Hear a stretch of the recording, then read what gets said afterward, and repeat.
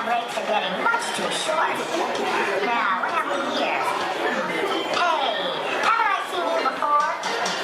Seems like I'm always fixing this burnout. Oh, let's see now. No, that can't be right.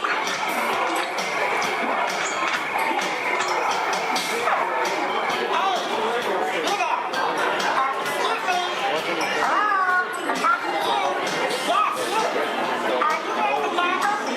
Well, I was just wondering if you could tell me where this goes. See, I wasn't really online when they were programming us for logic repairs. Usually I can figure it out, but these old R5s are kind of built backwards, you know what I mean? No, you don't know what I mean. Well, don't worry. This isn't your navigator. No, I finished him hours ago.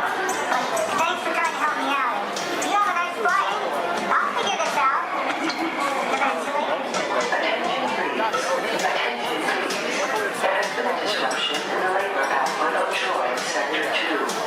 All participants immediately or power disconnect will be initiated.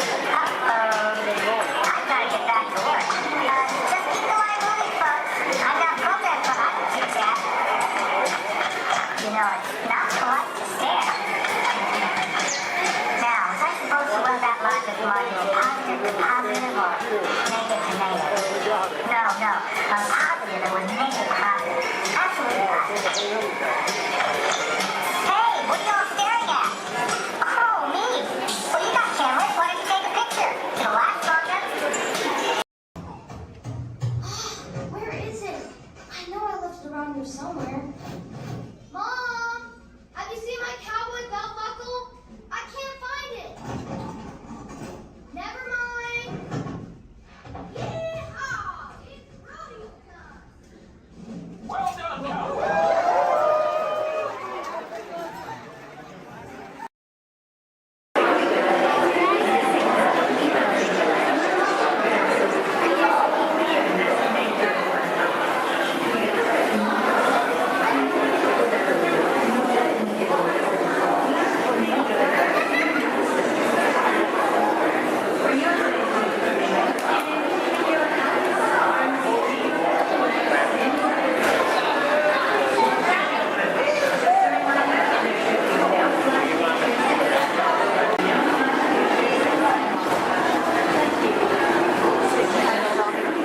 Permanezca sentado y mantenga las manos, brazos, pies y piernas dentro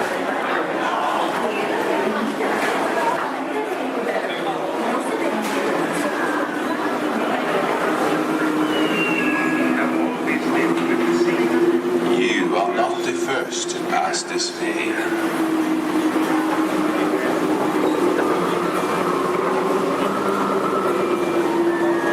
Nor shall you be the last. Those who seek the spirit of Norway face peril and adventure, but more often find beauty and charm.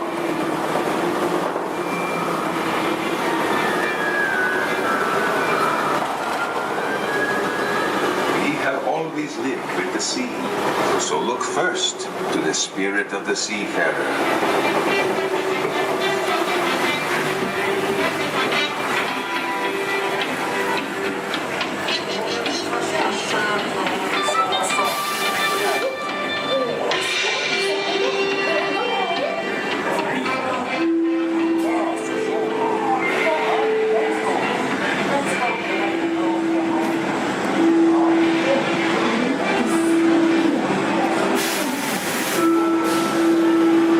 There are those who see Norway's spirit veiled in a land of forests and mystery, where trolls still prowl the water's edge.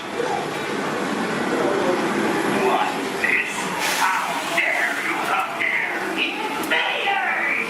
Stop! This is troll country! Get away! Be gone! I'll cast a spell. Yes! You'll disappear! Disappear! Back! Over the farm!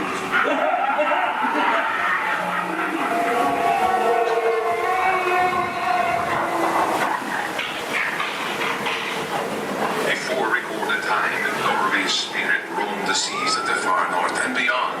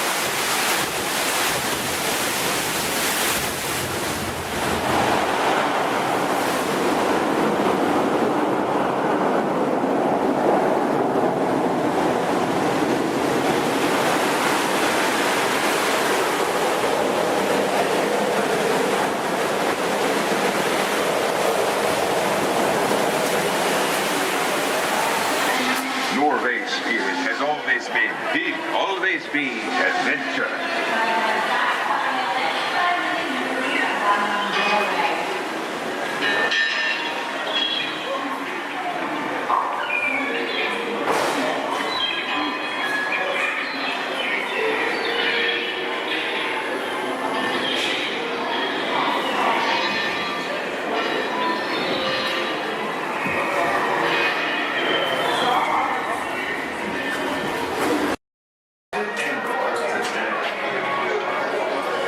I really didn't understand why they're not sending me on the end of the way. I had such good intention with the Ewoks. What will I imagine at all? When the Ewoks thought it was mine, was sweet. I would be of great assistance as an interpreter.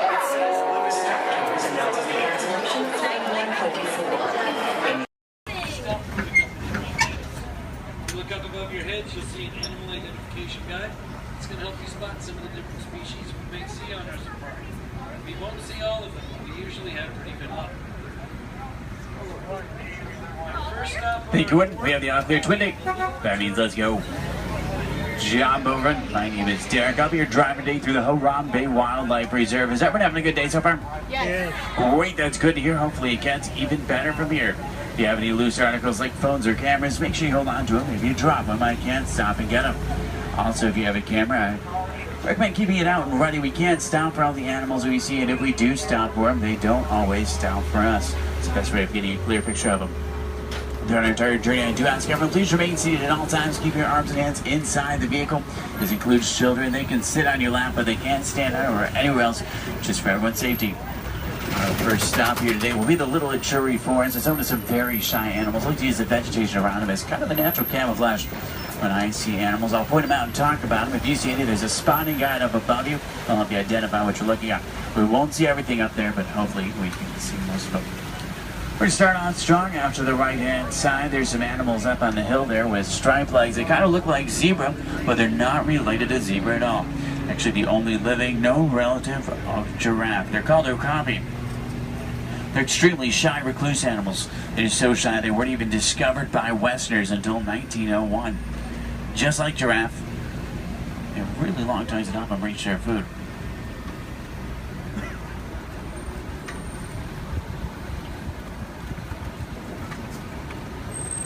Watering holes like the one out to the left are essential in forests like these. Animals will stay close to them, that way they have a source to drink from.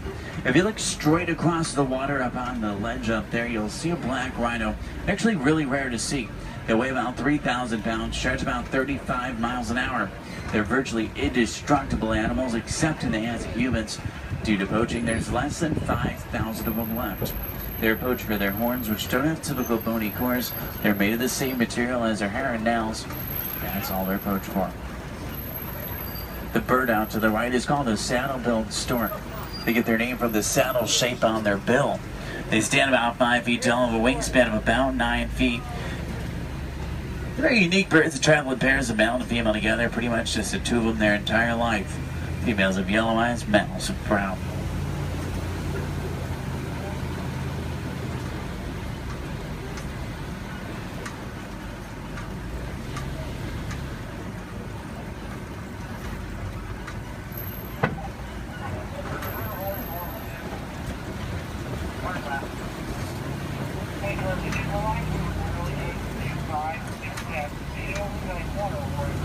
To the left, you'll see some tannish animals. They're called greater kudu. The second largest antelope in Africa. Males have horns, females don't. They're shy nocturnal animals. Next to them are bongo. They're known as the ghosts of the forest because they're so shy and timid. Males and females have very uniquely shaped horns that help them run through the brush without getting tangled. There's even some babies back there. Along the edge of the Ituri Forest runs the Safe River. Sometimes we'll spot hippos there. Do we have any hippo fans? Awesome. Let's see if we can find any. Hippopotamus means river horse, but they're actually closely related to whales. They weigh about 5,500 pounds, can run about 30 miles an hour. Hippos are nocturnal. At night, they leave the water searching for food. They'll walk up to 6 miles looking for it, and once they find it, they'll consume about 90 pounds of grass each every single night. They can hold their breath for about 8 minutes, and they walk along the ground under the water, which makes it challenging to spot them. If you see a blob discoloration or bubbles in the water, it's probably a hippo. Keep in mind, you might not always see them on the surface, but that doesn't always mean they're not there. A group of hippo together is called a bloop. There's two in the water out to the right, you can kind of see, and there's quite a bit more in the water out to the left behind that island there.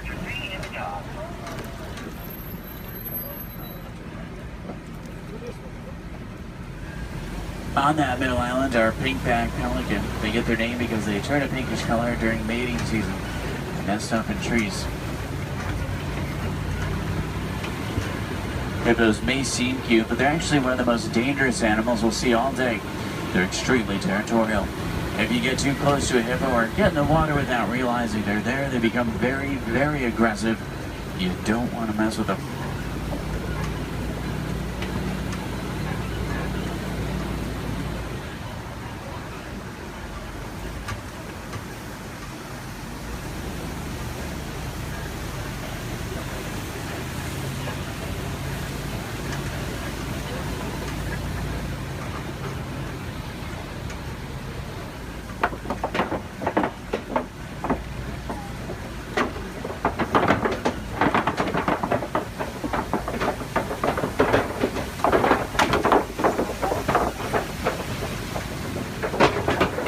Now, do we have any favorite animals we're looking for today? Giraffe fans? Maybe a few. There's babies out in the reserve. What about elephants? Some elephant fans. Any lion fans? Lions are my favorite. Don't tell the other animals, though, they get kind of jealous. I'm sure we're looking for some more. Let's head over toward this mountain. It's an entirely different ecosystem, a great place to start looking for some of our favorites. Now on the right up here, we're going to see a baobab tree. We'll see them all throughout the reserve. They're also known as upside-down trees because they look like they're upside down. They do really well in droughts. They store water in their trunks and go about 9 months of the year without leaves, which helps to conserve water. Because of this, they can live to be thousands of years old. We're entering the African savanna we're all working hard to conserve. Serves as a home to millions of animals. Every year is a roaming grave searching for food. It does work like a big circle here. The elephants, they're the bulldozers. They push down the trees, which helps the grass grow and helps provide food. The giraffe will eat the leaves under the trees, which lets sunlight through to also help the grass grow. The zebra and the antelope will eat the grass, and then smaller animals like warthogs, they do the edge work. Helps create the image we're all looking at today. In a balanced ecosystem, there's food for everyone.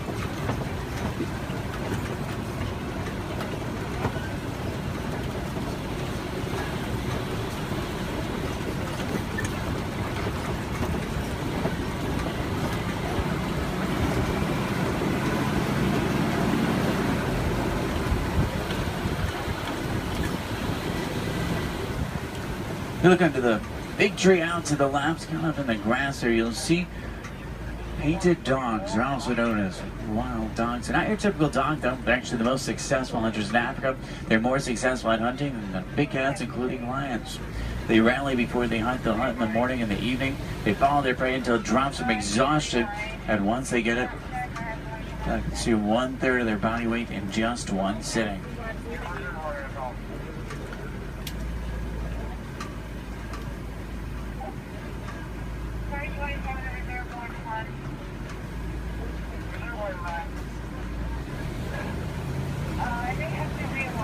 On the left, you'll see Patterson Zealand lying down by the trees back there. They're actually the largest antelope in Africa. They'll stand about 5 feet tall. Their shoulder height can weigh up to about 2,000 pounds. They can jump up to about 8 feet in the air. Both males and females have spiral-shaped horns on their head. The orangish mounds we're passing are called termite mounds. They're hard as concrete. Elephants use them as scratching posts. Once they wear them down a little, antelopes stand on top of them. That way they can see predators like lions approaching. Inside each mound are millions of termites. There's also a series of tunnels and canals that help them to move.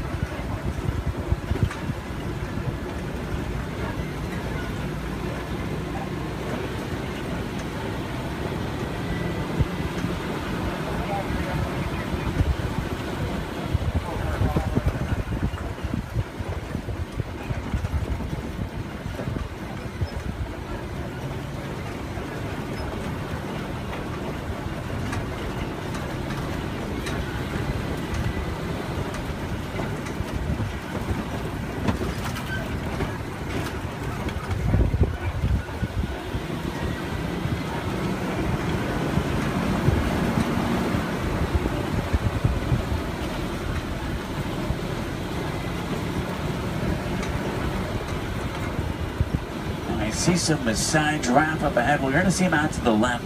You see them about 20 feet tall. They're tallest. There are some babies on the reserve. They're born about 6 feet tall. In the human world, that's pretty big, but a giraffe, well, it's really not.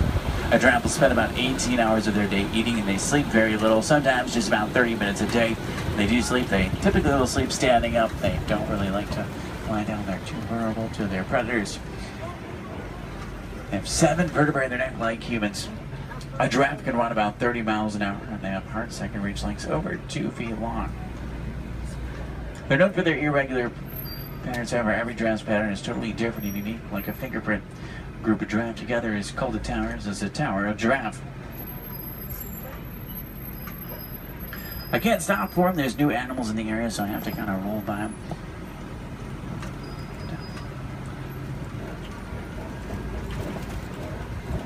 I see a lot of downed trees up here as well. That's normally a pretty good sign. There's elephants nearby. Elephants are extremely social creatures as well.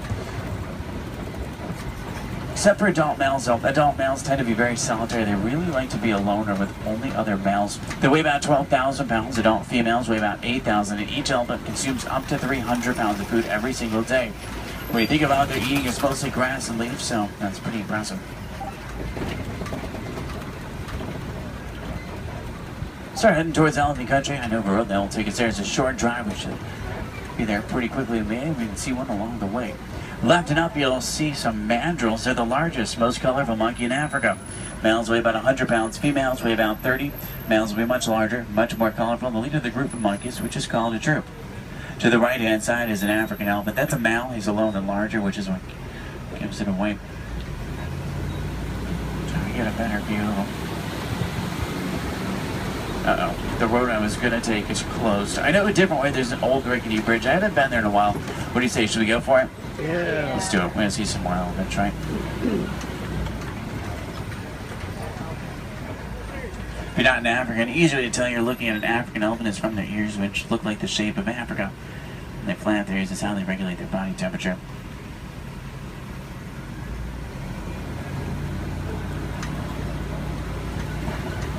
Trying to find some more. I just hope they worked on this bridge. Last time it was pretty bumpy. Almost.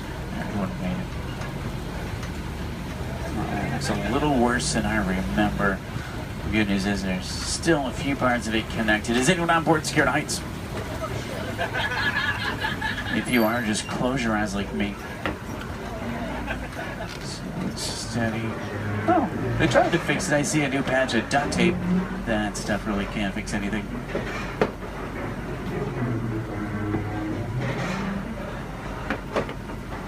Well, I'm safe.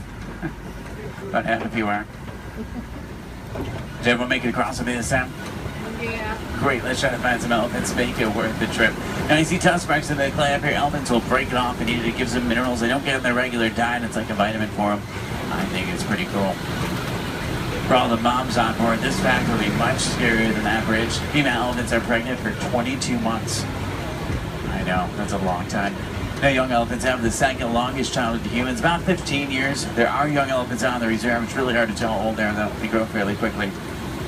We're trying to find the best place to see them up ahead. Hopefully we can find some down by the watering hole. I'm still in that area where the new animals are, so I have to keep rolling for the elephants, too. I can't come to a complete stop, but I can slow down quite a bit. So make sure every camera's out and ready so you can get a good picture if you want one. In the meantime, I'm going to try and tune into a local Harambe radio station. I can normally get a pretty strong signal here. That way we can listen to some music while we look for elephants.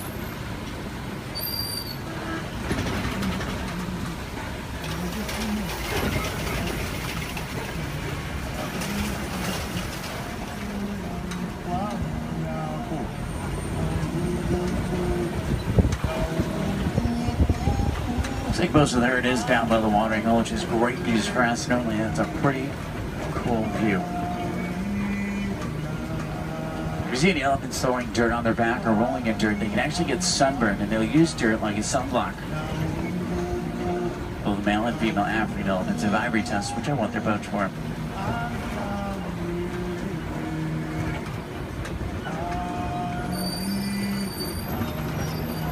Their trunks might not seem strong, but they're giving up to 100,000 muscles in just their trunk. It's actually really powerful.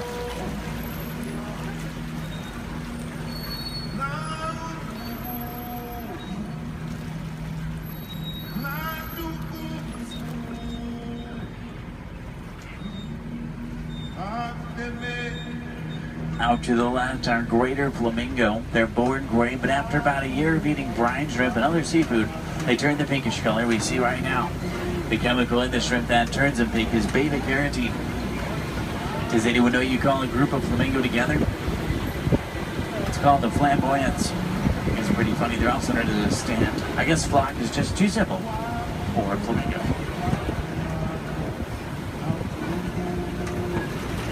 Now, I see white rhino markings up ahead here. White rhinos are bigger than black rhino. They weigh about 5,000 pounds compared to 3,000. They're not named after their color. Both white and black rhinos are both actually gray. They're named after the shape of their mouth and their size. Their mouths are wider. They get their name after the African word white, which means wide, but it's translated into white. Let's see if we can find any up ahead. Looks like they might be moving around a little bit. In the meantime, out to the left, we do see some zebra. A zebra's skin mirrors the pattern of their fur. Their hind leg is so strong that with one kick it could break a lion's jaw. Zebra are also blind runners, which means if they get scared or spooked and start running, they can't see. They'll run in any direction and hope there's nothing in front of them.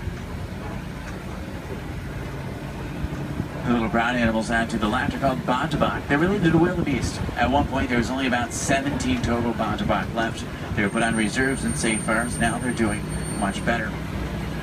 They're poached for their coat, which has a very unique coloring to it. They're extremely gentle animals.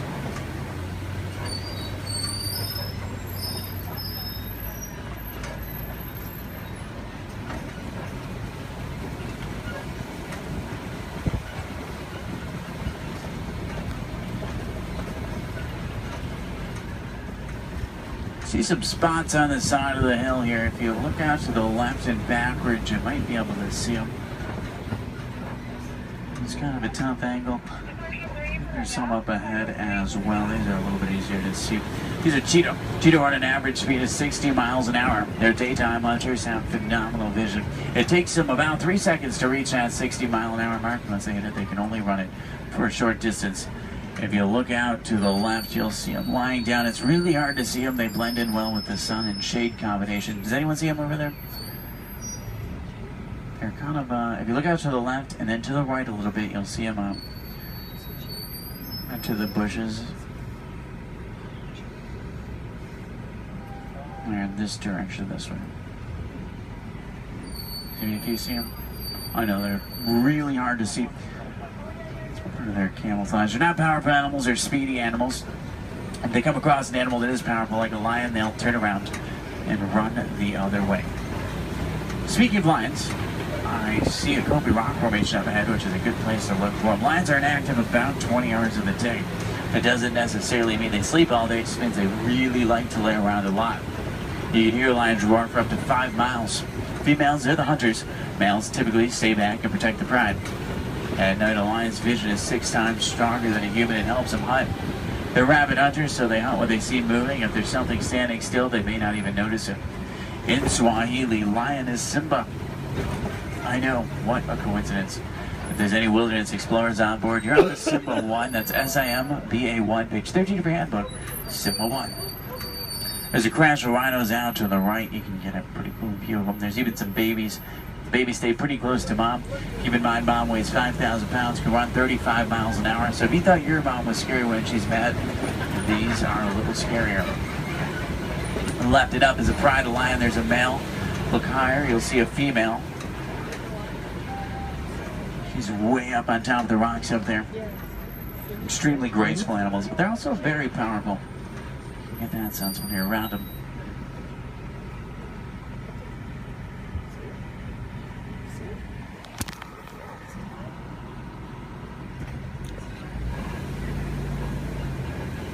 I see some burrows up ahead. Warthogs live in burrows that they typically take over other animals and make their own.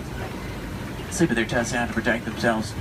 The males do actually have warts in the side of their head, so it's not as literal as it sounds. They may seem harmless, but they can run 35 miles an hour, and their tusks are razor sharp, so you don't want to get in their way. On the left and down again up here, we're going to see some ostrich eggs in the dirt. Ostrich eggs are the largest eggs in the world. Each one will weigh around 3 pounds. You can stand on one of them and it wouldn't even crack.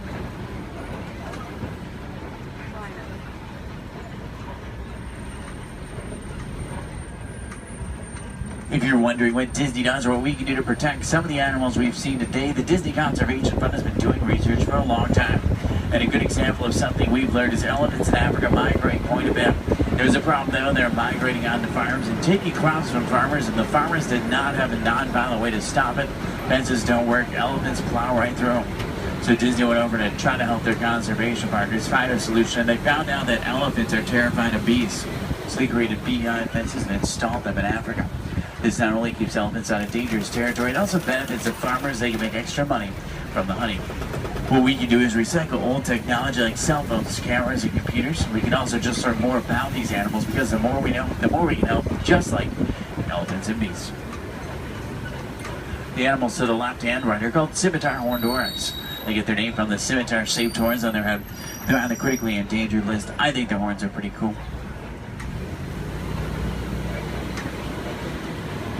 If you have any questions about anything we've seen today or anything I can help you with for the rest of your day, feel free to let me know. I would be more than happy to help. In the meantime, we're going to start to make our way back towards Harambe Village. Once we get back, if you're looking for more fun things to do, I recommend the Pangani Forest Trail. You can see gorillas, baby gorillas, naked mole rats, hissing cockroaches, underwater hippos, meerkats, and more. About a 15-minute hike, but you'll get some great pictures and make some great memories. At the end of Harambe on the right is the Festival of Lion King. It's one of the most popular shows at Disney. By far one of my favorites. It's worth the trip.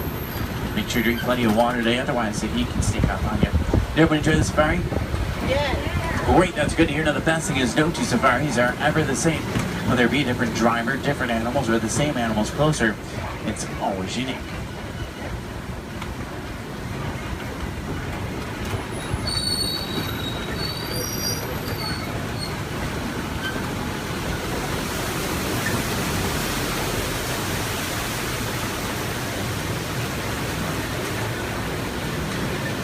Here we say Asante Sana, say thank you so Asante Sana for joining me today. It's been a pleasure having you. If you enjoyed it, my name is Derek. If you didn't, names really aren't that important.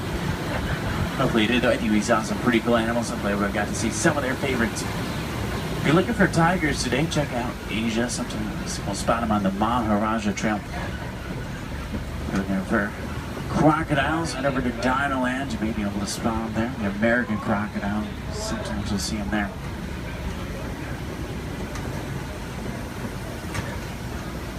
I'm going to take you right back to where I picked you up. It's a short drive back. We should be back in just a few minutes.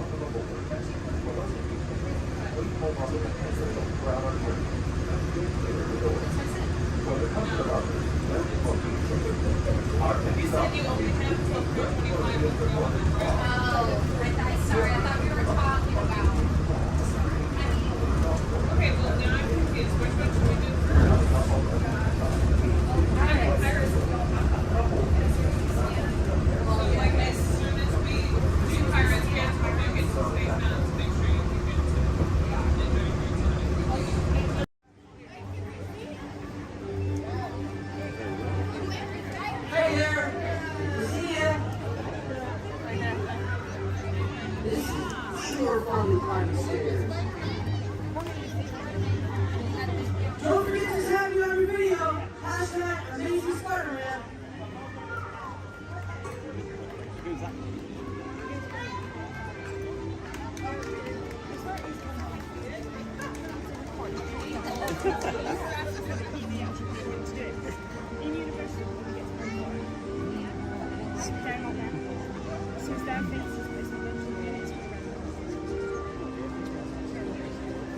Hey everyone, looking good down there. Wow, this is a friendly neighborhood. Welcome to Avengers Campus. Hey, what's going on, guys? Oh, me? Ah, you know, just spider stuff. Okay, time to run some tests. Spider-Man, Oh, hey, Sharon. shall we conduct an altitude test? Yeah, I guess I should do some work. Always good to have the data. On my way. Just need to find a clear path for something to swing from. Oh yeah, it's go time. Field testing, here I come.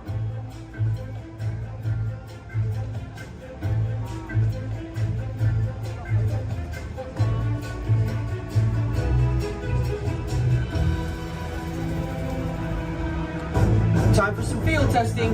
Here goes something.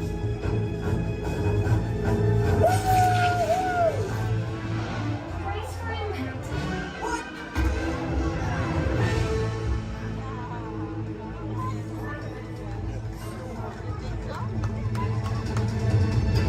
I'm good. Less baby than I did. Sure. Did you get that? I got the data. Okay. Hang on, I'll be right down. This is cool.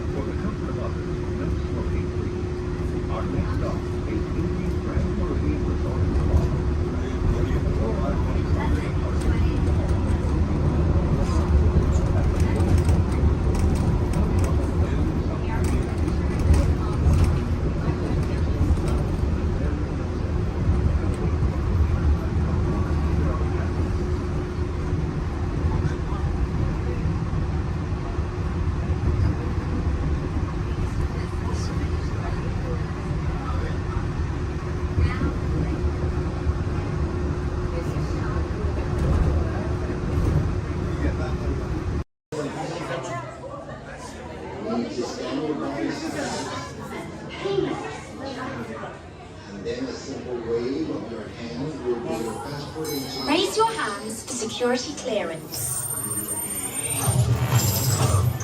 And presto, the doors open for you.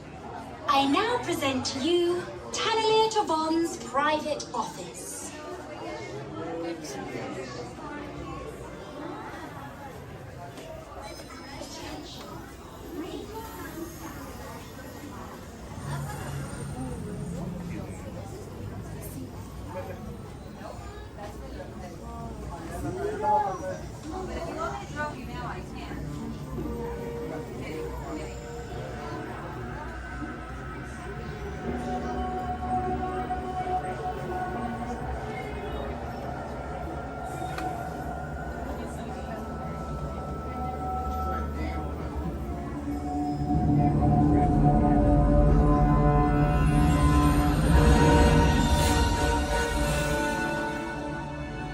My friends, you're one step closer to your exciting encounter with the Guardians of the Galaxy. You are now standing in my private office. I know. Where I Carefully scrutinize each and every piece that comes to me from different parts of the galaxy that let's mute this guy. Getting consistent blathering on a constant loop was big motivation for me to escape. I go, ouch! Ow! That was not part of the plan. What? Of course I escaped. For those of you who have not been paying attention, the name's Rocket, one of the Guardians of the Galaxy. The smart one. Listen up. He's gonna put you on a gantry lift for your tour. I'm gonna sneak on top of your lift and take us all the way to the big old generator control room. I'm gonna blast that thing and destroy all the control systems, which will open up every cage in this freak show and free my friends. Our buddy Mantis is in the getaway ship waiting for my signal, and then we'll be on our merry way. But this plan won't work unless you help. I don't have clearance. My hands don't scan. Yours do. If you raise your hands, I get the clearance and the chaos begins. It's a foolproof plan. 35% of the time. Oh. I'm gonna take this. Now move it.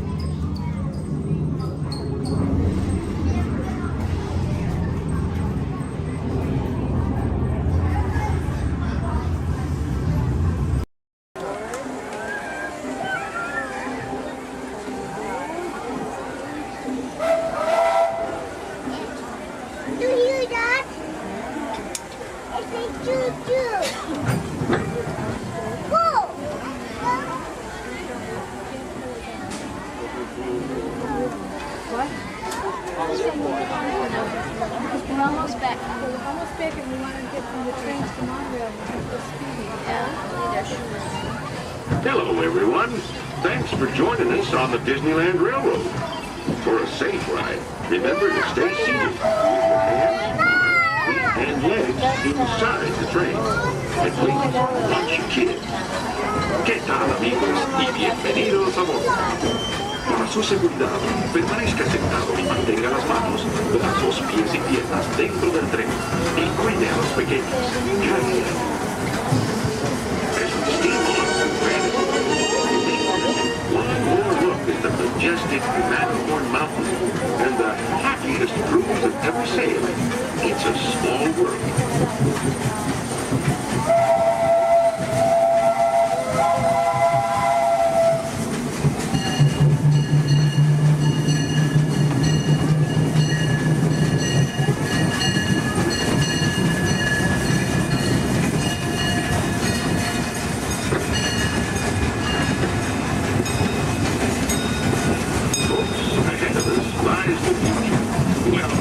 We all know that.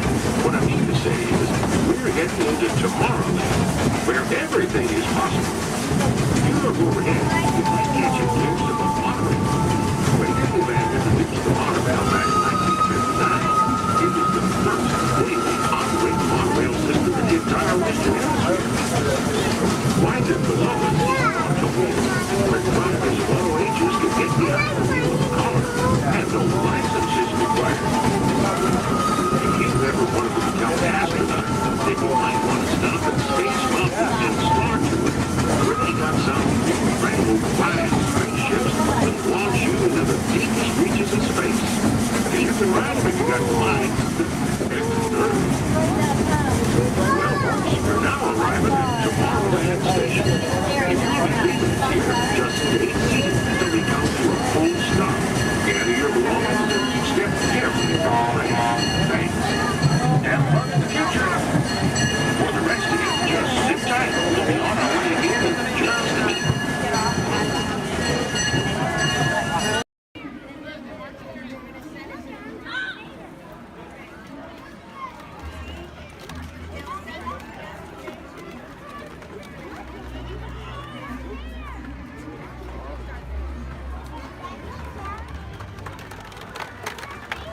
Go Empire! Yay!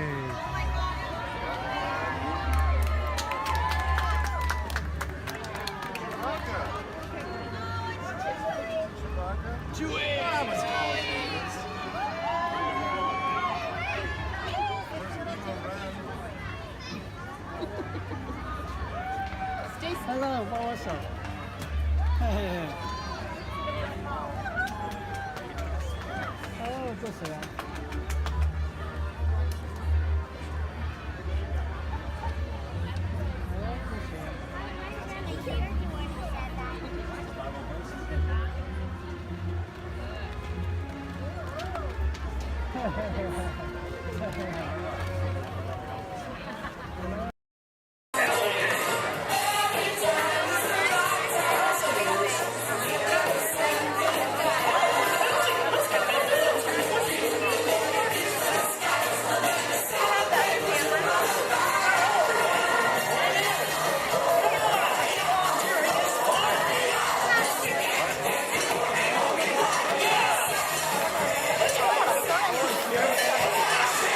Yes.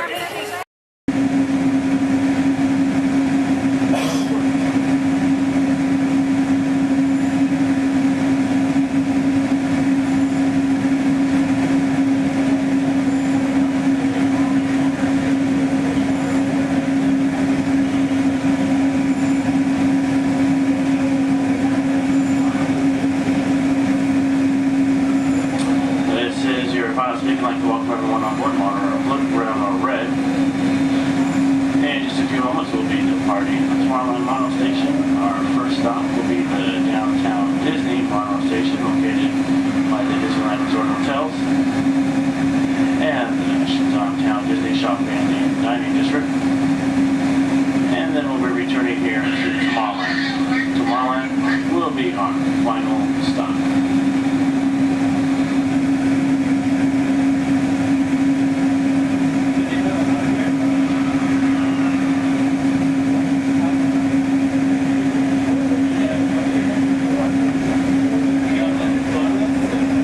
Hello, everyone. Welcome aboard the Disneyland Monorail. We are now beginning a 2.5-mile journey to downtown Disney Station and back. For a safe trip, remain seated, keeping your hands, arms, feet, and legs inside the cabin. Be sure to watch your children, and no smoking, please. Bienvenidos. Para su seguridad, permanezca sentado y mantenga las manos, brazos, pies y piernas dentro del tren y cuide a los niños. Por favor, se ruega no fumar. You're riding aboard the Mark 7 monorail, the latest generation of Disneyland monorails. When Walt Disney introduced this attraction in 1959, it was the first daily operating monorail system in the Western Hemisphere. Just ahead is Disney's California Adventure, where you can live the ultimate California dream through attractions and live shows that are as diverse as the Golden State itself. The Towering Hotel is home to the Twilight Zone Tower of Terror, where you can literally take a thrilling drop into Hollywood history. The bear-shaped rock formation is part of the Grizzly Peak Recreation Area, a haven for outdoor adventures. Beyond it, you'll find the high-energy fun of Paradise Pier. Coming into view on the left are the villas at Disney's Grand California Hotel and Spa. It's the first Disney Vacation Club resort on the West Coast and shares the same arts and crafts style as the famous hotel, which we are now entering.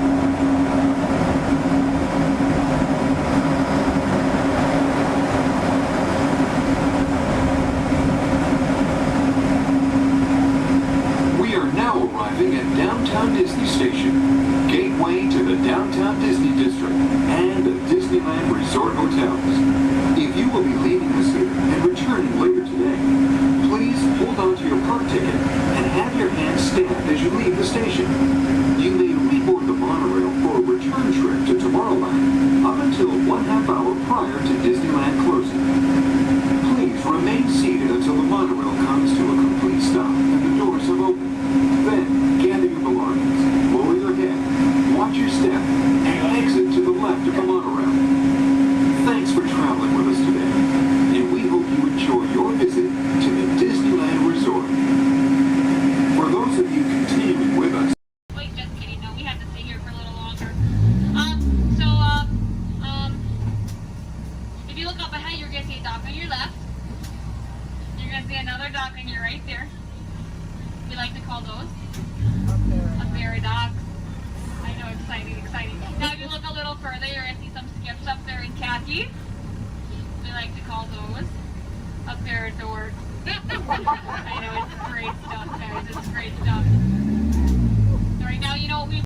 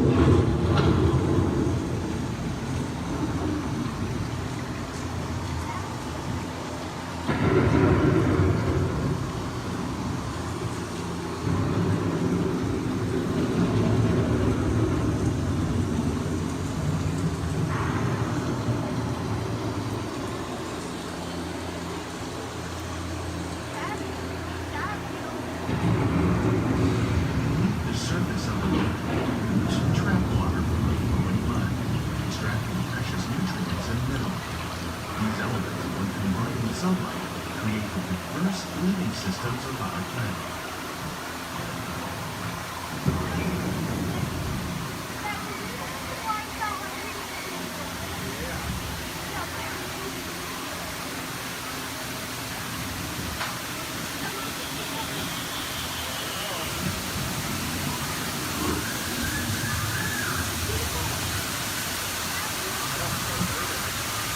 One of those living systems is the rainforest, home to the most amazing concentration of life on our planet.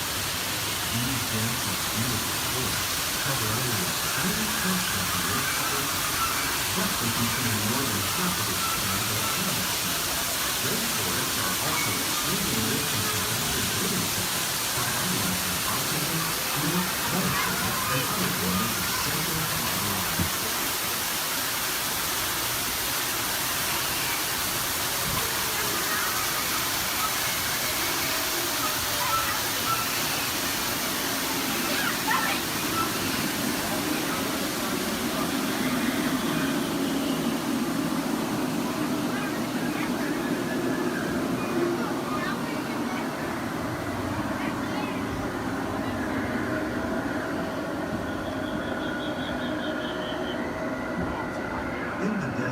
Nature has created a very different, known as beautiful living system. And while this arid landscape may seem lifeless, it is very much alive.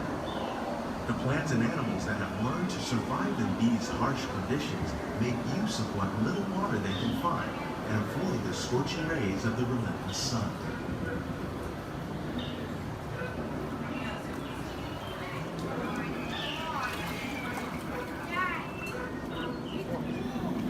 The American prairie once appeared as desolate as the desert, but over time, rainwater and nutrients gradually penetrated the hard surface of this land. Even the hooves of the mighty buffalo helped create the rich soil that one day become home to the American farm.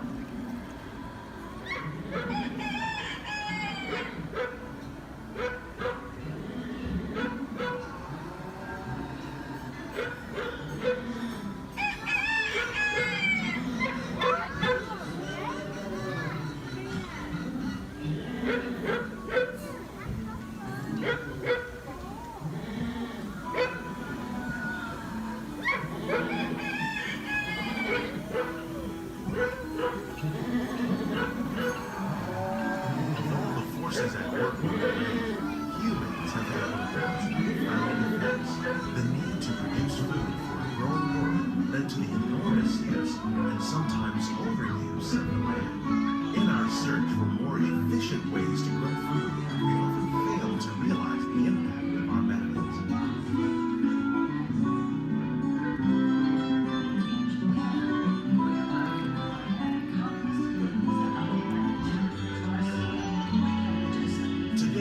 We're learning to live with the land, discovering better ways to grow food that will assure both human and environmental well-being. Natural fertilizers, we can enrich the soil without the use of chemicals.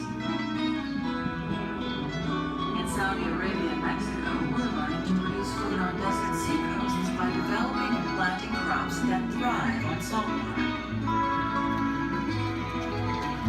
Here at Epcot, we're learning to reduce the need for pesticides by using natural predators like ladybugs and wasps to control pests.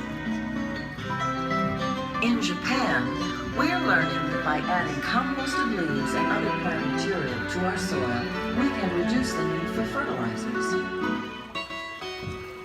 In farmlands across America, we're learning that by plowing under vegetation containing natural fertilizers, we can enrich the soil without the use of chemicals.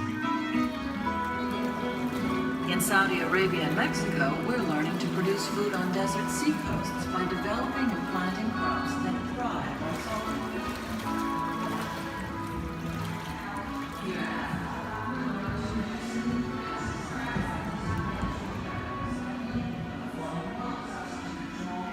How will we meet tomorrow's growing needs for food production, yet still respect the needs of the land? Some of the answers are being discovered just ahead. To help us maintain these carefully controlled ecosystems, and for your safety, please remain seated in your boat at all times.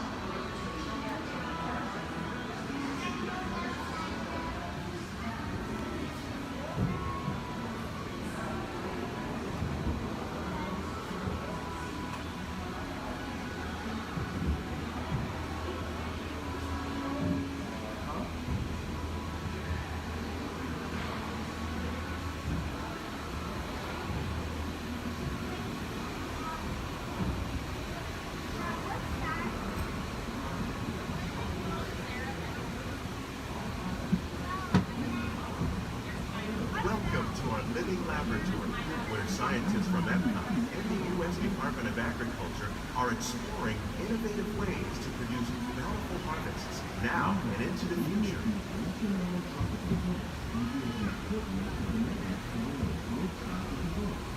The tropics are home to the greatest diversity of plants on the planet. Many of these, like papaya, bananas, cacao, coffee, and rice, are well known around the world. These are just a few of the edible plants that have been an important source of nutrition for people living in the tropics. Many are rich in vitamins and minerals, while others are well adapted to growing in less than ideal conditions. Some, like the water lily, thrive in wet, swampy areas and waterways. All parts of this plant, even the flower petals, are edible.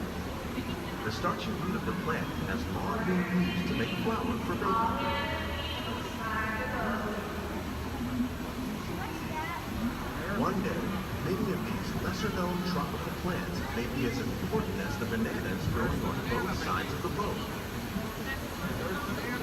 More than 28 million tons of bananas are eaten annually, making it the most popular fruit in the world.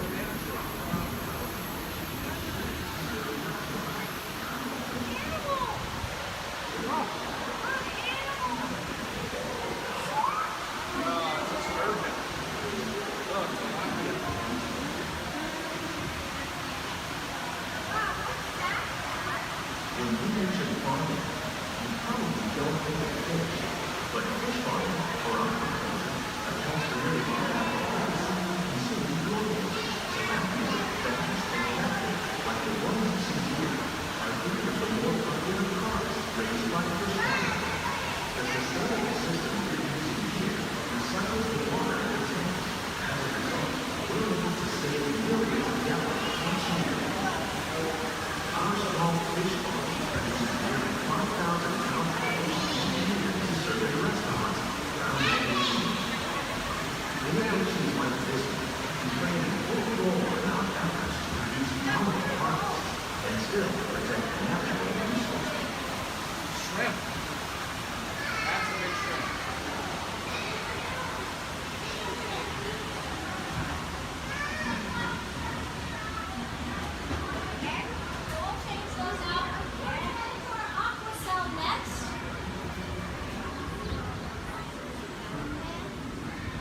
Little sunflowers.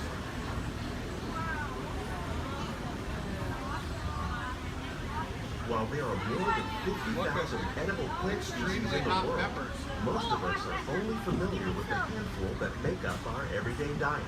The common grains growing here, wheat, maize, sorghum, and millet, plus rice, account for nearly 2/3 of our global food consumption. Learning how to increase yields of these staples is an important goal of research around the world. A blue agave. A monkey puzzle tree.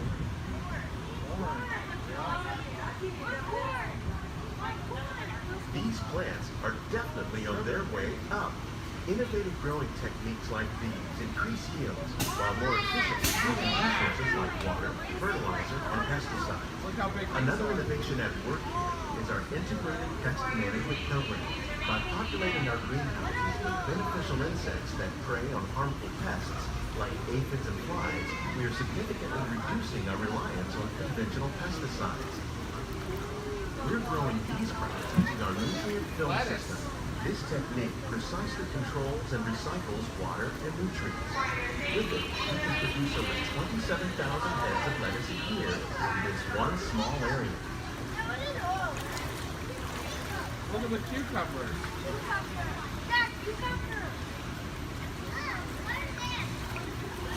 Look at the strawberries. Some of our best ideas have been inspired by nature, like these fruit and vegetable trees. By growing these ground plants vertically, we can increase yields and better control diseases. These crops taste as good as they look. In fact, we serve more than 15 tons of produce from our greenhouses in restaurants here at the Land every year. Look at the jalapenos. That's a great idea.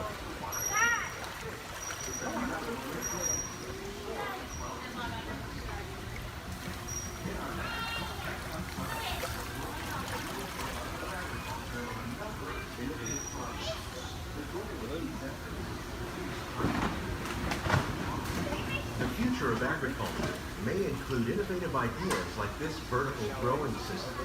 Plants grown in this way use a fraction of the space required by traditional growing methods. That saves water and increases production. The aquaponics system on your left combines hydroponics with aquaculture. The fish provide a natural source of fertilizer for the plants, and the plants help keep the water clean for the fish. It's another great way to produce more while using less. In our labs, Epcot scientists are working with the U.S. Department of Agriculture on a number of innovative projects. The goal of these efforts is to produce higher yieldings and better quality lives. Together, we can continue to find more ways to increase food production and protect our precious natural environment. Only then will we truly be living with the land.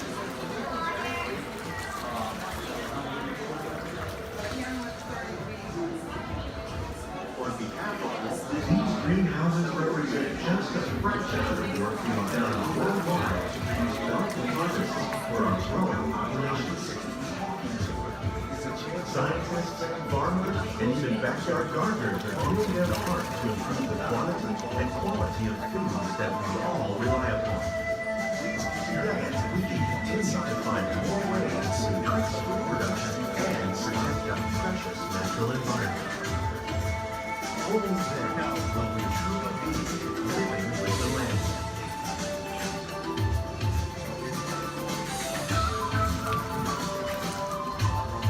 On behalf of Walt Disney World, we hope you've enjoyed this unique journey through our living laboratory. If you'd like a closer look, then check out the behind-the-scenes walking tour. It's a chance for the whole family to get up close and personal with the plants and growing techniques in our laboratory. Please keep your hands and feet inside the boat and remain seated until the boat comes to a complete stop.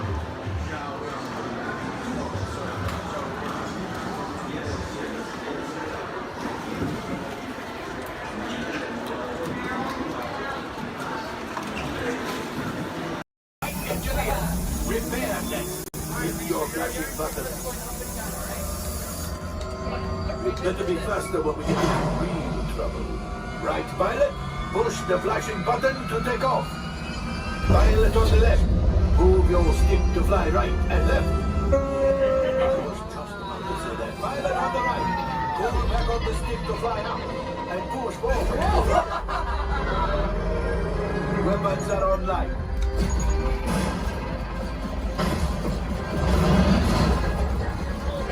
Left pilot, hit the goosebumps. Now let's go get that coaxium. Right pilot, make the jump to light speed.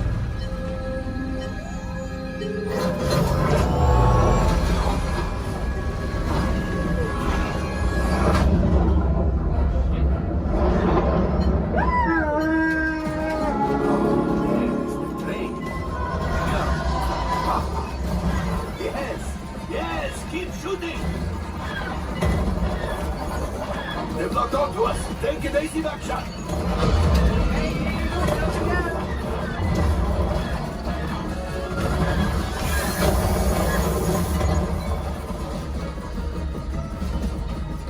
There it is. After that plane. Flight engineers, fire the harpoon. Now, shoot the cargo. Breathe. Left pilot, brakes. Well, my friends, that could have been much worse. Okay, it's much worse.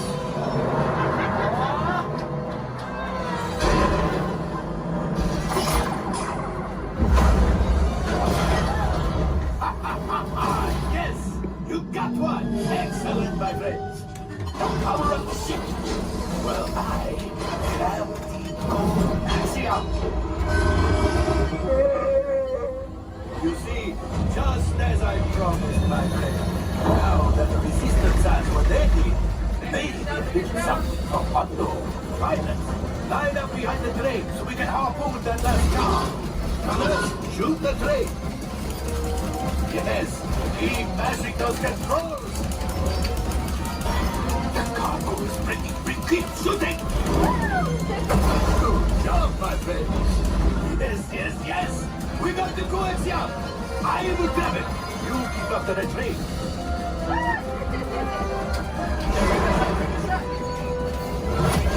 Gunship. Oh, that's it. Things are getting too hot. We've got to get out of here. Yes, a distraction. Fire the missiles at the train. Hurry.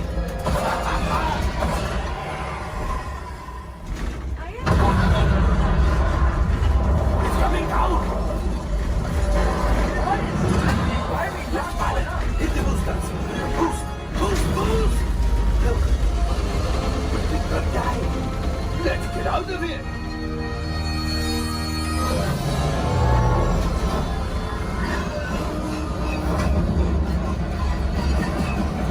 Your hyperdrive has failed.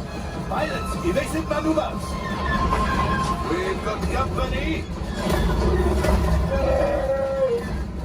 Drew is right. If we leave them back, they may find the resistance. You did it. Watch out! Oh, that's going to be hard.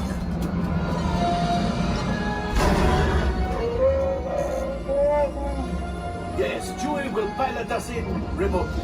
You retrieve 2 containers of coaxium. This will greatly help the resistance. You have heard the First Order and made Chewie proud. Now, after my modest profit, your cut minus what you owe me for damaging the Falcon is, hey, not bad.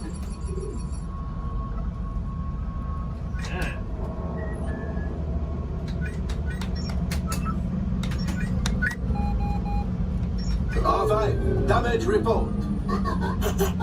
Engine failure, all right. Hyperdrive leak, that is not too good. Have a fire over here. Multiple hull ruptures, well, it could be worse. Life support failure, okay, that's something. I'm just going to cut you off there. It might be fun. Step by step. Time for you to go. And don't worry, the payment is on the way.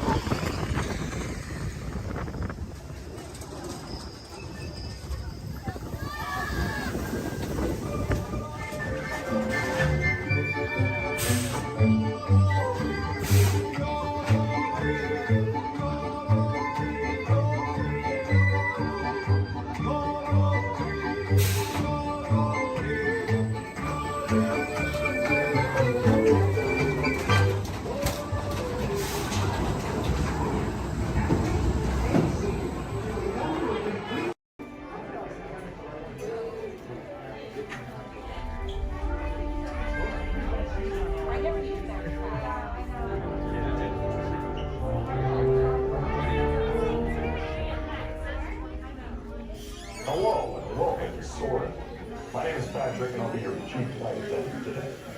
We'll be getting boarding in a few minutes, but first I'd like to acquaint you with some important safety information. When the doors to your flight open, please take a seat and store all carry-on items in the under-seat compartment. This includes cameras, purses, hats, and of course, these little beauties. Next, fasten your seatbelts, inserting them into the buckle on your right. If smaller aviators don't measure up to the height indicator on the seat, just put the belt through the loop in the center strap before buckling it.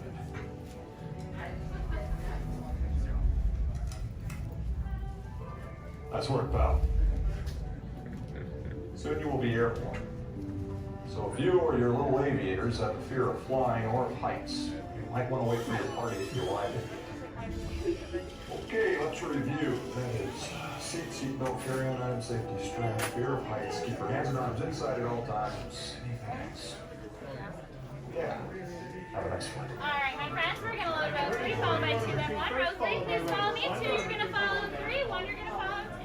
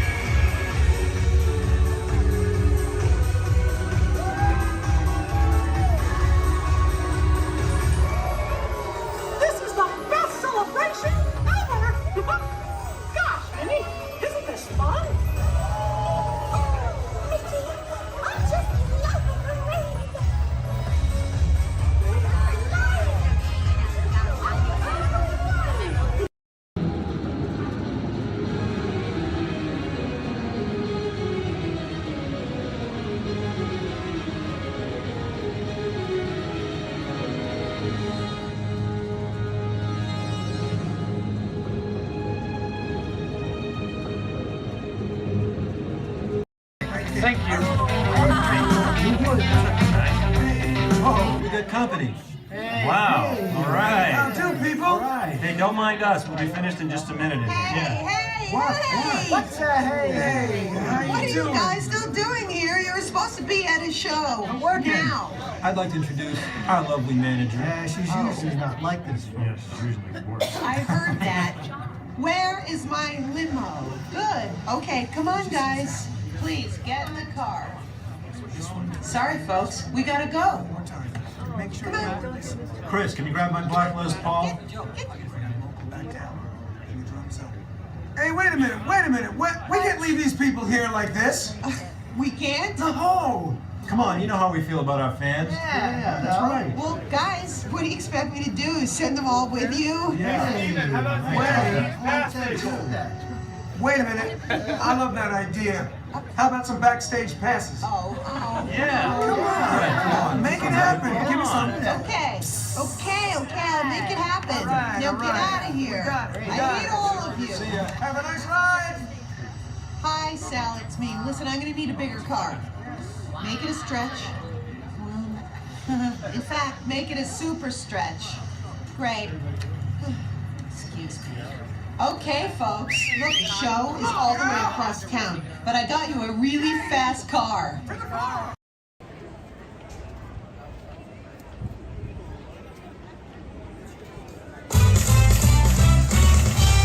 morning, everybody! Welcome to the Magic Kingdom! In just a few moments, the things are going to open for you to explore as we kick off the start of this magical day. For 50 years, the magic of Walt Disney World has called out to people all around the world, and we're so excited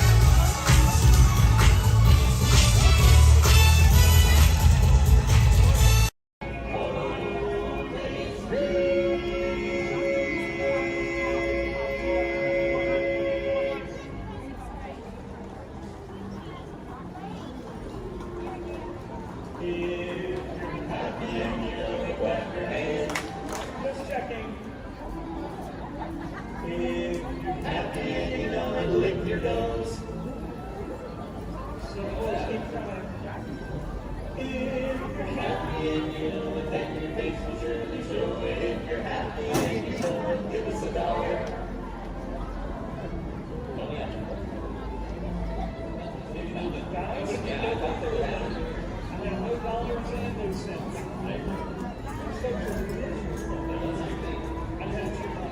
How about we sing their favorite song? Which one is that? The last one. One of our favorite songs. Hey, 20.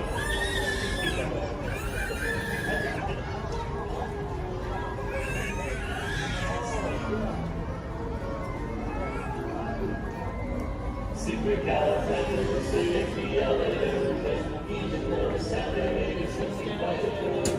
If you say it loud enough, it'll all sound like gorgeous. Supercalifragilisticexpialidocious. Supercalifragilisticexpialidocious.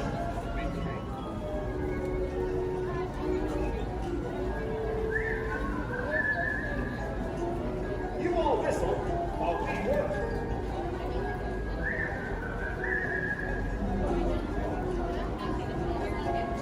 It's a small world after all. It's a small world after all. It's a small world after all. It's a small,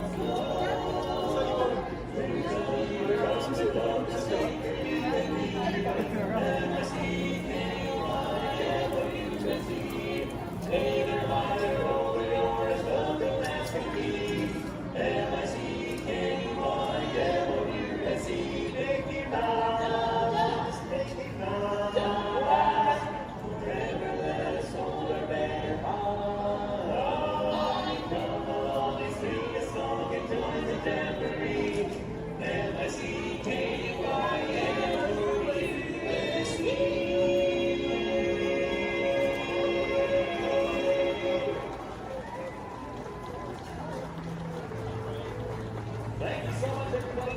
If you enjoyed our show today, we are the Dapper Bands of Main Street. But if you did not enjoy our show, then we are the Vienna Boys Choir.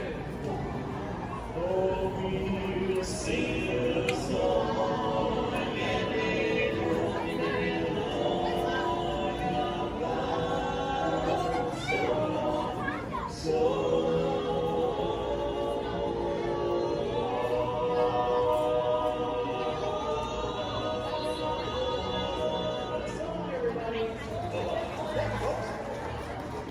we'll get a line somewhere.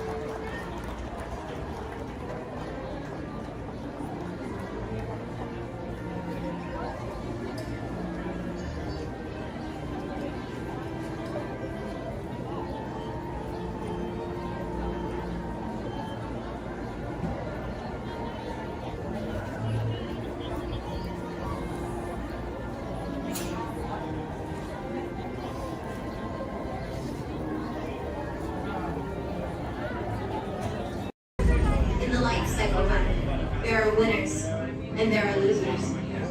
Who are you? Living with the land. Por su seguridad, permanezca sentado con sus manos y brazos, pies y piernas dentro del par y cuida los pequeñitos. A manera de recordatorio, no tomar fotos con flash y luz de video antes de llegar a un hotel.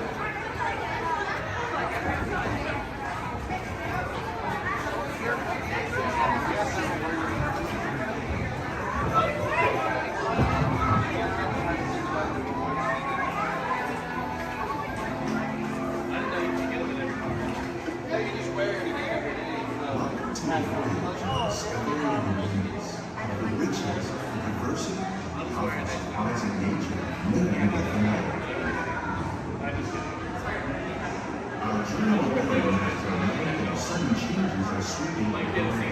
The approaching storm may seem violent and destructive to us, but to nature, it's a new beginning in the cycle.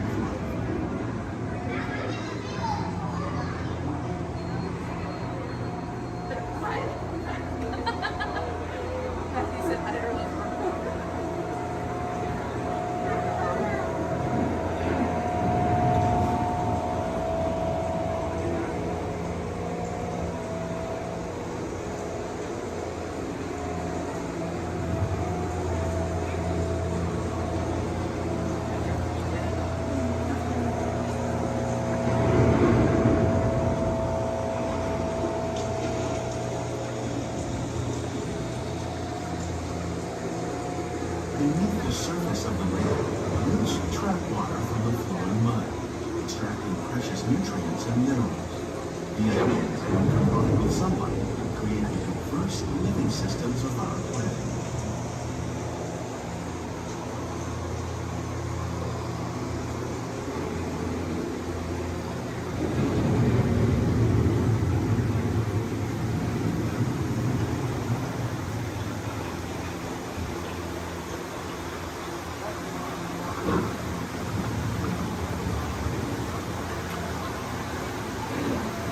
One of those living systems is the rainforest, home to the most amazing concentration of life on our planet. These dense and beautiful forests cover only a tiny portion of the Earth's surface, but they contain more than half of its plant and animal species. Rainforests are also extremely rich and productive living systems, providing us with oxygen, food, medicines, and other elements essential to our lives.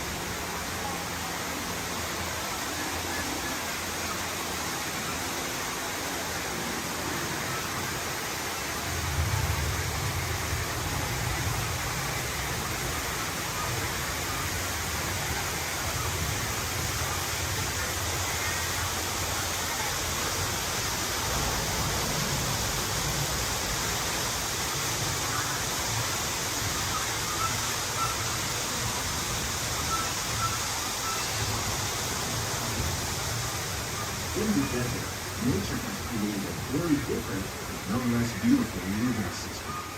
And while this arid landscape may seem lifeless, it is very much alive. The plants and animals that have learned to survive in these harsh conditions make use of what little water they can find and avoid the scorching rays of the relentless sun.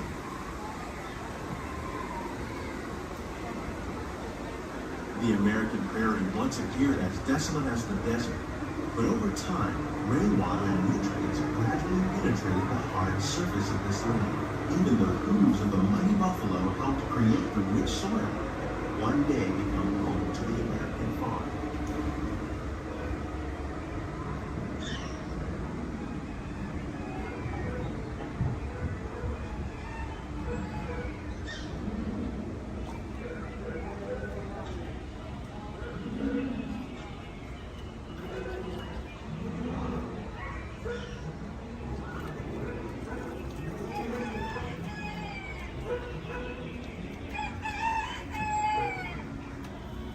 Of all the forces at work on the land, humans have had one of the most profound effects. The need to produce food for a growing world led to the enormous use and sometimes overuse of the land. In our search for more efficient ways to grow food, we often fail to realize the impact of our methods.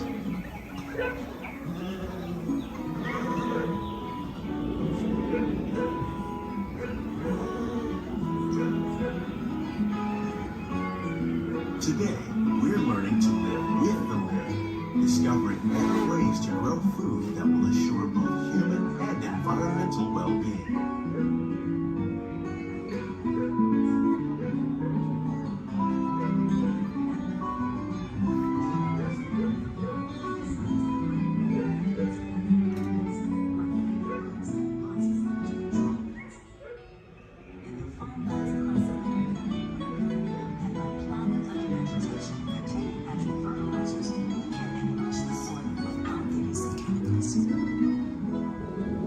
In arid regions, we are learning to produce food on desert seacoasts by developing and planting crops that thrive on salt water. In Japan, we're learning that by mixing leaves and other living materials into our soil, we can make farmland more fertile without the need for chemicals.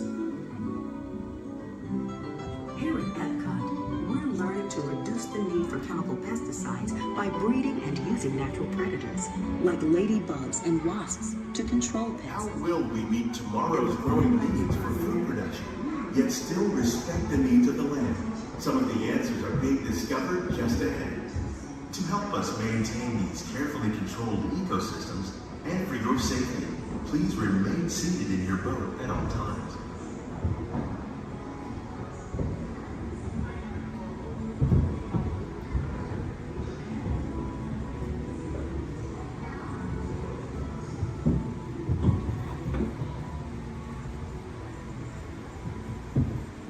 Welcome to our living laboratory, where scientists from Epcot and the U.S. Department of Agriculture are exploring innovative ways to produce bountiful harvests now and into the future.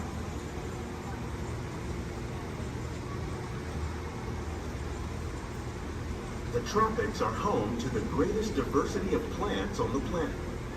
Many of these, like papaya, bananas, cacao, coffee, and rice, are well known around the world. These are just a few of the edible plants that have been an important source of nutrition for people living in the tropics. Many are rich in vitamins and minerals, while others are well adapted to growing in less than ideal conditions. Some, like the water lily, thrive in wet, swampy areas and waterways. All parts of this plant, even the flower petals, are edible. The starchy root of the plant has long been used to make flour for baking.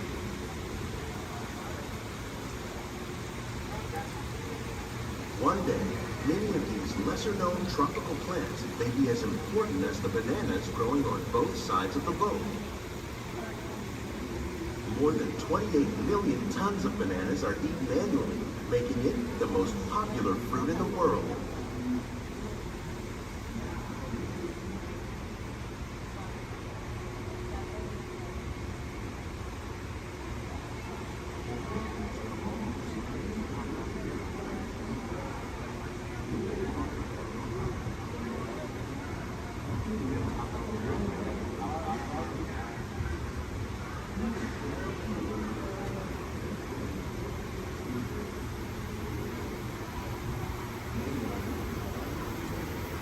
When we mention farming, you probably don't think of fish.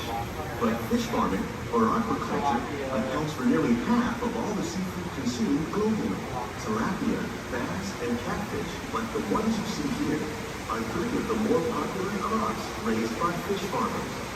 The sustainable system we're using here recycles the water in the tanks. As a result, we're able to save millions of gallons each year.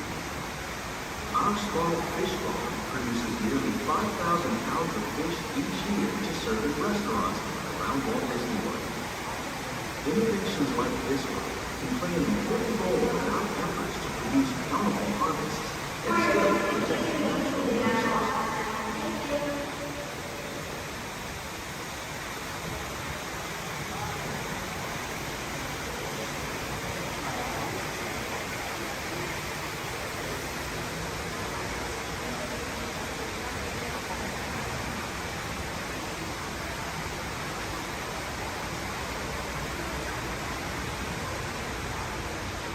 While there are more than 50,000 edible plant species in the world, most of us are only familiar with the handful that make up our everyday diet. The common grains growing here, maize, sorghum, and millet, plus rice, account for nearly 2/3 of our global food consumption. Learning how to increase yields of these staples is an important goal of research around the world.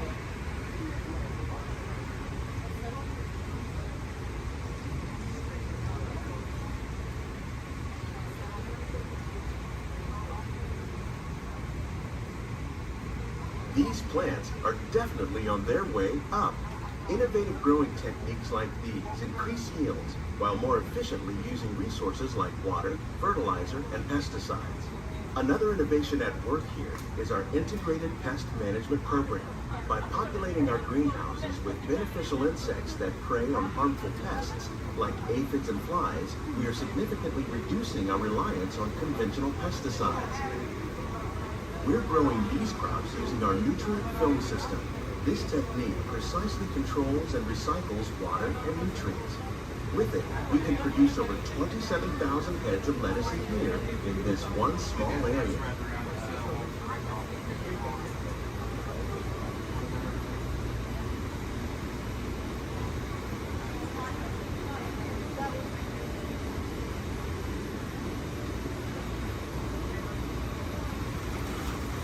Some of our best ideas have been inspired by nature, like these fruit and vegetable trees.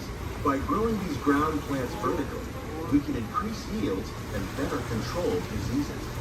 These crops taste as good as they look. In fact, We serve more than 15 tons of produce from our greenhouses in restaurants here at the land every year.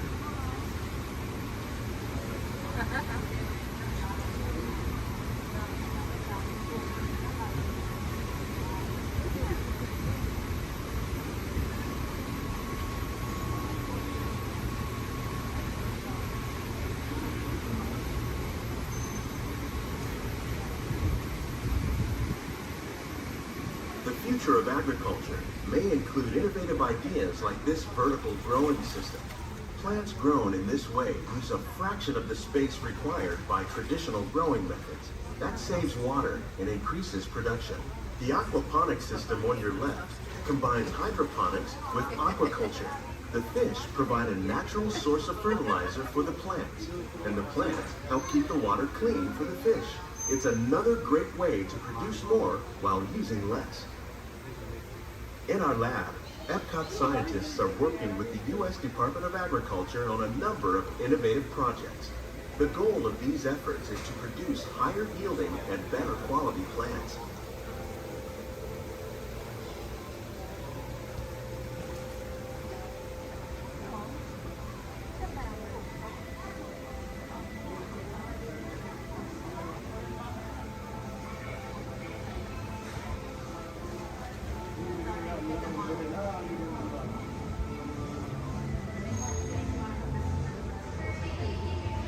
These greenhouses represent just a fraction of the work being done worldwide to produce bountiful harvests for our growing population. Scientists, farmers, and even backyard gardeners are doing their part to improve the quantity and quality of foods that we all rely upon. Together, we can continue to find more ways to increase food production and protect our precious natural environment. Only then will we truly be living with the land.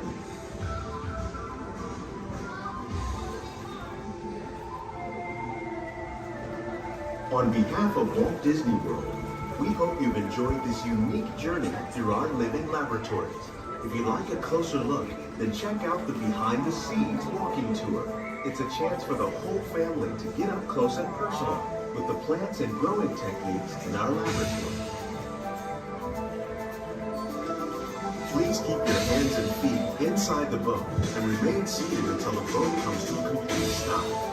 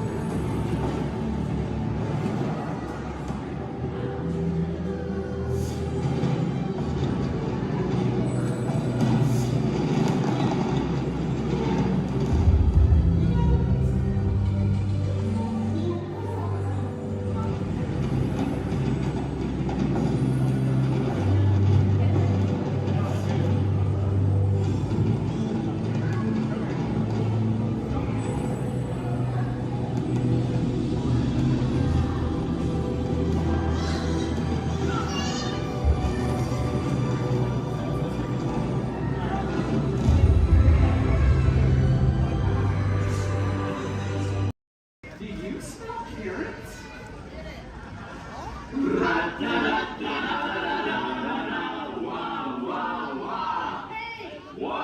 What do you call an old snowman? What? Water.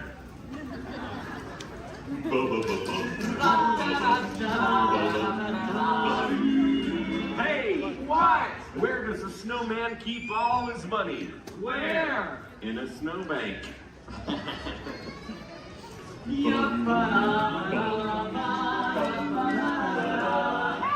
What? Who's the snowman's favorite relative? Who?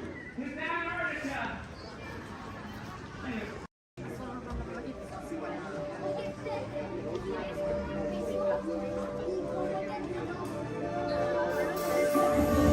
I see we have new visitors.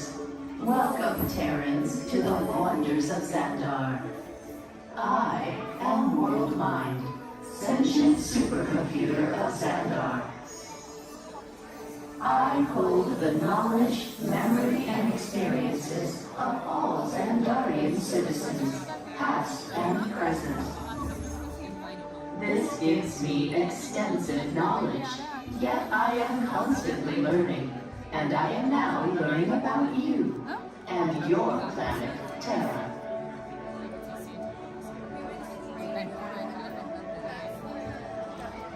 Much of my knowledge of your world came from your great scholar, Peter Quill. However, many of his facts have yet to be confirmed, such as the incredible importance of a legend called Footloose. Through my fellow Xandarians working here at the wonders of Xandar, I am discovering more about you Terrans. Such as your fascination with eating the turkey leg. Why only the leg? What about the rest of this creature? We are eager to learn the answers to these questions and so much more about your world. In return, we Xandarians hope to share with you more about ours. Although Xandar is 2.537 million light years away from your planet Terra, our worlds are actually quite similar and began at precisely the same moment. We refer to this as time zero, before the existence of anything. Our worlds were born of a single point of matter and energy that blasted outward in what you Terrans refer to as the Big Bang. And from nothing came the beginning of everything.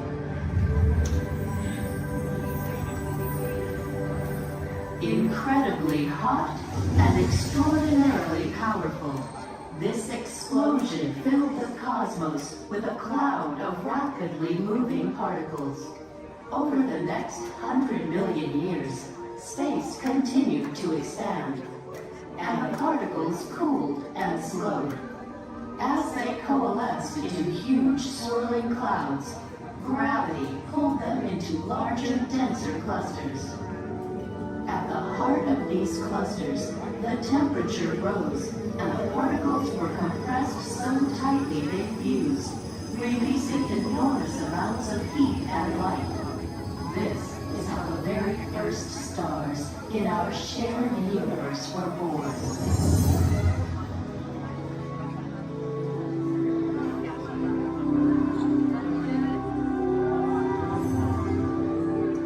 The singularity is just one of the commonalities between our two worlds that we will explore today. Welcome, Terrans, to the wonders of Xandar.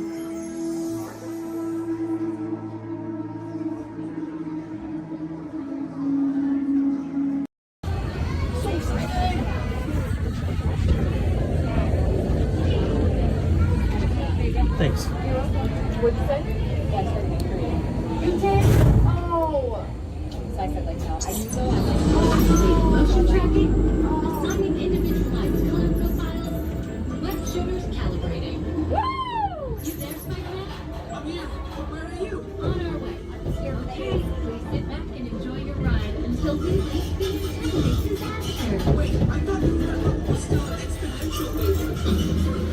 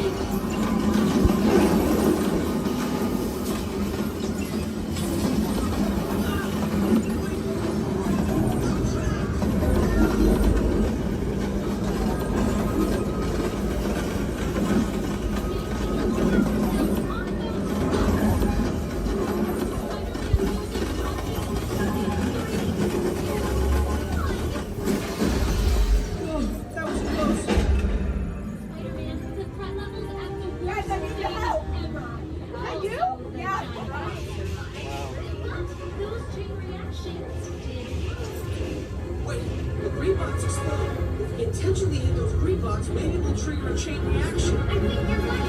That should stop it.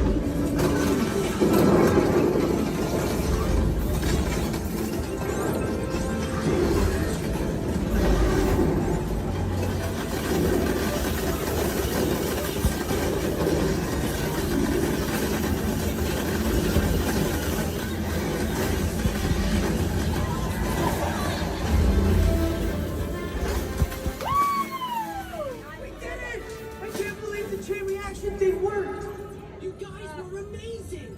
I'm very impressed, Spider-Man. You really solved the problem. Well, we couldn't have done it without them. That was also your idea.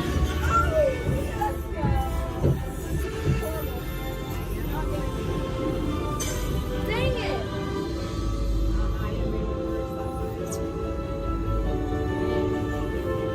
For your safety, please remain seated. We failed. I did better this morning. Jackson did so good. My arms are tired. Reinforcements, remain seated inside the transport.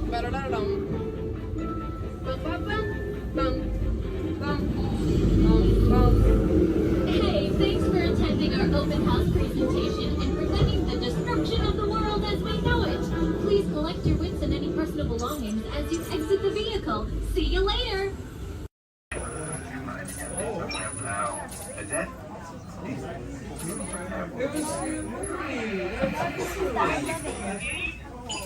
Ha! Gotcha. Oh, what are you guys still doing here? Tour's over. The cages are open and the creatures are loose. You gotta get out of here. Wait. Don't get out of here. I could use a hand. My little pal Groot is lost in the fortress somewhere, and I need to find him before he gets ate. I found his tiny little heat signature, see? All those other heat signatures are, well, don't worry about them. Listen up. You guys can be a big help while I look for my pal. A gantry lift full of warm Karens makes a really great distraction. I just need you to wave your arms, scream, whatever it takes, and then all these things will, never mind. You in? It doesn't matter. That was rhetorical. Now let's move. Meet me at the gantry lift.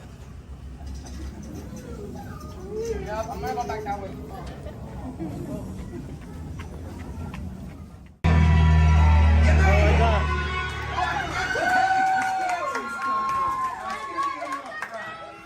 Remember, if you see a scary creature, scream real loud and look delicious.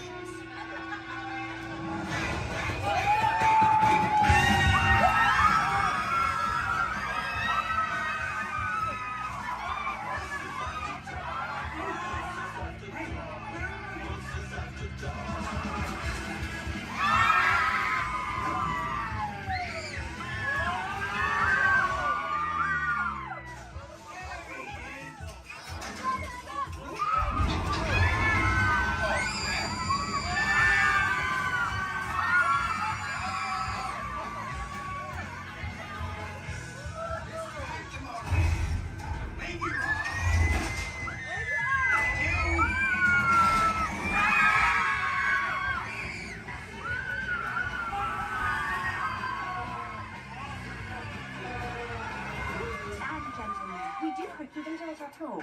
Please gather your purse souvenirs.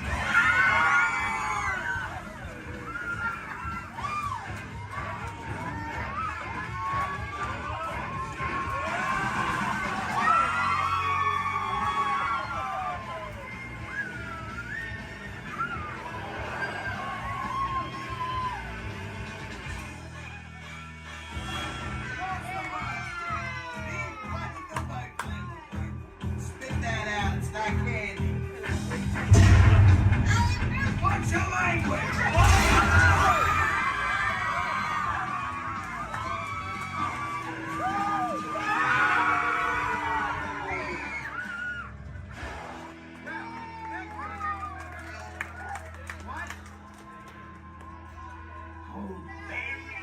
Very still. Right here in our very own special effects water tank. Now water tanks movies just like this one continue to play a major role in action films. Hear the explosive, out-of-control mayhem that you see in movies like Crimson Tide, The Rock, and Pearl Harbor can all be created using large-scale mechanical and physical effects. The action is then filmed as a carefully planned sequence of events, and today you guys are in luck because we are in pre-production for our very own action sequence that we like to call Harbor Attack.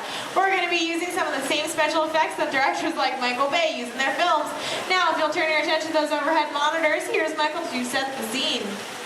In this scene, a patrol boat is on a surveillance mission, searching the skies for enemy aircraft. The crew is caught off guard when the real nature surfaces from beneath the sea. This is going to require a full range of physical effects, split-second timing, and careful direction. We have the lights, we have the cameras. All we need now is the action. And if anybody knows about serious action, it's certainly Michael Bay. Some of the effects that we'll be using in this scene include water cannons, which have been pressurized up to 100 pounds per square inch. We also have bullet hits, which have to be carefully timed and programmed to match the sequence of the visuals as well as the pattern of our sound effects. And the last but probably the most important physical effect in a scene like this is fire, which must be ignited at a precise moment, because it takes a lot of time and work to reset the charges for an explosion. Of course, the number one consideration in the timing of all these effects is the safety of our actors here on the set, and that's where you come in. Everyone, please give Mitchell a big round of applause! Yay! Mitchell, you have been cast as the mechanic in our scene today. Your scene is going to take place way down here in the engine room of our PT boat. Now, you don't have to swim. You can follow Stephanie, she'll show you right where to go. Alright, we're going to be filming 2 scenes today, but not in the order in which they appear in the script. Many movies today are shot out of sequence, which means that actors have to react to a situation which may not have yet been filmed.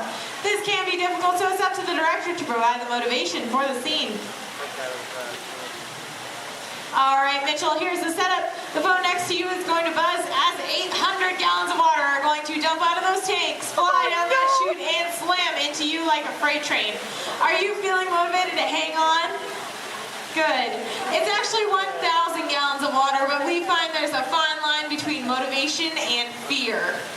Alright, roll playback and action. Pick up the phone and talk to your captain. Let him know you've just lost your engine. Keep talking. Keep talking.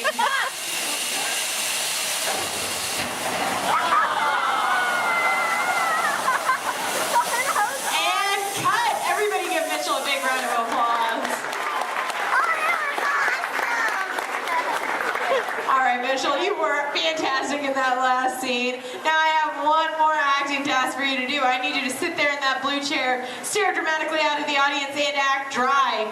We're going to give you a couple minutes to work on that. Well, let's add that shot into our next scene, see how it all ties together in the final sequence. Our next scene takes place on the deck of our PT boat, and here's Stephanie to introduce the rest of our brave crew. Hello, ladies and gentlemen. Can I get a big round of applause for our Captain Jeffrey and his wild and wacky deck crew, Julie and Brandon, the cast on set and the crew is standing by. Well, thank you so much, Stephanie. All right, roll playback. Remember, you guys are on a surveillance mission. And action. All right, Captain, pick up those binoculars. Start scanning the skies for enemy fighters. Crew, I want to see that deck nice and clean. You're going to see an enemy fighter coming in from 10 o'clock. You're surprised. You're stunned. You're terrified. You're running around screaming because you see that plane is coming in for another round. Captain, spin the wheel. Try to get the PG boat out of there. Now, it's too late. They've just shut out your engine. So, Captain, you're going to pick up the phone, call your mechanic. What's that, crew? You see something coming in fast off the starboard side of the boat? Give me a look. Oh, no, it's an enemy torpedo. Now, Justin, you think it's all over and you can start to relax. You hear more enemy planes approaching. You point to the sky because you see bombers coming in from 12 o'clock. Bombs away, everybody. Hit the deck.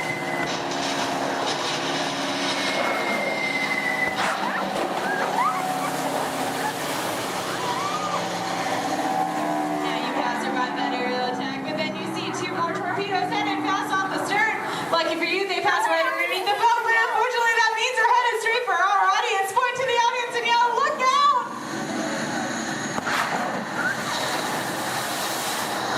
And that's a wrap. What'd you guys think? Give them a big round of applause. All right, now we're going to see what that whole sequence lines looks like when we have some computer-generated images, a couple of lines of pre-recorded dialogue, and an exciting musical score. Ladies and gentlemen, I'm proud to present Harbor Attack.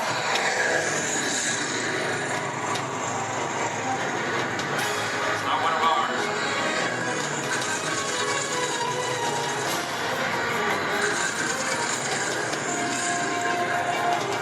Skipper, he's coming around for another run.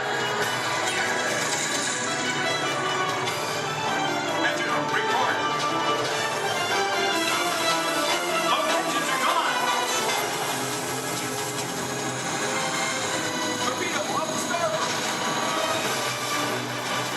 We're taking on water.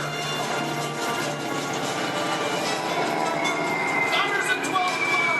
Hit the deck. And that's a wrap. Everybody give them another big round of applause. Thank you so much for being a part of Harbor Attack here at the Special Effects Water Tank. If you're waiting for our break volunteers, please stay where you are. The rest of you, please turn to your left, head straight down those ramps to the props warehouse. Shuttles will take you on the rest of your behind-the-scenes tour. On behalf of Stephanie, myself, and our brave volunteers,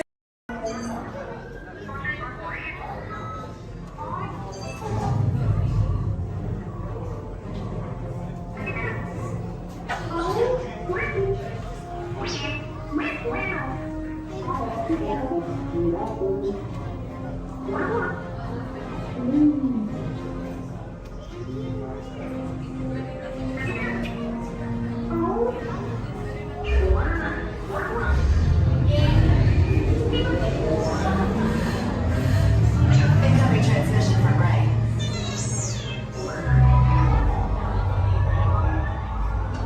BB-8, is everyone assembled? Good. Shouldn't you be in flight prep? Recruits, thank you for joining the cause. A covert resistance team led by my friend Finn has infiltrated a first-order Star Destroyer that is now headed to this system. Your outpost on Batu is no longer safe. We have transports waiting to take you to General Organa's secret base on Pucara. I'll regroup with you there. The Resistance desperately needs your help in our fight against Kylo Ren and the First Order. Remember, it is vital that you keep the location of the Pucara base secret. Lieutenant Beck, one of our top commanders, will lead you.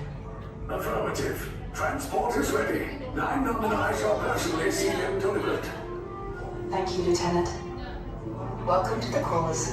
May the Force be with us. Commander Poltam and a squadron of X-Wings shall escort us to the rendezvous point on Pucara. Roger, this is Black Leader. I hear you're a fine-looking group of recruits. Oh, no time to waste. Let's get you on your way to the General. Stand clear. Deck doors opening now.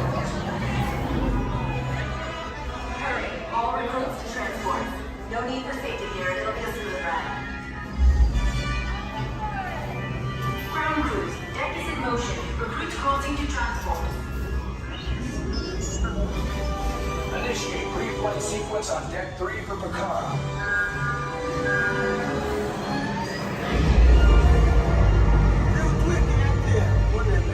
Affirmative.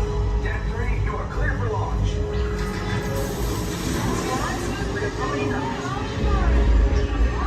Pucara personnel, this is your final call on board. Transform away from the blast doors, all the way forward.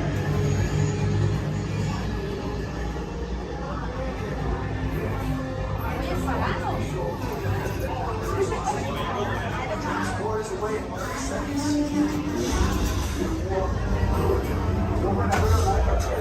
Yes, check the hyperdrive also. Transport takeoff in 20 seconds. Good. Airspeed sensor. Thank you, 9 Num. Black Leader, are you and your team ready? Affirmative. Engines are hot. Red 2, blue flag reporting. Red 2, check. Blue 5 standing by. Engage propulsors and hold on, recruits. All ships, launch.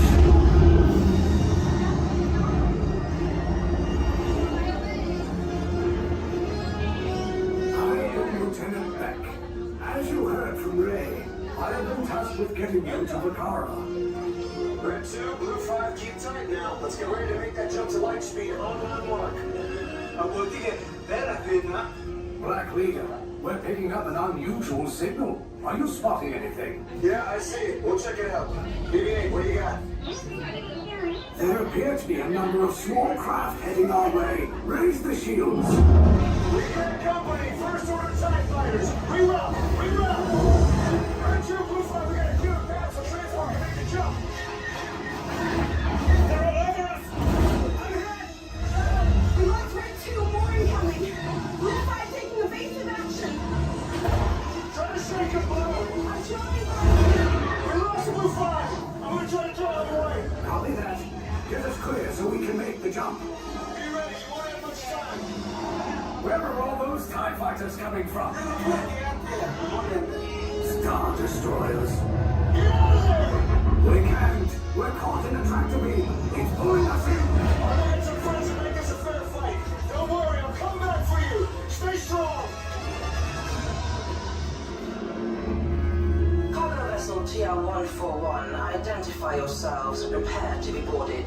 This is TR-141. We are a civilian vessel. By whose authority are we being detained? By the authority of the First Order, Resistance scum. Now bring down your shields and prepare to be boarded. They'll quick, get out there. They'll want the location of our secret base. Tell them nothing. The future of the Resistance is at stake. I have a bad feeling about this. Stand back from those doors. Attention, passengers of the TR-141. You have been identified as enemies of the First Order. You will disembark immediately and prepare yourself for interrogation. Proceed forward, now.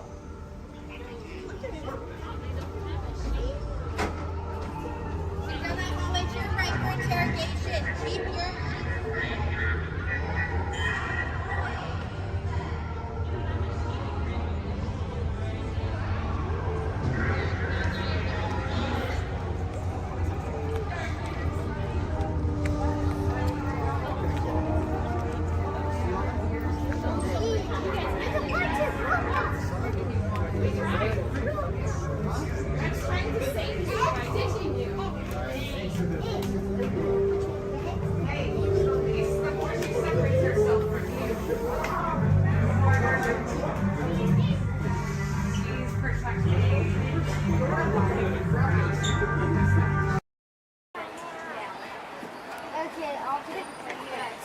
What?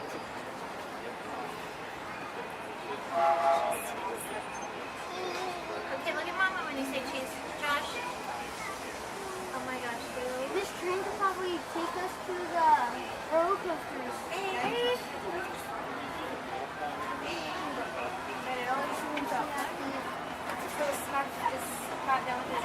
To those who just joined us, welcome aboard the Disneyland Railroad. To ensure a safe ride, remember to stay seated with your hands, arms, feet, and legs inside the train. And please, watch your kids.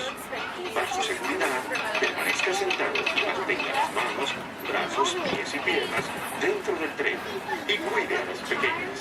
Gracias. We're now entering Splash Mountain, where every day is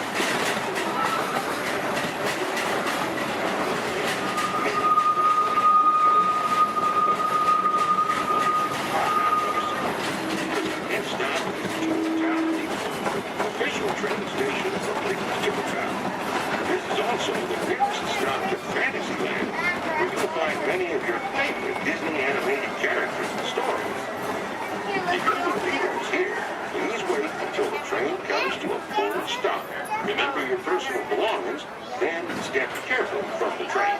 You all have fun and say hi to Mickey for me.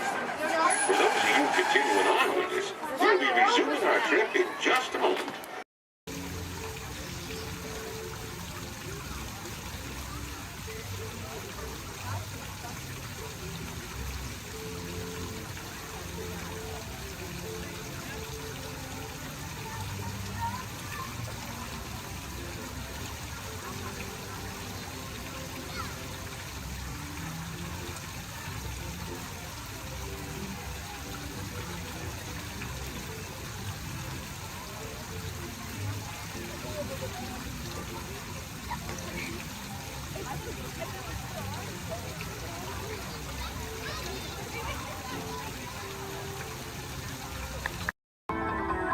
Our pilots get ready for takeoff in 3, 2, 1, lift off.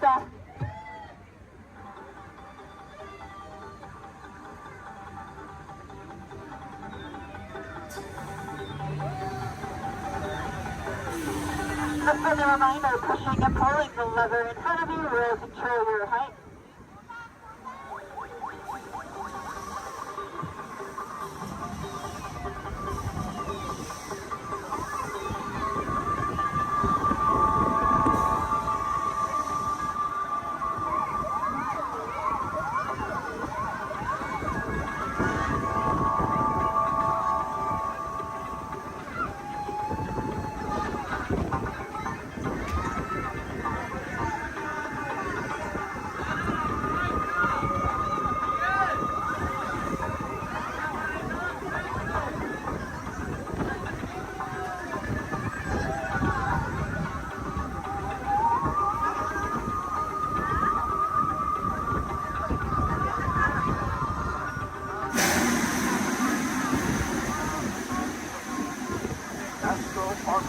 now beginning its descent. Please remain seated until your launching is stopped, then follow the arrows to the flight.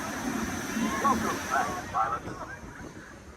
North of Mexico, please stop. And gather our belongings, proceeding to the left and only.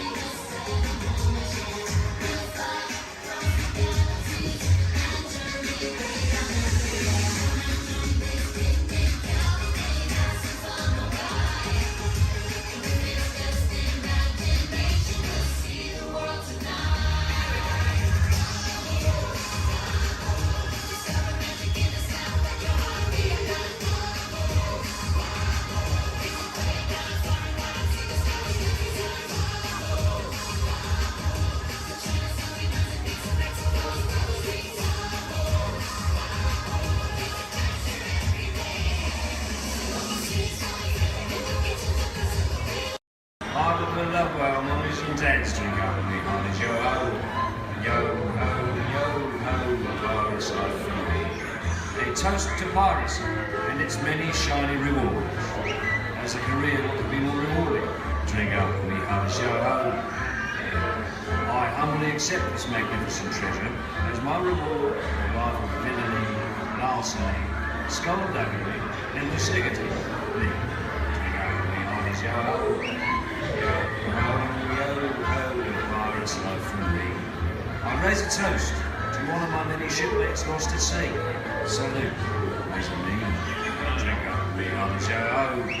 Rascals and scoundrels, villains and knaves, they got to be honest, yo-ho. But devils who actually really bad eggs, they got to be honest, yo-ho. Drink up, lads. There's treasure enough for all. I shall take this paltry sum as a stipend to cover my expenses. Bring the chest of jewels. Drink up, be honest, yo-ho. Yo-ho, yo-ho, pirates love me. It is true, I am a pirate. Very good.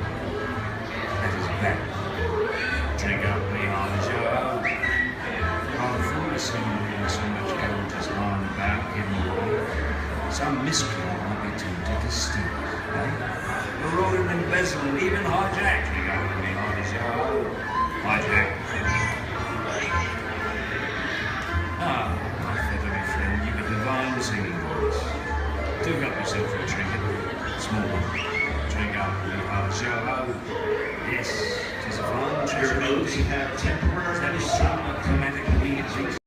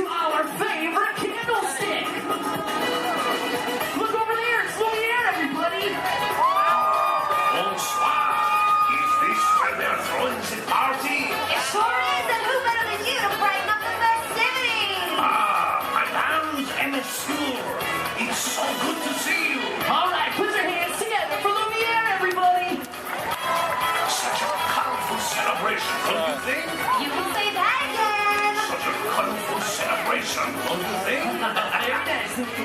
What service? I love this song. Okay, now whose favorite color out there is orange? Anybody? Well, gee, I sure wish I knew somebody orange who could kick this party up a notch. Well, I know somebody, and I'll give you a hint. He's orange and black, and he loves to bounce. That's right, it's not Tiger, it's a Tigger! It's time for a little bouncing. All right, everybody, now's your chance to get bouncing! There ain't nothing can bounce like the Tigger. And that baby you. Keep on bouncing. All right, we've got yellow, we've got orange, now we need somebody green! Oh, don't tell me. Here's it. No. Who's the other Alex. Jiminy Cricket. Picture somebody larger and a little more round. Just picture a big billiard ball with one eye. Did somebody say there was a party? Ladies and gentlemen, it's Mike Wazowski. I knew it the moment I laid eye on you. Oh, thank you, thank you. He would have left if he had. Boy, I'm very excited. Okay, friends, everybody shout out another color so we can bring in another one of our Disney pals. On three, ready? 1, 2, 3! Lavender. All right, what did you hear this time, Emily? Oh, I heard red. Red. Oh yeah, this is one red hot crowd. Okay, who's got 6 legs, lives under the sea, and has a mermaid for a friend?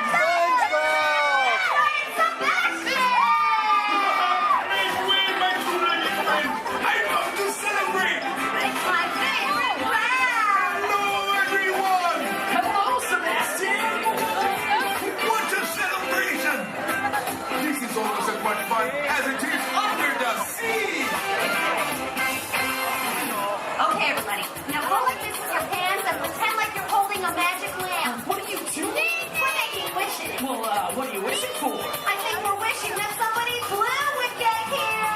Don't look now, but I think you got your wish! Genie, wouldn't be a party without you! That's right, Mr. Blue himself. Genie is in the house. Oh, yeah, these are the real party people. Put your hands up, put your hands up. Come on, put your hands up, everybody! Look out. Come on! The genie is coming through. Let's give a big round of applause for all of our colorful friends. Just Russia, thank you. Oh. Okay, now it's time to find out just how excited everybody is out there! Yes, friends! It's time for the official World Championship Color Competition. Okay, it's time to break them into teams, and these colorful friends of ours will be our team captains. So first up, let's decide who's on Genie's team. So this big group of people right here in front of me, including you in the center, I want you to think like a genie and yell abracadabra on the count of 3. Are you ready? 1, 2, 3! Oh, come on, I said like a genie really loud this time. Ready? 1, 2, 3! Great! You guys are now Team Genie. Blue is the bomb. Oh, really? We'll see about that. Everybody back here hanging out with Mike. Let's collect some scream power. I want to hear a big green team scream on 3. Ready? 1, 2, 3. Fantastic! You guys are all now Team Wazowski. Good job, everyone. I'll be keeping my eye on you. Eye, get it? Yeah, we get it, Mike. All right, now everybody around Lumiere, I want you to throw your candlesticks up in the air and wave them from side to side and make a little noise. Come on, guys. Oh, you can be louder than that. Come on. All right, you guys are now Team Lumiere. Merci, I am touched. All right, now everybody way over there by Tigger, and that includes everybody on the bridge. Let me see you jump up and down and make some noise. Perfect. You guys are now the Tigger team.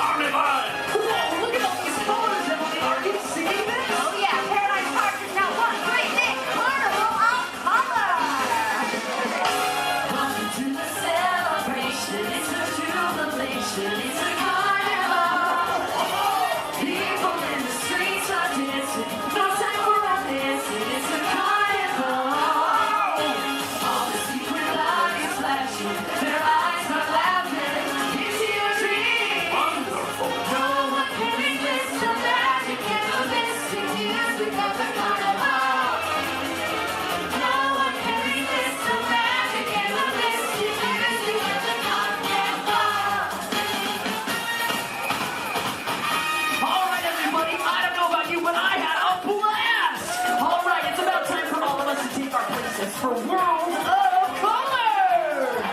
All right, let's give it up one last time to all of our colorful friends. Give it up for Sebastian, Lumiere, Tigger, Gene, and of course Mike Wazowski. Thanks, everybody. We hope you enjoyed our Carnival of Color. Remember the exciting, colorful magic is over. Now we're going to show something really spectacular. Something, something, something good. Something, something, something good. Something, something, something good. Fun people. Something, something, something good. Good. Real good. Good. Something real good. In just 15 minutes.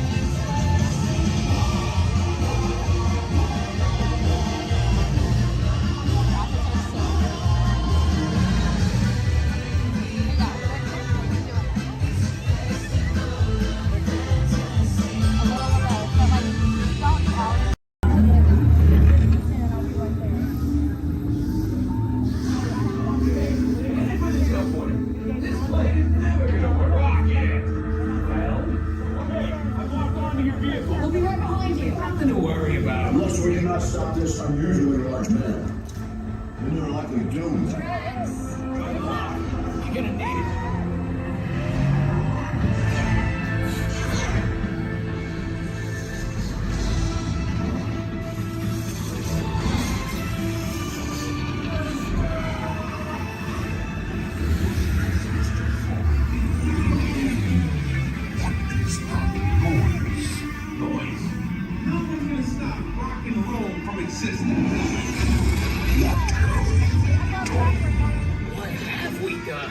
I think we're jumping back.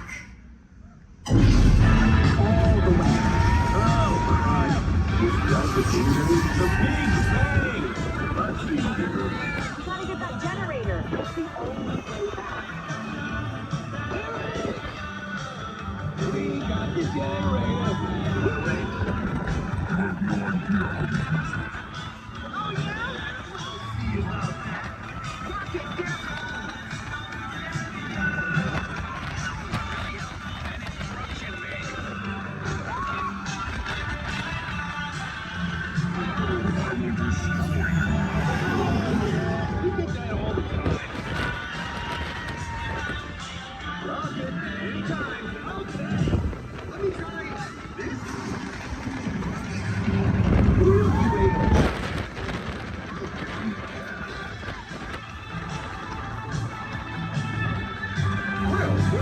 It's about time. Of course it's about time.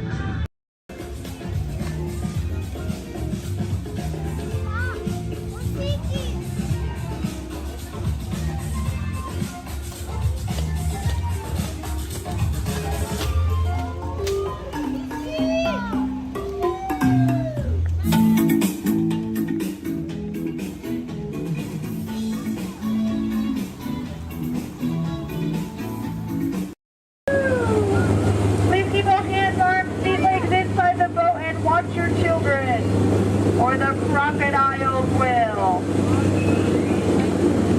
So who came to see some danger today?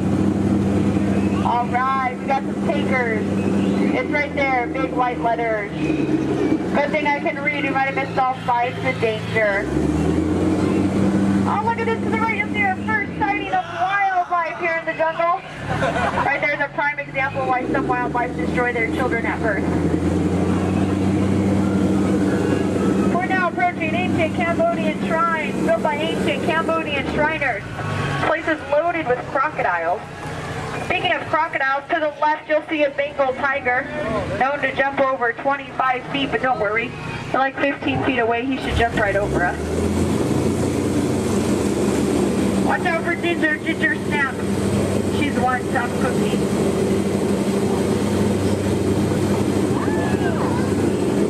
We are now entering the sacred bathing pool of the Indian elephant. Oh, looks like they all came out to play. You know, they say an elephant never forgets. I'd have to agree. Somehow they never forget to be here when my boat comes by. Feel free to take pictures. Looks like they all have their trunks on. Oh, there's Bertha. She's been in that shower so long you can tell by all her wrinkles. Oh, look at Squirt. Hi, Squirt. Uh-oh. That's why we call him Squirt. Here we go. Oh, no, get down, get down. I'm kidding. I'm just kidding. Little dry humor. Oh, that looks dangerous. Let's get closer.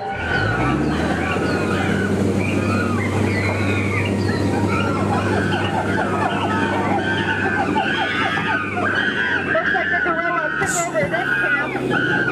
Look what they did to that truck. Unbelievable. They left the lights on. What a shame. Uh-oh. The monkey has a gun. Let's get out of here. Woo! Now if you look over here to the left, real hard through the trees, through the bushes, you'll see absolutely nothing. Just ahead is beautiful Schweitzer Falls, named after the African explorer, Dr. Albert Falls. We'll be going over that later. Uh-oh. Everybody lean. Woohoo! We are now on the Nile River, the longest river in the world. If you don't believe me, well then you're probably in denial. So here look, there's an African bull elephant. You can tell by his huge ears and enormous ivory tusks. Now, for those of you with a short memory, to your right, that's an African bull elephant. You can tell by his huge ears and enormous ivory tusks.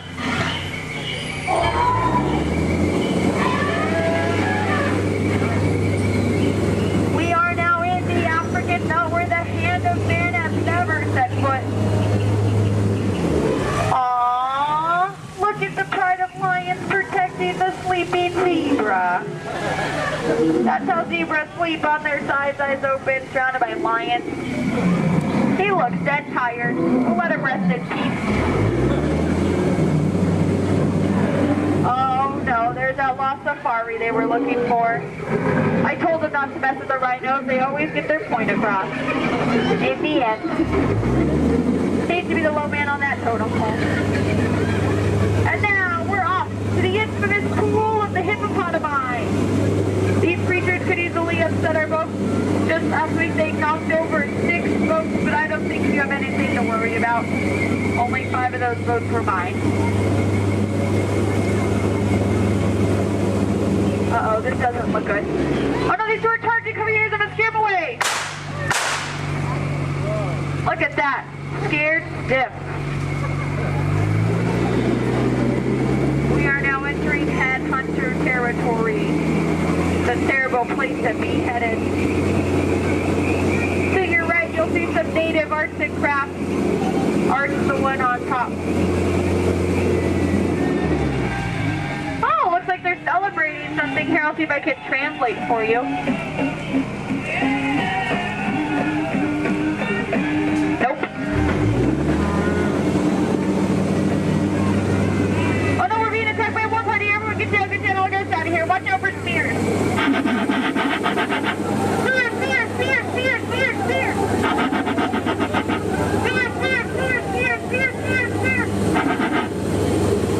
Ooh, that was fun to hear those spears flying by. And now the moment you've all been waiting for, the amazing, incredible, the backside of water. Woohoo! Get excited! Now if you look back, you can see the side of water. We're now in the Amazon. I heard it's a killer place to fish. Just stop, drop a line, and the fish are always biting. I think this looks like a pretty good spot right here. Uh-oh. Wait a minute, what are these bubbles? This isn't good, not the Amazon. What is going on? Woohoo! Piranhas! Man-eating piranhas!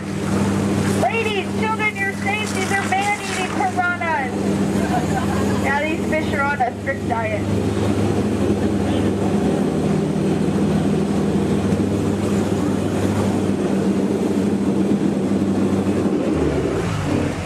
Here's Trader Sam. He's our head salesman here in the jungle. Business has been shrinking, but it looks like he's having a special today. 2 of his heads for just 1 of yours. Any way you slice it, you'll come out ahead. Trader Sam's actually... Whoa. Oh, there's Ellie! I thought she was coming with us today. Looks like she's already unpacked her trunk.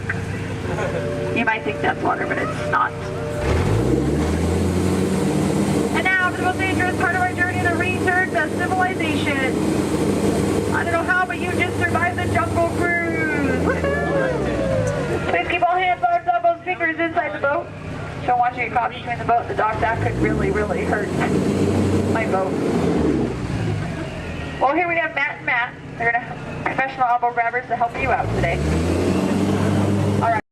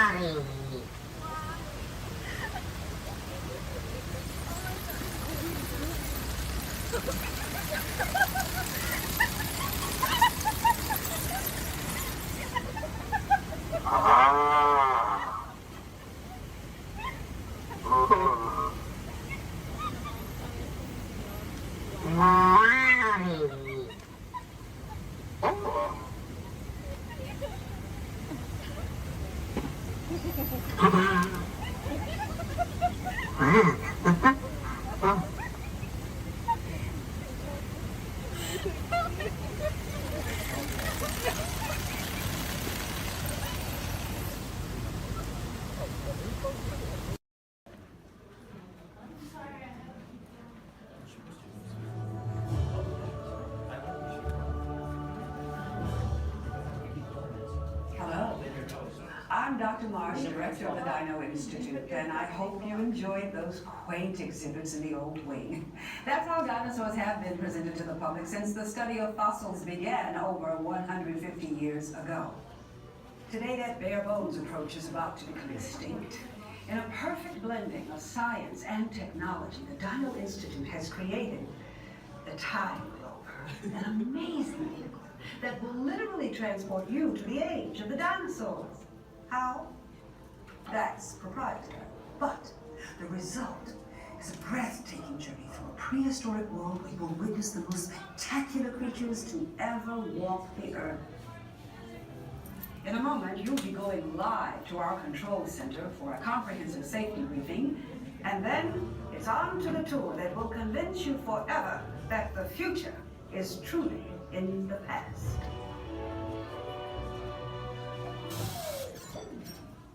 Hello there. Welcome to our little trans-dimensional joyride, folks. I'm Dr. Seeker, your friendly controller, and a heck of a paleontologist, if I do say so myself. But let's not talk about me. Let's talk about you, and how you can help me make history today with the Time Rover. It's like this. If I can bring you back from the Cretaceous period, it stands to reason that I can bring back a live dinosaur with you. And not just any dinosaur. Take a look at this guy. He's an iguanodon, and I'm certain that he is the key to understanding these magnificent creatures.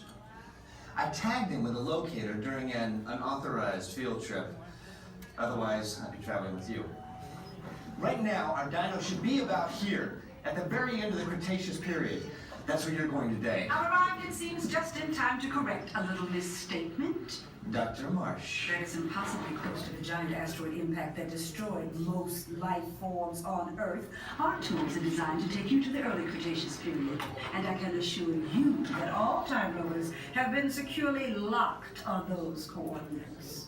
That's right. See? Securely locked. Access denied. Continue. Of course. We were just talking about seatbelts. Plug them in. Use them. It can get kind of choppy out there, so keep your hands and arms inside the vehicle at all times. Flash photography? I wouldn't. It alters the homing signal, and that's not good. Oh, and one more thing. Those locked coordinates? We're in. Now, here's the drill. You follow the homing signal to the Iguanodon. Then I'll enlarge the transport field, and boom, you're back with one additional passenger extra large. And don't worry about that asteroid. You'll be in and out of there before it even breaks the atmosphere. Trust me, what could go wrong? Hey, it's me again. Remember, only you guys are going on this special mission, so don't tell anyone, okay?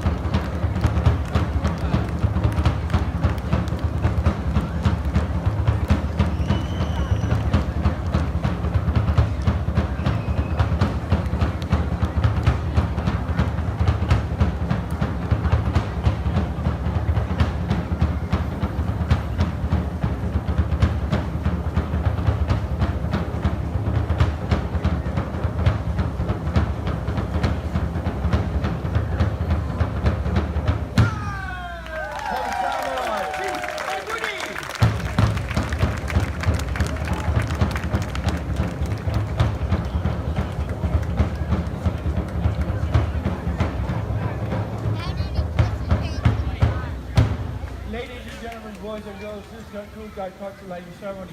Thank you for attending and please enjoy the rest of the evening. Mahalo and aloha! Aloha!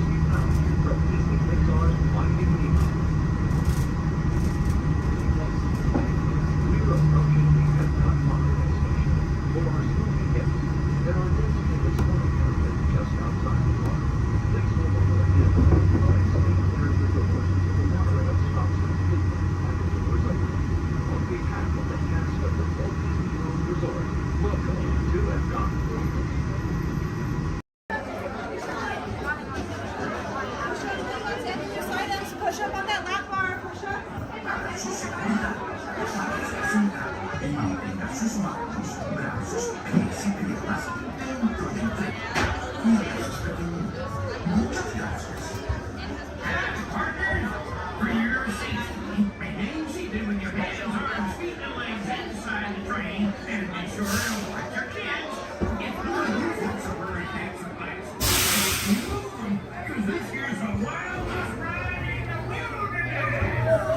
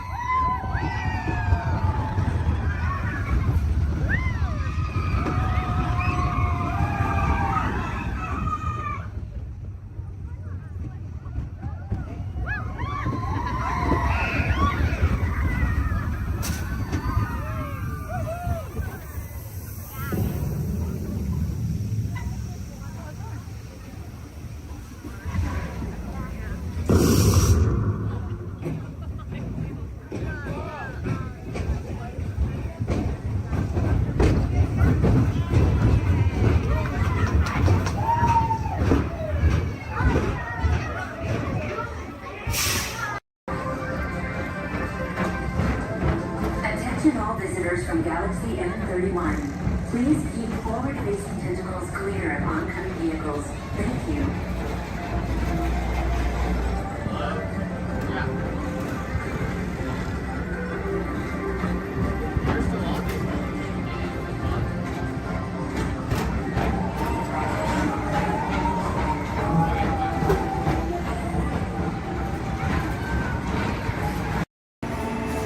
Welcome to the sync track.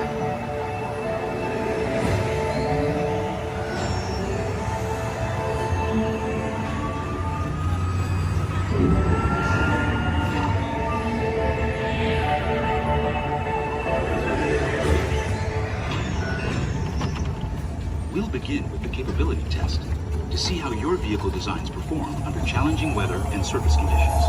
Monitoring road surface. Connecting to OnStar. SIM card performance data acquired.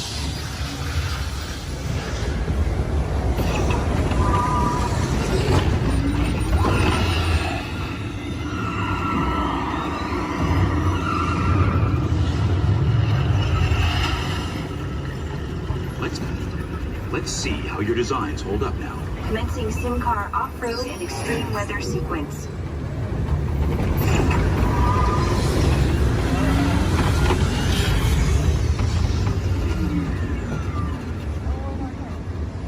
Capability test results displayed and verified. Now let's see how your vehicles compare when it comes to their efficiency.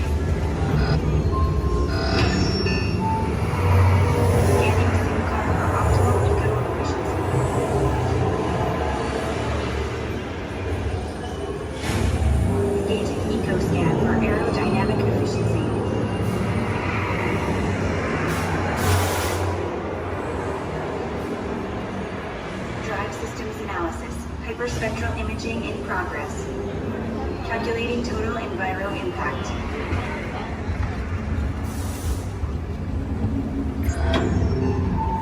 Commencing responsiveness test. Okay, the responsiveness data is now being synchronized. Automated driving technology verified and active.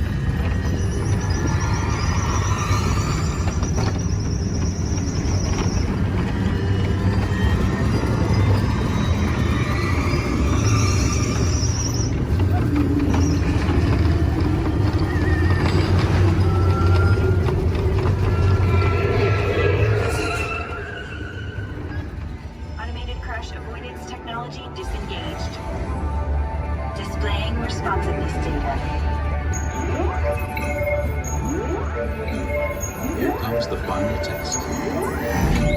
Energizing for power test.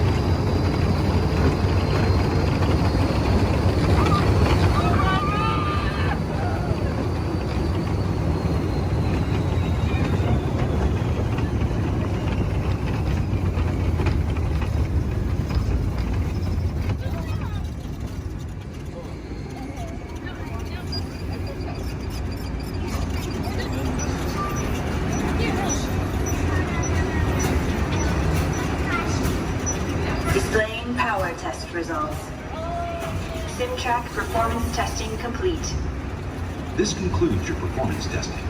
You'll be able to see how your Chevrolet custom concept vehicle designs compare with the sim car after you disembark. Please watch your step as you exit, and remember to take all your personal belongings with you. Be sure to check your final performance numbers in our scoring area.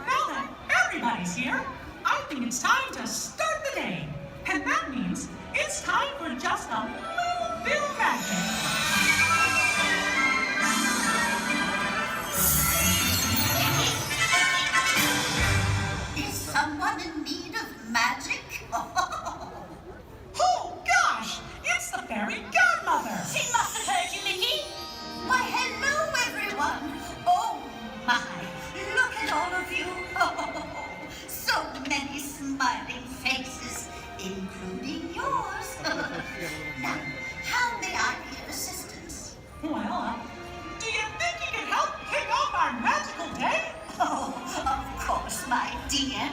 Oh, and I know just the trick. But I'll need everyone's help with the magic words. On the count of 3, we're all going to say, bibbidi, bobbidi, boo. Here we go. 1, 2, 3, bibbidi, bobbidi, boo. Let the magic begin!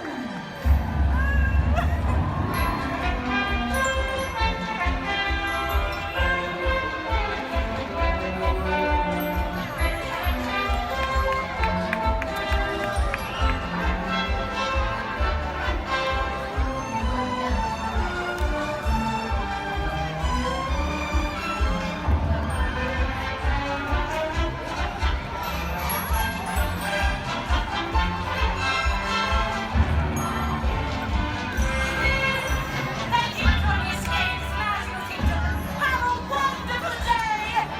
Well, what are we waiting for? Let's get going. See you real soon.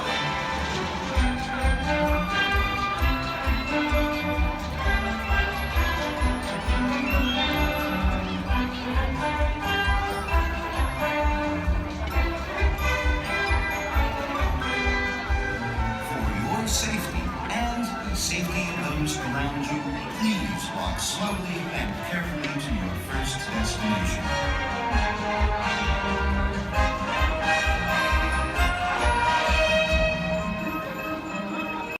First thing I need to do here is a quick sound check.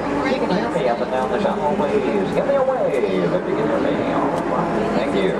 It's important that we need to pass along a few safety reminders here. Please be sure hands, arms, and feet remain inside the vehicle at all times this morning. Most importantly, that you remain fully seated throughout the entirety of our tour. And for the courtesy of those around you, we do ask that please be no smoking at any point.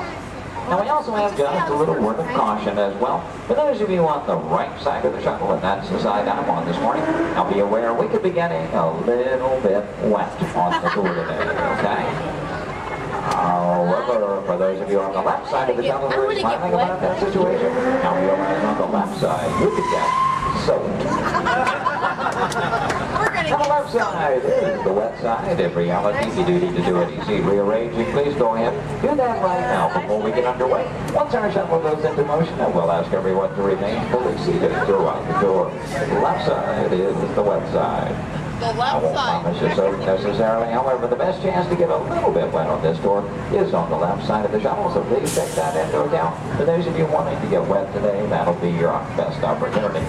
And I'd also like to take the opportunity to welcome you here to Disney's Hollywood Studios, the Florida counterpart of Walt Disney Studios in Burbank, California. My name is Jerry, and I'll be your guide on the tour today. Behind me at the wheel of our vehicles, our driver Ashley, and she'll be steering us behind the scenes of our working production facility. We'll be getting underway here in just a few moments. If you would, please listen to these additional safety announcements. Welcome to the Studio Backlot Tour. For a safe trip, please remain seated with your hands, arms, feet, and legs inside the tram. And be sure to watch your children. Thank you. Bienvenidos. Para que tengan un viaje seguro, permanezcan sentados, con las manos, brazos, pies y piernas dentro del tren. Y vigilen a los niños. Gracias. And with that, we are all clear. Thank you.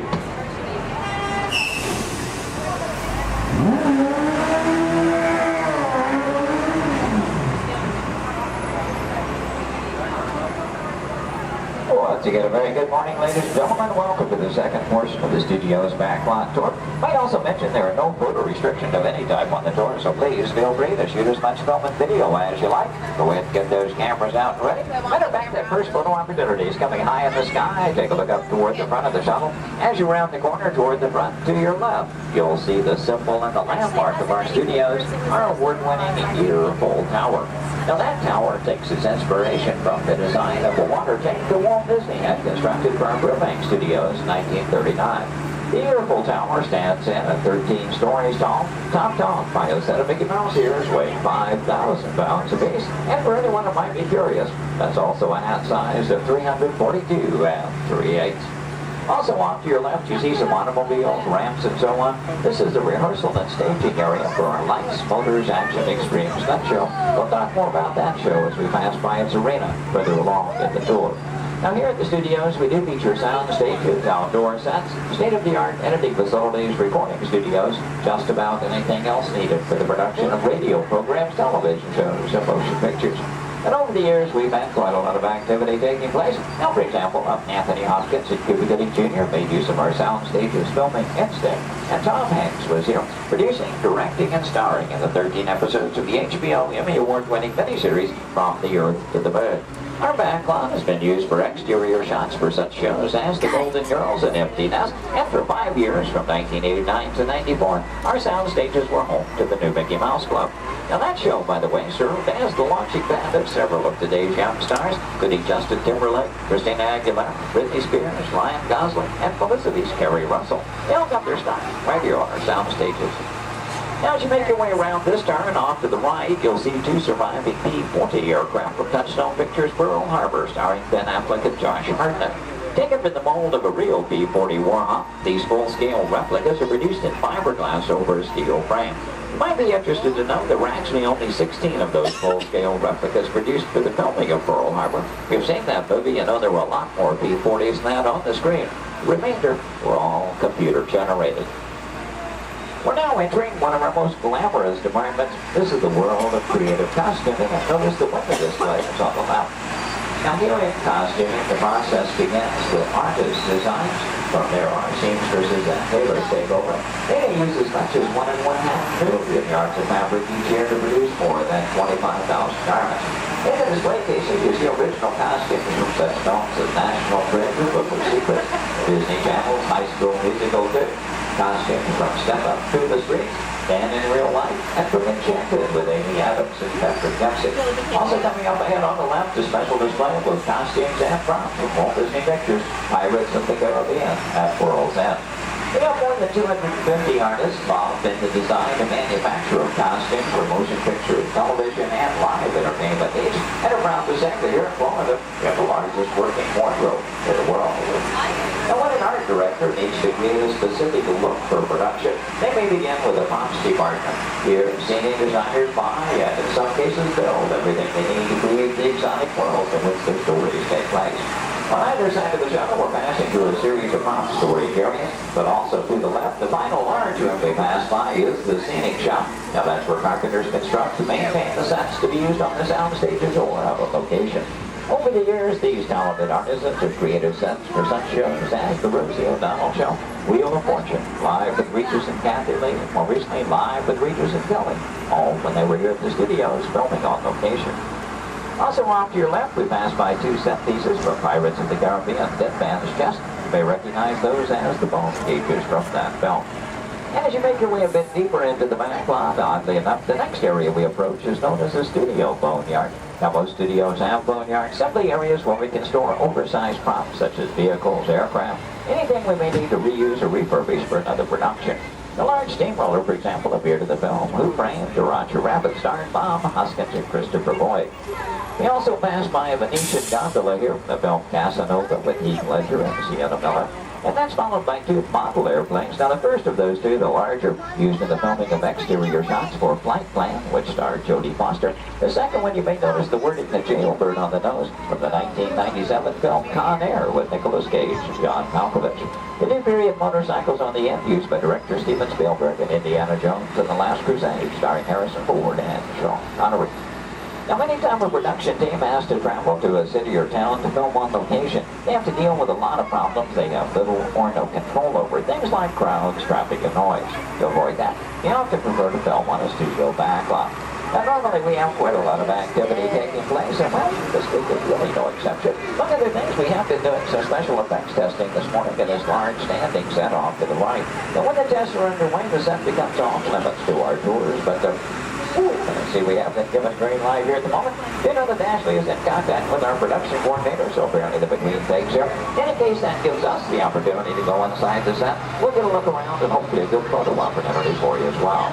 Now we will be going over a bumpy bridge, so please hold on to loose items like cameras and purses, and especially hold on to small children, please. For the safety of everyone, please remember to remain fully seated throughout the entirety of our tour. Now this is a large standing set. That's the type of set designed to be used over and over again. This one is modeled after an actual canyon in Southern California. The special effects sector we call the Master of the Canyon. The large tanker truck is another large problem like those out in the boatyard area. Not an easy task to get that truck into place. We actually had to hoist it up over the canyon wall and lower it with a crane. You know, one of the reasons that production teams like to film on a backlot is because of the things they can recreate and then even influence the weather. As a matter of fact, one of the effects they were testing earlier today was a rain effect. I wonder, anybody still upstairs? You might run the canyon's rain effect for us? We would appreciate that. Now, why might we need such an effect? Well, let's say that our script calls for a real downpour, and it happens to be a nice, bright, sunshiny day. Time is money in the movie-making industry, and camera crews don't just wait around for Mother Nature. When it starts to cameras to roll, that's what we want to call. Thank you very much. We appreciate that. Now, this effect is being created by some high-pressure water shots over an inch just out of the camera rain. Bringing that water up over the top of an exerted emotion, giving it another downpour in the fall. Now, we wanted to create a comfort zone effect. We could add some strong light and one in the air. No, I'm sorry. Another rain effect. Stop. Hold on, everybody. It looks like we're going to be in.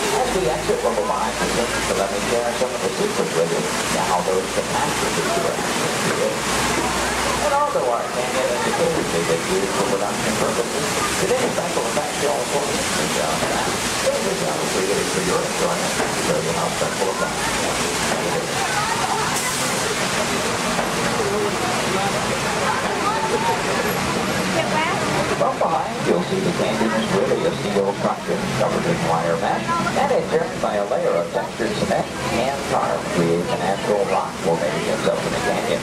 The small yellow pipes carry the gas for the fires on the bottom. The large gray pipes the water for the flying fly. Now to start that flood of motion, you'll see 3 large holding tanks up at the top of the canyon. When we open the gates to those tanks, that allows 70,000 gallons of water to come right down toward our tunnel. And they have even more dramatic impact. Some of that water was blown after by hurricanes.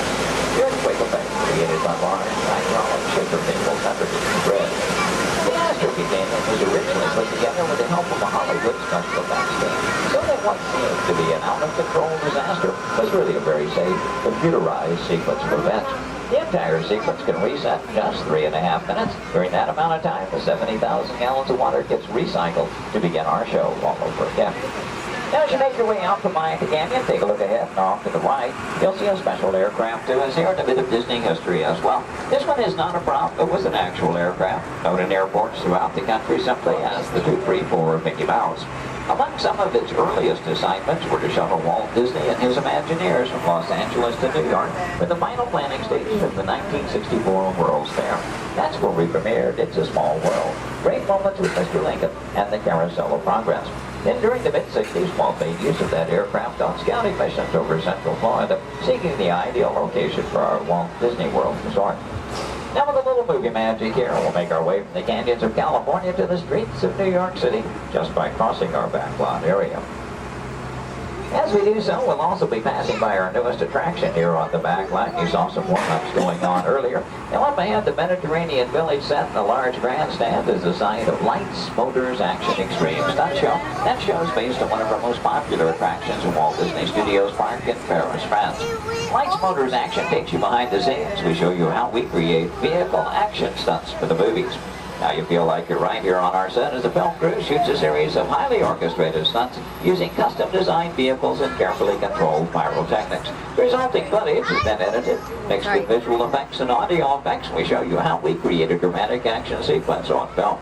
To make that all possible, we worked with some of the world's top stunt directors and designed some high-performance vehicles capable of some pretty evasive maneuvers. Now this show involves automobiles, motorcycles, and jet skis. All in all, a very exciting adventure here. Do check your showtime guides. There are 3 performances scheduled today. The first one is at 11:50 this morning, just a little over 30 minutes from now. One at 2:45 this afternoon, and the final show of the day at 5:30 this afternoon. So if you've ever wondered how they create vehicular stunts for the movies, try to work one of those shows into your schedule today. Now they will start loading that show a good 30 minutes before those scheduled showtimes. Off to the left, we'll pass by another series of props. Miniature cattle cars, small jeep, both unique props from the filming of Mighty Joe Yacht. The Acme Waste Disposal truck from the live-action version of 101 Dalmatians, and the large silver space pod from the 1986 Disney film, Flight of the Navigator. Star Wars fans may recognize the sand skip from Return of the Jedi. The bright yellow submersible and mini helicopter both appeared in the Life Aquatic with Steve Zissou, which starred Bill Murray. This version of the Love Bug is Demolition Derby Herbie, currently appearing in Herbie Fully Loaded. And at the end of the grouping of vehicles, the large red space pod made its appearance in The Hitchhiker's Guide to the Galaxy. Now from the opposite side, you may notice that we're still circling around our Lights, Motors, Action set. It does in fact take up about 8 acres here on our backlot, premiered here on May 5th, 2005. Might also notice it looks very different from this side. From the opposite view, you were seeing all of the detailing of that Mediterranean village. That, of course, was the audience or the camera's point of view. From this side, simply the steel structures that keep our backlot standing. We're only going to build what that camera needs to see. I might also take the opportunity here to mention our Fantasmic show tonight. That's our nighttime spectacular here at the studios. Fantasmic will be presented twice tonight. That will be at 9 p.m. and again at 10:30 p.m. this evening. Now, Fantasmic is an excellent and very popular show, also a limited capacity show. So I do recommend, especially for that 9 o'clock show, want to be there a good 45 minutes to an hour prior to showtime, proceeding in the amphitheater area. Once it fills up, it's all the folks who can see the show for any given performance. And as you make your way on around the turn, off to the right, see the entrance to Lights, Motors, Action. Looks like they're beginning to preload for that 11:50 show at the present time. You can work that one in your schedule. That'll be the easiest show to get into here today. And as you make your way on around the turn, take a look down the street, get a view of our very own New York skyline right here in Central Florida. And this illusion is created by an old movie trick known as forced perspective. The skyscrapers at the end of the street are actually just painted glass. The tallest of which are about 4 stories tall, a block and a half away. You might also be interested to know we recently redeveloped this entire section of the backlot. In addition to Lights, Motors, Action, we've added a skyline of San Francisco, soon to come one of Chicago to join our existing New York City skyline, renaming the entire area Streets of America, but all with the idea, of course, giving producers more locales to choose from when they're filming here on our backlot. Now this also signals we are coming to the end of our tour today, so please take a moment, check around, be sure you have all your personal belongings gathered up. As you exit the shuttle today, you'll take a stroll through the American Film Institute showcase. There you'll see a themed exhibit titled Villains, Movie Characters You'll Love to Hate. Now if you're heading for that Lights, Motors, Action show, your one and only exit is still through the sliding blue doors, and straight on through the showcase, then around the loop, the Lights, Motors, Action. Once again this morning, your driver was Ashley. My name is Jerry. We both thank you very much for joining us today on the Studios Backlot Tour. Make room for everyone. Please offer available seating to those needing special assistance. If you're standing, please hold on to the handrails and stay clear of the doors. The monorail will depart momentarily for the Magic Kingdom. Thank you.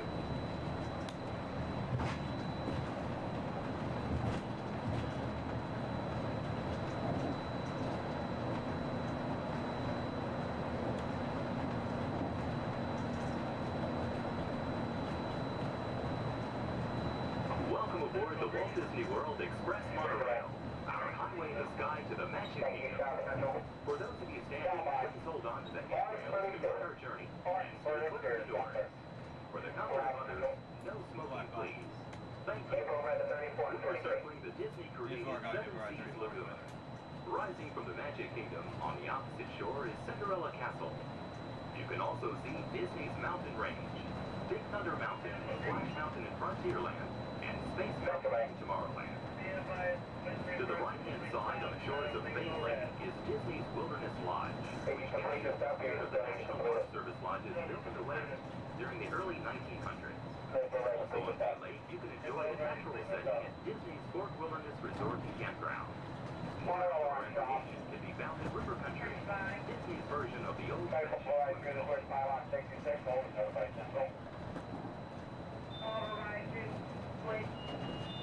Hold at 66 and notify. 10-4, notify Central. Notify Central. Central 3. Central, Pages radio. Central.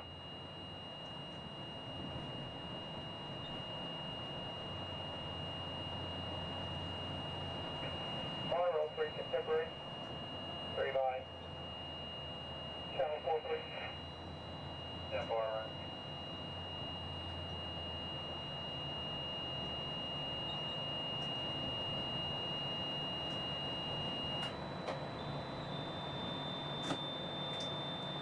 Ladies and gentlemen, welcome aboard Monroe Blackbird. We'll be holding here just momentarily. At this time, they're bringing out another train off this beam ahead of us.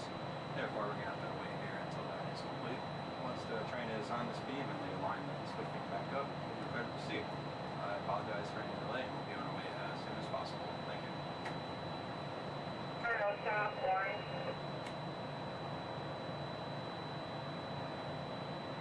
Stop by.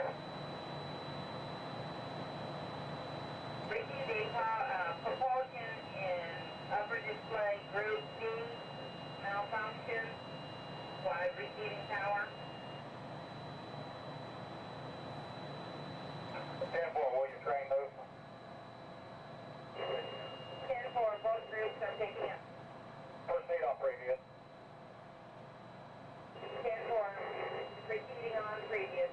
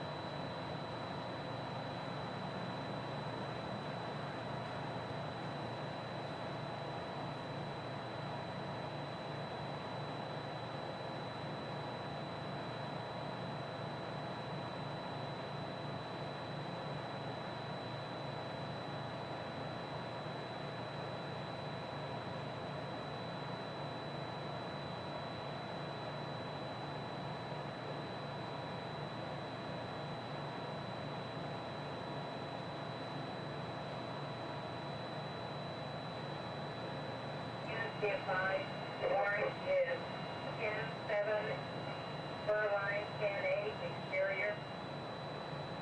Right, stop. Central, orange. Central.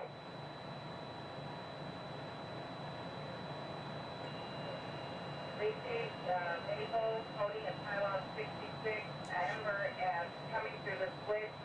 I have 80, 85. All beam contact, holding at 66, all beam contact has reset. 22 radio, Kingdom, green for normal visual. 23 radio from Kingdom. Green 4. Central stop.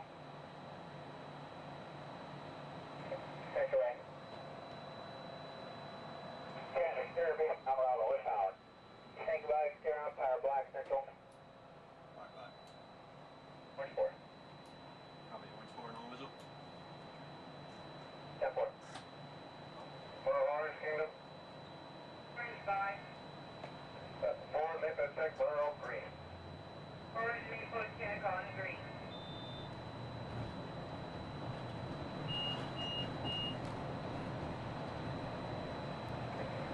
That's 2300.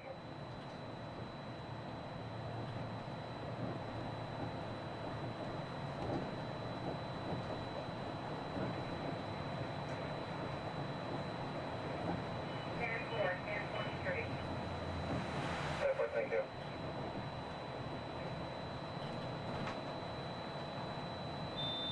Contemporary, Grand Floridian.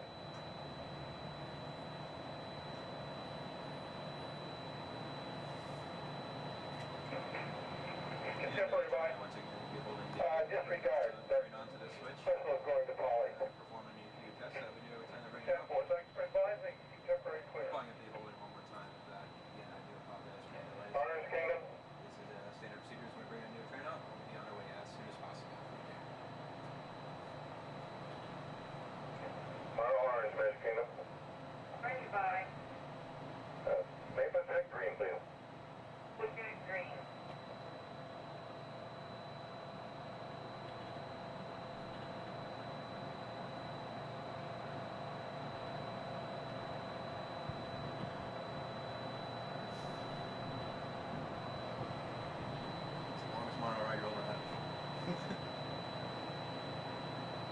Well, the fun thing is I had the rest of my group on the boat there, and I was telling them I might beat them. That's them on the boat? Yeah. They're gonna beat you. Hey, Mom, look over by the Contemporary. Central Orange.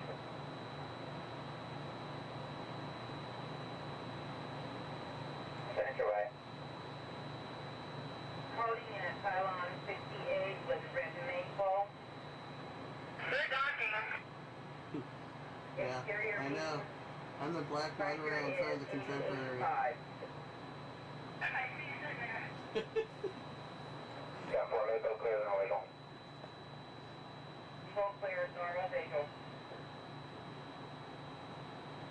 Yeah, they can't go far without me anyway. I got the tickets.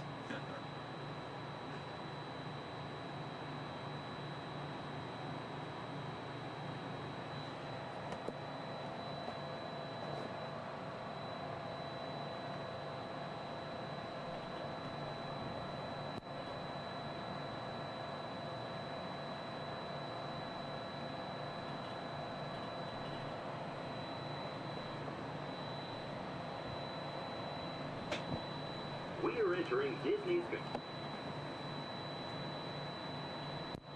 While your group is together, now is a great time to pick a place to meet if you become separated in the park. Should you become separated, stop by City Hall on Main Street, USA for assistance.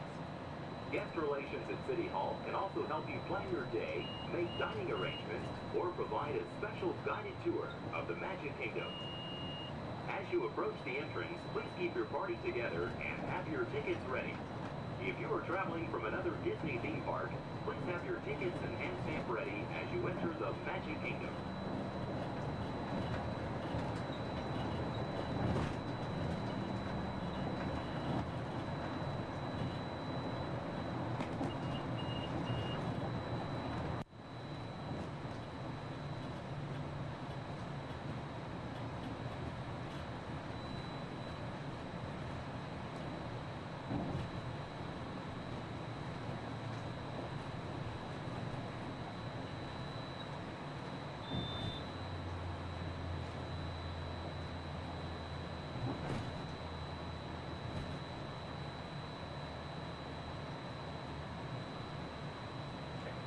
Central Magic Kingdom.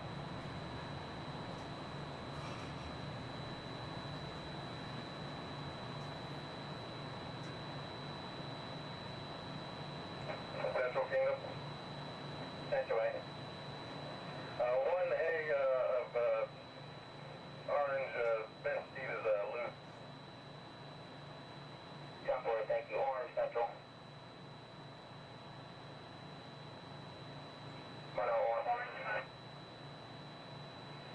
All doors closed. Kiosk counter notified status.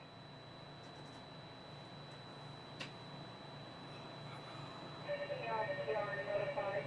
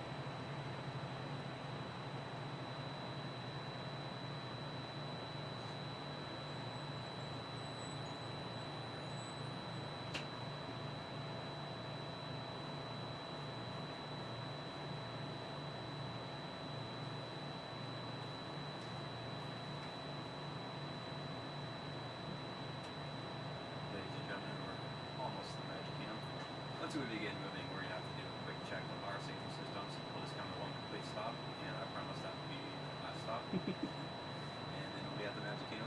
Once again, I apologize for any delays. We should be on our way just momentarily. Thank you.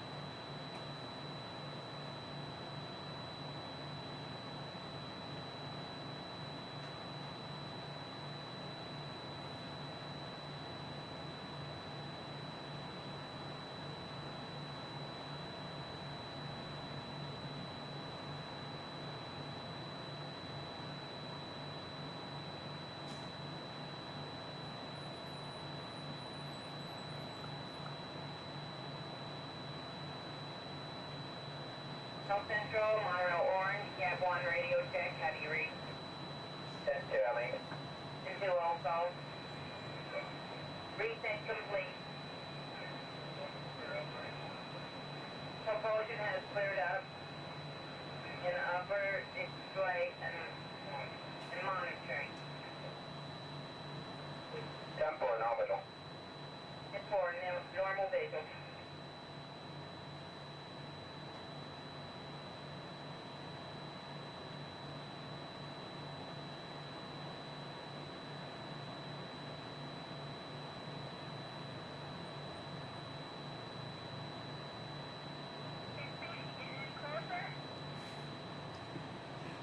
Almost there.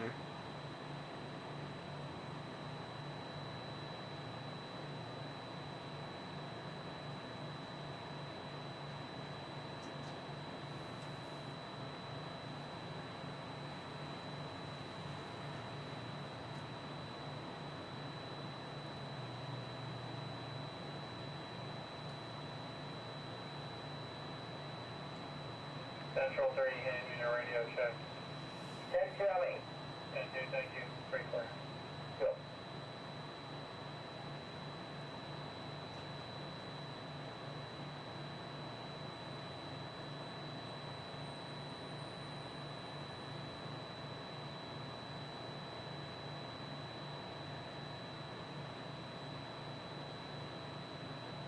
Black, Magic Kingdom.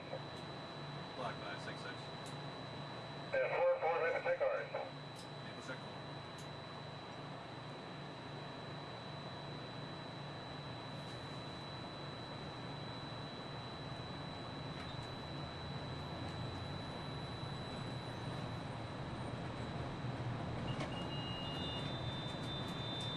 Central Black.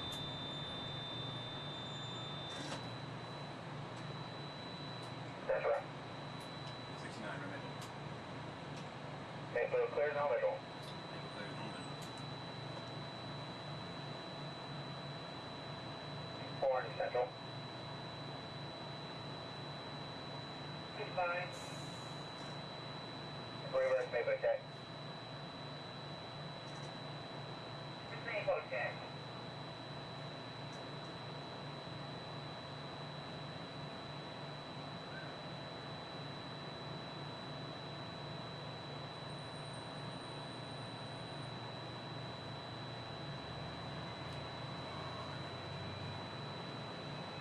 Another reason why it's going so slow. Central Orange. It's a training and that train. Yeah. Usually we get this done a lot quicker. Have Yeah, it's a good time to do it too. Yeah. Nice and slow. Yeah, just probably hardly Check for it, forward on with the train dispatch, anyway. normal visual. Forward with dispatch, normal visual.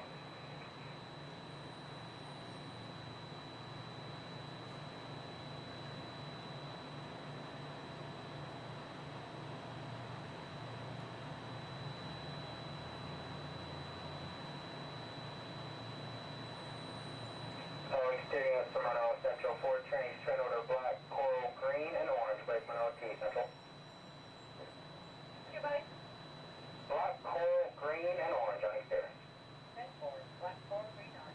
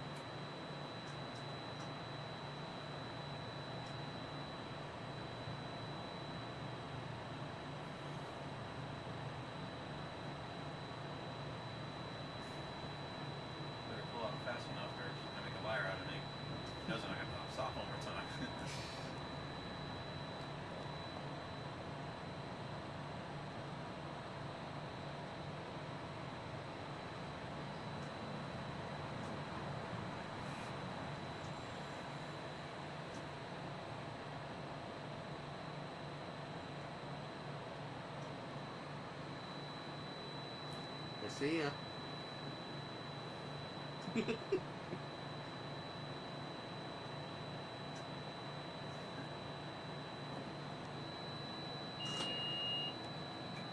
Ladies and gentlemen, we are approaching our station at the entrance to Main Street, USA, gateway to the 7 themed lands of the Magic Kingdom. Smoking is not permitted at the Magic Kingdom except in designated areas. Please consult your guide map or ask a cast member for the location of designated smoking areas. If you are standing, please hold on to the handrails and stay clear of the doors until the monorail stops completely and the doors open. Ladies and gentlemen, this is the Magic Kingdom Monorail Station. On behalf of the cast of the Walt Disney World Resort, we'd like to welcome you to the Magic Kingdom.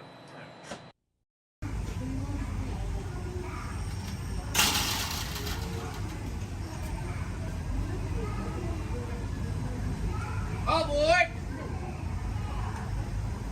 For those of you just joining us, welcome aboard Excursion 3 on the Disneyland Railroad. For your safety, please remain seated at all times, keeping your hands, arms, feet, and legs inside the train. Please supervise all children, making sure they are seated away from the train openings, either fully on a lap or on a bench. Our next stop will be Main Street, but before that, we will travel into the tunnel ahead and journey through the Grand Canyon and Primeval World. While you are more than welcome to take as many photos and videos as you'd like, we do ask that you please turn off all flash photography, video lighting, lighted toys, and accessories, including any lightsabers, light up ears, bubble wands, balloons, and many more.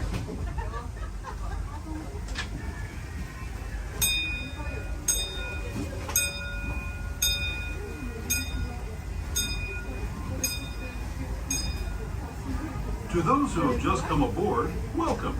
The next leg of our journey will take us from the fantastic world of the future to the breathtaking beauty of nature's own design, the Grand Canyon. For your safety, stay seated with your hands, arms, feet, and legs inside the train. Watch your children and no flash photography.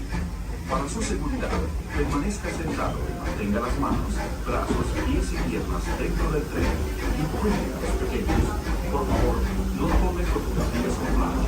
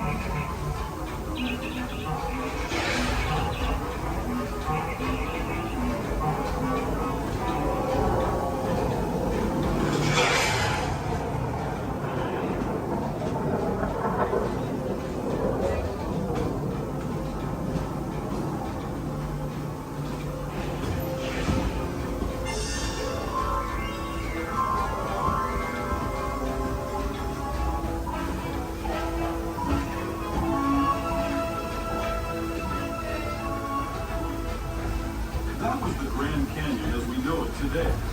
But it wasn't always this way. Now, let's travel back in time, way back in time, to the prehistoric lands of the Primeval World, land of the dinosaurs.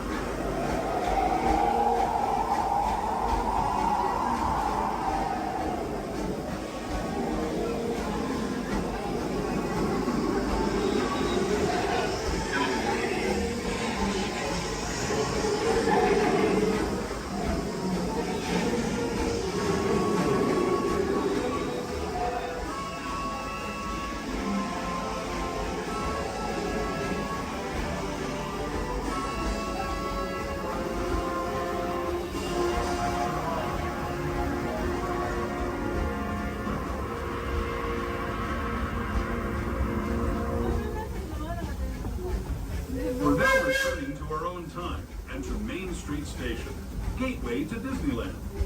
If you're leaving us here, stay in your seat until we come to a full stop. Remember to gather all your personal belongings and step carefully from the train. I'd especially like to thank those of you who've been with me. As you make your way back to Main Street Station, remain fully seated until the train has come to a full and complete stop. As a reminder, Main Street Station has stairs. There are no ramps or elevators, so if you got laid on, you can also stand wheelchairs only necessary to reach the very bottom of the exit stand.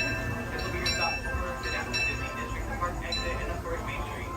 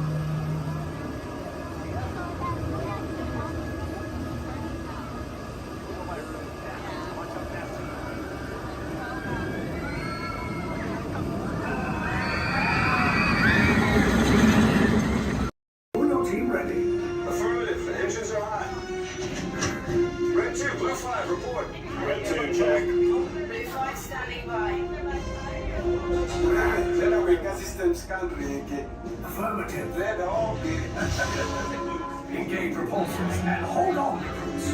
More ships. Launch.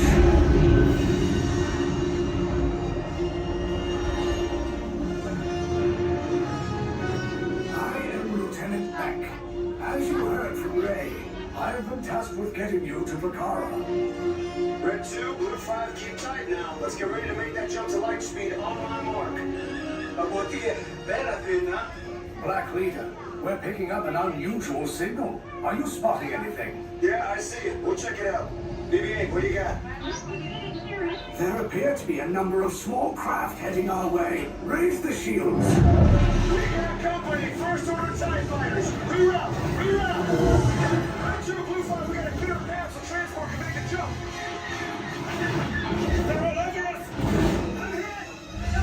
We lost Red 2, more incoming. Blue 5 taking evasive action. Try to shake him, Blue. I'm trying. We lost Blue 5. I'm gonna try to draw them away. Copy that. Get us clear so we can make the jump. Be ready. You won't have much time. Where are all those TIE fighters coming from?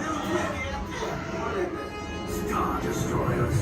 Get out of there! We can't. We're caught in the tractor beam. It's pulling us in. I'll get some friends and make this a fair fight. Don't worry, I'll come back for you. Stay strong. Is there anything we can do, Nina? No, the tractor beam will be too strong. Cargo vessel TR-141, identify yourselves and prepare to be boarded. This is TR-141. We are a civilian vessel. By whose authority are we being detained? By the authority of the First Order Resistance Scum. Now bring down your shields and prepare to be boarded.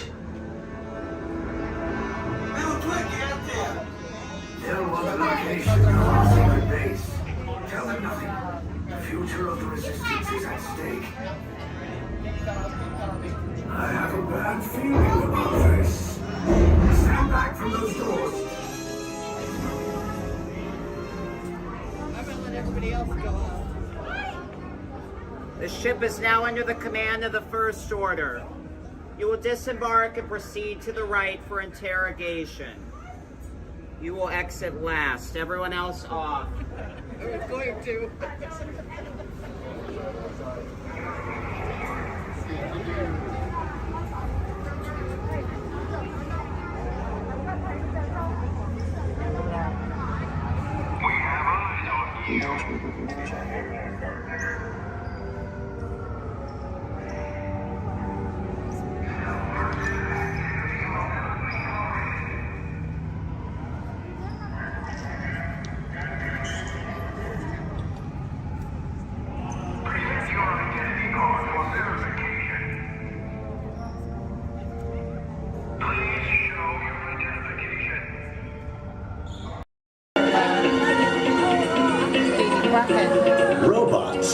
been a part of our imagination for longer than you might think.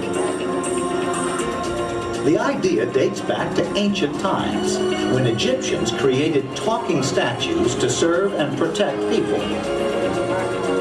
And Greek engineers built water clocks with moving mechanical figures. As centuries passed, inventors built many mechanisms to imitate human movement. These early robots captured everyone's imagination. Who knew? Perhaps one day a mechanical being might really be able to walk, talk, And here he comes, ladies and gentlemen, walking up to greet you under his own power. even help people.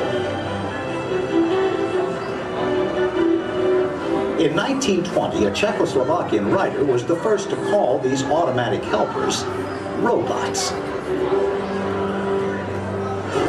From then on, robots became popular in stories, art, and especially in the movies.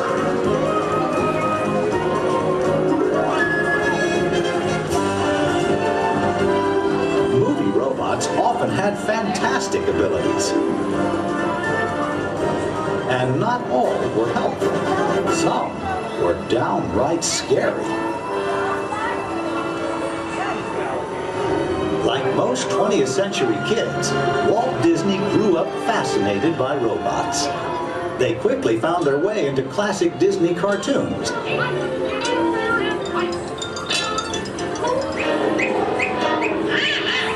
Walt's passion for robots soon took them out of cartoons and into real life. Whatever the man in the harness does, this figure will respond simultaneously in the same manner. Would you care for your life? I don't think we better. A little smoking on the stage. His magic kingdom became a welcome home for mechanical creatures of all kinds.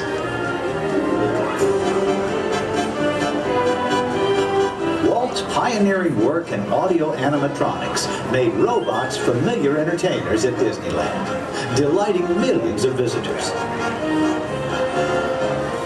Meanwhile, in the world of science, advances in hydraulics, microcircuitry, and digital computers were turning science fiction into science fact. Robots had stepped out of the realm of imagination. Today, they are everywhere we and they look. In outer space, in factories, even in our homes.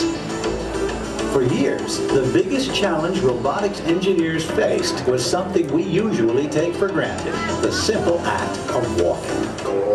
Of course, walking on 2 feet isn't always so simple, especially when we're young. Even as adults, walking has its ups and downs, because it requires well-developed balance and coordination.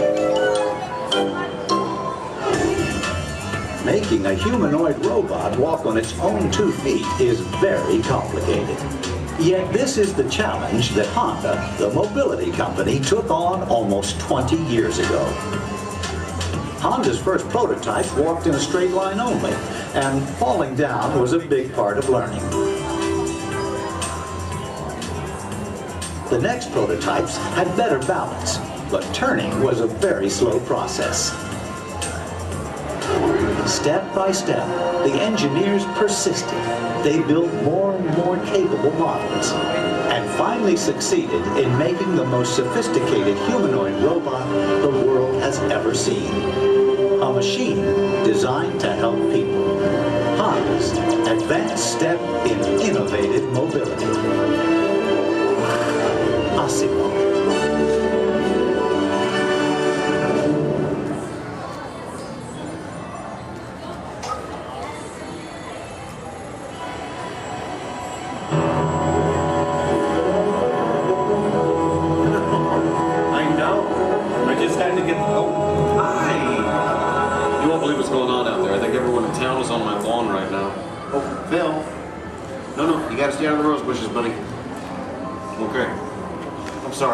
Welcome to the McGuire household. You see, we've been chosen as the first family to test the new Honda Asimo robot, and I just sent it out to go check on the mail. It was so much fun watching the neighbors' faces when they first see Asimo. Like, they all... No, you can't borrow the robot. Just... Okay. Now, if you're not familiar with Asimo, You're going to be amazed at the way it... You know what? You're just going to have to see it to believe it. Of course, when we first met Osmo a couple of weeks ago, we learned that its name stands for Advanced Step in Innovative Mobility. Oh, here it comes now. Everyone, say hello to Osmo.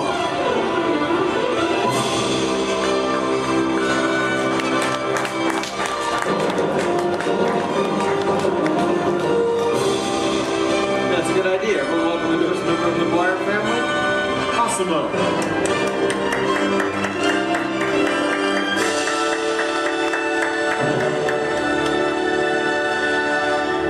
Hello, everyone.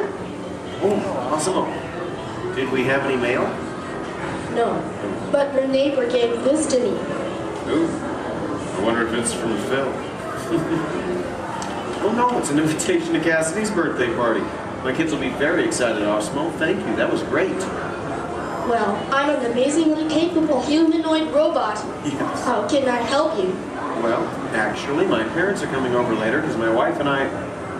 Oh my goodness, I completely forgot. I was supposed to call my wife as soon as you got here. I was just having so much fun with the neighbors, but... You know what? We should probably call her right now.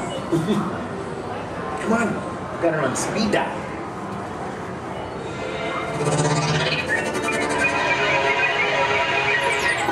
Hi, honey. Hi, hey, look what just arrived. Awesome-o. Yeah. Can I keep it? Sure. Hello. Hi, Awesome-o. I'm leaving work early today, and I'll pick up the kids. Okay. They are so excited. So I'll see you in a while. Oh, and honey, don't forget we're going out tonight. So remind your parents that they're babysitting and order pizza. Oh, yeah. Thanks. See you. Bye, honey. Bye. Bye, Awesome-o. Goodbye. Well, Osmo, welcome to the family. Thank you. I just need to remember to order that pizza. What do you think, sausage or pepperoni? What am I talking about? Now, developing the world's most advanced humanoid robot didn't happen overnight.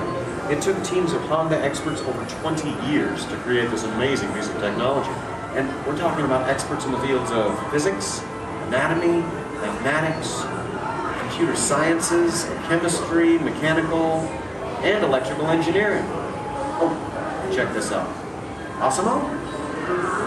Come this way, please. Now, if I'm sitting down, or in a wheelchair like my wife, Osmo's camera eyes are at about the same level as my eyes, and this makes communication very simple. In fact, if you take a look at the screen, you can see Osmo looking at me. Hello, Osmo. Hello, Kevin. Oh, Osmo, please turn out to all of our new friends. And everyone, wave and say, hello, Osmo. Hello, everybody. And there you are. Now, you might be wondering why Osmo isn't on wheels or treads or something like that. Well, Osmo is designed to help people and to be a helper in our world, a world where we need to reach for things and pick things up, or to navigate along floors and sidewalks, even just to climb a set of stairs. What better design than that of a humanoid robot? One that has 2 arms and 2 legs. And Osmo, how tall are you? I'm 4 feet and 3 inches tall. Which is the perfect height for opening and closing doors, or turning lights on and off, even working at table surfaces, or just moving things around the inside of a house. And Osmo, how much do you weigh? I weigh 119 pounds. And I wonder what all that would be in metric. Carry the one. I'm 130 centimeters tall and weigh 54 kilograms. All right. Oh, and how fast can you walk? I can walk about 2 miles per hour. And in metric, that would be about... That would be about 3 kilometers per hour. Yeah, that's great, Osmo. Thank you, Kevin. Now, in order for a robot to operate in our world, it must have the ability to walk. And walking can be very complicated. Follow me on this. You see, with each step that I take, my brain sends thousands of signals at lightning fast speed throughout my nervous system. Now, these signals travel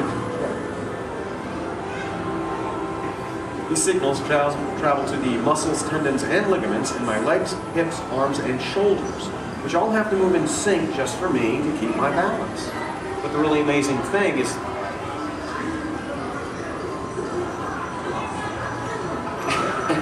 really amazing thing is that Osmo does something very similar to this.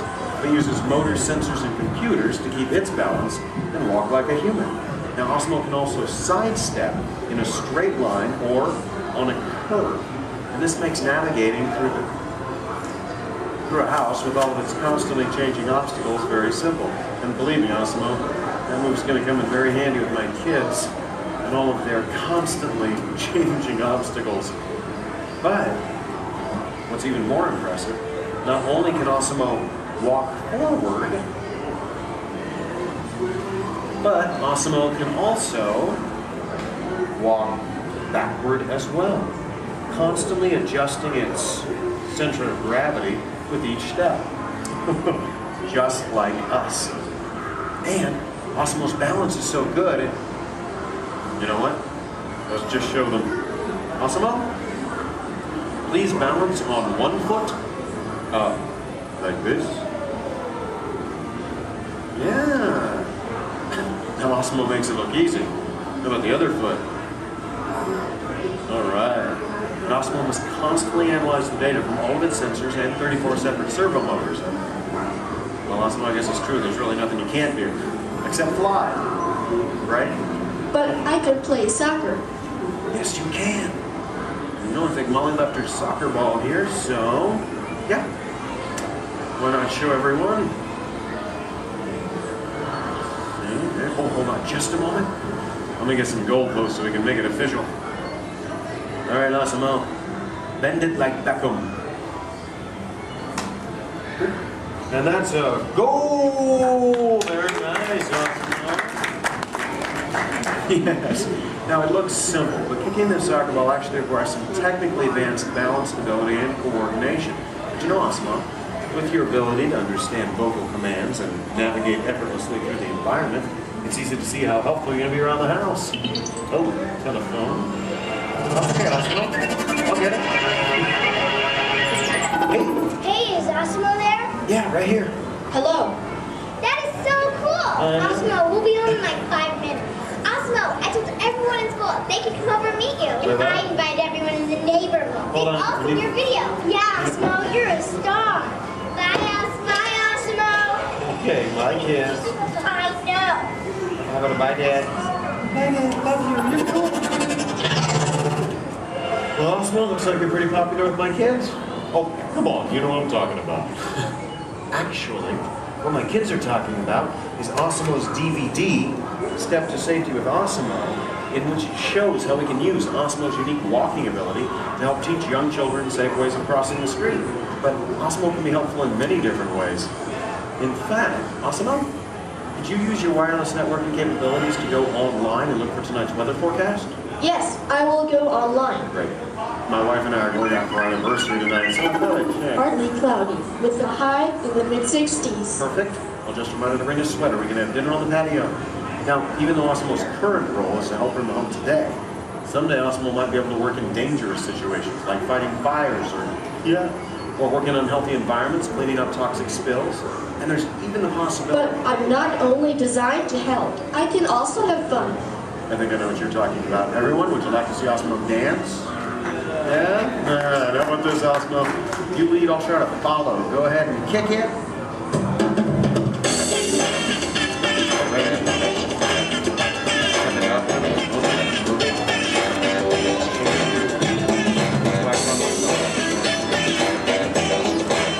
I have no real sense of rhythm. Maybe I don't have it.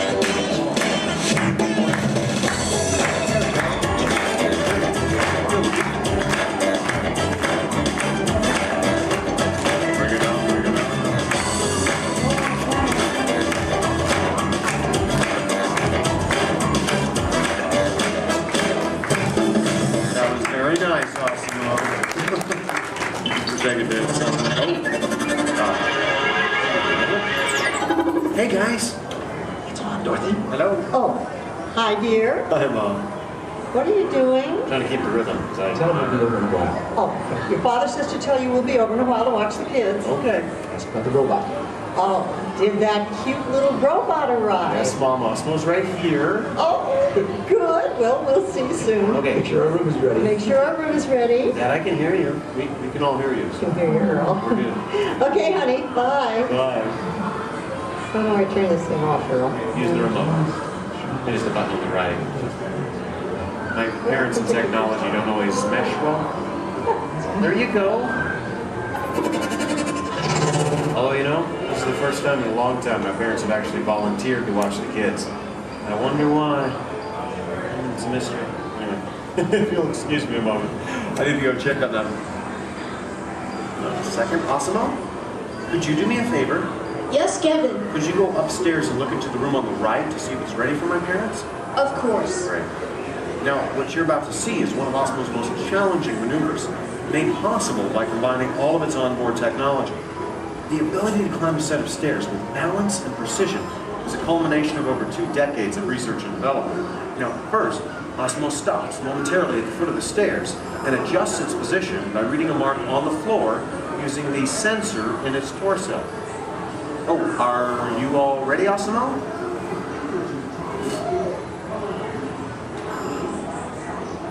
I am ready.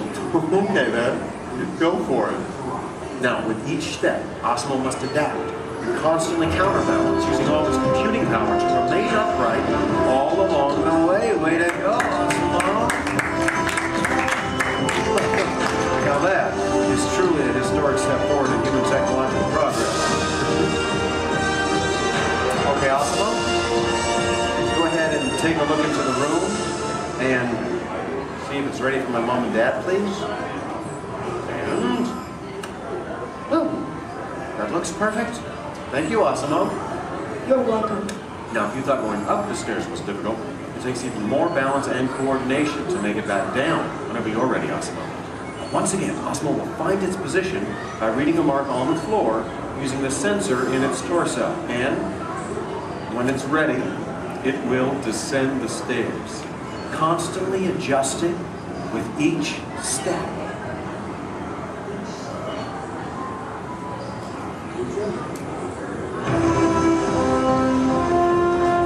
All the way down. That was amazing. Honestly, Osmo, I don't think there's anything that can top that. So, if you'd like... Excuse me. Yes? I can even run. That's right, you can. And we have the room. Okay, well, you get ready. I'm going to tell everyone. Folks, you're in for a real treat. This is something that I've heard about, but have never seen in person. You see, Osmo can actually run. Yeah. Okay, and it looks like Osmo's getting warmed up, which is something we all need to do before any physical activity. I mean, no one wants to get a cramp in a servo motor. Now, in order for Osmo to run, both of its feet must leave the ground at the same time, if only for a moment. And Osmo is the only life-sized humanoid robot in the world that can accomplish this, moving at speeds of nearly 4 miles per hour, or in metric, 6 kilometers per hour. Okay, Osmo, you just let me know when you're all warmed up and ready.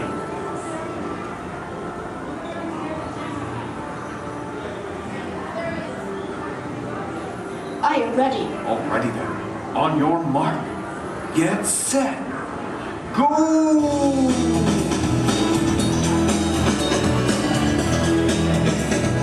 That was incredible. Osmo, turn around. I want to show this to you in slow motion. Now, this is truly an amazing accomplishment. Osmo's airborne, meaning both of its feet leave the ground for about 0.08 seconds, running very similar to that of a human. Very impressive, Osmo. Thank you, Kevin. Now, if you'd like to learn more about Osmo, please visit the website, osmo.honda.com. As for you, I think it's time to get you ready to meet the rest of the family. So, why don't we say goodbye to all of our new friends? Excuse me. Yes? Please do not forget to order the pizza. Pizza for the... That's right. Thank you, Osmo. You're welcome. You know what, Osmo? I think this is going to be the beginning of a beautiful friendship. All right. And the kids are home. I hope you're ready to meet them. But before we go, let's say goodbye to all of our new friends. Goodbye, everybody. And everyone, let's hear one more time for Awesome-O.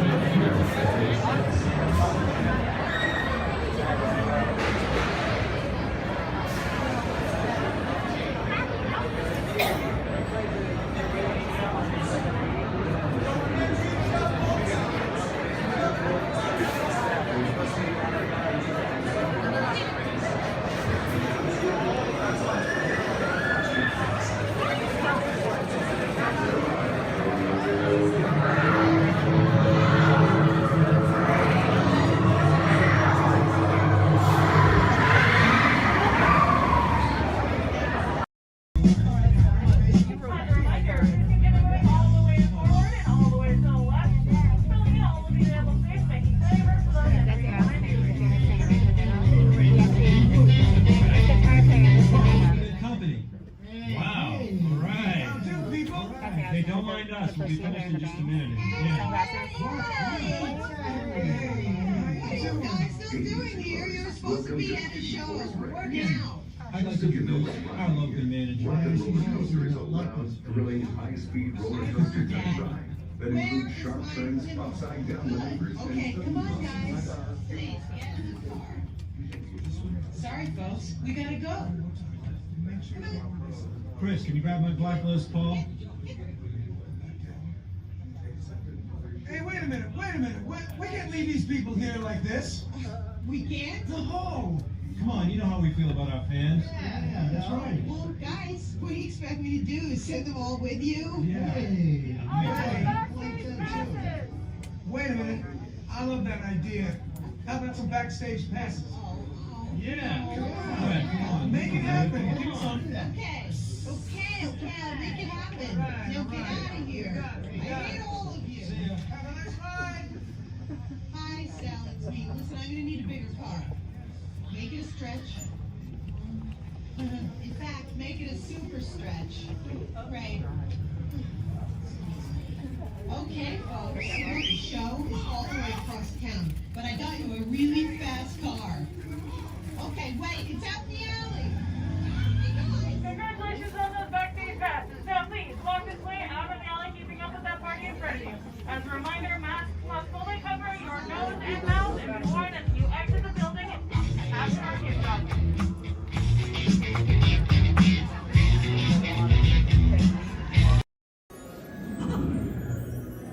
Oh boy! Oh, steady! Whoa! Hi, Musketeers! Well, oh yeah, so hang on. Anything goes. You ready? And let the show begin!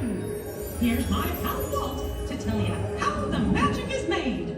There's a lot of satisfaction in developing ideas into reality. When we consider a new project, we really study it. Not just the surface idea, but everything about it. And when we go into that new project, we believe in it all the way. We have confidence in our ability to do it right, and we work hard to do the best possible job. There's really no secret about our approach. We keep moving forward, opening up new doors, doing new things, because we're curious. And curiosity keeps leading us down new paths. We're always exploring and experimenting. Everybody ready? Then on with the show!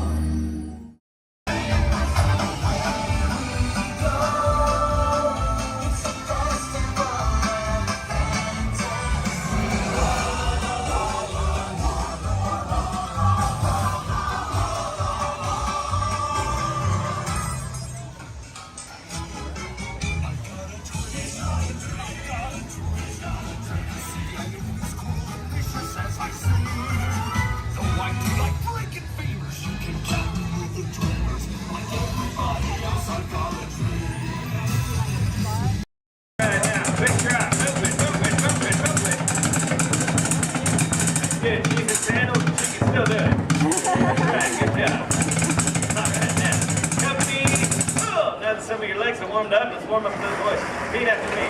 I don't know, but I've been told. I don't know what I've been told. Company, halt. That was sloppy and pathetic. You can do better than that. Come on, man. Give them a little progressive inspiration. Alright, let's get it together now. I don't know, but I've been told. I don't know, but I've been told. Army green's worth more than gold. Army green's worth more than gold. Playtime's almost never done. Playtime's almost never done. Join our squad and have some fun. Join our squad and have some Bring it fun. down.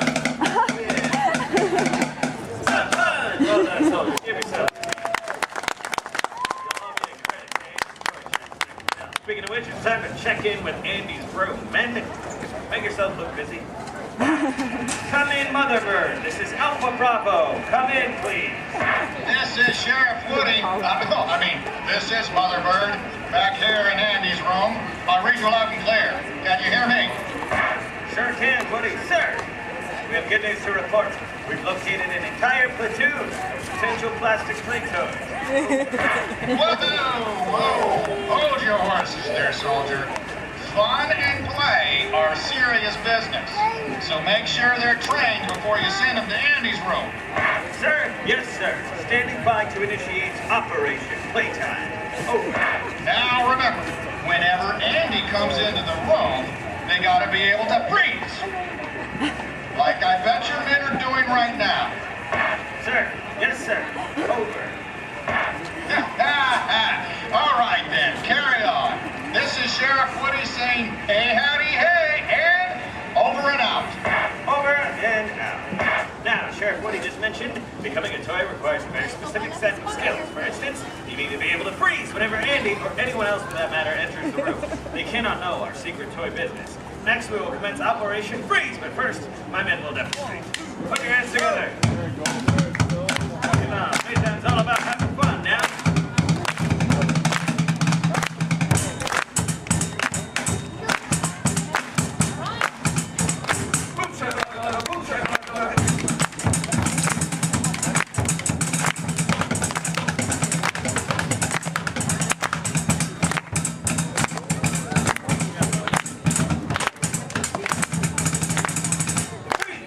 Well done, give him a hand. This operation, they need a front line of volunteers right on up here. Cross this way. Come on up. Don't be shy. Move it. Come on up. Front line up. We will train these volunteers to be checked. Can't be. All right, now go ahead and line up with these soldiers here, shoulder to shoulder. One big straight line. Very good, very good. Now give me an about face. That means turn around. We're going to march in a circle as they play a march, but as soon as they stop, as soon as you hear silence, no drumming, then I want you to freeze as if you're a toy and someone just entered the room. So first, let's set you up with a good toy pose. Let me think here, something maybe we all know. Let's make it simple. First, I want to see you pose like a big, mean teddy bear. When I yell freeze, show me a big bear pose. Ready? Freeze!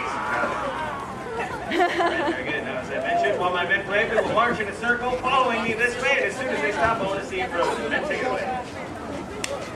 Nice and swing. Here we go. Get there, buddy.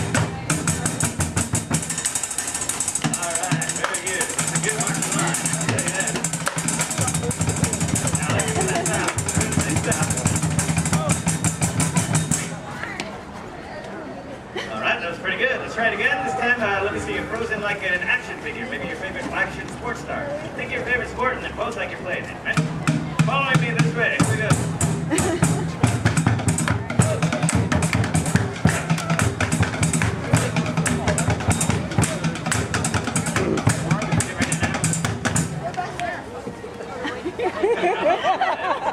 Got some soccer, some baseball, and some freestyle walking. Very nice. I want to see you frozen like a green army man. Like a green army man.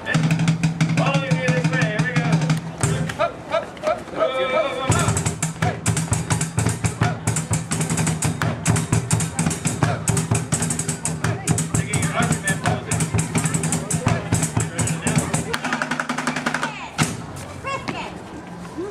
All right, pretty good. Give him a round of applause.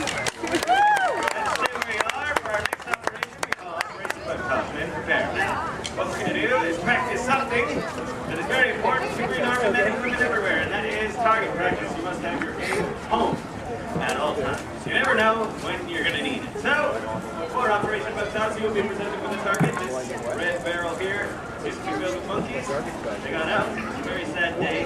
So now we use ladybugs for our target practice. You'll each be armed with 1 round of ammunition, and in 3 rounds of firing, our goal will be to get 100% of the bugs back into the barrel.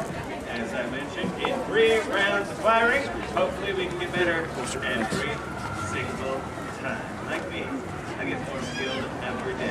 All right, go ahead and hold up those bugs. Squeeze in arms. When I yell fire, let them fly. And 3, 2, 1, fire! That was pretty good for a first time, but I know we can do better. Go ahead and pick up those bugs. Recover those ammunition. Remember to observe the rules of playtime. Share, play well with others, and be safe. All right, now, present arms. Let's try round 2. See if we can do any better. And 3, 2, 1, fire! That was a little better that time. We're getting closer to 100%. Let's try the 3rd and final round of firing. As I said, our goal is to get 100% of the bugs into the barrel. I have faith in you. Now, present arms, hold them up. And 3, 2, 1, fire! Wow, would you look at that? All 100% of the bugs made it into the barrel. Give them a big round of applause. Well done, men. Mission accomplished. You're dismissed. Go ahead and fall into formation as you were. Great work. Y'all make my plastic heart pump with pride. All right, we have one final operation, which we call Operation Play 12 with others. And for this operation, we will practice playing 12 with others. That's right. And I need 2 volunteers celebrating their birthday. I see one right over here with Debbie. Come on up. Come on forward, and you too. Come on up, Savannah. Debbie, go ahead and stand right here for me. Savannah, fall in next to Debbie. Right in line with my men. There you go. Give them a round of applause. They're going to be honorary members of my drum corps. That's right. You're going to be playing on these, which I recently acquired from the Rockstar Canvas playset. They're not mine. Go ahead and hold on to those. Now, what's going to happen is my men are going to play march, and any time they may stop and point at you like this, go ahead and take a look at what they're doing. And when you see them do that, I want you to hit that tambourine 2 times like you mean it, and try to do it together right now. Good job. Yeah, you can hit a little harder than that. Perfect. Now, just take your cue from my man and 1, 2, 3, 4.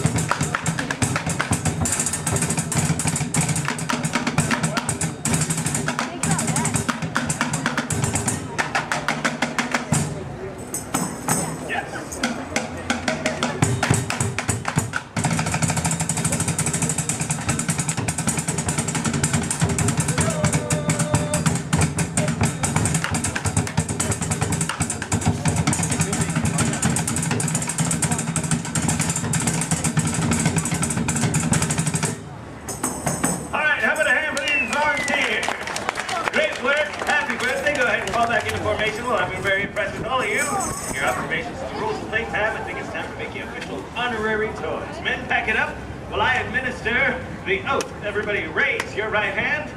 That's in order. And repeat loudly, and I mean loudly, after me.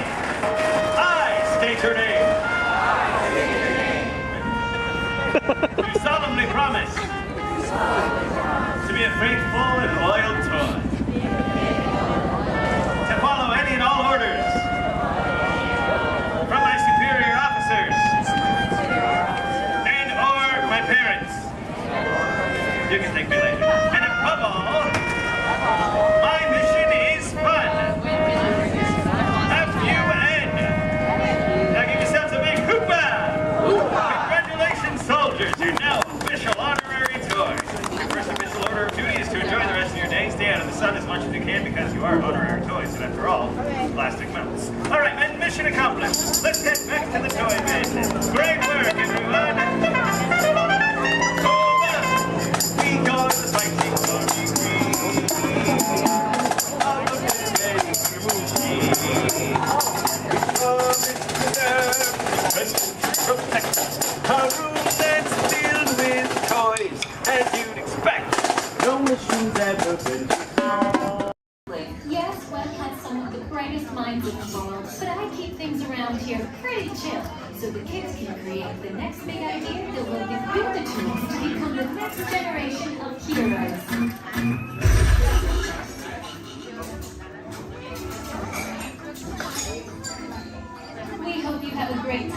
visit to the Worldwide Engineering Brigade Open House.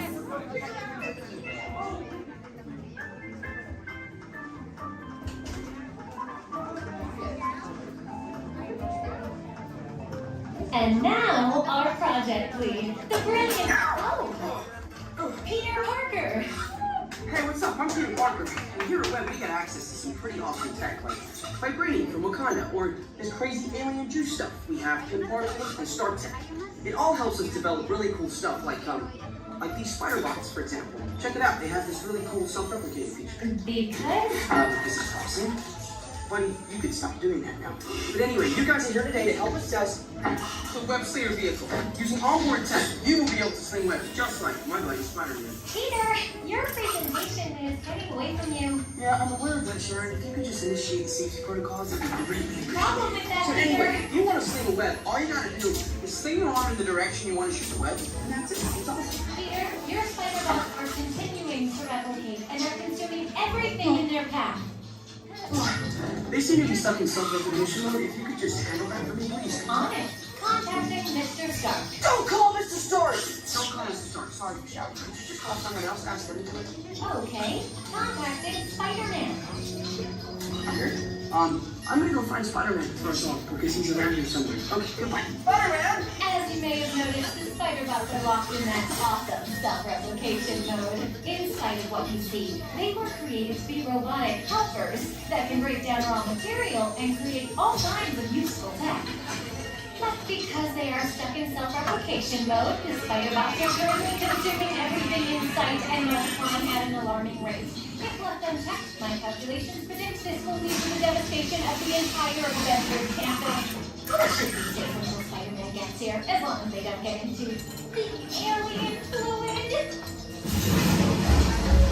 This is now a bigger problem. Activating threat level protocols.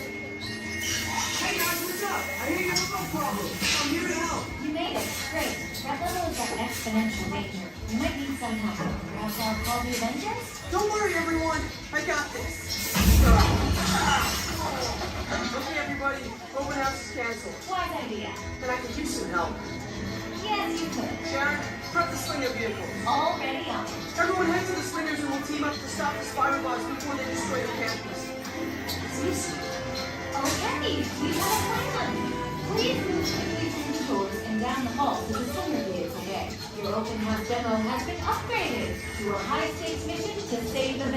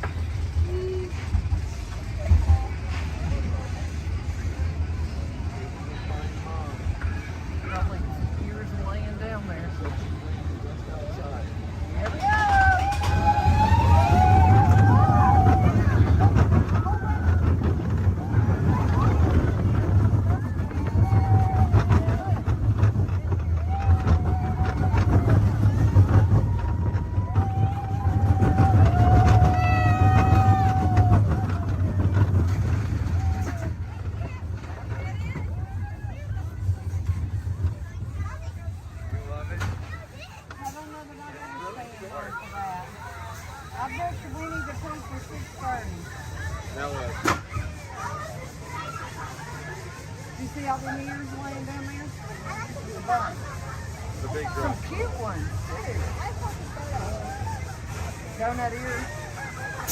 I see Minnie Mouse ones. Donut Welcome aboard the Walt Disney World monorail at Epcot. For those of you standing, please hold on to the handrails throughout our journey and stay clear of the door. For the comfort of others, no smoking, please. Thank you. As we turn south, you can catch a glimpse of the spires of Space Mountain in the Magic Kingdom. Nearby is Disney's contemporary resort.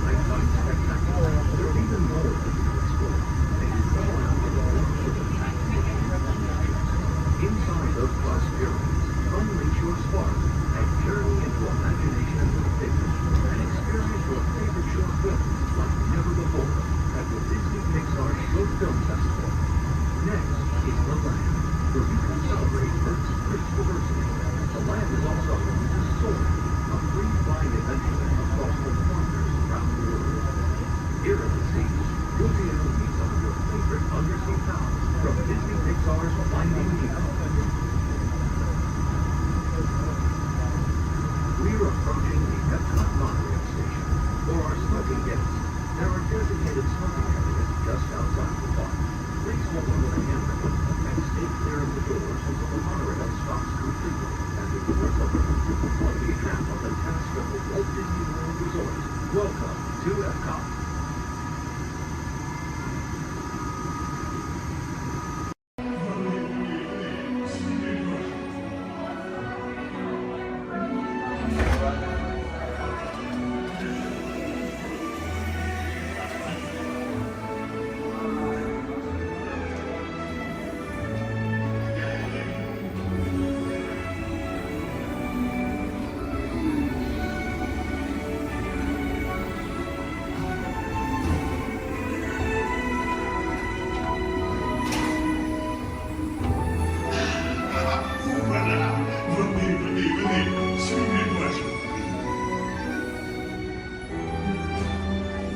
The chef Danny was waiting for you.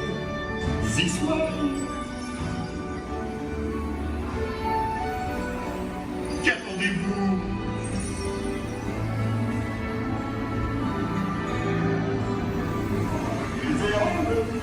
Des invités pour le dîner. Hein? Pour le repas idéal. Coq au vin? Non. A simple omelet? Too simple. Voilà. Mais oui, that's it!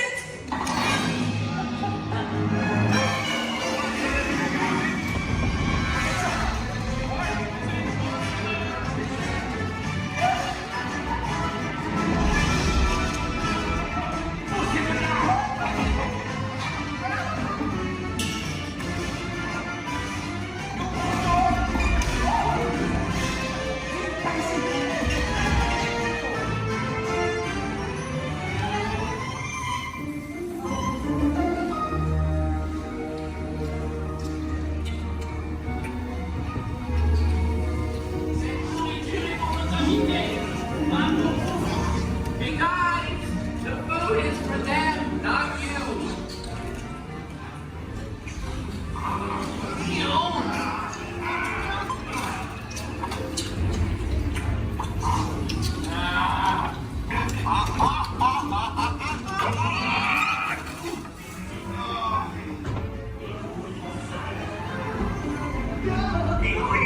What are you doing? Que manigancez-vous? Out of my way!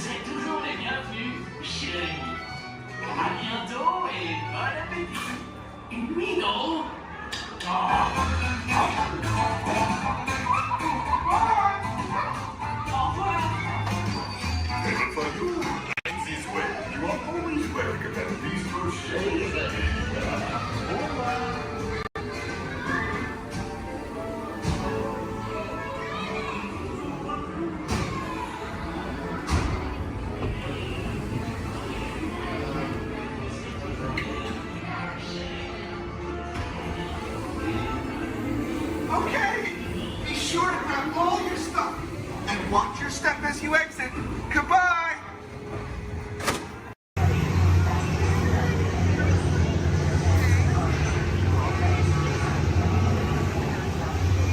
Time travel commencing in T-minus 10 seconds and counting.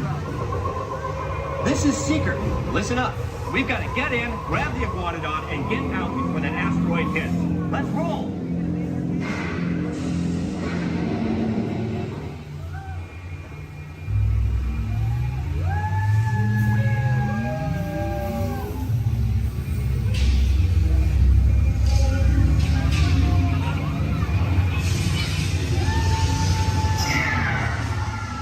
Okay, now, let's go get that dino. Computer, what are you tracking? Styracosaurus. Not our dino. Warning, meteor shower in range. Just little one. Oleoramus. Hadrosaur. Raptor. Time to get serious. Locking autopilot on homing signal now! Hang on! I'm tracking a big dino on the scope. Could be ours. Computer, full stop. Identified. Carnotaurus. Definitely not our dino. Go, go, go!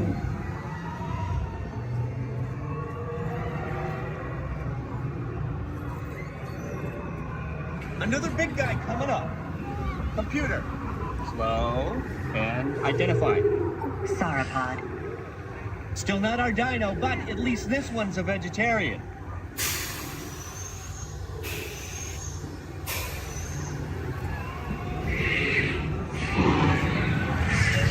Asteroid impact in 90 seconds. We better move it. Pterodactyl. Incoming! Asteroid impact in 60 seconds. We can't stop now. Keep going, keep going. Compsognathus. Computer, what's happening? Loss of traction. Four-wheel drive, move it! Warning, meteor strike. Evasive maneuver! Left! Right! Left! Right! That was close. Computer, now what? Carnotaurus. That's it! Abort mission! Abort! Abort! Iguanodon. Forget it! Get them out now! Asteroid impact. Brace yourself! This is it! They're not gonna make it! They're not gonna make it! Mission accomplished. You made it! I knew you would, and guess who made it back with you? I better find him before security does. Thanks for everything!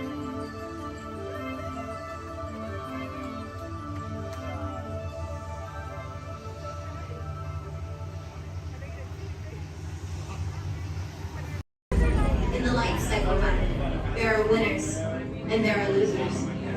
Who are you?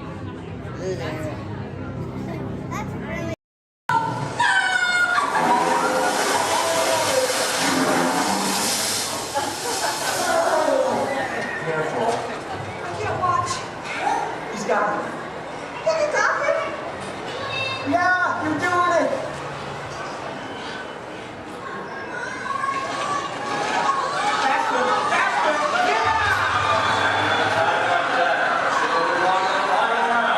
As long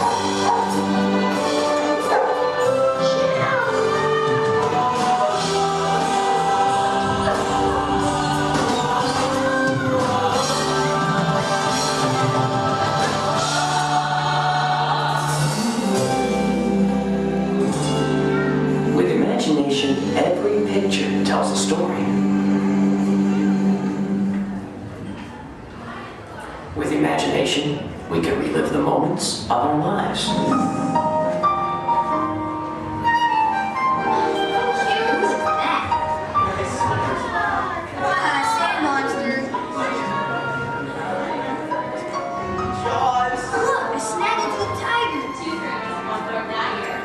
Where's my little shortstop? She's got frog feet.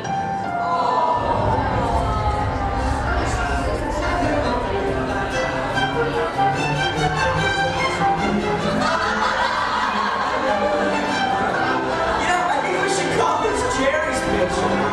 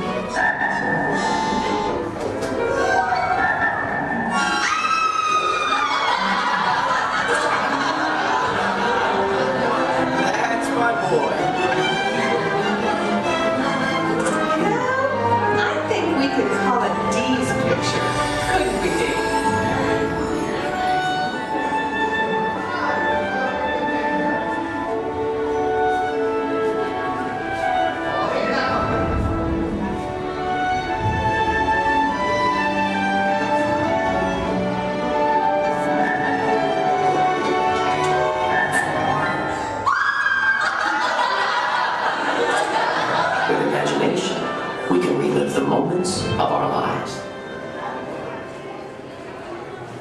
With imagination, anything is possible. I'm gonna be a fireman just like my dad. It's Billy Cartwright stepping up to the plate. Bases are rolling on with a One team from fresh to everything.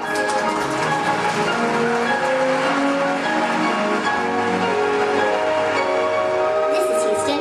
How's the view up there?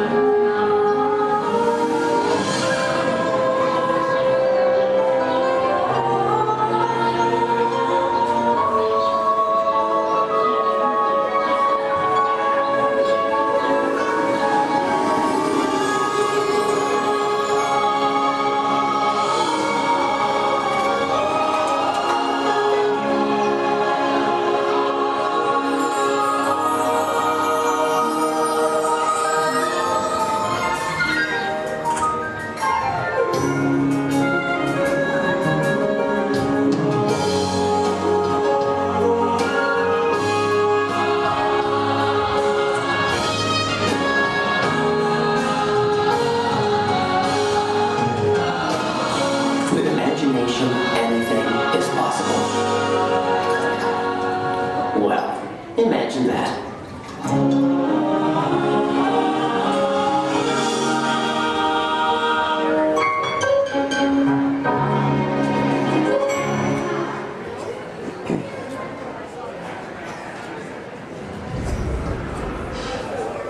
Testing.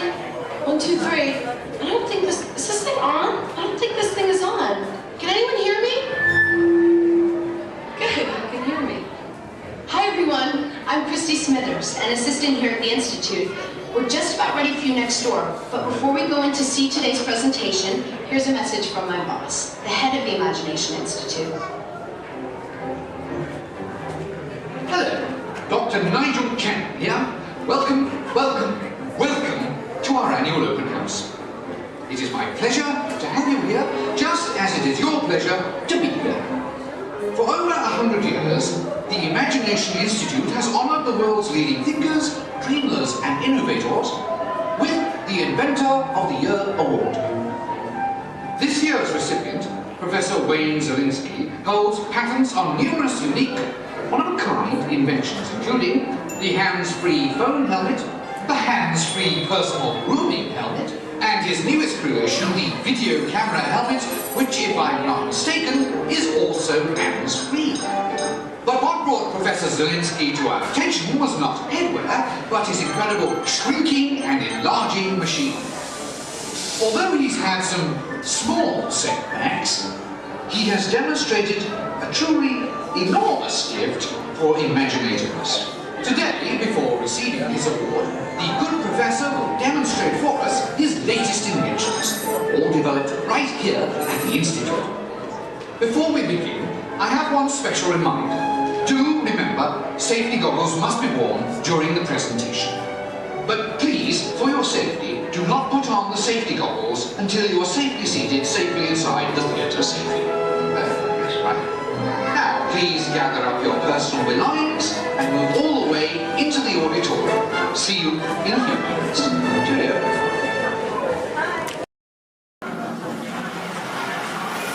Time travel commencing in T-minus 10 seconds and counting. This is Seeker. Listen up. We've got to get in, grab the iguanodon, and get out before that asteroid hits. Let's roll!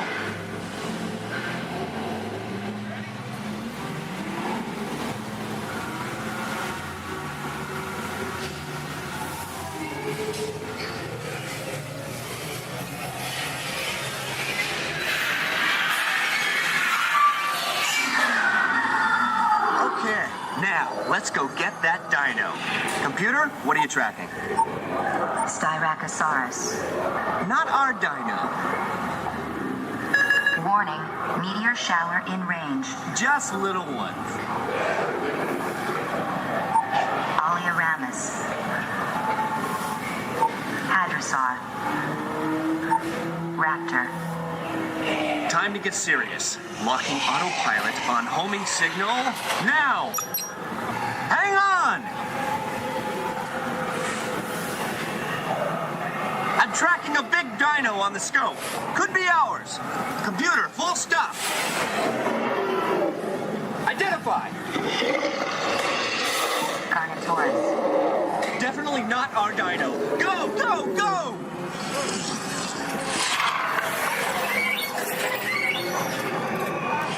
Another big guy coming up. Computer, slow, and identify. Sauropod. Still not our dino, but at least this one's a vegetarian. Whoops. Asteroid impact in 90 seconds. We better move it. Pterodactyl. Incoming! Asteroid impact in 60 seconds. We can't stop now. Keep going, keep going. Compsognathus. Computer, what's happening? Loss of traction. Four-wheel drive, move it. Warning, meteor strike. Evasive maneuver. Right, left, right, left.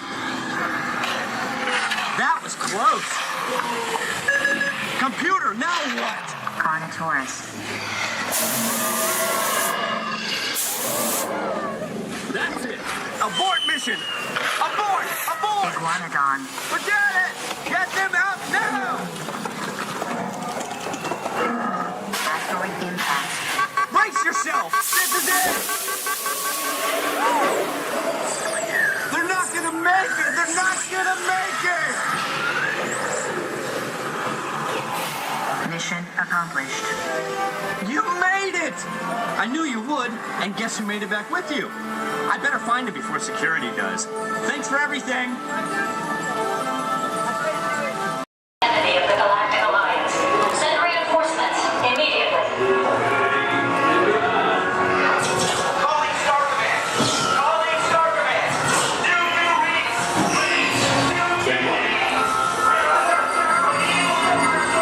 Scanners detect no trouble in Sector 9. No doubt it's a look at that nefarious coup, the sworn enemy of the Galactic Alliance. The evil Emperor Zurg. His robotic army is stealing crystalline fusion power cells. Without those cells, we'll all be powerless and at the mercy of Zurg. Start for me, I picked a fine time to send the new piece. All right, you junior space rangers, listen up. Zurg is using the stolen battery cells to energize his secret weapon. Our mission is to find his robots and his secret weapon and blast them. Green Squadron will retrieve the power cells, while the rest of you concentrate on those robots. You'll rendezvous at Planet Z. I will remain here at Star Command to coordinate the mission. Battle stations, report to the flight deck for immediate launch. To infinity and beyond.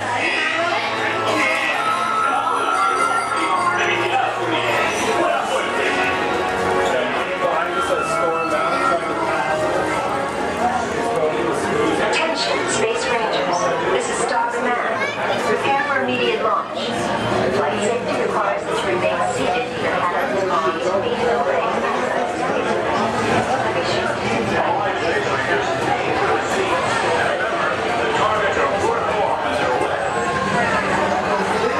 Please face forward and fasten your seatbelts. Joystick spin control is now activated. You are now in command of your space cruiser. Joystick spin control is now activated.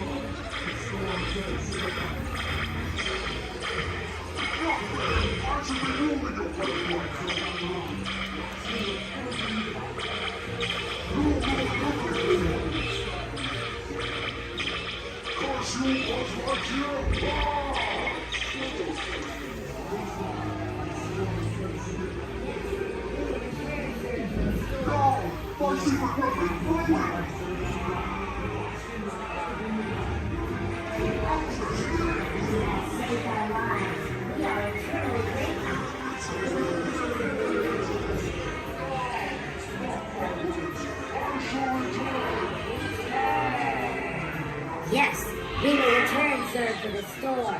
He is a bad toy.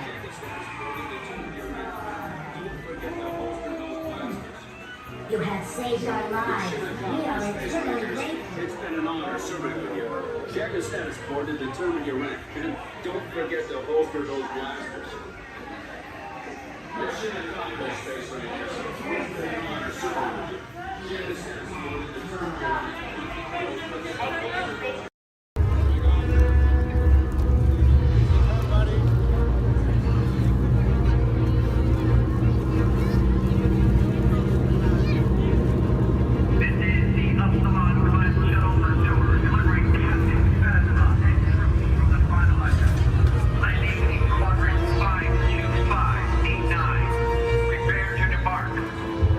Cutting ion subway engines. Retracting upper stabilizer.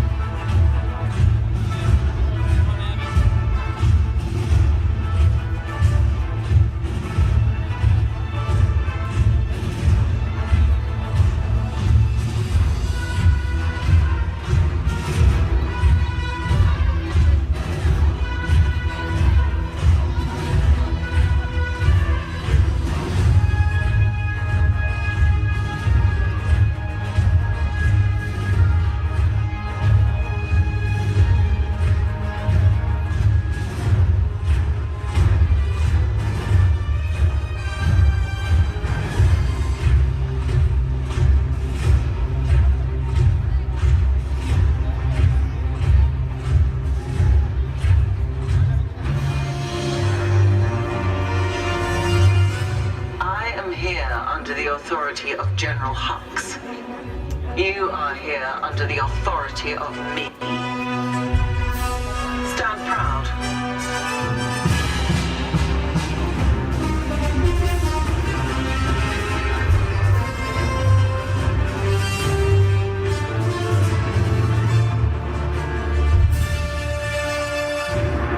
Troops in this division are held to the highest standard. Mine. Show me fearless.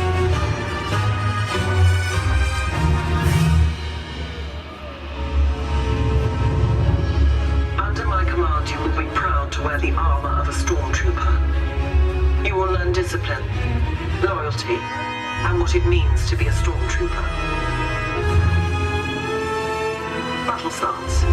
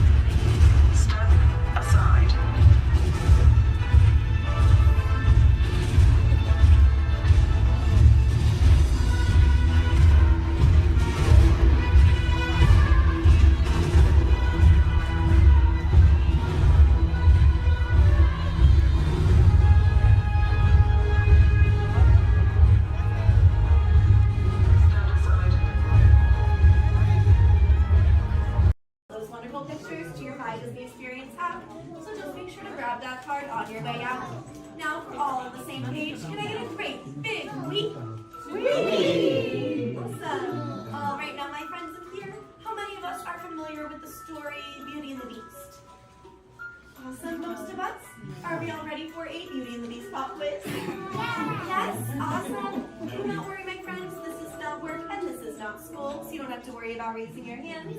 If you know any of the answers, just feel free to shout them out. My first question is, which princess grew up here? Belle. Belle, that's right.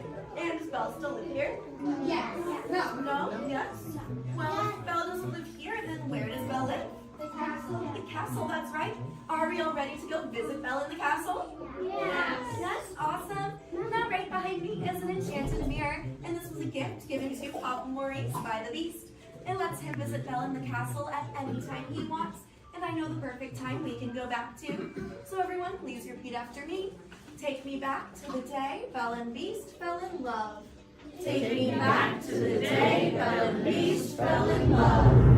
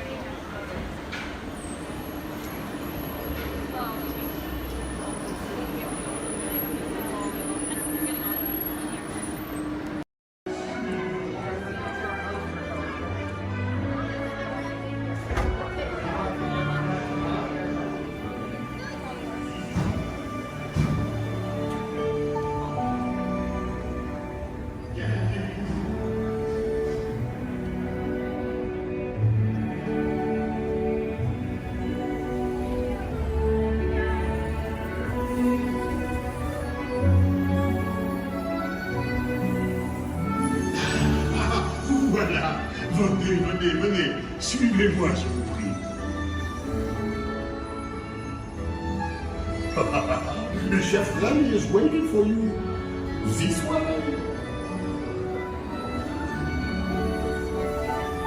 Qu'attendez-vous?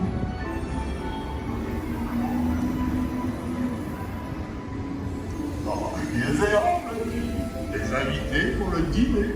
Yes, but what to prepare? Hein? Pour le repas idéal? Coq au vin? Non.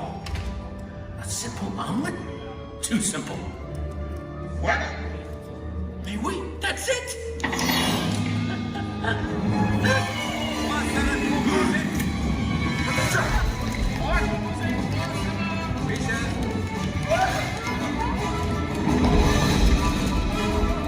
Poussez-vous de là!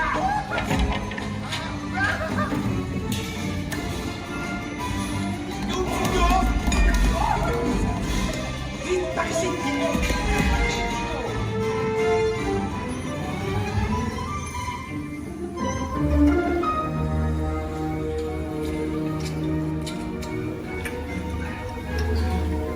Cette nourriture est pour nos invités, pas pour vous.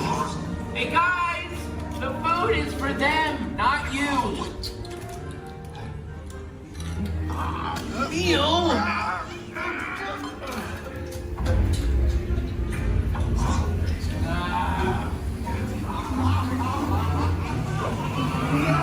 Everything must be perfect. Ego est en salle. Anyway, what are you doing? Que manigancez-vous?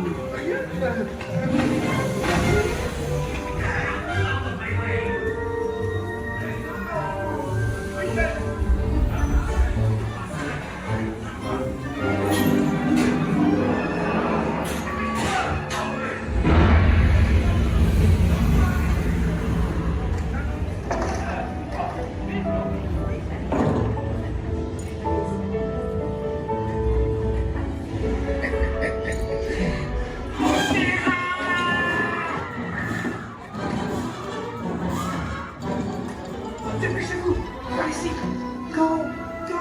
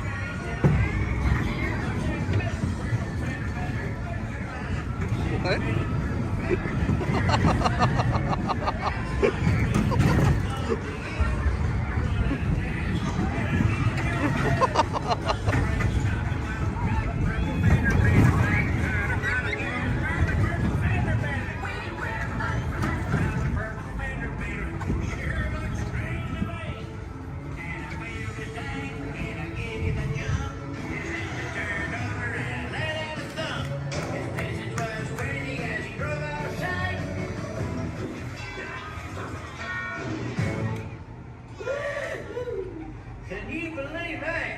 All right, grab all your junk and keep an eye out for that purple fender bender. How y'all doing today? Much better. All right, my name's Brandon. I'm going to be your director on set today. Down there at the end of the box, my assistant Brittany. Ever say hi, Brittany? Hi. All right, now I'd like to welcome you to Disney Hollywood Studios Backlot Tour. We're going to start our tour right here in the special effects water tank. Water tanks like these play a major role in action films today. Some of that crazy out-of-control mayhem we've seen movies like Crimson Tide, Pearl Harbor, and The Rock can be treated with some of these large-scale physical and mechanical effects.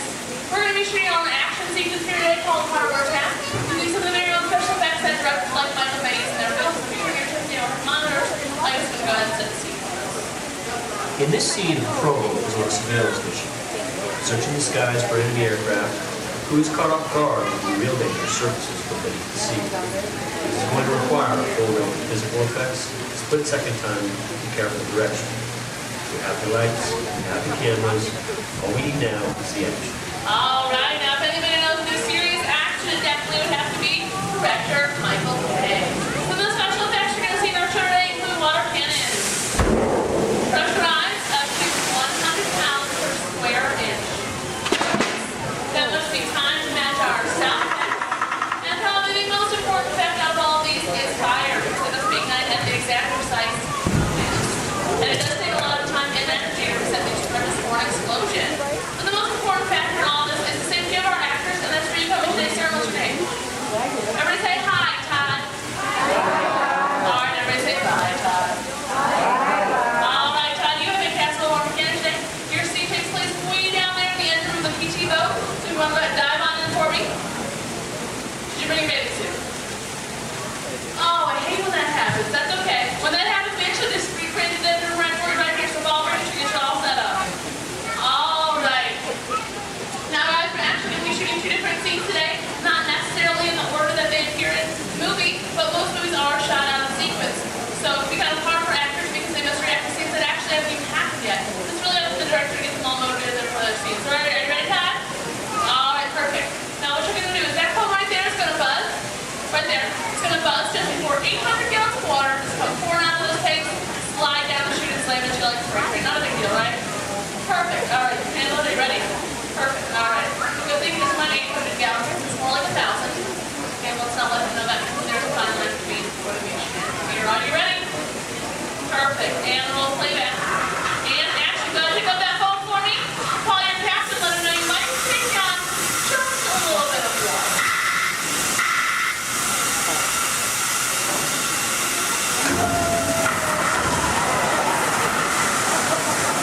And cut. Everybody give him a nice round of applause. One more quick scene for you if that's okay. All right, just stay in your seat for me. Go ahead and take off your hood.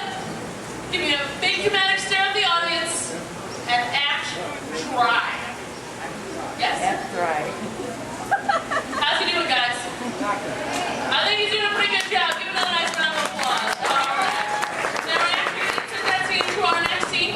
Our next scene takes place right over here in the deck of our PT boat. It's going to bring in our break for now. Ladies and gentlemen, let's give a nice round of applause for our Captain Ken and Royal and Brave Deckhand Debbie. Pass on set, please. All right, thank you, Brittany. And roll playback.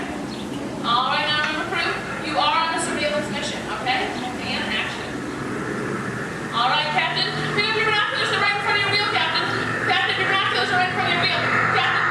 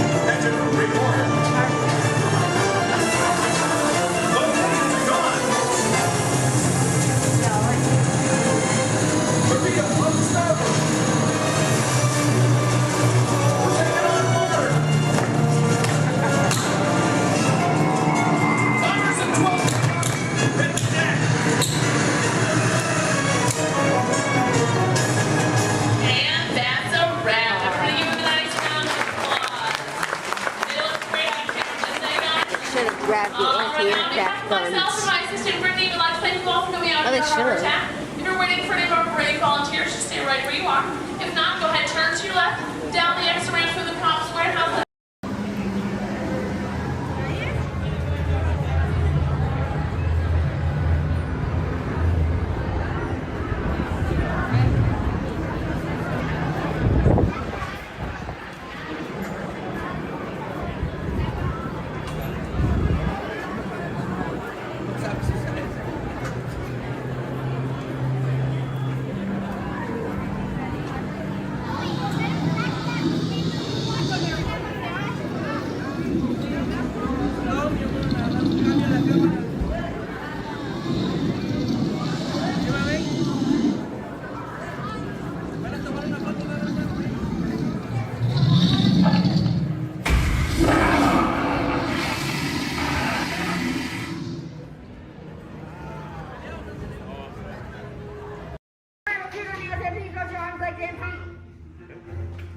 Alright, recruits, this droid up front, his name is R5. He'll get you guys back to Batuu.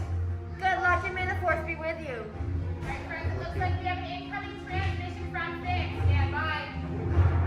Okay, take this corridor to the turbo lift, then head down to the escape pod base. Those droids are programmed to return you to Batuu. Hurry and don't get caught. Lieutenant Beck will guide you. Recruits, for your safety, stay seated with seatbelts securely fastened. Keep hands, arms, feet, and legs inside the transport and supervise your children. Tell them it's a prisoner transfer. Did it work? Good. Now get a move on. There's a clear path to the turbo lifts at the end of the hallway. Turn right. A probe droid. You're lucky it didn't spot you. Take those turbo lifts and stay out of trouble. Hey, you're not authorized. Wait, those are the prisoners. Cover is blown. Find an alternate route. Who picked these two droids anyway? Detention location. Prisoners not seen and never seen. There they are! Fire!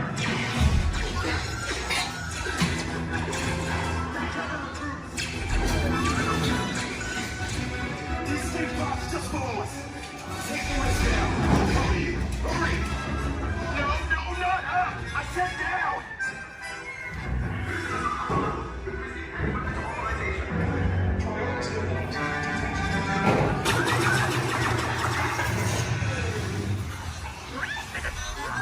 This does not look good. Try to find another way down to the escape pods. The resistance will attempt to rescue the prisoners. They have neither the resources nor the courage to engage us. You underestimate their conviction. Raise the shields! Shields? I see no evidence. Now! Sound the alarm! All personnel to their stations! Sir, the prisoners have escaped. How brave, but ultimately hopeless. There's nowhere to run.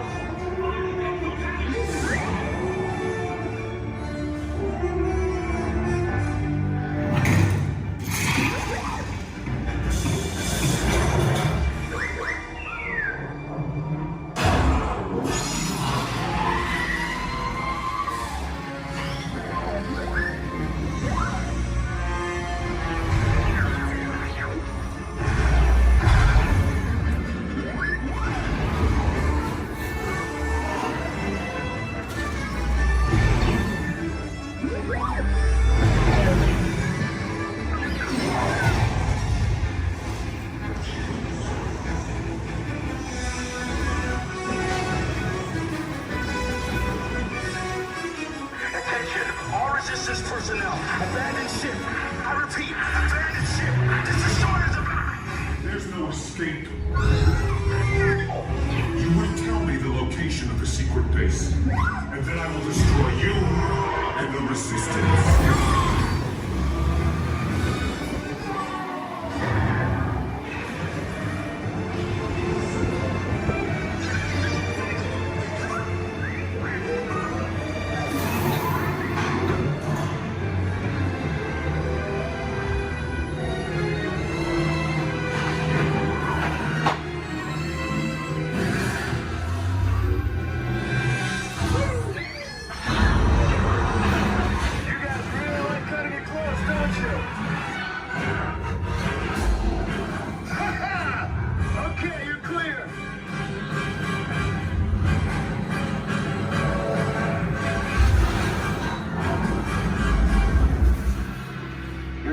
pods came in a little off target. Ground crews will meet you outside the wreck. All right, nice job, recruits. Not what you signed on for, but hey, you're resistance now. I think I have that authority. Right, Beck? Where's the lieutenant? I need eyes on Beck. I know. Scapper's pod beacon. 4 escape pods down in Sector 4. Verification pending. Lieutenant Beck here. Beck! You're alive! I should hope so. Great job, recruits. Thanks to your heroism, the location of the resistance base is secure. Bravo! Yes, R5, you too. Welcome to Turtle Talk. My name's Andrew. Before we get started, there are a few things that I would like to go over with everyone. Now, here at Sea Base, there is absolutely no eating, no drinking, no smoking or vaping, and no flash photography. Thanks, guys. Now, this piece of equipment here is known as a hydrophone. It allows us to hear sounds from beneath the sea, and it's also going to allow us to hear from our very special guest today. Does everybody know who our special guest is? Please shout it out. Yes, Crush is coming to talk to us to learn more about the human world, and we're going to get the chance to ask him a couple questions about the turtle world. So, little ones, you're thinking of questions that you may get to ask Crush, okay? Now, it does seem like Crush is off surfing at the moment. In order to call him out, we need to yell, "Hey, Crush!" on the count of 3, all right? 1, 2, 3. Hey, Crush! Well, righteous, dude! Well, awesome! Check it out, man! Hey, dude, look! Double barrel, 360, totally tubular. Whoa, look at the humans in the human tank!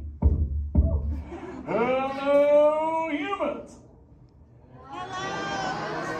Righteous, man! Oh, dude, speaking of most righteous, look at this, bro. Hatchlings, grommets, offspring, totally chillin' sub-level. Look at this, right next to you, you got a little dudette, blue shell, brown noggin, goggles, and extra ears.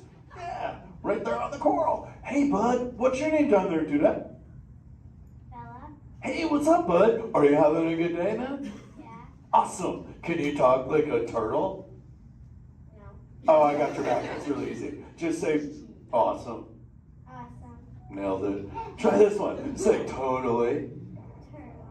Put them together. Say totally awesome. Totally awesome. Give it up for that dude. That righteous. Good job, bud. Totally good. You talk like the turtle. Hey, I got a dude over here with a gray shell, curly noggin, and goggles too. Sweet. Hey, man, what's your name down there, bud? Gustavo. Hey, where are you from, Gustavo? Where are you from? New York. Whoa, dude. Who brought you here today? I went on my car. Oh, we'll find out together. Don't sweat it. Hey, dude, is there like maybe a parental unit, a life guardian of the Gustavo? If anybody's with them, right? Okay, let's talk to that chick and see what's up. All right, awesome.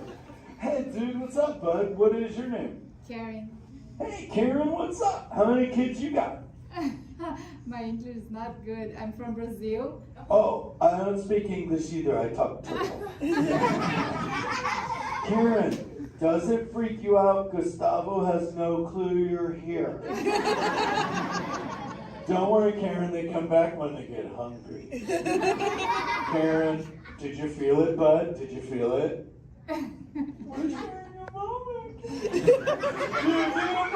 Look at you, Karen. Awesome. Dude, my son Squirt, he's like this. He goes, Dad, what's up with all the humans? And I go, dude, I do not know. Human dudes, I need human help. Can all of you help out and answer Squirt's questions? If you want to help, say, Shaw! Righteous! You so totally rock, dude! Oh, wait a minute. Sorry, dude, my bad. Check this out. When a turtle says, you so totally rock, everyone says, dude! Here we go. You so totally rock! Dude! You so totally rock! Dude! Now all of you totally talk turtle. So, on to Squirt's question. Numero uno. He goes, Dad, if humans go to a beach, what do? I said, bro, I do not know. Humans, do you go to the beach? Yeah. Awesomeness. Okay, answer it for the Squirt dude. What does a human do at a beach? Shout it out. No way! Who likes to swim? Wave some fin if you love to swim, man. Oh man, I got wavers, like even on the bench. What's up, wavers? Nice. Dude, want to see me swim? Say go crush. Go crush. Let's rock. Everyone yell. Rip it. Rip it. Roll it. Roll it. Punch it. Punch it. Rip it. Rip.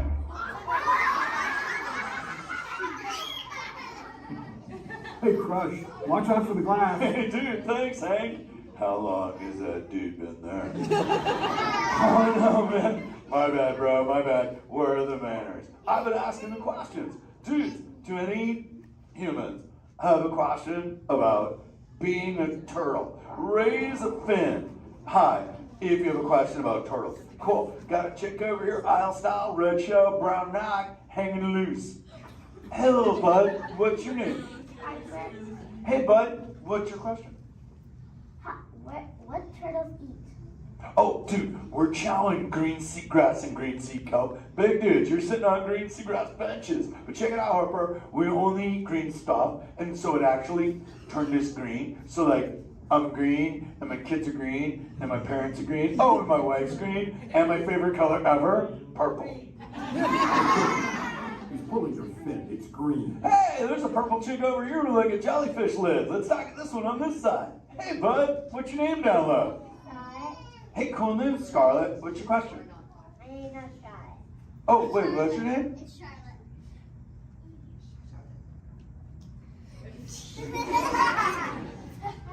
You don't have to tell me. Okay, what's your question, little bud? I didn't know I had that. Okay. Hey, let's head over here. We got like a little friend on this side. Looks like a light blue shell, brown noggin. Let's talk to this bud. Hey, what's your name, dude? My name's Marley. Hey, Marley, what's up? What's your question? What's your favorite food? Oh, dude, besides eating green seagrass and green sea kelp, we totally chow on the jellies. Yeah, they're like so tasty. Hey, wait, Marley, do you eat food and sleep and stuff? Yeah. Do you know how to swim? Yeah. You're a turtle. Because all we do every day is eat, sleep, and surf. Hey, we got a bud by the bench. He's got a red shell curly noggin. Let's talk to that guy. Sweet. Hey, big man. What's your name, dude? Ezekiel. Hey, Ezekiel. What's your question, friend? How do turtles breathe? Okay, here's the deal. We have to go up every 15 minutes, bud, because I'm like you. I breathe oxygen. But here's the deal. We have to go up every 15. But when I sleep, Ezekiel, we can go in this little cave right there. See the green shelf sticking out over there? We got to tuck under, and we can sleep 5 hours straight and absorb oxygen out of water when we're underwater. Who else has a question? This is kind of cool. Oh, whoa, dude, check it out. We got like a little friend chilling on this side by the bench. Looks like a grayish blue shell, brown rock sitting on her own flips. Dude, what's your name over there, bud? Abby. Hey, Abs, what's your question, Abby? How many babies can a turtle have? Well, mommy turtles, man, they go to a beach, but it's the same beach every time. And they drop off like 90 to 100 eggs. But here's the cool part. When the sand is really warm, Abby, everybody is a dudette. And when it's cold, they're all dudes. So we say, dudes are cool and chicks are hot. This is awesome, humans. Hey, the Jelly Man. I was talking about you, buddy. Oh, Crush. Hey, man. I'm trying to get away from a turtle pile. Marlin, turtle piles are a celebration. Everyone yell, turtle pile!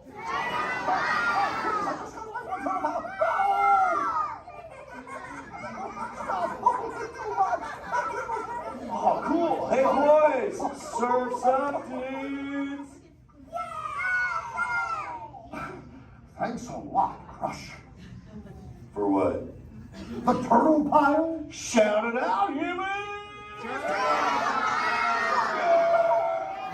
That dude has serious thrill issues. Humans, you rocked it! You so totally rock!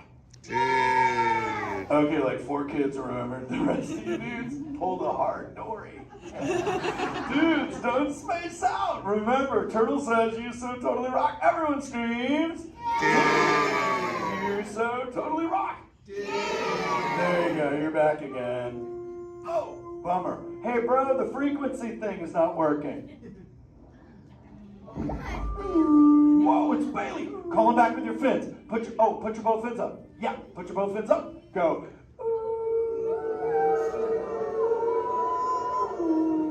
Crush. Hey, Bailey, look at my friends. They're humans. Oh my goodness, funny looking humans, huh? Hey, dude, stop. That's not cool. Those are my friends. They can hear you. No, they can't. Watch this.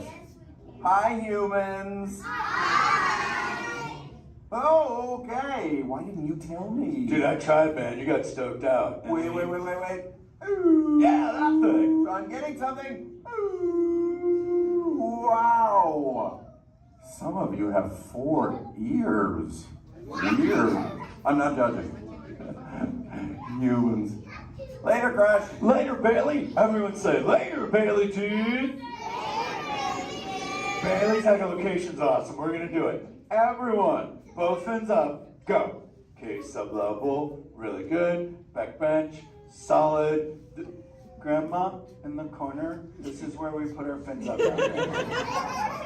Good job, Grandma. Good job. Fins up. Eyes closed. Go. How many fins am I holding up now? No, you gotta go. Yeah, you so totally rock. Squirt, come here. Squirt, look at this. Squirt, I just taught humans your ultimate favorite. Sweet. Dude, go for it. They'll blast you. You so totally rock. Yeah. Rock on, human dude. Rock on, Squirt. That's my son. I'm gonna jam. Oh wait, remember this thing. You gotta be good to the oceans. And the oceans will be good to you. And slap the fins together for my man Andrew. Rocking the mic, man. Oh, righteous. Little dude. Use the word dude all day long. Because your parents will love you. Hey, Karen. You're welcome, Karen. Let's go! You so totally rock! Let's give it up for Crush. If you would like to learn more about Crush and friends like green sea turtles, manatees, or sharks, you can do so up on the 2nd floor of Sea Base. Now, little ones, don't move until your adult comes to get you. Adults, please collect your belongings, collect your children, head on up to those 2 right rear exit doors. Or if you're taken, please don't stand up.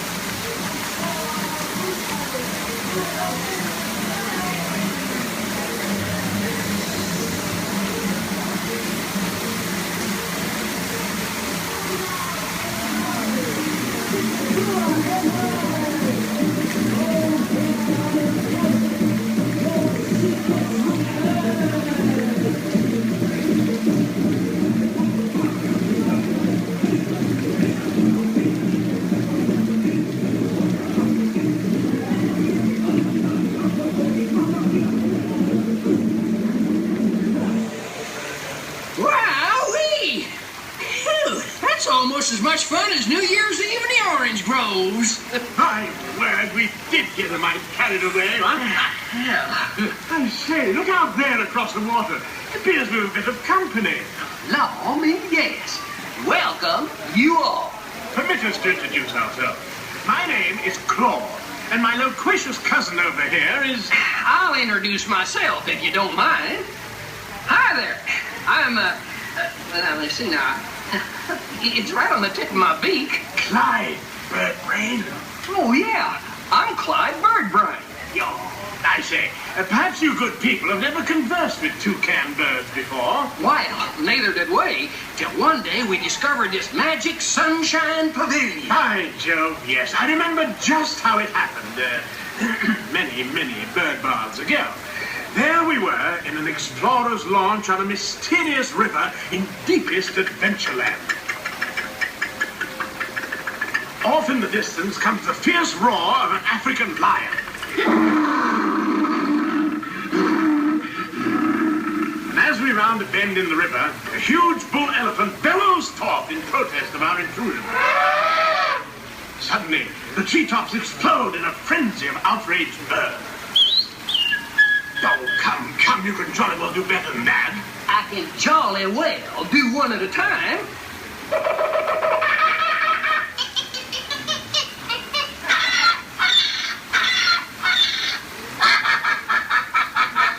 Meanwhile, shifty-eyed crocodiles lurk by the water's edge. Lurk, lurk, lurk. And the giant python slithers down from an overhanging limb. What happened? What's wrong? I think snakes. Don't be ridiculous. I'm only relating a story. Oh, all right, Clyde. Enough is enough. That wasn't me. I never even opened my beak. Excuse me, I really hate to interrupt such an exciting story, but you're calling us for a show. Sakes, it's already showtime. And say yes, it is already showtime. And now, Claude, it is your turn to make the announcement to all our guests. Righto. Ladies and gentlemen, boys and girls, gather up all your cameras, purses, and other articles, and now turn to your left towards the tall doors. When the drums begin, they'll open magically to lead you right into the Sunshine Pavilion. Is everybody ready? Follow me, please.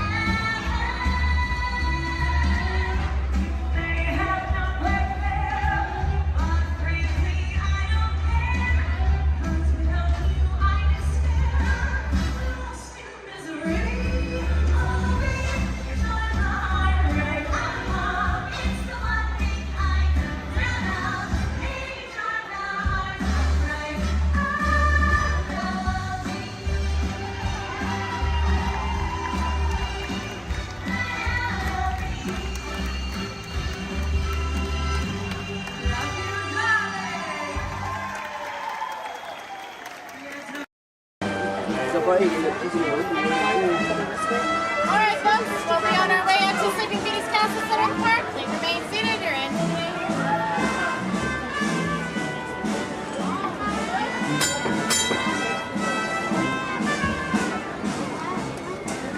Here we go.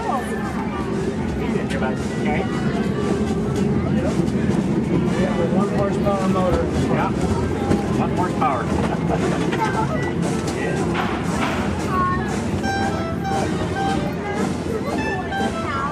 Well, because this one only has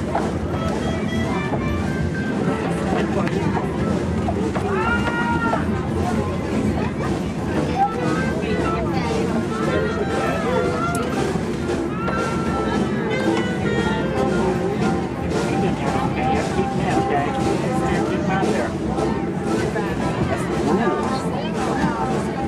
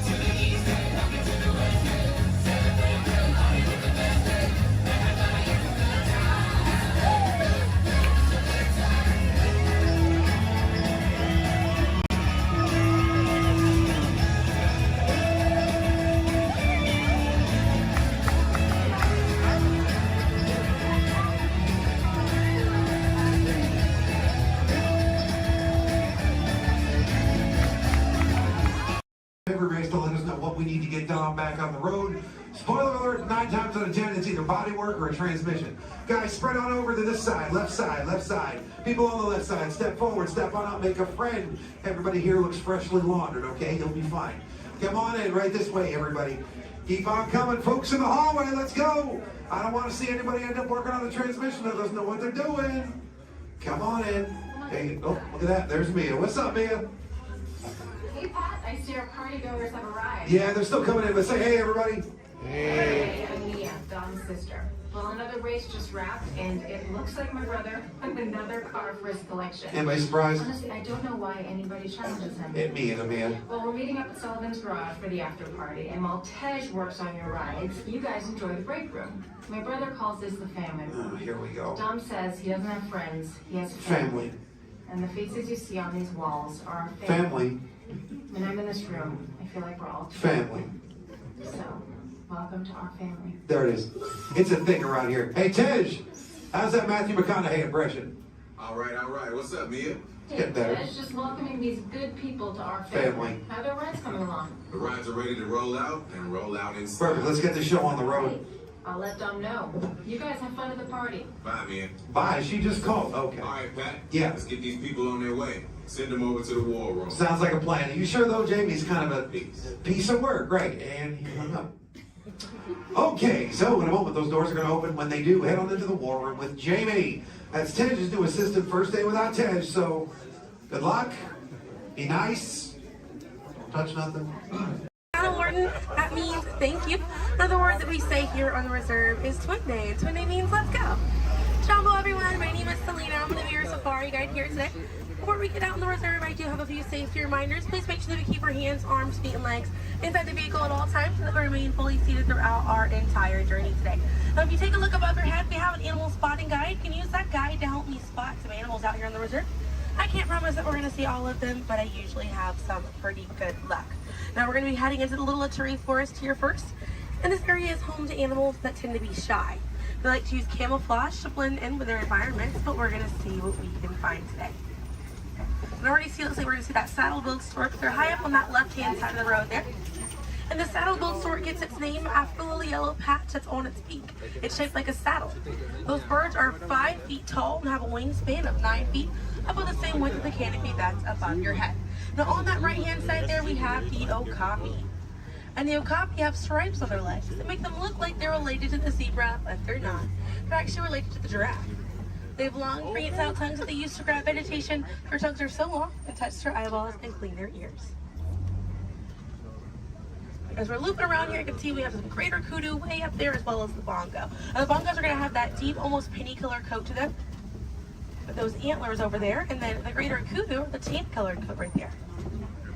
Now the bongos are known as the ghosts of the forest because of how rare they are to spot in the wild. And their antlers, they angle backwards, and that's to help them get through thick vegetation and underbrush very quickly.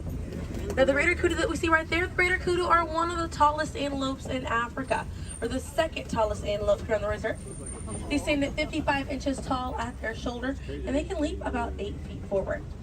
Now coming up here on the left-hand side, we're going to see the black rhino.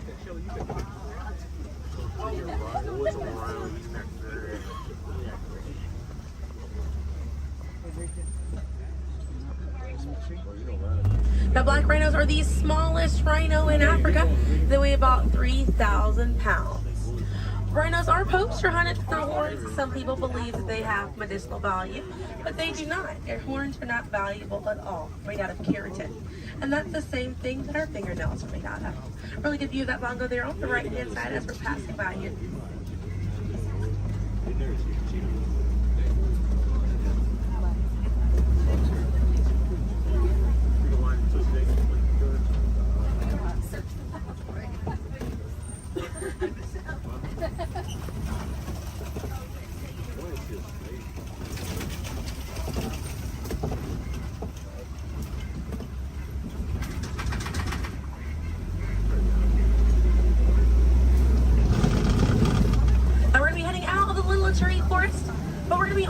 The Safi River, and animals in this area like to hang out in and around the water.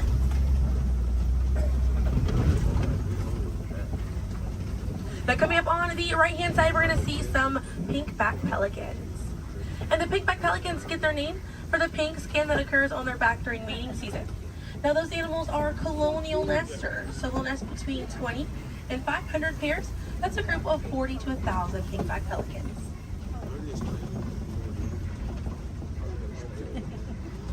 A view of the Savi River coming up on the left, and we have some Nile hippopotamuses. Now a group of hippos is called a bloat, and they spend most of their time submerged in that water to avoid overheating, but they will come out to graze. And they can stay submerged in that water up to 8 minutes at a time. And instead of swimming through the water, hippos will actually walk or run along the bottom of the riverbank, helps them glide through that water right there. One of the ways you can help out your waterways is by checking your sunscreen to see if it's reef safe.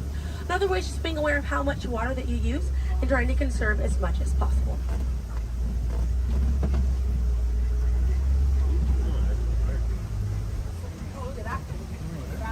Another one there, taking a nap on that left-hand side.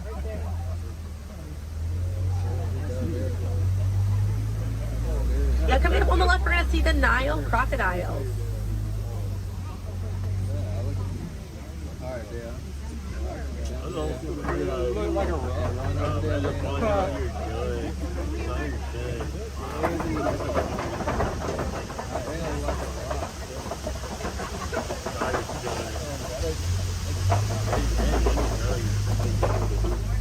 Now the Nile crocodiles can eat half their body weight in one sitting, and they can go months without eating if food is scarce.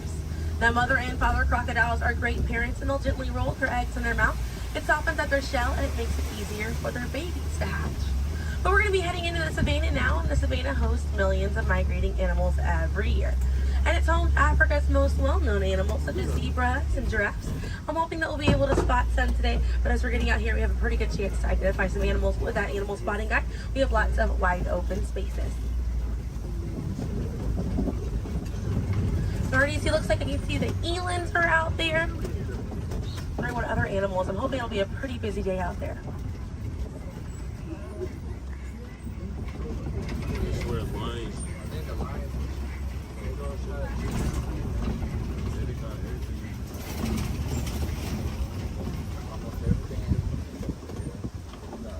Let's see, also some springbok. It does look pretty busy out there.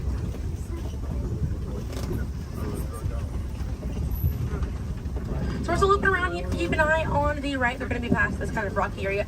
It's a herd of wildebeest way back there in that pathway. And the name wildebeest means wild beast in Afrikaans. And they'll travel in groups of 1.5 million, and they'll go about 500 to 1,000 miles every year. That's roughly the distance between here and New York.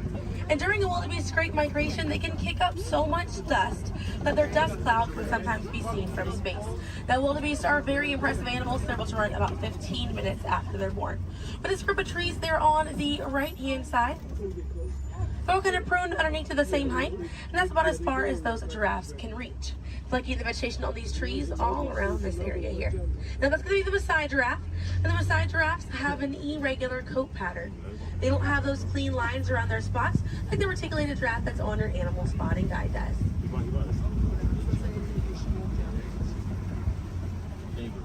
Now on the left-hand side, we do have the African painted dogs. There might be a little bit more people once we're a little bit further up here. Now, African painted dogs get their name after their fur pattern. It kind of looks like they have paint on them. It's unique to each animal, and that's how they identify each other. African painted dogs are Africa's most successful hunters. They have a catch rate of 90%. Now, right here on the left-hand side, we're going to have a really good view of the Ankole cattle. We're going to sneak on by here. The Ankole cattle are the only domestic cattle breed that we have here on the reserve. They're in the bovine family, same family as buffalo and bison. And their horns right there, they grow about 3 to 4 feet in length, and they're filled with a honeycomb-like structure. It allows for blood circulation, and it helps keep them cool on hot days. Now, further back, that's a sable antelope in that back left corner. And the sable antelope are very special because of the symbol of the Harambe Wildlife Reserve, because of how courageous they are. So in a choice between fight or flight, the sable antelope will choose to fight, just how we should fight to protect these animals and the environment that they live in. And their antlers are angled backwards to deter animals like lions from jumping on their backs. And we have a really good view there of that Maasai giraffe. We're going to have another pretty good view there on the right up ahead too. Maasai giraffes stand about 18 to 20 feet tall when they're adults. And when they're born around 6 feet tall. They have about a 6-foot drop the moment that they're born. And just like the okapi, they do have those long prehensile tongues that they use to grab vegetation. They kind of use like how we use our fingers to grab food.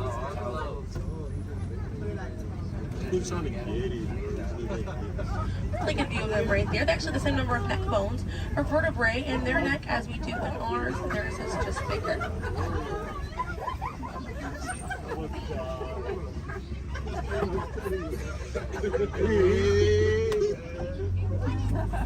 Group of giraffes is called a tower.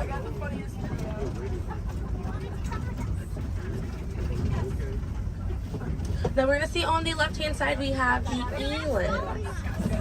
Now the elands are right next to the springbok. The elands are the tallest antelope on the reserve.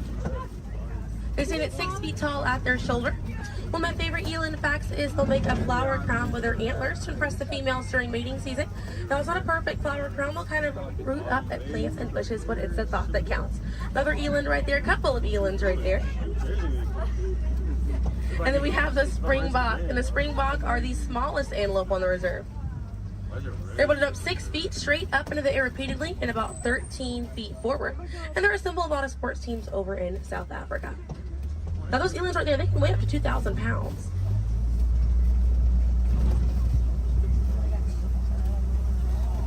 Another view of that Maasai giraffe right there.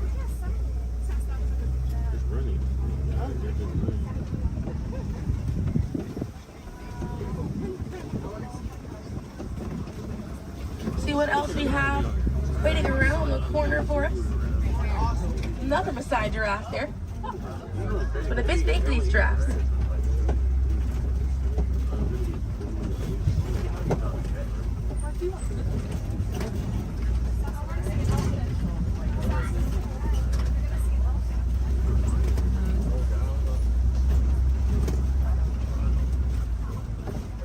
We're going to see the African elephant up here. It's going to be on the right-hand side of the truck.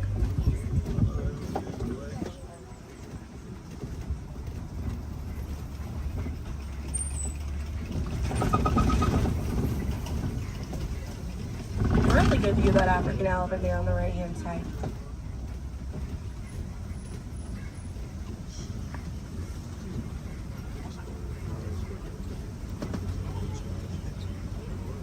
And on the left we have the mandrill.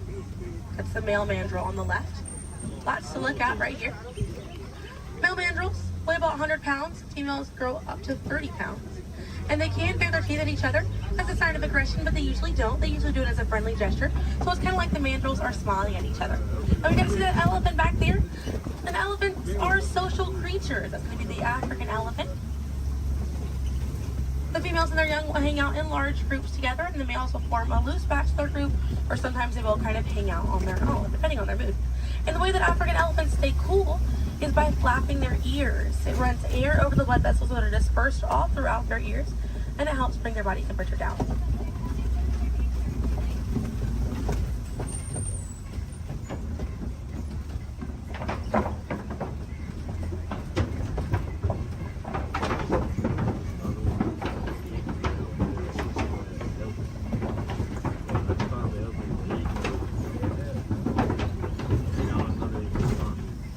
We're going to be looping around this area here. We have lots of red clay on this right-hand side. And if you keep an eye out, we're going to be able to see some tusk marks right around the corner here.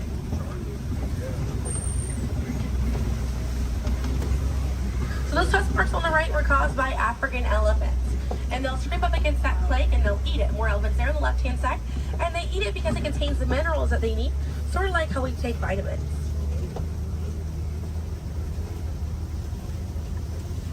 They're way off there on that left-hand side. They kind of look kind of tiny from here. We'll see if we can get another view of them a little bit further up.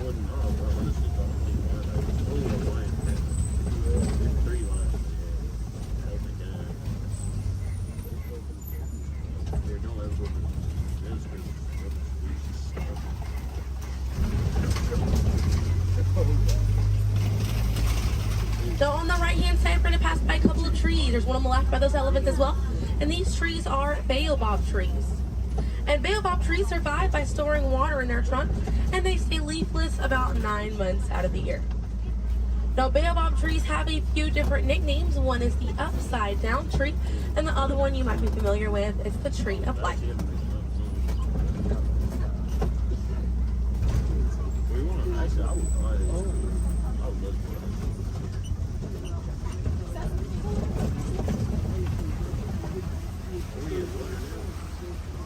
And we're coming up here on a group of flamingos.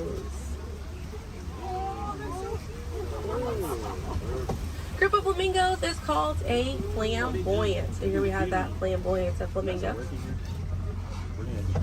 Now this particular species is the greater flamingo species, and they're the lightest colored flamingo in their family. They get their color from the brine shrimp that they eat, and over time it turns their feathers pink. It takes about 1 to 2 years to get that full pink coloring right there. When they're born all gray and fluffy.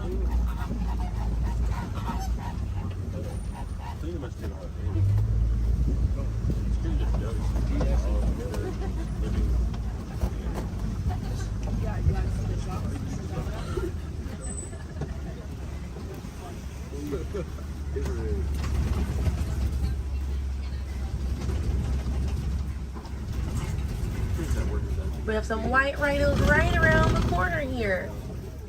So they're going to be hanging out by a mud wallow on this left-hand side, and they'll use this mud wallow to cool off it. And they'll coat their skin in the mud to act as a natural sun protectant, sort of like how we use sunscreen. Now elephants do something very similar, and they'll fling dirt and mud on their backs as well. Just how important it is to protect ourselves outside in these environments by wearing hats, sunglasses, sunscreen, very, very important, as well as staying hydrated. Now that white rhino right there, they weigh about 4,000 to 5,000 pounds. A group of rhinos is called a crash, and they can run at 35 miles an hour. Now on the right hand side, those are some ostriches way back there. Ostriches are the largest bird. They have wings, but they do not fly. They use those wings for balance and to help them change direction. Comes in handy because ostriches can hit speeds up to 40 miles an hour.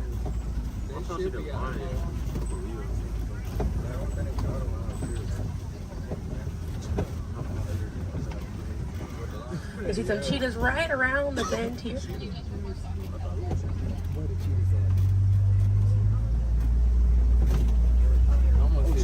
That's a good view of that cheetah here on the left.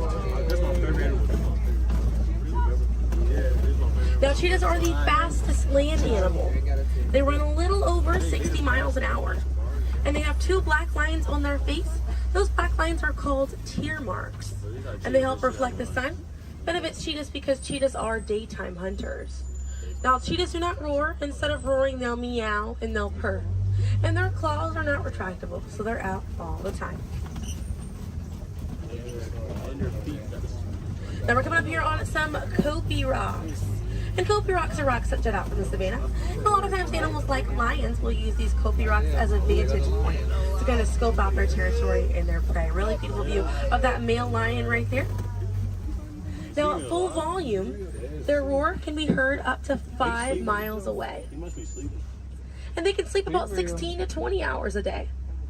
Really impressive view of them posing right there. Oh yeah, it's moving.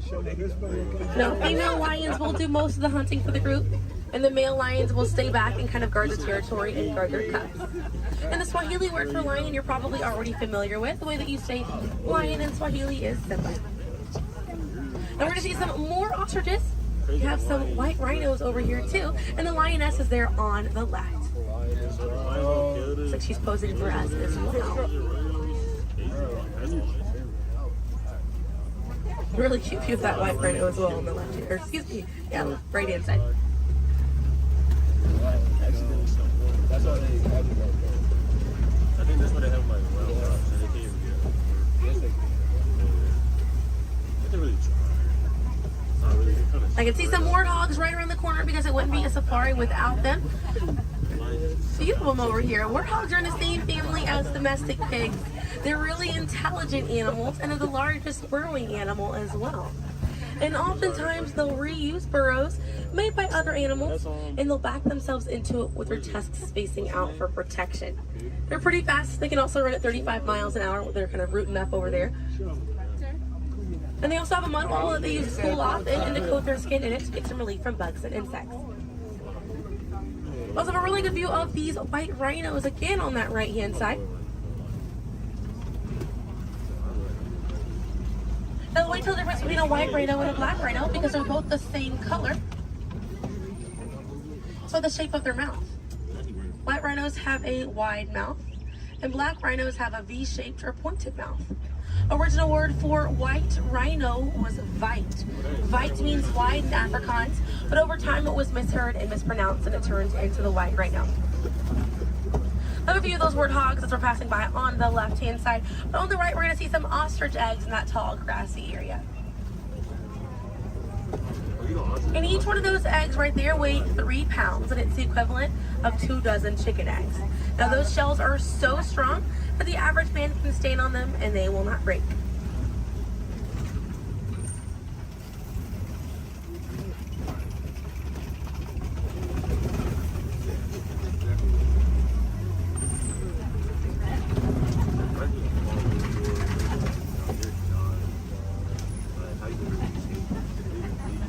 We're gonna see, looks like we have some Nigerian dwarf goats over here. And these goats are used for their dairy products, such as milk and cheese. So they take up a lot less land than cattle, so they're easier on the environment, and they're very cute. Now their milk is considered high value, so selling that milk helps take away the need to rely on wildlife. Now if you do want to see some more goats today, you can head over to Rafiki's Planet Watch. They have a petting zoo area, an animators area, and a kind of behind the scenes look at Disney's Animal Kingdom. Very, very cool. Definitely check it out if you have the time. They have a conservation station over there, and inside that they do have an animal hospital as well. Pretty cool. It's going to be a train right away through the Wildlife Express. Those trains are going to start running at 9:30. The last train leaves at 4:30 today. The petting zoo is going to close at 5 o'clock once you're over there, and the animators experience is going to close at 4:45. But we got to see a lot of really cool animals today. If you'd like to learn some more information, you can check out DisneyAnimals.com, or National Geographic is a really good resource. Some ways to help out these animals at home include volunteering at your local nature center, or a conservation organization, or even joining a local beach or river cleanup. Some more simple ways to help out at home include turning off the water while you brush your teeth, or using reusable water bottles instead of disposable ones. Now, those small changes really add up to make a big difference. And on behalf of Kilimanjaro Safaris, my name is Selena. I'm from Pensacola, Florida, and it was an honor to be your safari guide here today. I hope that you were able to see the importance of these animals and the environment that they live in. Now here in the reserve, we don't like to say goodbye because goodbyes are far too sad and far too final. So I will leave you with the Swahili word, kwaherini. And kwaherini means to go well, with the intentions of seeing each other again one day. So kwaherini, my friends. Another word that we say here on the reserve is asante sana. And again, that means thank you. So thank you for joining me here at Kilimanjaro Safaris. I'll be dropping you off right around the bend here, right where I picked you up, so we still have a bit more of a journey together. Journey into the movies is the perfect job for me because I love movies. So is everybody ready? Great, because it's showtime. Ready when you are, CB.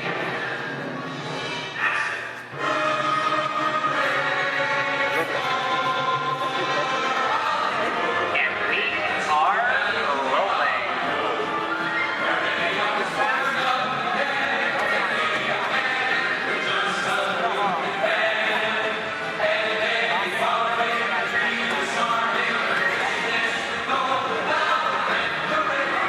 Hello everyone and welcome to the Great Movie Ride. Once again, my name is Michael, and I'll be taking you from this Hollywood soundstage right into some of the greatest movies of all time, all on one tour. And just between you and me, this is no ordinary tour, because the Great Movie Ride brings these movies to life and puts you right in the middle of the action.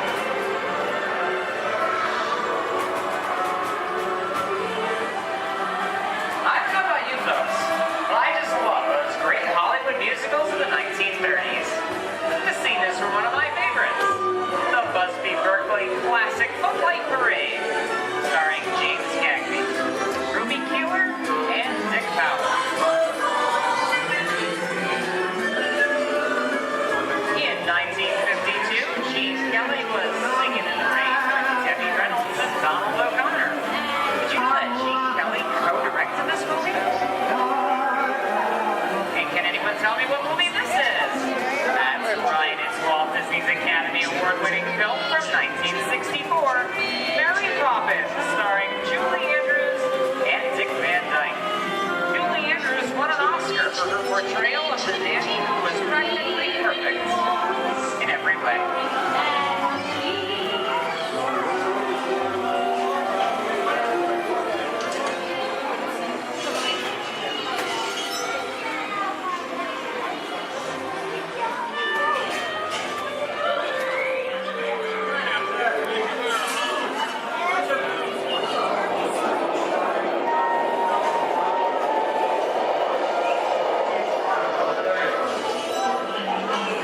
Hold up those wallets and purses, folks. This doesn't look like a very good neighborhood. In fact, it looks a lot like the underworld. Scene of such classic gangster films as The Public Enemy, starring one of my favorite tough guys, James Cagney. Even though Cagney is best known as one of the movie's greatest gangsters, he won his only Oscar for his role as the song and dance man George M. Cohan in Yankee Doodle Dandy. I'm telling you, very nice time. George comes around, he's gonna leave you some beer, you're gonna take it. And you're gonna kick in with the dough. And if you don't, somebody's gonna drop by here and kick your teeth out one at a time. You mean? I get you. Somebody's coming. Somebody's coming. Get down. There isn't. Yeah, just a bunch of rubber-necking tourists. Sorry for the delay, folks. I don't want to run a red light, even if it is just a movie. You talking to me? You talking to me? Oh, sweetheart. Talking to the dame in the funny-looking outfit over there. Yeah, I'm talking to you. I'm not supposed to leave my vehicle. I said get over here. Okay, Mugsy, whatever you say. Hey. How'd you know my name anyway? I've seen this movie before. You're making a big mistake here, Mugsy. I can't slug out in the middle of a movie. Come on, leave this down. Here they come, I'll go for some more.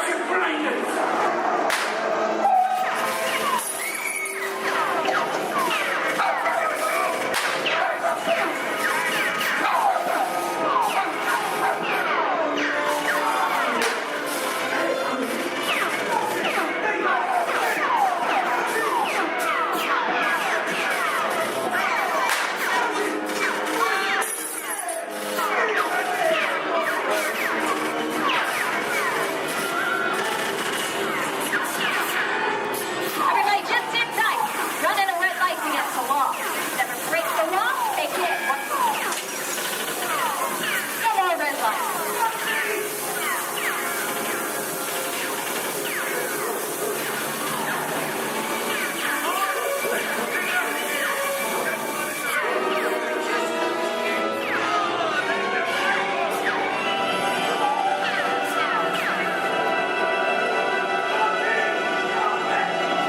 Sorry, boys, I'm making my getaway. I'll see you in church. Hey, what are you looking at? Not everybody mind your P's and Q's, maybe you won't get hurt. Ah, must be the west side of town. And now, the Old West, and two of Hollywood's legendary stars, Clint Eastwood and John Wayne.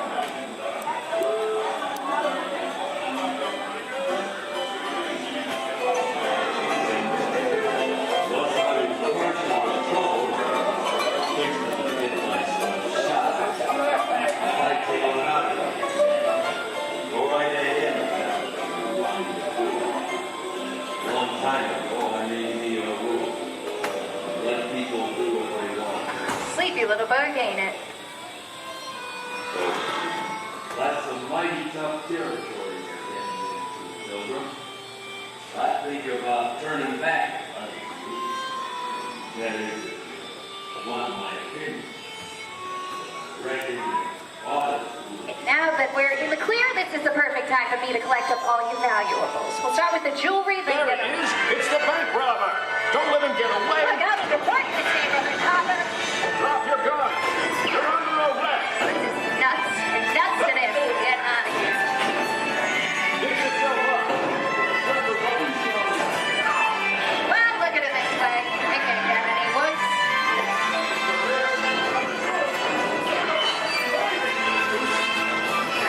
Okay, it's voice.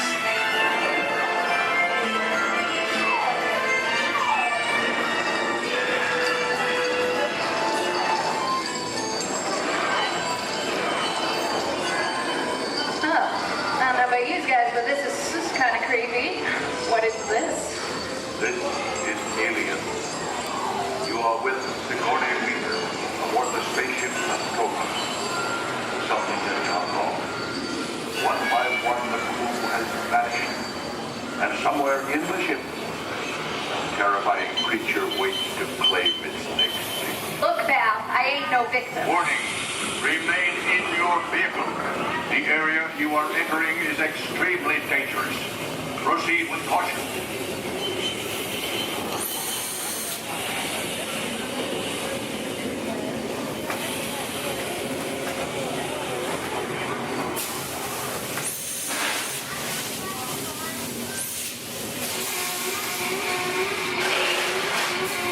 The emergency destruct system is now active. Ship will detonate in T-minus 10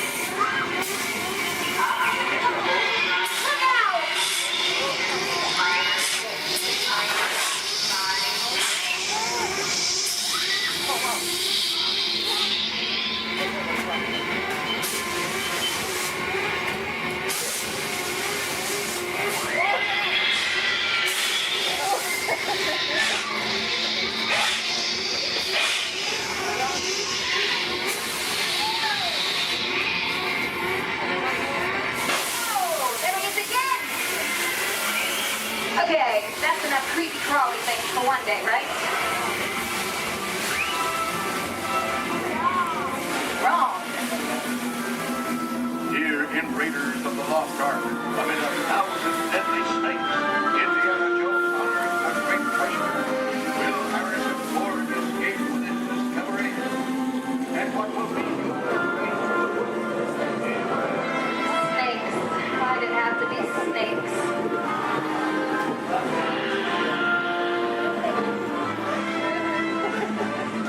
Dust of 3,000 years lies undisturbed in this ancient burial chamber. And on the chest, the great stone god, a priceless Wow. Yeah, a load of that chunk of ice. Now for me to get back to work. But don't nobody move, honey, go get the goods. I don't think they notice a few extra bodies around here. You know what I mean? But the jewel is guarded by a curse, and those who dare defy that curse must pay with their lives.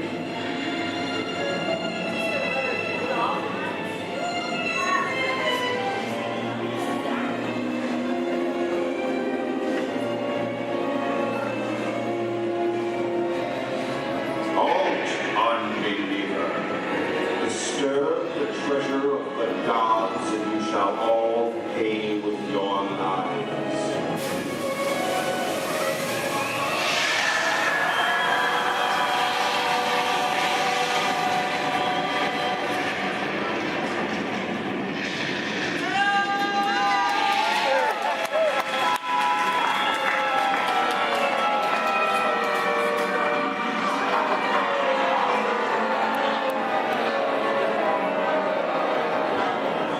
Yeah, just going for popcorn. That just goes to show you anything can happen in the movies. Let's get on with the show. I see dead people. The horror movie is my all-time favorite genre. Some of the best horror films were produced back in the 1930s and 40s. But monsters, mutants, and maniacs are still audience favorites and continue to haunt us today. Hollywood has produced dozens of other movies over the years, beginning with a silent version back in 1912. We are now entering the jungle home of one of the most beloved characters of all time. No, it's not George of the Jungle, actually it's Tarzan, portrayed by Johnny Blythe Miller. There we have Maureen O'Sullivan as Jane and the lovely and talented Cheetah as herself.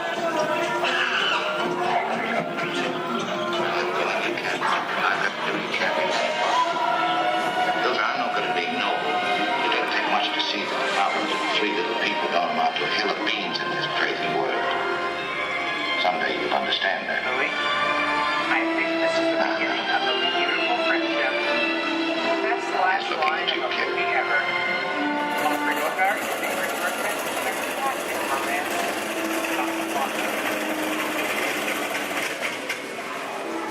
Inside of us, we both know you belong with Victor. Part of his work, the thing that keeps him going. If that plane leaves the ground and you're not ready, we look better. Maybe not today, maybe not tomorrow, but soon. The rest of the time.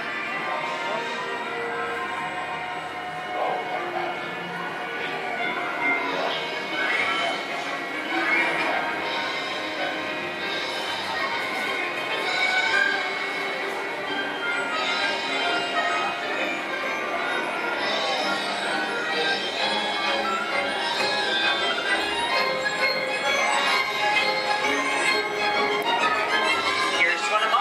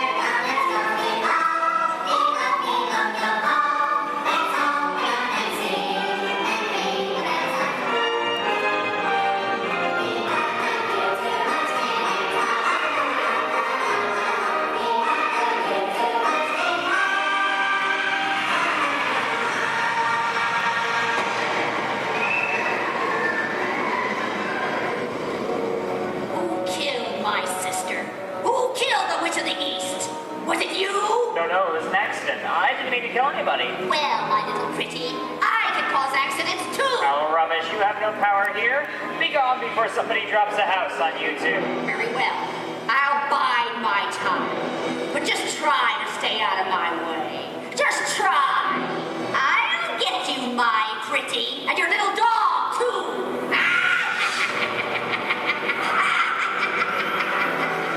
I wonder how we get out of here. What do you folks think? Which way do we go? Follow the yellow brick road. Follow the yellow brick road. Why didn't I think of it? Sing along, folks. You know the words. Learn the words.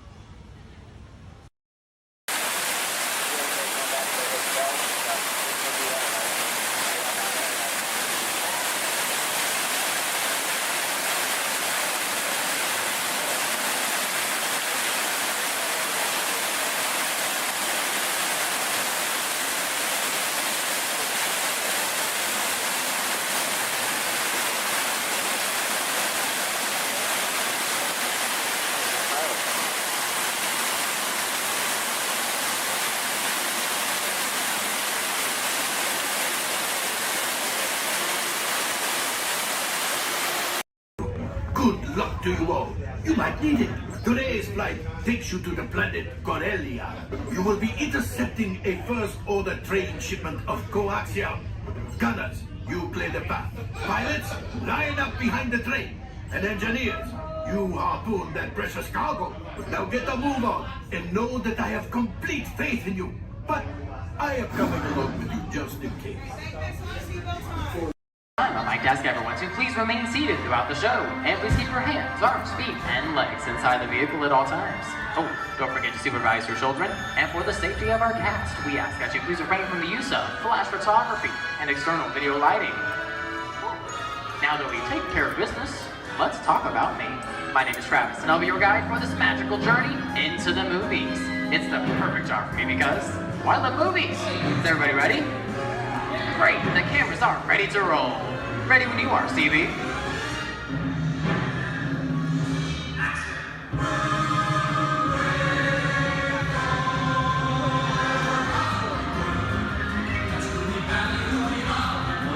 And we are rolling.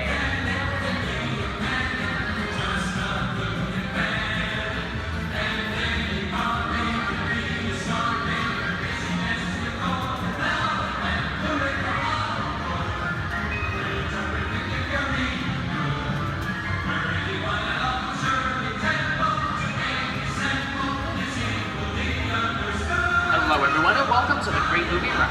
Once again, my name is Travis, and on behalf of Disney's Hollywood Studios and Turner Classic Movies, please welcome our host for this one-of-a-kind tour, Robert Osborne. Thank you. Hooray for Hollywood indeed. What better way to start our journey? From the Old West to the rooftops of London and along the Yellow Brick Road, there really is no place like the movies. One of Hollywood's significant contributions to the world of film were great musicals. This scene is from one of my favorites, the 1933 Busby Berkeley spectacular, Footlight Parade.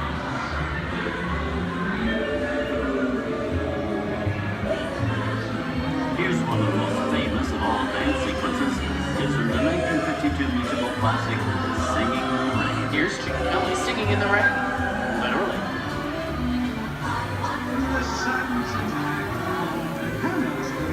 Here's one of the quintessential Disney musicals, Mary Poppins, starring Julie Andrews and Dick Van Dyke. This classic earned 13 Academy Award nominations. victory. I love this song. Sing along.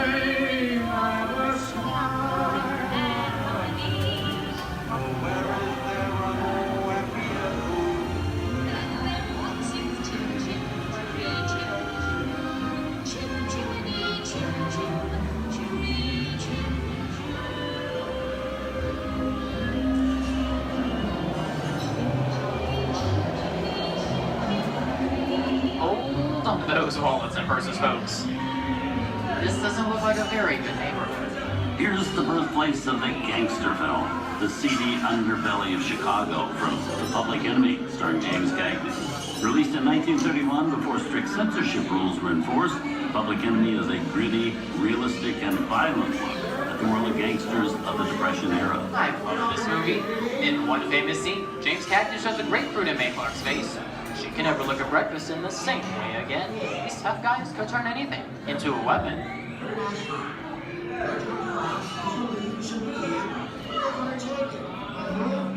want to kick in with the dog. If you don't, somebody's going to drop by here and kick your teeth out one at a time. And me, I get you. Now beat it. Tough guy,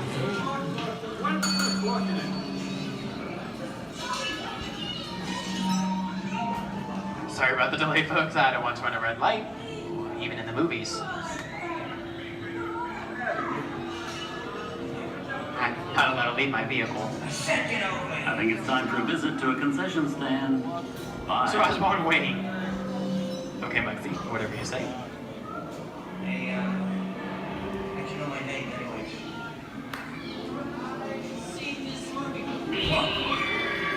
I hear someone singing your fancy cars like to get out of here. So wait for it. I said straight out of here or you're gonna get hurt. What makes you sad? Here they come, Bus! Get out, you grinders!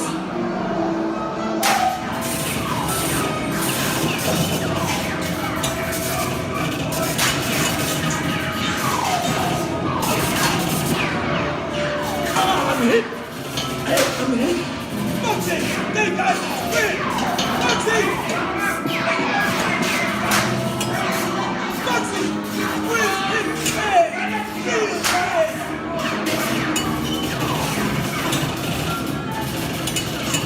Everybody just sit tight. Running my life against the law. I will never break the law. Hey, watch this. No more red light. Foxy!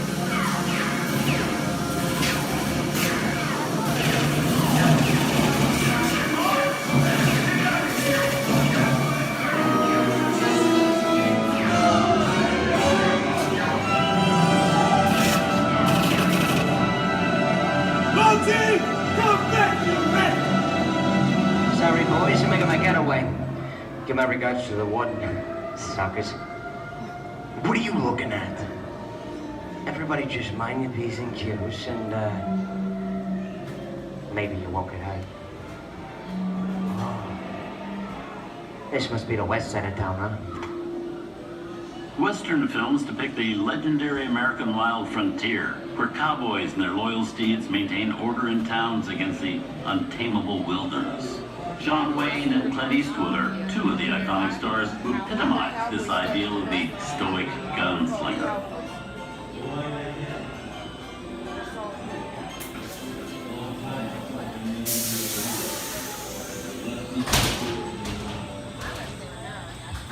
Sleepy little bag, eh? That's some mighty tough territory you're heading into, Pilgrim. I'd think about turning back if I was you. That is, if you want my opinion. But I reckon you... Now that we're in the clear, this looks like the perfect time to collect up all your valuables. We'll start with the jewelry and then we'll... What are you talking about? I didn't even order your stable, the copper.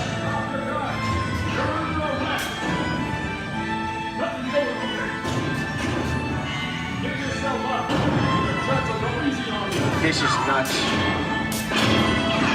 Nuts for this. Look at it this way.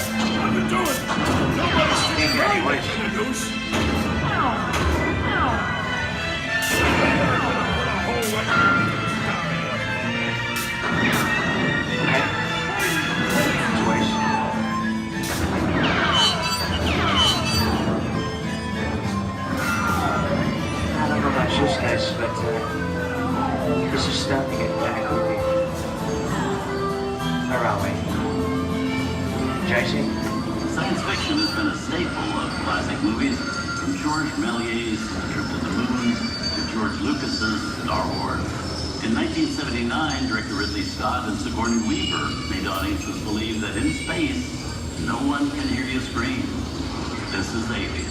Hey, you down face. How do we get out of here? Warning. Remain in your vehicle. The area you are entering is extremely dangerous. Proceed with caution.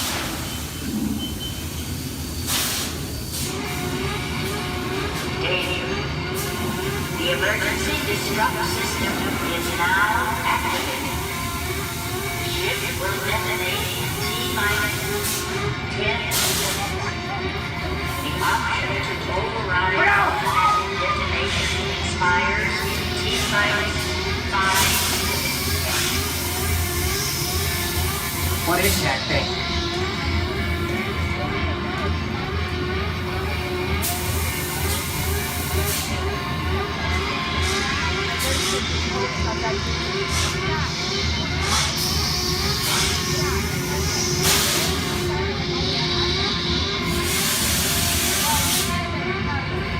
Get it together.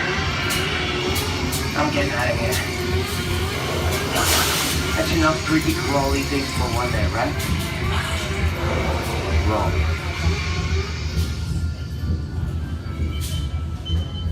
Steven Spielberg and George Lucas cemented their status as the blockbuster boys with their first partnership.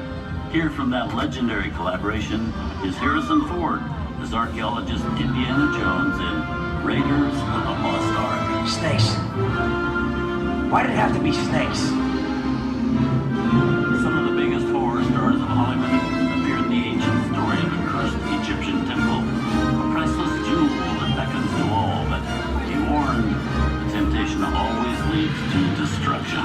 Get a load of that show, guys. Time for me to get back to work. Good thing I don't believe in ghost stories. Don't nobody move while I go get the goods. I don't think they'd notice a few extra bodies around here, if you know what I mean.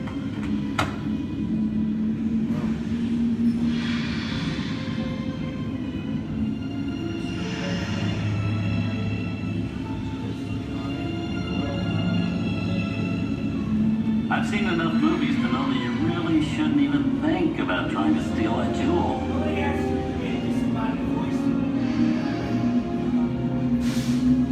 Halt, unbeliever. Disturb the treasure of the gods, and you shall all pay with your lives.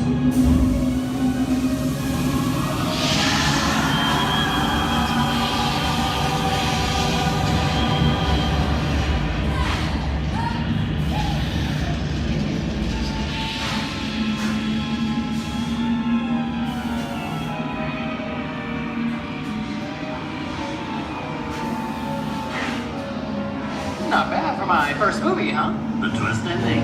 That just goes to show you anything can happen in the movies. Now, let's get on with the show. I see, things that go bump in the night have always been a staple of movies. One of the first horror films was the silent short featuring a dancing skeleton, written by the Lumiere brothers in 1897. Both audiences and filmmakers were really interested in the cop, but the term horror was used to describe a film until the 1930s. Wow, really a jumble out there. Where are we? This is the jungle home of one of the most famous movie characters of them all, Tarzan. The movie's most popular Tarzan is undoubtedly Johnny Weissmuller, who's run through 12 films as the King of the Jungle. Over there is Reno Sullivan as Jay, and Tarzan, sidekick Cheetah, who was portrayed by over a dozen chimpanzee actors over the years.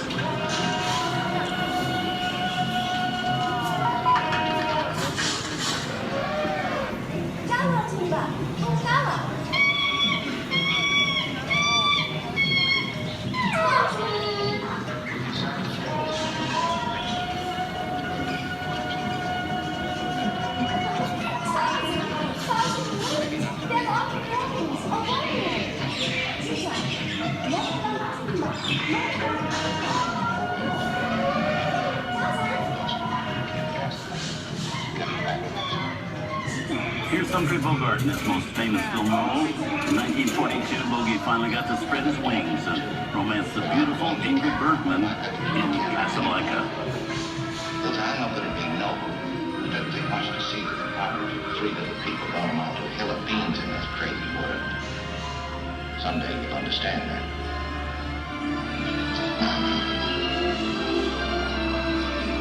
He's looking at you, kid.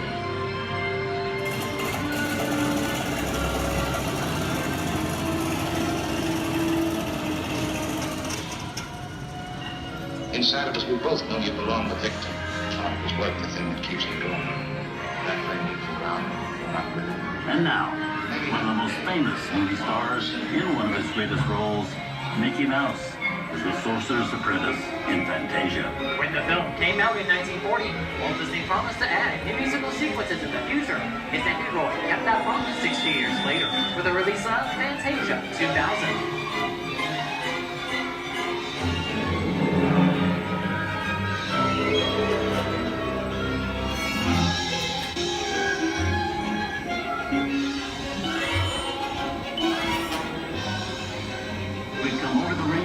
And into one of the most beloved and most watched films in movie history, The Wizard of Oz. Toto, I have a feeling we're not in Kansas anymore.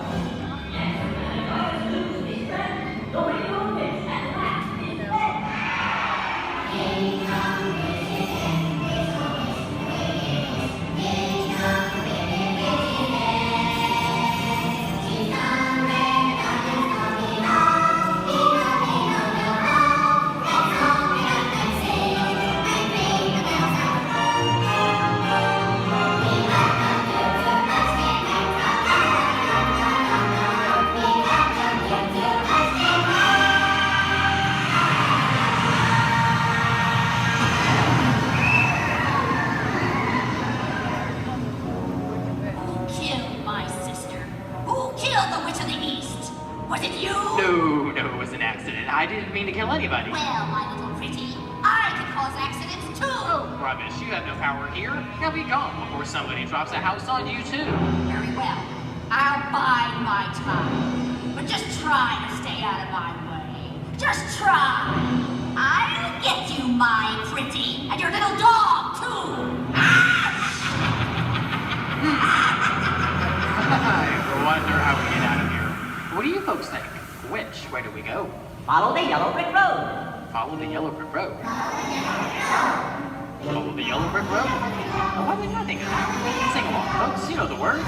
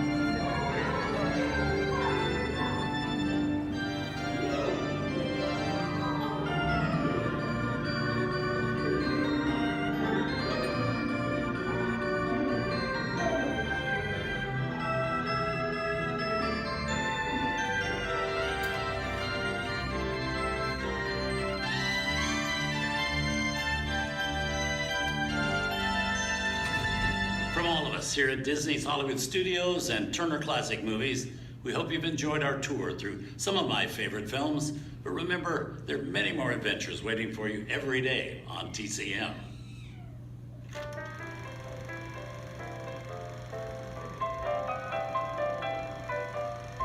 We didn't need dialogue. We had faces. Wait a minute. You ain't heard nothing yet. Step in time!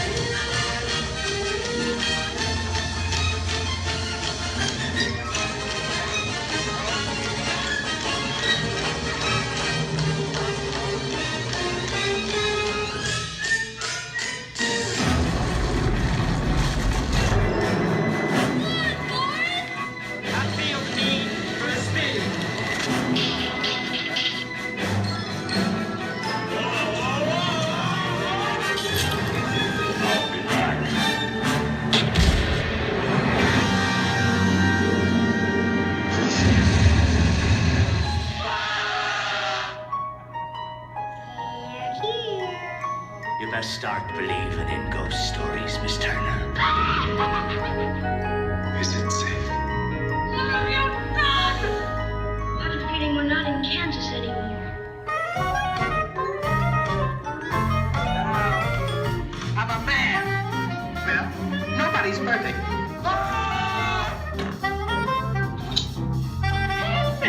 Shut up!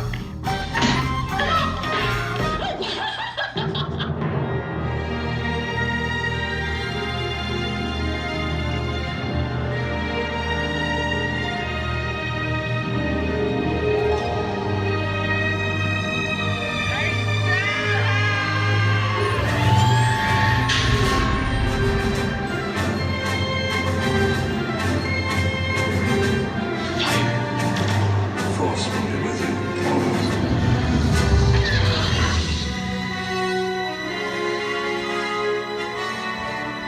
We're making an awfully Captain. I want to be alone. We didn't land on Plymouth Rock. Plymouth Rock landed on us. Good morning, Vietnam! He's looking at you, kid.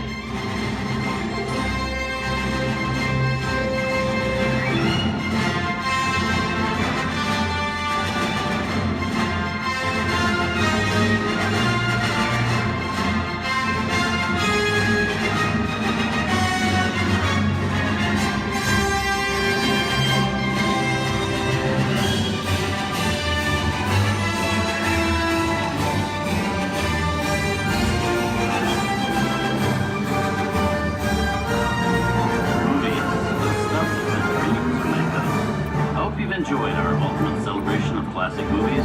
And remember, you can find many more beloved stories and legendary stars on Turner Classic Movies. On behalf of Disney's Hollywood Studios and Turner Classic Movies, we'd like to thank you for joining us on The Great Movie Ride. Now please remain seated until the vehicle comes to a complete stop. Please take small children by the hand and gather your personal belongings. And once these doors have opened, rise dramatically to your feet and make a straight exit towards the rear of the vehicle. Oh, and one more thing.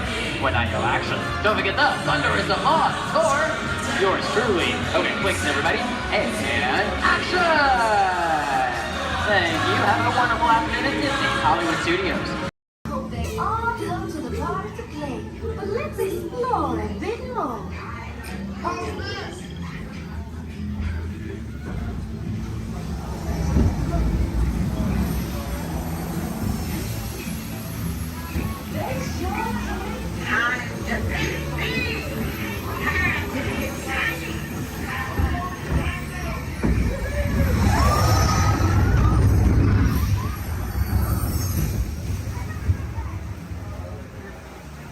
Where are our friends going? I'm vanished. We have to find them.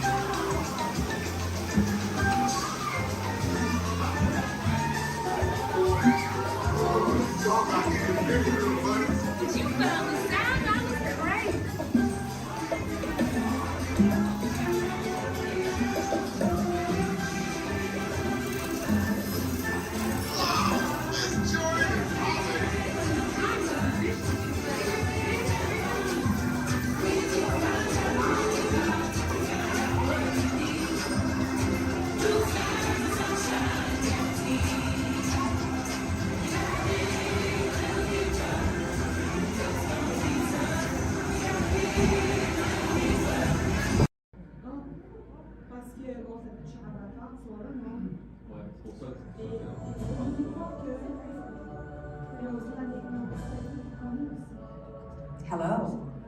I'm Dr. Marsh, director of the Dino Institute, and I hope you enjoyed those quaint exhibits in the old wing. That's how dinosaurs have been presented to the public since the study of fossils began over 150 years ago.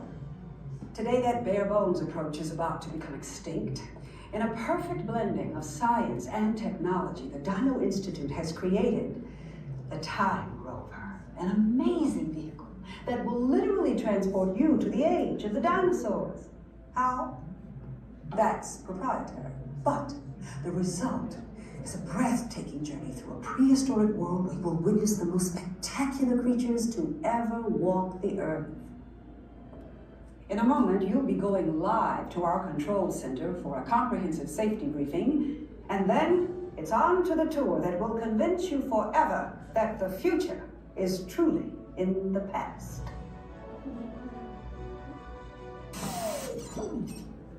Hello there. Welcome to our little trans-dimensional joyride, folks. I'm Dr. Seeker, your friendly controller, and a heck of a paleontologist, if I do say so myself. But let's not talk about me, let's talk about you, and how you can help me make history today with the Time Rover. It's like this. If I can bring you back from the Cretaceous period, it stands to reason that I can bring back a live dinosaur with you. And not just any dinosaur. Take a look at this guy. He's an iguanodon, and I'm certain that he is the key to understanding these magnificent creatures. I tagged him with a locator during an unauthorized field trip. Otherwise, I'd be traveling with you. Right now, our dino should be about here, at the very end of the Cretaceous period. That's where you're going today. I've arrived, it seems, just in time to correct a little misstatement. Dr. Marsh. That is impossibly close to the giant asteroid impact that destroyed most life forms on Earth. Our tours are designed to take you to the early Cretaceous period, and I can assure you that all time rovers have been securely locked on those coordinates. That's right. See? Securely locked. Access denied. Continue. Of course. We were just talking about seatbelts. Plug them in, use them. It can get kind of choppy out there, so keep your hands and arms inside the vehicle at all times. Flash photography? I wouldn't. It alters the homing signal, and that's not good. Oh, and one more thing. Those locked coordinates? We're in. Now, here's the drill. You follow the homing signal to the iguanodon, then I'll enlarge the transport field, and boom, you're back with one additional passenger extra large. And don't worry about that asteroid. You'll be in and out of there before it even breaks the atmosphere. Trust me, what could go wrong? Hey, it's me again. Remember, only you guys are going on this special mission, so don't tell anyone, okay?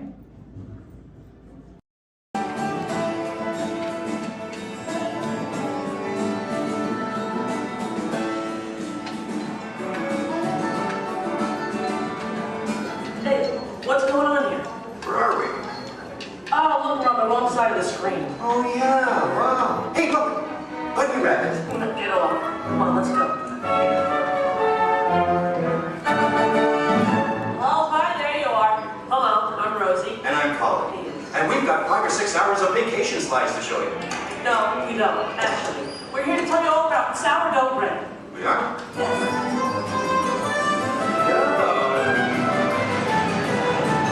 Okay, let's get started. Did you know that the traditional sourdough baking process goes back to the California Gold Rush? You're reading this, aren't you? No, of course not. I did some research. I made a few notes. So, my little encyclopedia, what exactly is sourdough? Well, it's a type of bread that doesn't use yeast as a leavening agent. These miners had agents? I don't think so. Look at them. Isn't it nice to see the guys helping with the dishes? Now, Colin, did you know to make sourdough bread you need a chunk of what's called starter or mother dough? Wouldn't you need mother dough and father dough? No, just mother dough. These guys here used to carry a chunk of it with them in their bedroll to keep it warm. Well, that's an image I'll carry with me through summertime. Well, we're not talking 5-star restaurant here, we're talking grub. They would take the dough, put it on a stick, and cook it over the campfire. Isn't it true they used to strain their coffee grounds through a sock? I hope not. Oh, I love these guys. The Jefferson Airplane. No. This is the Bodine family. And this is Isidore Bodine. He's the one who perfected the sourdough starter. Tastes perfected to me. Yeah. By the way, did you know they are still using the same sourdough starter that Isidore mixed here 150 years ago? Excuse me? Must have made an awful lot of it. You see, you have to save a little bit of the starter dough to mix with the next day's batch of flour and water to keep the fermentation process going. Hey, did you know that the strain of bacteria found in mother dough is Lactobacillus San Francisco? How did you know that? Internet. Hey, can we watch them bake something? Oddly enough, that's what we're here for. Great. You people go on ahead. I'm going to meet you in there. Colin, you stay here and make sure there are no stragglers, okay? Okay. All right, just more kind of a red line to my right. Good, good. They're on their way, Rosie. Okay, bye. I'll see you soon.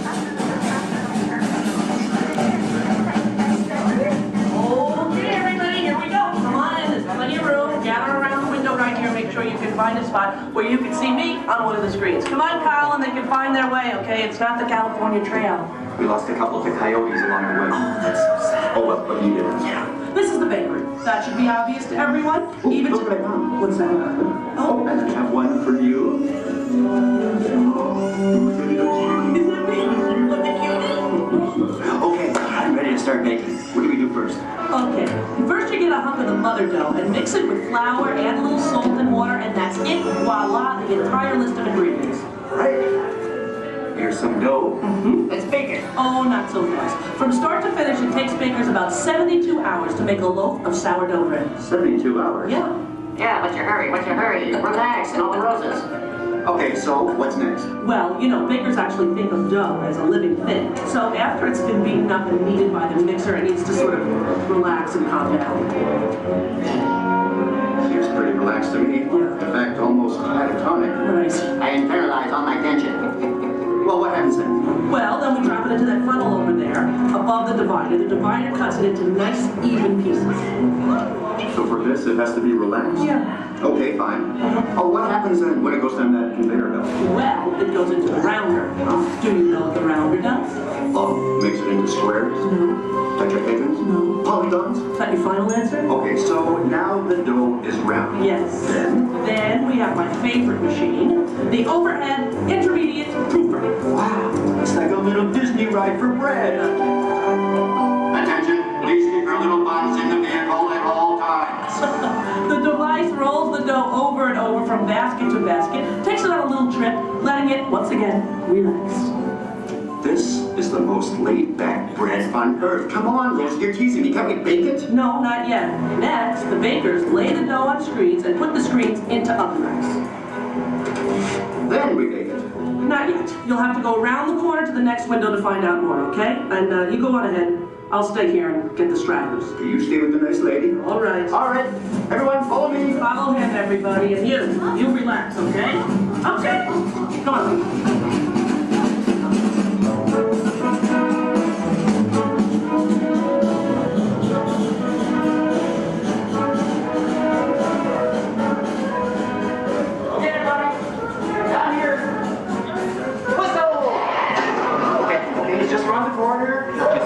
Out along this window.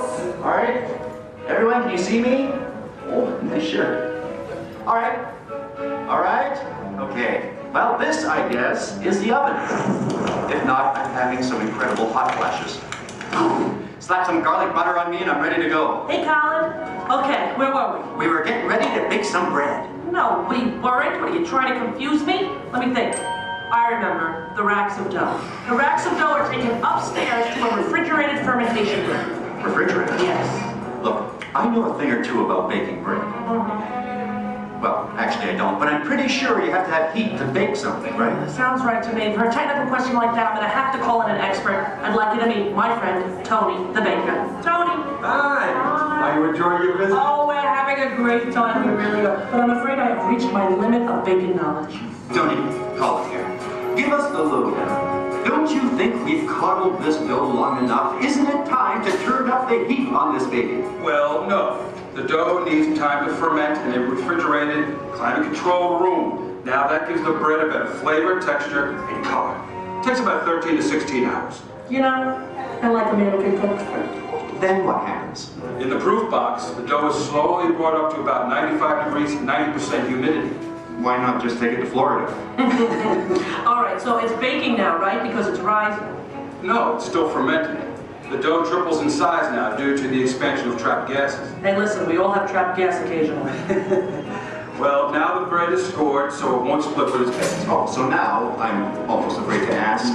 It's time to bake it, right? Or do we have to take it out to dinner first? Maybe a bit of a rubdown.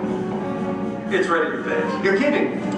I hear they spin the bread around when they're actually baking. Is that true? That's right. And a mist of steam is sprayed on it from time to time. This gives the crust a beautiful reddish golden color. Oh, so I'm thinking I probably couldn't do this at home in the toaster oven.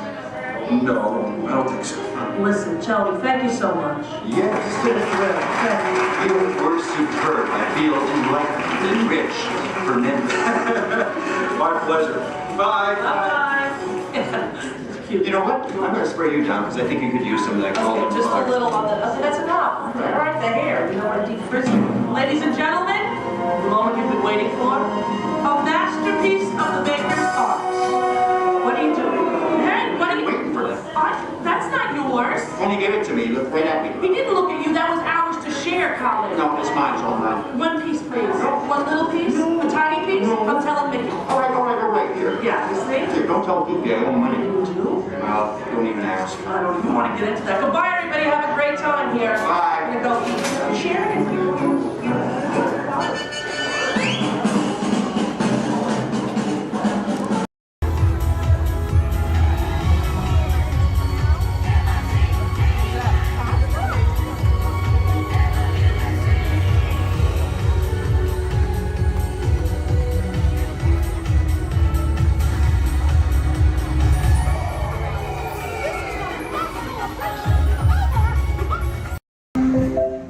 This is Starport 75. Or as we locals call it, Space Mountain. Our high-speed rocket port to distant deep space destinations.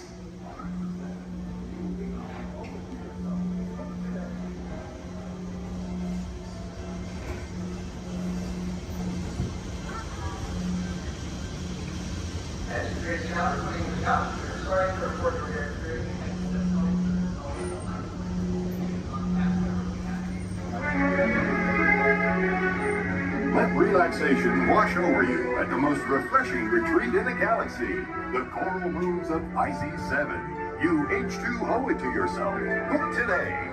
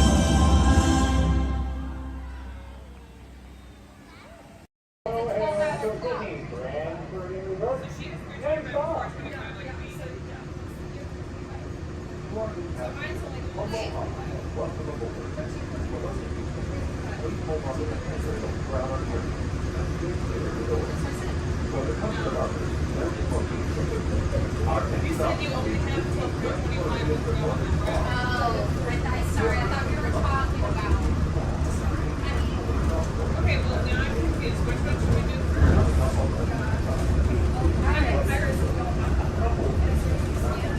So, like, as soon as we do Pirates, we have to go get some Space Mountain to make sure you can get to it. It was right here. I saw it.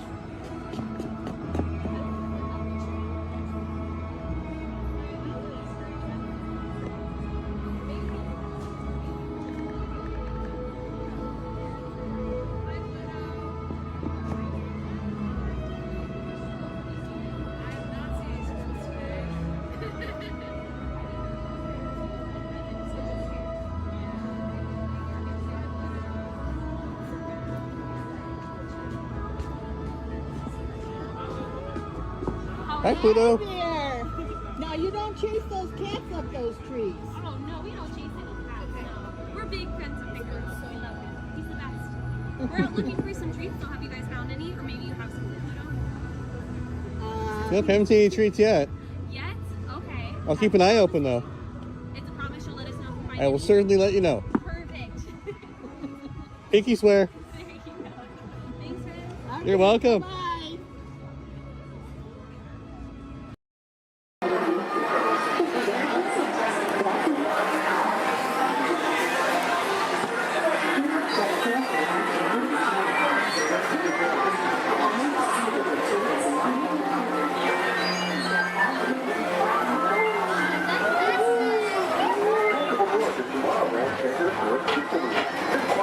Highway in the sky. We invite you to sit back, relax, and enjoy this Along the way, you can preview many of the exciting places you want to be sure to enjoy today while visiting Disneyland of tomorrow.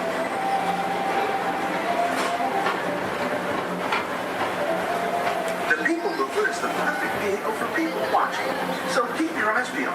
You never know who you might see.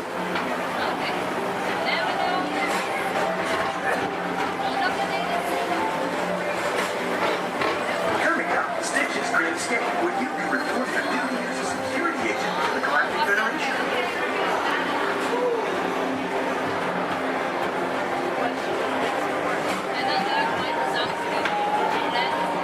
Your missions to keep Experiment 66, the biggest little mischief maker in the galaxy, under control.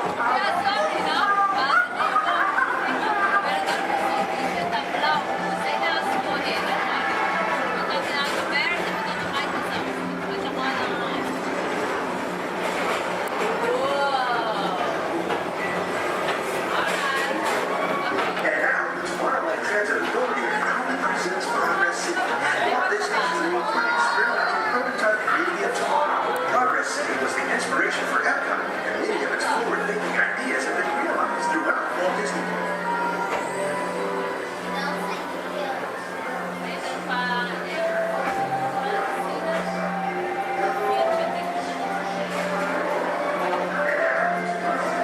If your future includes shopping, then you'll want to visit Mickey Star Traders, where you'll find the greatest goods from around the galaxy.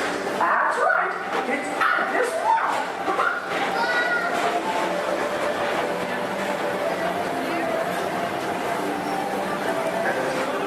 Wait, put the pedal to the metal and speed towards the checkered flag in your very own race car. Young or old, this is your chance to drive in the fast lane without worrying about getting a speeding ticket.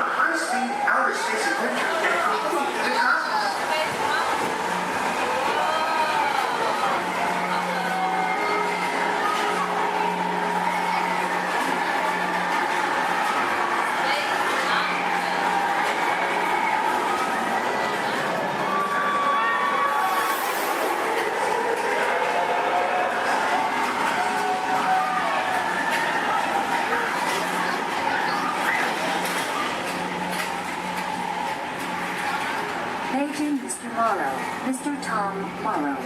Please contact Mr. Johnson in the control tower to confirm your flight to the moon.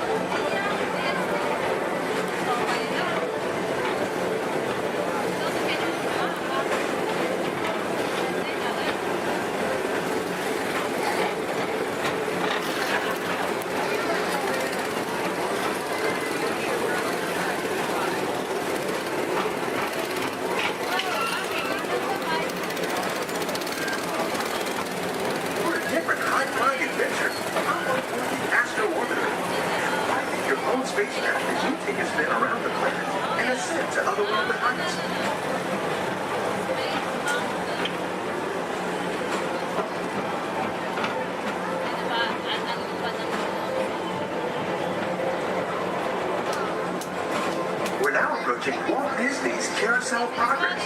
Inside this rotating theater, more families welcome you into their homes of yesterday and today, starting way back at the turn of the 20th century. First presented at the New York World's Fair, this legendary circular theater celebrates the progress that has made our lives better. It's a perfect reminder that there's always a great, big, beautiful tomorrow shining at the end of every day.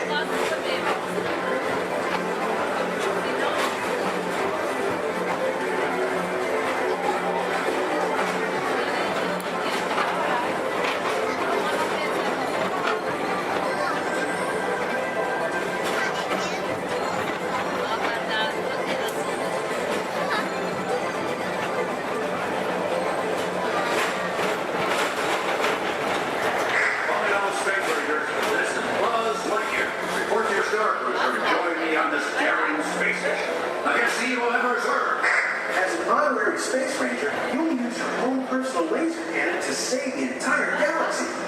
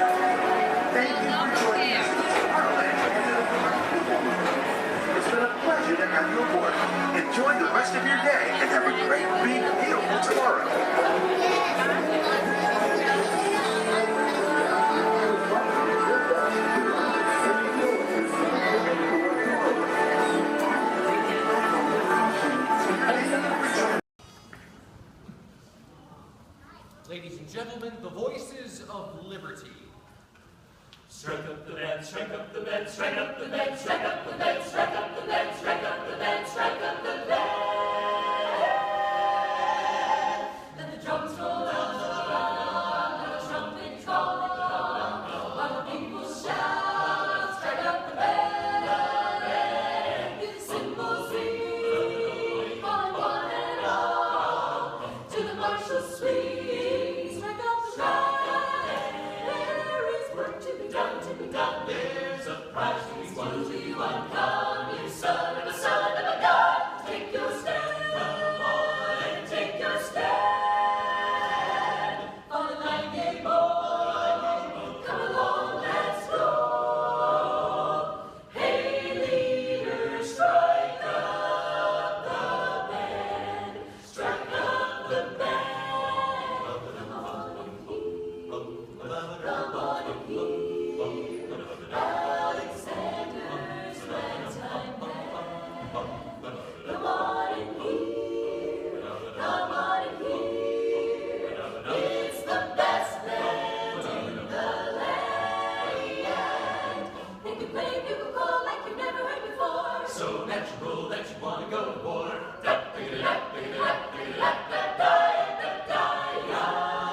That's just the bestest band, whatever.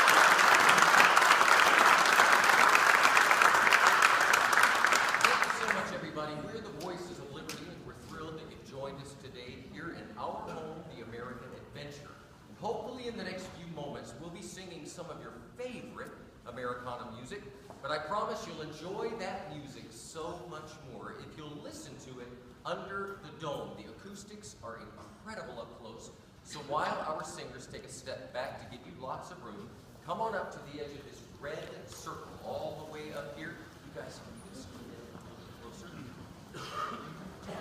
Especially if you're underneath the balcony, you'll really enjoy the music so much more up close.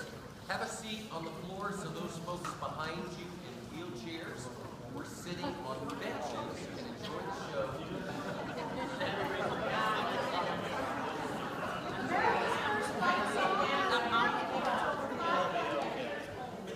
One Holland grew up in Italy during the Revolutionary War. The British were proud of our ragtag troops.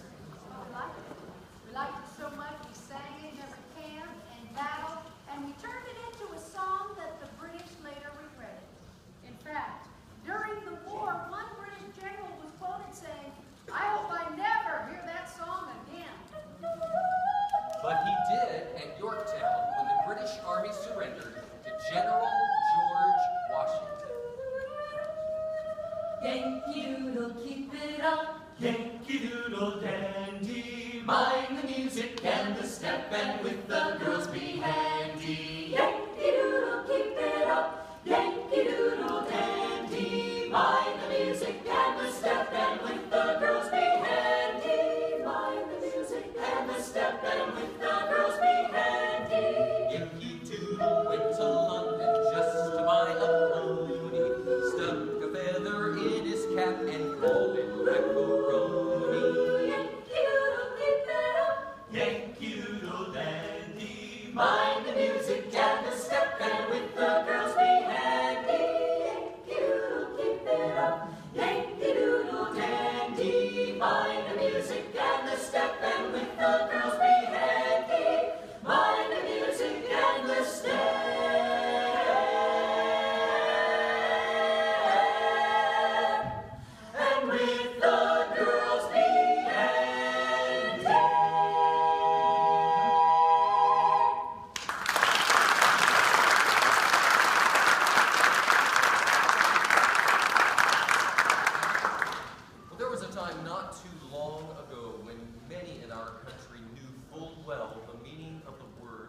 depression. And out of that depression were born songs of hope, songs of a better day.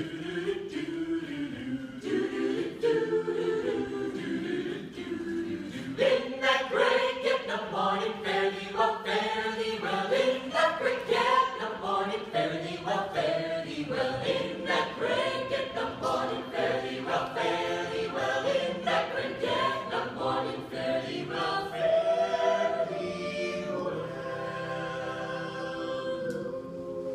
Sometimes I feel like a motherless child. Sometimes I feel like a motherless child. Sometimes I feel like a motherless child.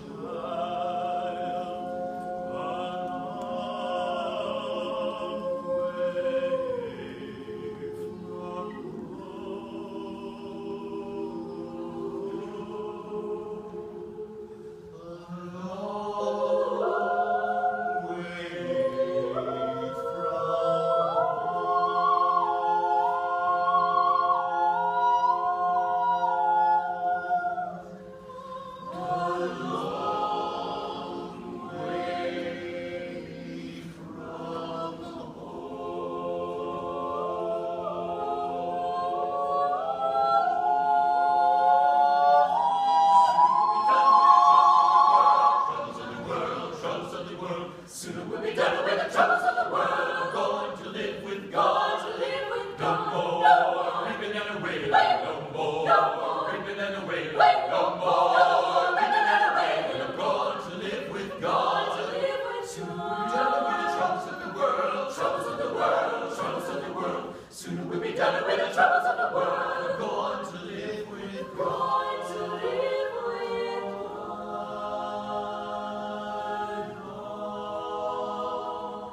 my trials, Lord, soon be over.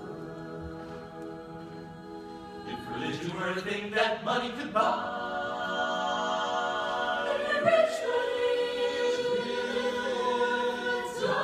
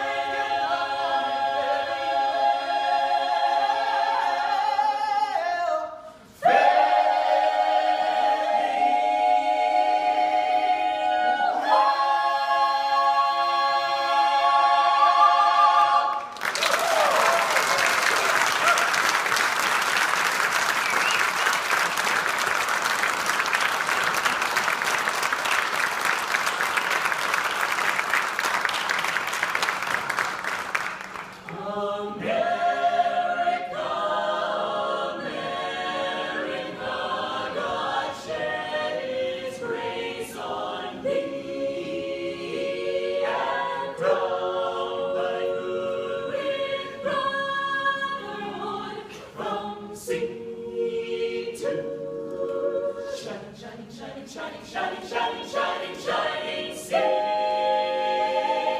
Too shining sea.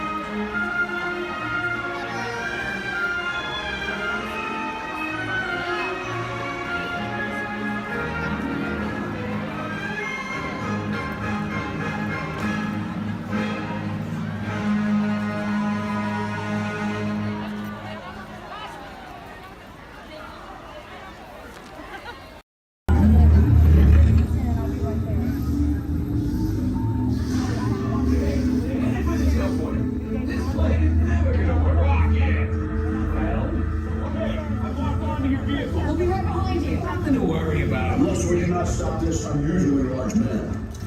Then they're likely doomed. Good luck. You're gonna need it.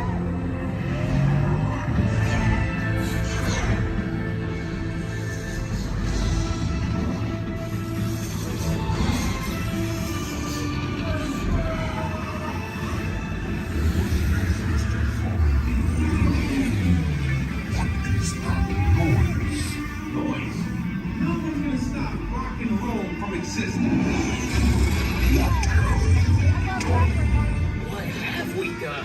I think we're jumping back. All the way. Oh, Christ. We've got the big bang. Let's be bigger. We gotta get that generator. It's the only way back. We got the generator. Hooray. I have no idea how to Oh, yeah?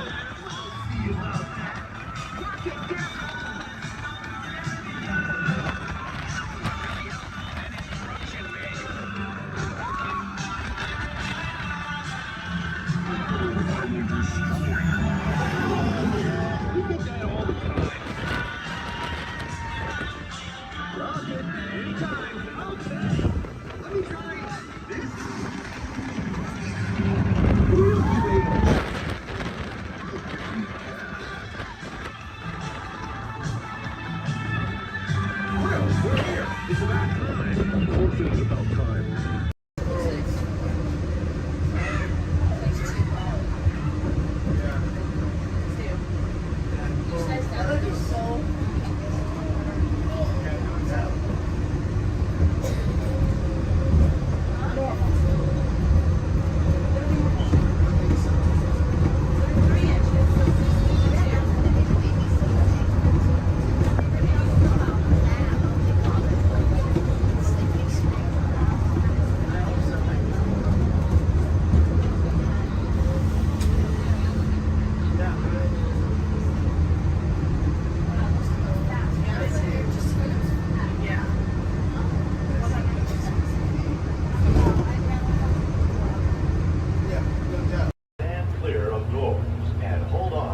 break.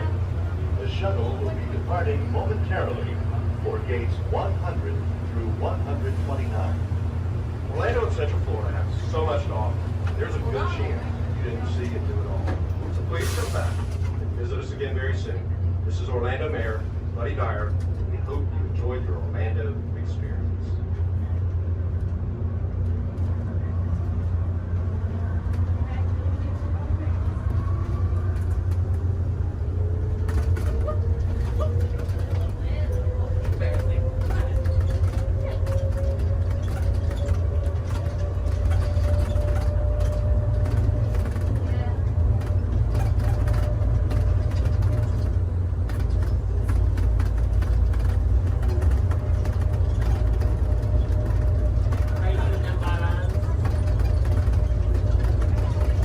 Please hold on to the handrail. When the shuttle stops, please exit for gate 100 through 129.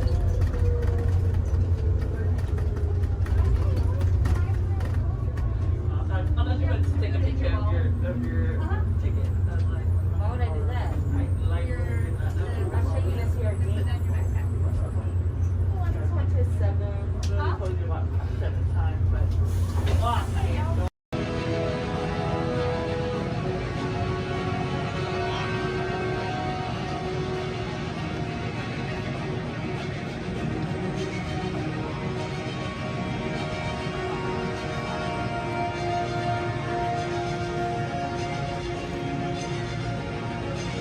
World in the Outer Rim territories. Join the festive Buddha holiday celebration in the streets of Los Espoos. Then head to the arena and cheer for your favorite pilot in the annual Buddha Eve Classic. Or set sail on the Doom Sea in a luxurious sail barge. Then rent a land speeder and head over to the colorful outpost of Mos Eisley. No visit is complete without having a drink at Tatooine's infamous Mos Eisley Cantina, where you will never find a more wretched hive of scum and villainy. That's right, a Tatooine vacation has everything under the sun. So call Star Tours and book passage to Tatooine today. We have reports of Troy being smuggled and checked back. I can honestly say that I have not seen a thing. Honestly. As if anything would ever get past me.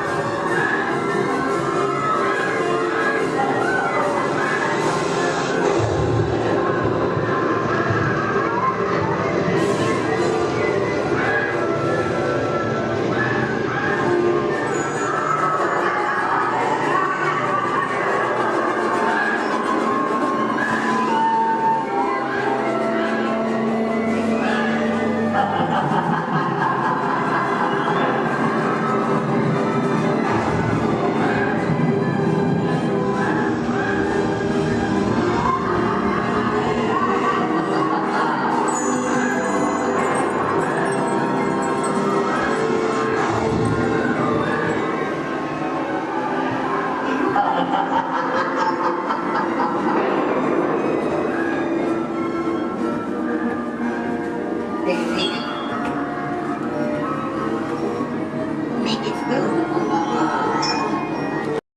my name is Alexis. How's everyone doing this wonderful evening? Good. That was the most believable I've heard all night. But we're going to try it again anyways, folks. How's everyone doing this wonderful evening? Great. All right. Once again, my name is Alexis. I'm going to be your storyteller and captain for the evening. Just as a friendly reminder, please keep your hands, arms, and fingers inside the boat because Monstro does not like finger food. Oh, my folks, it looks like we are being swallowed by Monstro the whale. This is the very same whale that swallowed Pinocchio. But not to worry, folks, because Pinocchio was a smart little puppet. He lit a fire in here that made Monstro sneeze, and Monstro sneezed so hard that he blew his tail right off. Now, Monstro's not half as scary as he used to be. Around the bend to your left, you'll find the cave of the big bad wolf. And across the way, the homes of the three little pigs, the one made of straw, the one made of sticks, and the one made of 100% wolf-proof brick.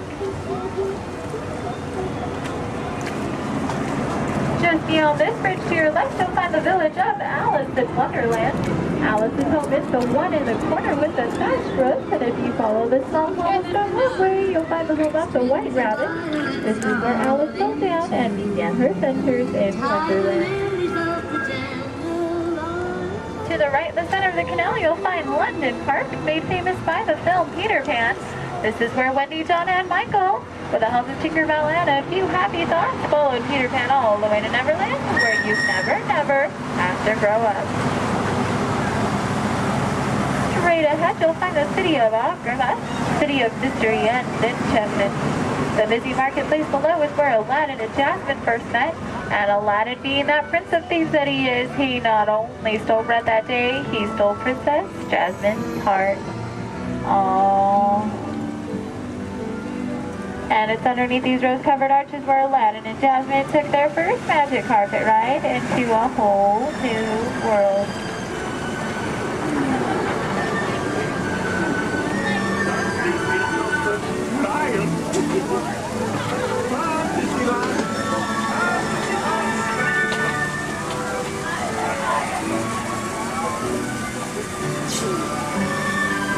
Now, folks, please be careful and please do not touch anything because we are entering the Cave of Wonders.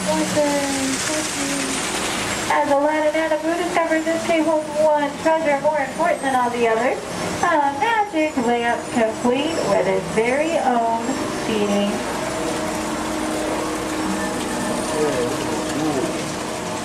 To the right, you'll find the home of Snow White and the Seven Dwarfs. The Seven Dwarfs are still back up in that jewel mine, whistling while they work. See? And to the left, you might recognize this French chateau as the home of Cinderella and her evil stepsisters and wicked stepmother. But not to worry, folks, because Cinderella now lives in that pink castle high atop the hill, where her and Prince Charming have lived. Does everyone know the rest of the sentence? Happily ever after. To the right, folks, in case you are like Dory from Finding Nemo with a short-term memory, you'll find the city of Agrabah, city of mystery and enchantment.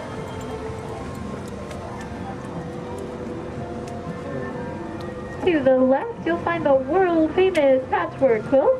This patchwork quilt is comprised completely out of desert flowers, and it, along with every other plant and tree here in Storybook Land, are 100% real. They have just been miniaturized by a process known only by Tinkerbell and a few of our Disneyland gardeners.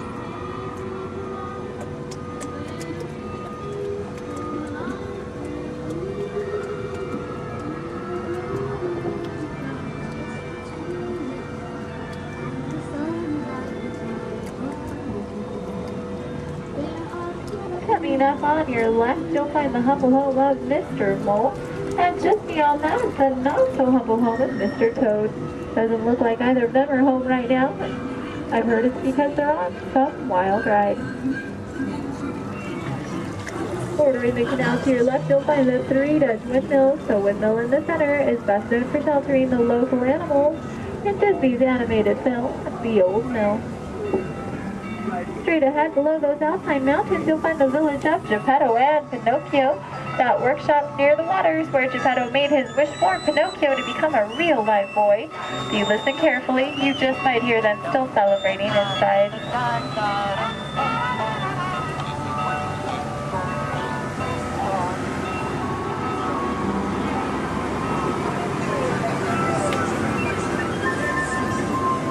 Coming up on your right, you'll see the ship of Prince Eric. The sandy beach nearby is where Ariel took her first steps on land and saved Prince Eric. That castle on top of the beach is where her and, you guessed it, Prince Eric, now lives happily ever after. And it is behind this waterfall that you'll find the Kingdom of Club. This is where Ariel grew up and is still the home of her bunch of outstanding sponsors. Folks, it looks like our journey is coming to an end. For those of you closest to the dock, please remain seated with your hands, arms, and fingers inside the boat. Thank you for joining us here in Stories of Land. We hope you have enjoyed your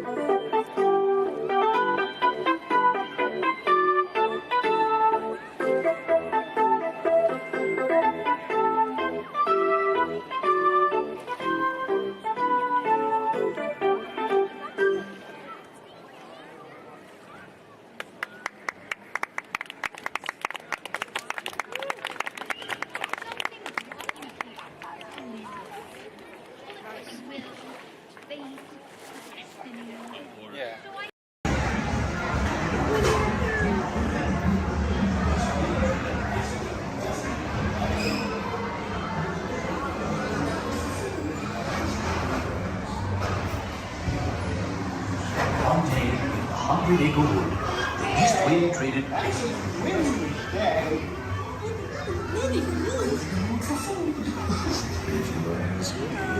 He'll never reach there. Why me? Why me? Oh dear. Can you touch me,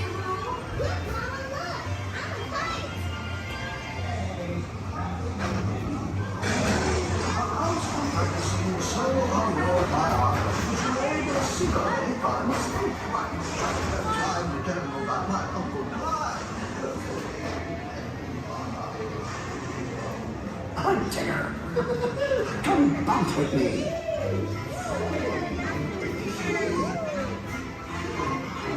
Music makes you feel just great, doesn't it?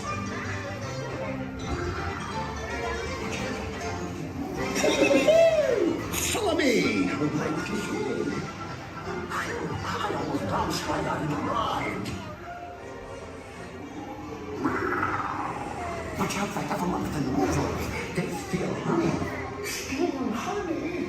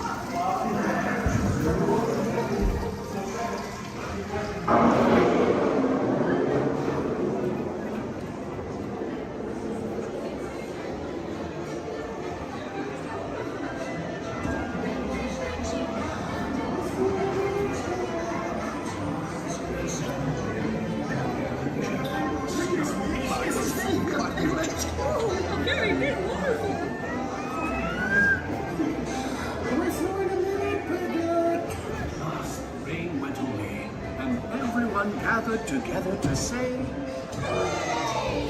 Hooray for Pooh, too!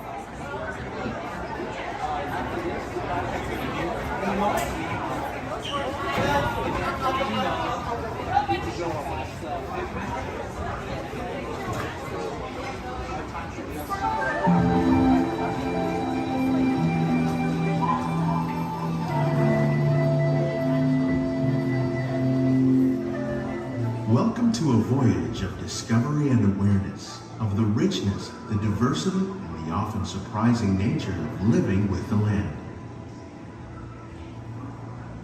Our journey begins as dramatic and sudden changes are sweeping over the land. The approaching storm may seem violent and destructive to us, but to nature, it's a new beginning in the cycle of life.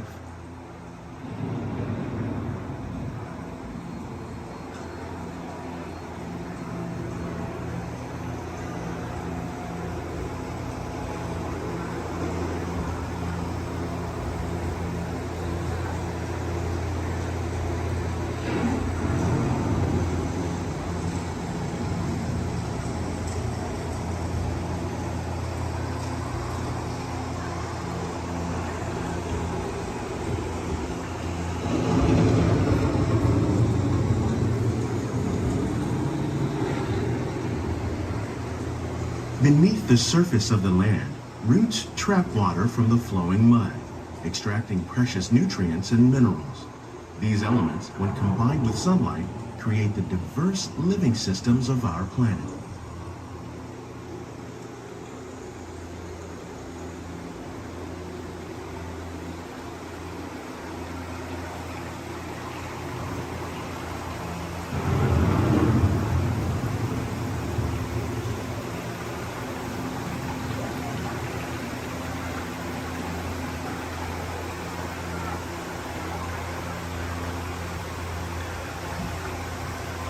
One of those living systems is the rainforest, home to the most amazing concentration of life on our planet. These dense and beautiful forests cover only a tiny portion of the Earth's surface, but they contain more than half of its plant and animal species. Rainforests are also extremely rich in productive living systems, providing us with oxygen, food, medicines, and other elements essential to our lives.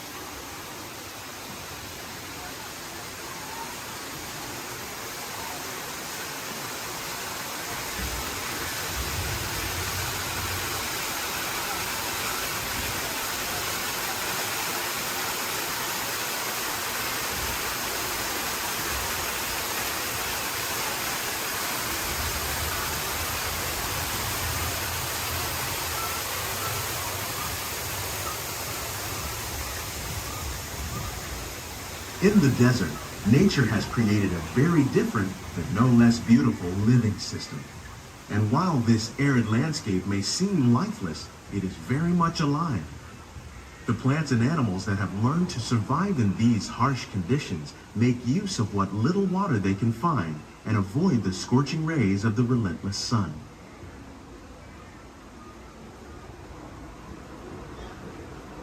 The American prairie once appeared as desolate as the desert, but over time, rainwater and nutrients gradually penetrated the hard surface of this land. Even the hooves of the mighty buffalo helped create the rich soil that would one day become home to the American farm.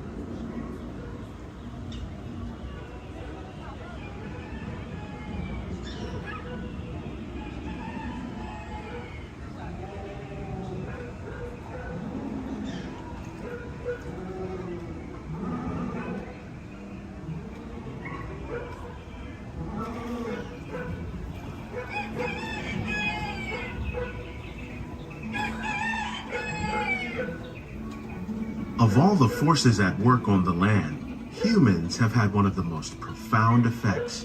The need to produce food for a growing world led to the enormous use and sometimes overuse of the land. In our search for more efficient ways to grow food, we often fail to realize the impact of our methods.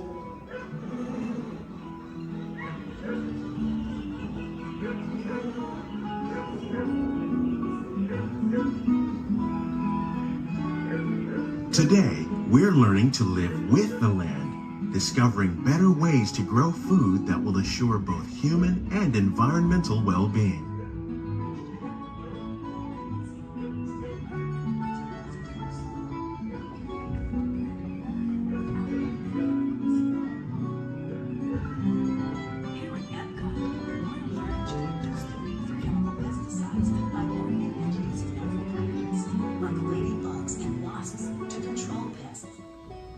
In the farmlands across America, we're learning that by plowing under vegetation containing natural fertilizers, we can enrich the soil without the use of chemicals. In arid regions, we're learning to produce food on desert seacoasts by developing and planting crops that thrive on salt water. In Japan, we're learning that by mixing leaves and other living materials into our soil, we can make farmland more fertile without the need for chemicals. How will we meet tomorrow's growing needs for food production, yet still respect the needs of the land? Some of the answers are being discovered just ahead. To help us maintain these carefully controlled ecosystems, and for your safety, please remain seated in your boat at all times.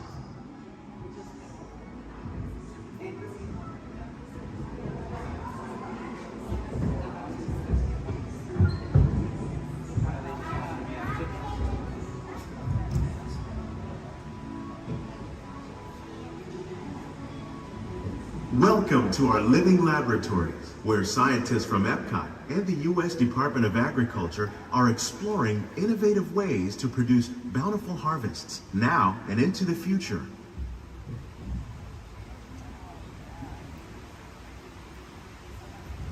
The tropics are home to the greatest diversity of plants on the planet. Many of these, like papaya, bananas, cacao, coffee, and rice, are well known around the world. These are just a few of the edible plants that have been an important source of nutrition for people living in the tropics. Many are rich in vitamins and minerals, while others are well adapted to growing in less than ideal conditions. Some, like the water lily, thrive in wet, swampy areas and waterways. All parts of this plant, even the flower petals, are edible. The starchy root of the plant has long been used to make flour for baking.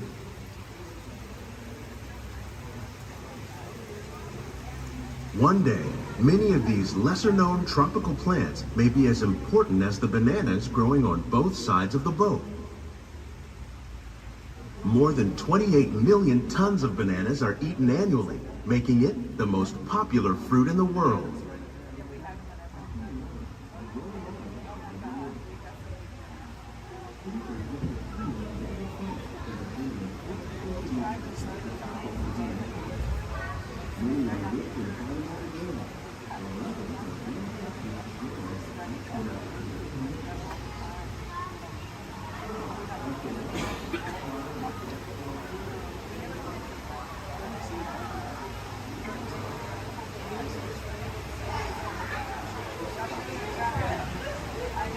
When we mention farming, you probably don't think of fish. But fish farming, or aquaculture, accounts for nearly half of all the seafood consumed globally. Tilapia, bass, and catfish, like the ones you see here, are three of the more popular crops raised by fish farmers. The sustainable system we're using here recycles the water in the tanks. As a result, we're able to save millions of gallons each year. Our small fish farm produces nearly 5,000 pounds of fish each year to serve in restaurants around Walt Disney World. Innovations like this one can play an important role in our efforts to produce bountiful harvests and still protect natural resources.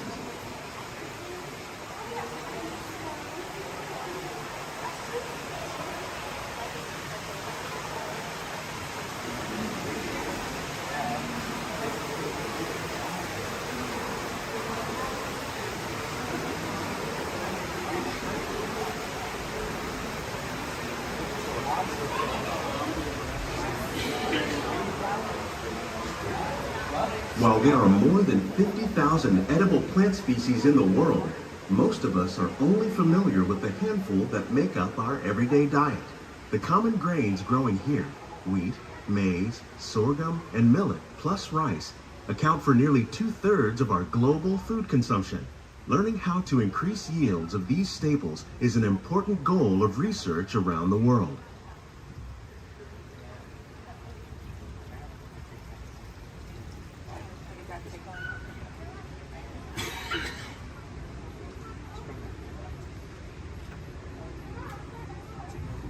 These plants are definitely on their way up. Innovative growing techniques like these increase yields while more efficiently using resources like water, fertilizer, and pesticides. Another innovation at work here is our integrated pest management program. By populating our greenhouses with beneficial insects that prey on harmful pests like aphids and flies, we are significantly reducing our reliance on conventional pesticides. We're growing these crops using our nutrient film system. This technique precisely controls and recycles water and nutrients. With it, we can produce over 27,000 heads of lettuce a year in this one small area.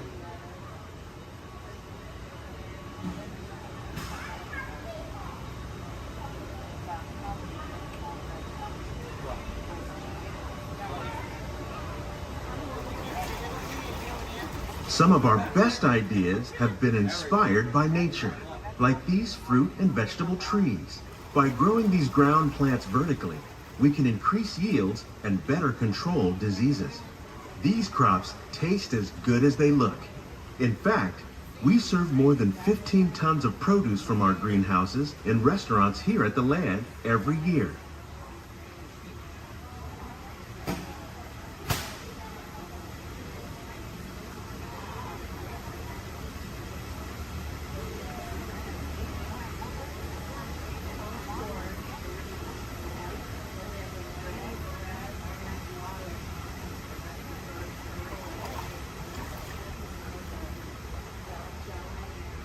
The future of agriculture may include innovative ideas like this vertical growing system.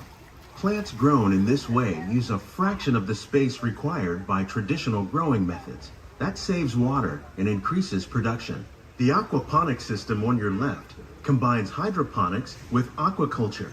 The fish provide a natural source of fertilizer for the plants, and the plants help keep the water clean for the fish. It's another great way to produce more while using less. In our lab, Epcot scientists are working with the U.S. Department of Agriculture on a number of innovative projects. The goal of these efforts is to produce higher yielding and better quality plants.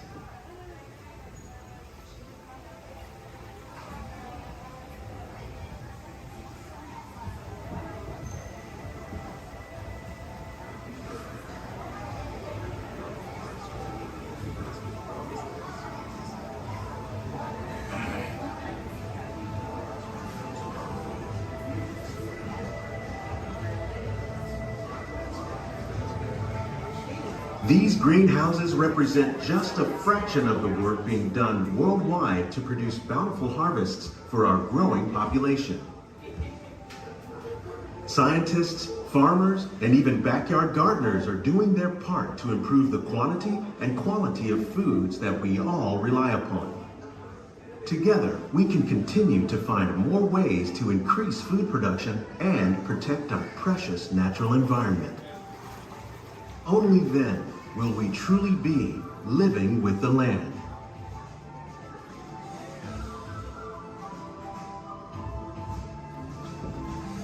On behalf of Walt Disney World, we hope you've enjoyed this unique journey through our living laboratories. If you'd like a closer look, then check out the Behind the Seeds walking tour. It's a chance for the whole family to get up close and personal with the plants and growing techniques in our laboratories. Please keep your hands and feet inside the boat and remain seated until the boat comes to a complete stop.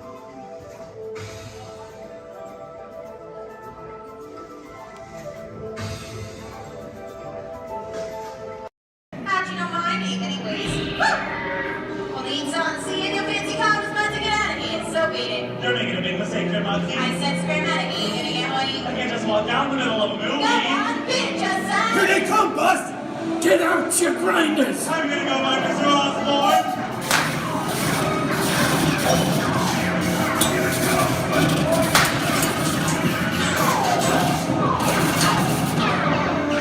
I'm hit! Hey, I'm hit! Foxy! They got spin! Foxy! Foxy! Please hit the bed! Real again!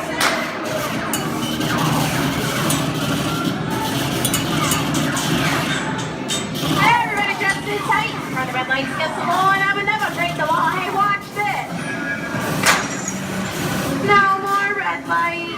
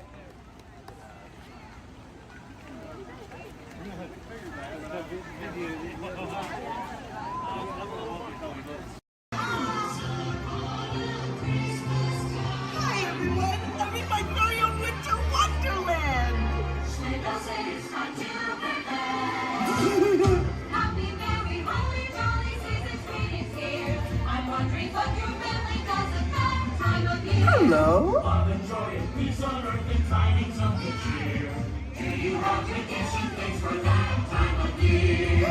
at all the lights and the people.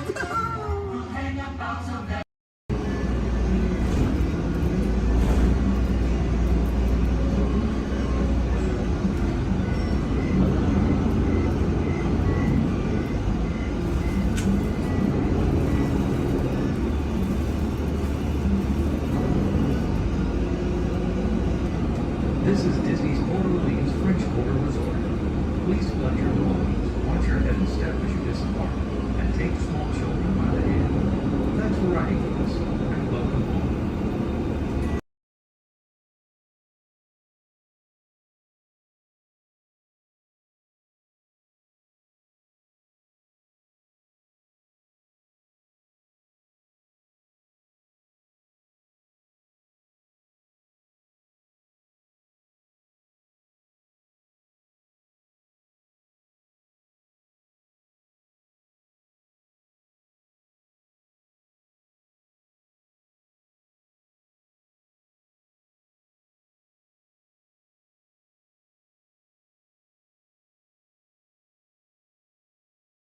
Now, sit back, relax, and enjoy living with the land.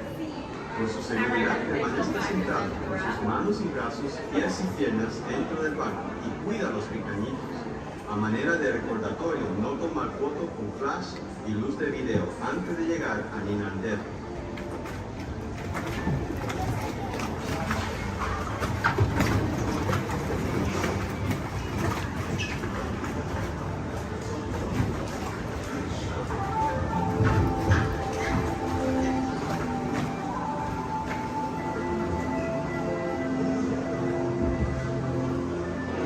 Welcome to a voyage of discovery and awareness of the richness and diversity that offers surprising nature living with the land. Our journey begins as the rain and sudden change are sweeping over the land. The approaching storm may seem violent and destructive to us, but to nature, it's a new beginning in the cycle of life.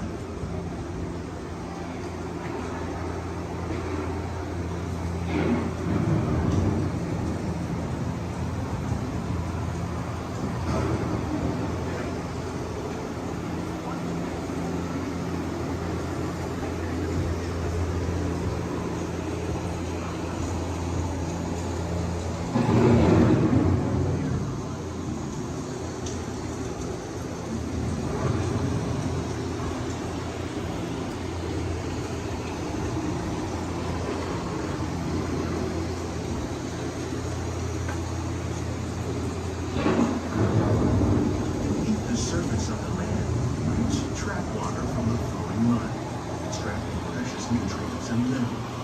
These elements, when combined with sunlight, create the diverse living systems above the planet.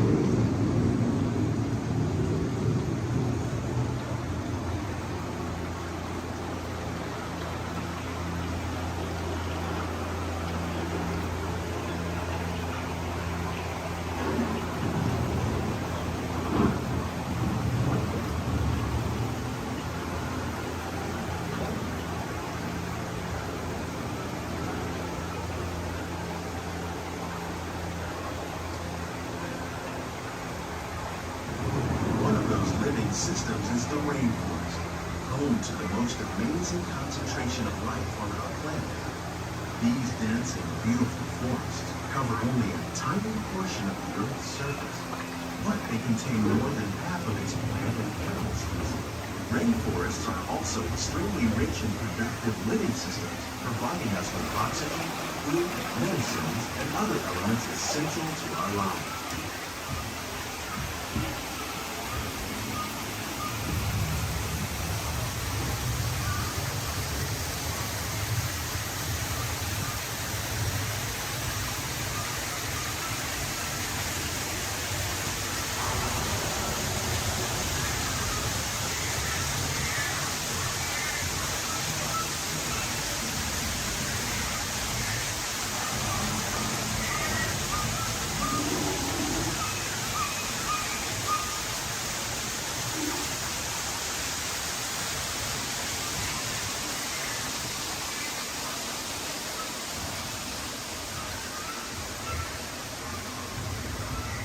In the desert, nature has created a very different, no less beautiful living system.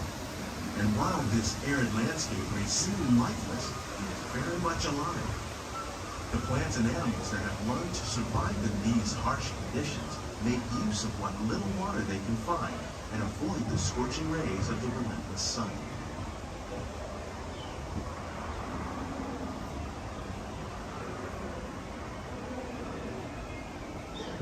The American prairie once appeared as desolate as the desert, but over time, rainwater and nutrients gradually penetrated the hard surface of this land.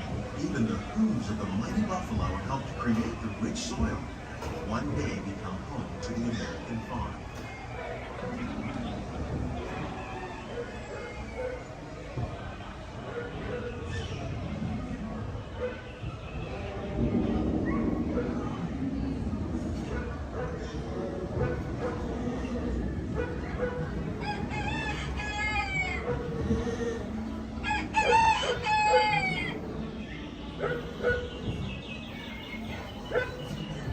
Of all the forces at work on the land, humans have had one of the most profound effects. The need to produce food for a growing world led to the enormous use and sometimes overuse of the land. In our search for more efficient ways to grow food, we often fail to realize the impact of our methods.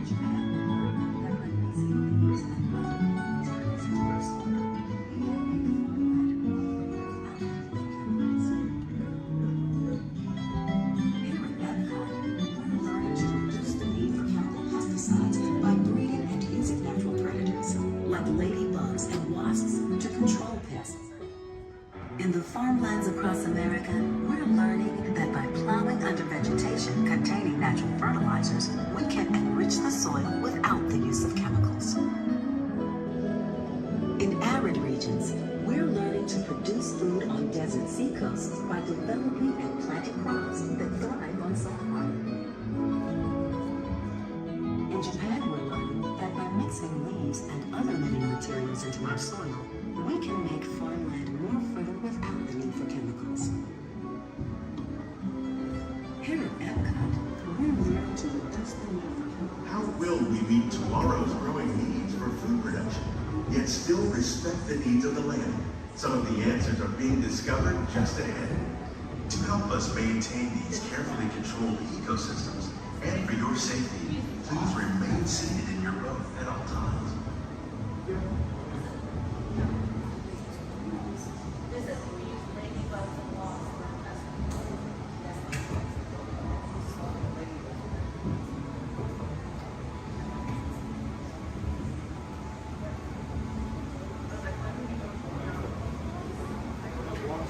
Welcome to our living laboratory, where scientists from Epcot and the U.S. Department of Agriculture are exploring innovative ways to produce relevant harvests now and into the future.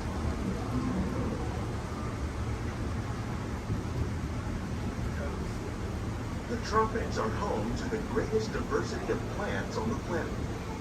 Many of these, like papaya, bananas, cacao, coffee, and rice, are well known around the world. These are just a few of the edible plants that have been an important source of nutrition for people living in the tropics. Many are rich in vitamins and minerals, while others are well adapted to growing in less than ideal conditions. Some, like the water lily, thrive in wet, swampy areas and waterways. All parts of this plant, even the flower petals, are edible.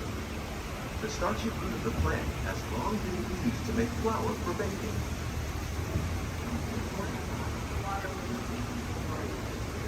One day, many of these lesser-known tropical plants may be as important as the bananas growing on both sides of the road.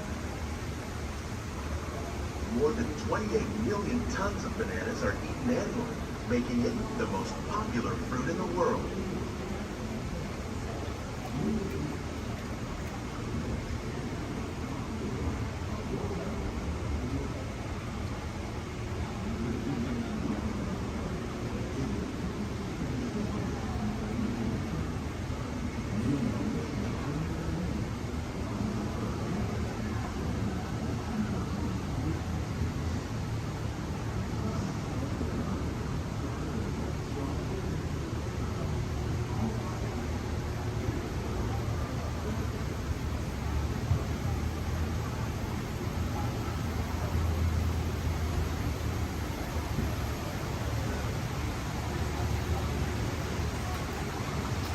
When we mention farming, you probably don't think of fish. But fish farming, or aquaculture, accounts for nearly half of all the seafood consumed globally. Tilapia, bass, and catfish, like the ones you see here, are 3 of the more popular crops raised by fish farmers. The sustainable system we're using here recycles the water in the tanks. As a result, we're able to save millions of gallons each year. Armstrong Fish Farming produces nearly 5,000 pounds of fish each year to serve in restaurants around Walt Disneyland. Innovations like this one can play an important role in our efforts to produce bountiful harvests and still protect natural resources.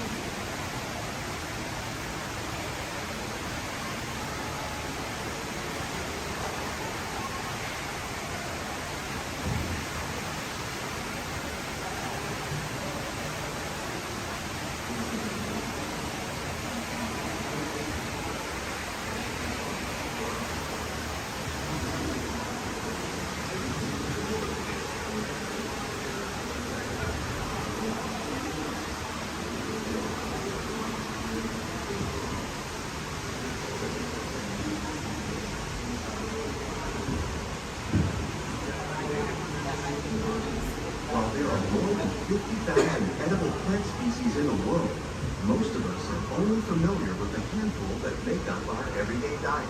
The common grains growing here, maize, sorghum, and millet, plus rice, account for nearly 2/3 of our global food consumption. Learning how to increase yields of these staples is an important goal of research around the world.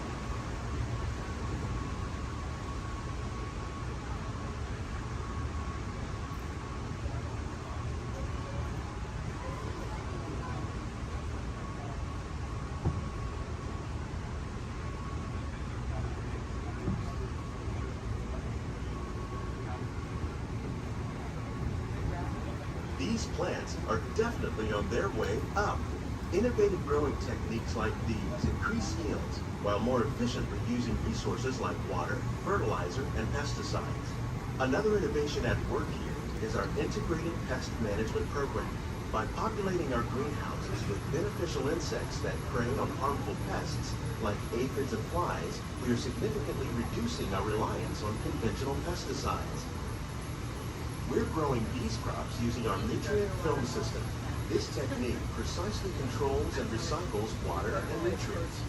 With it, we can produce over 27,000 heads of lettuce a year in this one small area.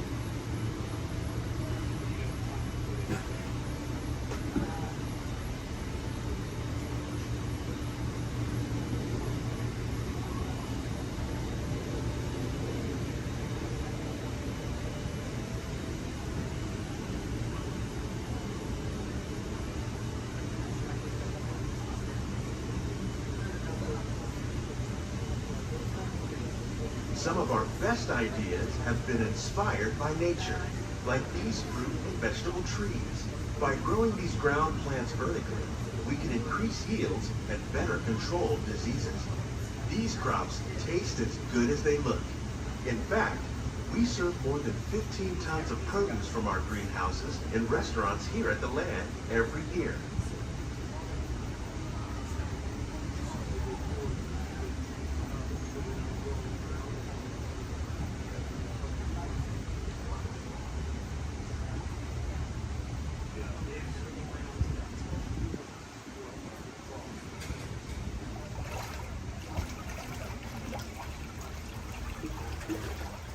The future of agriculture may include innovative ideas like this vertical growing system. Plants grown in this way use a fraction of the space required by traditional growing methods. That saves water and increases production. The aquaponics system on your left combines hydroponics with aquaculture. The fish provide a natural source of fertilizer for the plants, and the plants help keep the water clean for the fish. It's another great way to produce more while using less. In our lab, Epcot scientists are working with the U.S. Department of Agriculture on a number of innovative projects. The goal of these efforts is to produce higher yielding and better quality plants.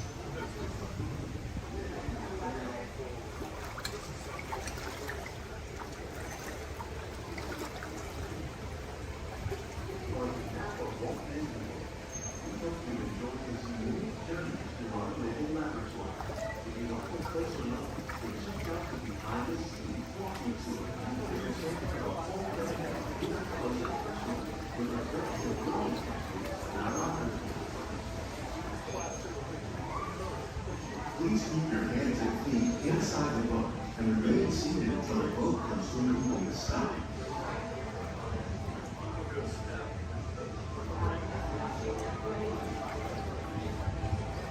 These greenhouses represent just a fraction of the work being done worldwide to produce bountiful harvests for our growing population. Scientists, farmers, and even backyard gardeners are doing their part to improve the quantity and quality of foods that we all rely upon.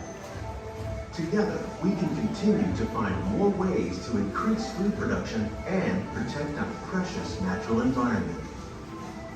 Only then will we truly be living with the land.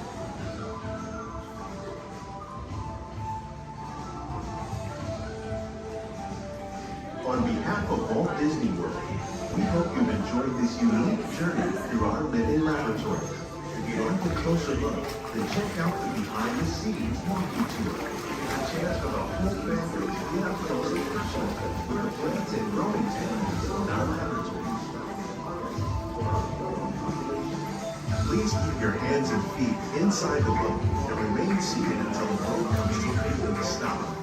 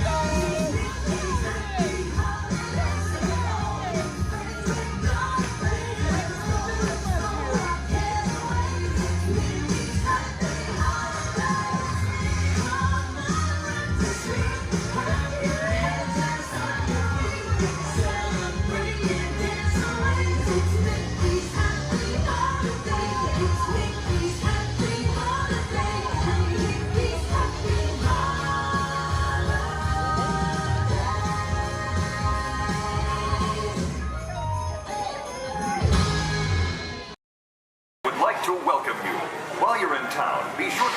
We interrupt this program for a special report. A child is on the loose in Monstropolis. A human child! If witnesses are to be believed, there has been a child security breach for the first time in monster history. We can neither confirm nor deny the presence of a human child here tonight. I tried to run from it, but it picked me up with its mind powers and shook me like a dog. It's true! I saw the whole thing! Happy birthday, Schmoozy Poo! Oh, goodly bear!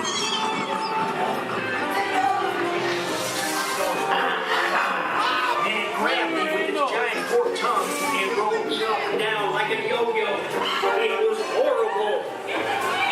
I was minding my own business. We gotta get you home.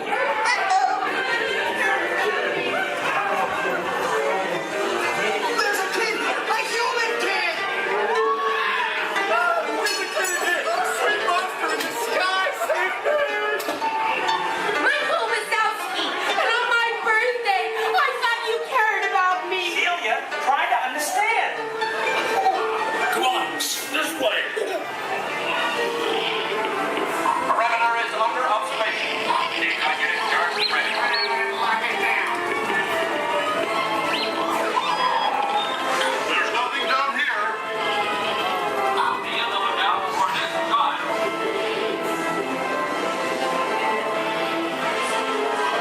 I hate working nights. Yeah, nothing exciting ever happens. Hurry up, Sully, hurry up. I've got both doors set up on the scare floor. Are you done here, Pooh? Race you to the scare floor.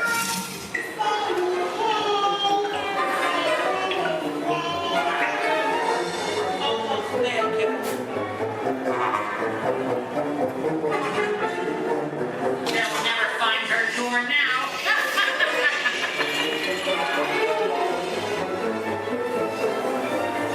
Look, Pooh, there's your door.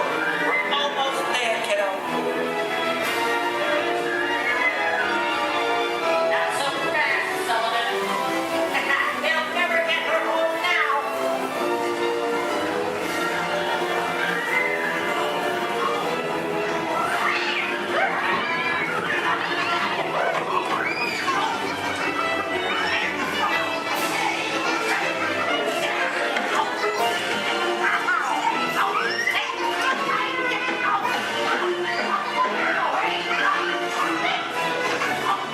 It's been the most terrifying day of my life.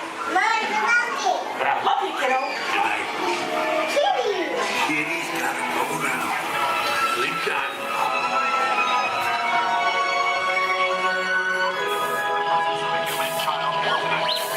We responded to a 2319 in progress and reported to the scene where we immediately secured the area. Get ready, folks. We have to decontaminate you. After careful and thorough observation of the perimeter, we quickly rendered the situation status to 990. We can neither confirm nor deny the presence of a human child here tonight. We responded to a 2319 in progress and reported to the scene where we immediately secured the area. We spread out and locked it down. After careful and thorough observation of the perimeter, we quickly rendered the situation status to 990.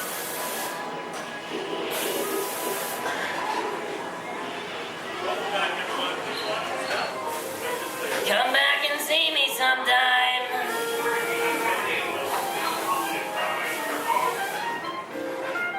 I'm watching you. Always watching. We can neither confirm nor deny the presence. Welcome back, everyone. Please watch your step.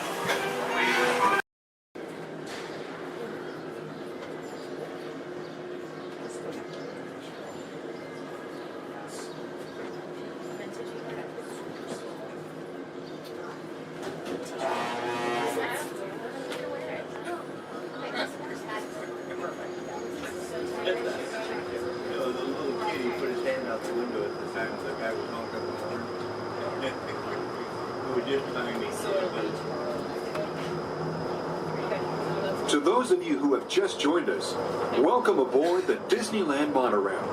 For your safety, please remain seated, keeping your hands, arms, feet, and legs inside the train. Watch your children and No smoking, please. Bienvenidos a bordo. Para su seguridad, permanezca sentado y mantenga las manos, brazos, pies y piernas dentro del tren y cuide a los niños. Por favor, se ruega no fumar. Gracias. We're now en route to our final stop, the Tomorrowland monorail station. Along the way, you can get a bird's eye look at the downtown Disney district, Disney's Grand Californian Hotel and Spa, and Disney's California Adventure.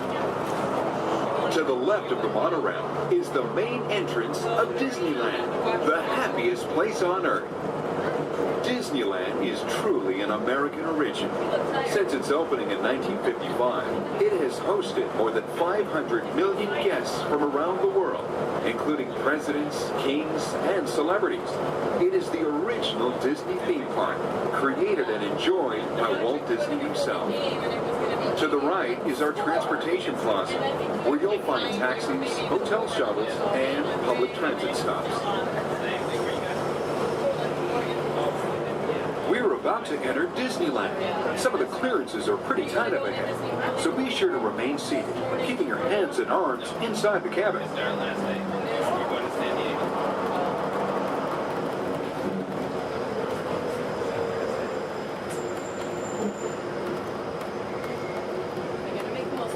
This is Tomorrowland, a land inspired by science fact and fantasy. Directly below us is the Submarine Lagoon, where you can dive into an exciting underwater adventure aboard the Finding Nemo submarine voyage.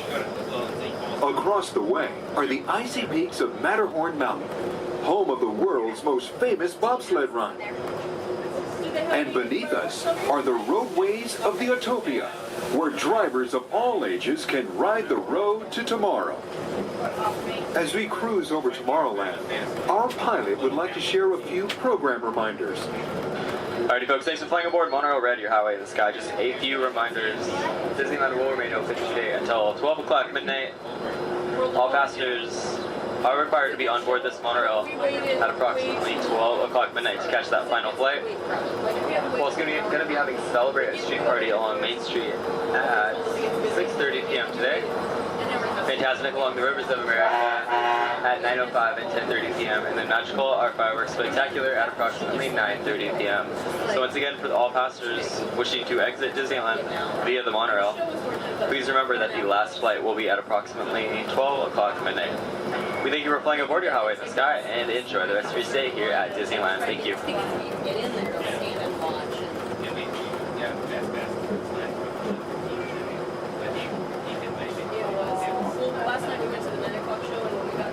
Just ahead and to the right of the train are the sparkling gold spires of one of Disney's most beloved attractions. It's a Small World. Beyond it is the wacky world of Disney's classic cartoon characters, Mickey's Toontown. We're now riding alongside the happiest kingdom of them all, Fantasyland, home to Pinocchio, Snow White, Peter Pan, and other storybook characters.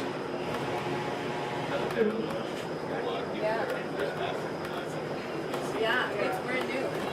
Supposedly it said we're going to try it, but so many people interested in it, it's so popular, I'm sure. We're now approaching the Tomorrowland monorail station, our final destination. Please remain seated until the monorail comes to a complete stop. Then, collect your belongings, watch your head, and step carefully from the train. On behalf of all of our crew, thanks for traveling with us, and we hope you'll have a happy and memorable visit here at Disneyland. This is the Tomorrowland monorail station.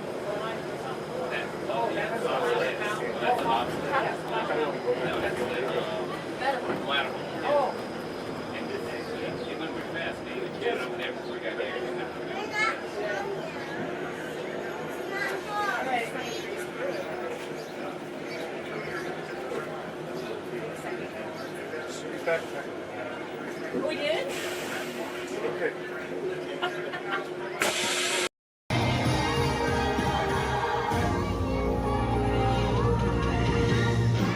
Don't share the fun, the best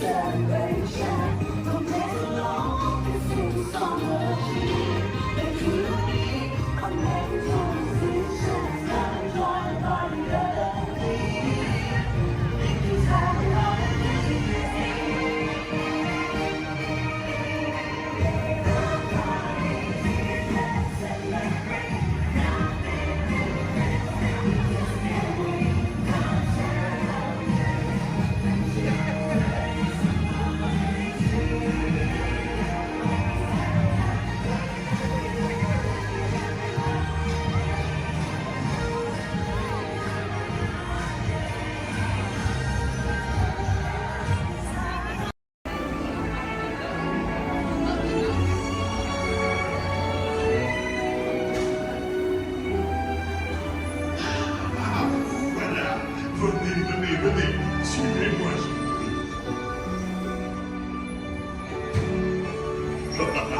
Mes chers amis, joyeux voyous. Vous y soyez. Qu'attendez-vous?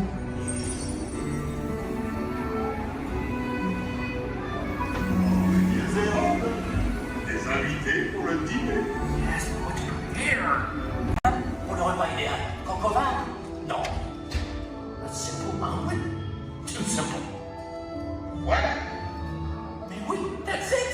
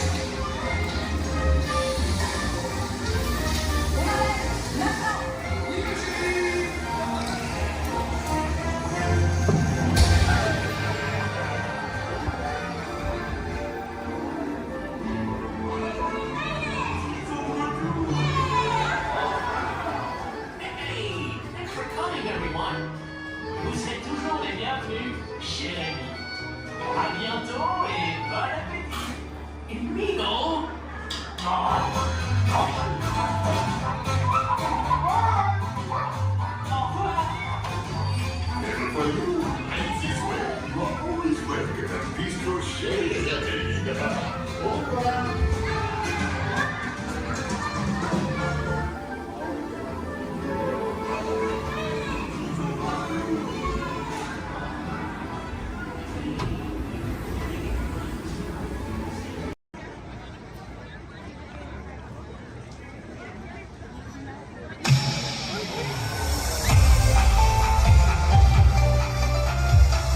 To all who come to this happy place, welcome and good morning, everyone.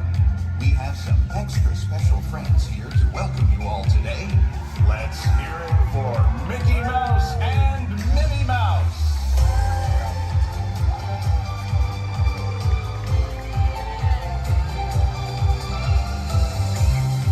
Well, hi everybody. Good morning.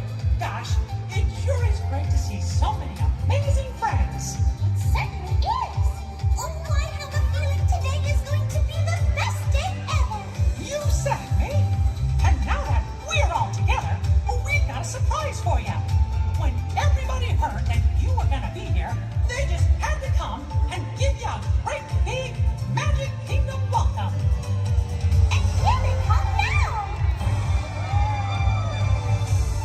Hi, Dawn. Now that everybody's here, I think it's time to start the day. And that means we're going to need just a little bit of magic. I bet these folks can help with that. Oh, I know they can. On the count of 3, everybody shout, let the magic begin. Are you ready? 1, 2, 3. Let the magic begin. It's all your magic, wrapped up in pastry dust. Welcome to a place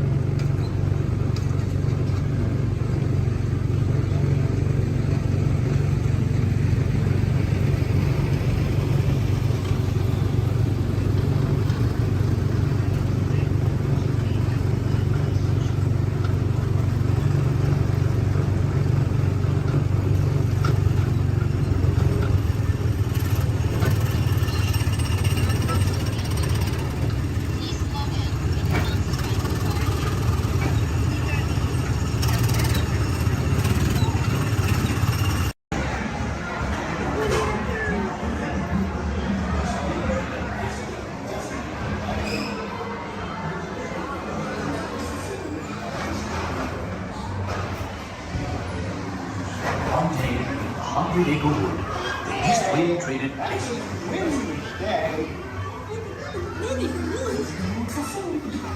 If you ask me, he'll never reach there. Mommy! Oh dear! Can you talk to me, Mom? Look, Mama, look! I'm right!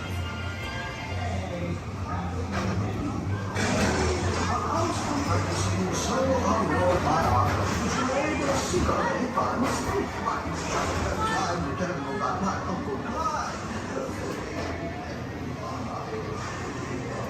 Hunter, come bounce with me.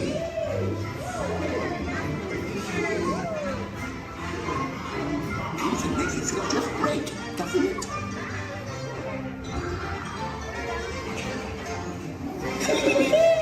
Follow me! Oh, my little shade. I almost bounced right out of the ride. Watch out, I have a month in the water. They feel honey. Still honey.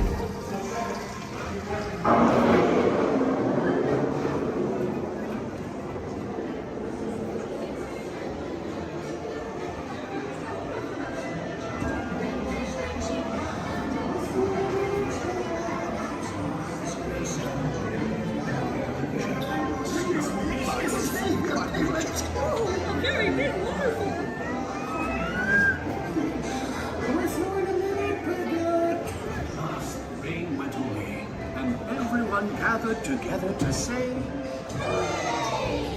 Hooray for Pooh, too! Let's go to the party with me.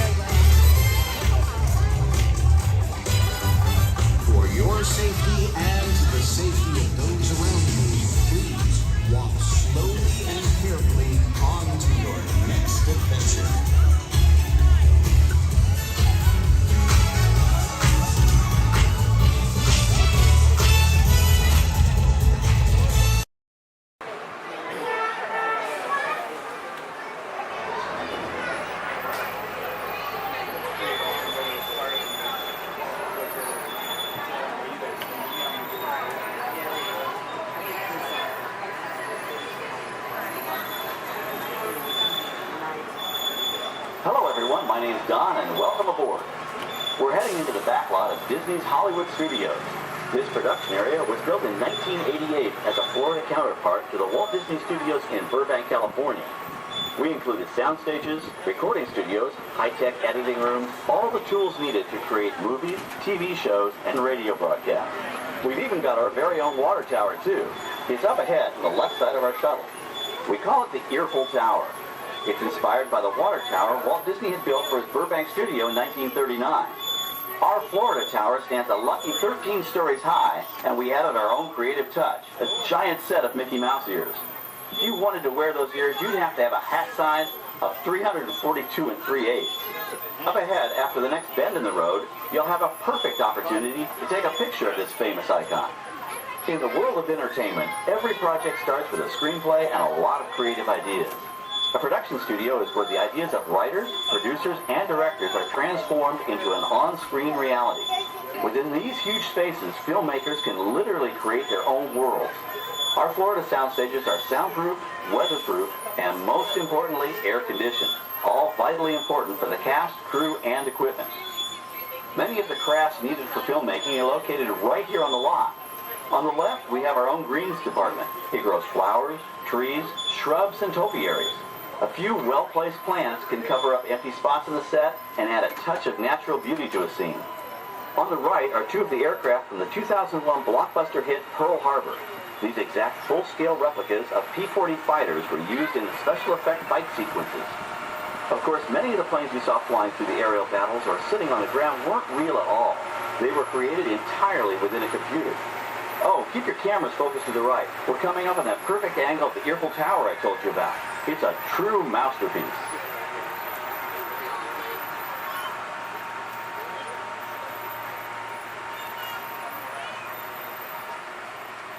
We're entering one of our most glamorous and colorful departments, creative costuming. Every star has to have just the right wardrobe, and it all begins here with a designer's sketch. Our team of designers, seamstresses, and tailors can turn 1.5 million yards of fabric into over 25,000 costumes every year.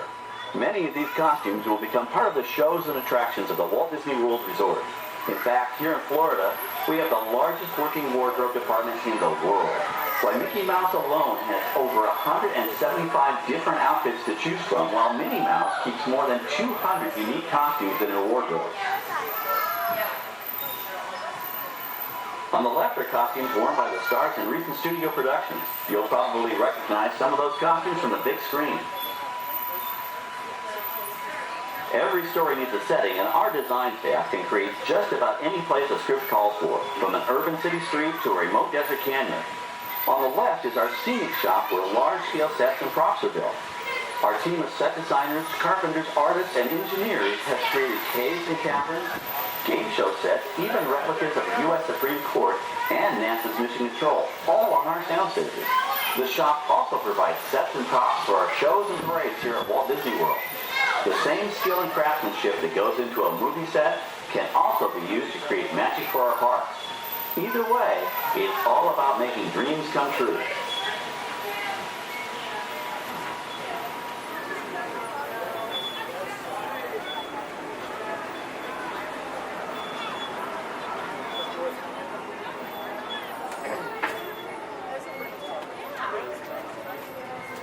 Now we're entering a zone we call the Boneyard. It's an outdoor storage area for oversized props and vehicles. Cars, trucks, boats, planes, we often save these props in case we need them for future productions. In this backlot collection, you may find real working vehicles, non-working mock-ups, and even large-scale miniatures used in special effects shots. Large-scale models create a more convincing illusion on camera. We even place small cutout passengers in the windows of the plane.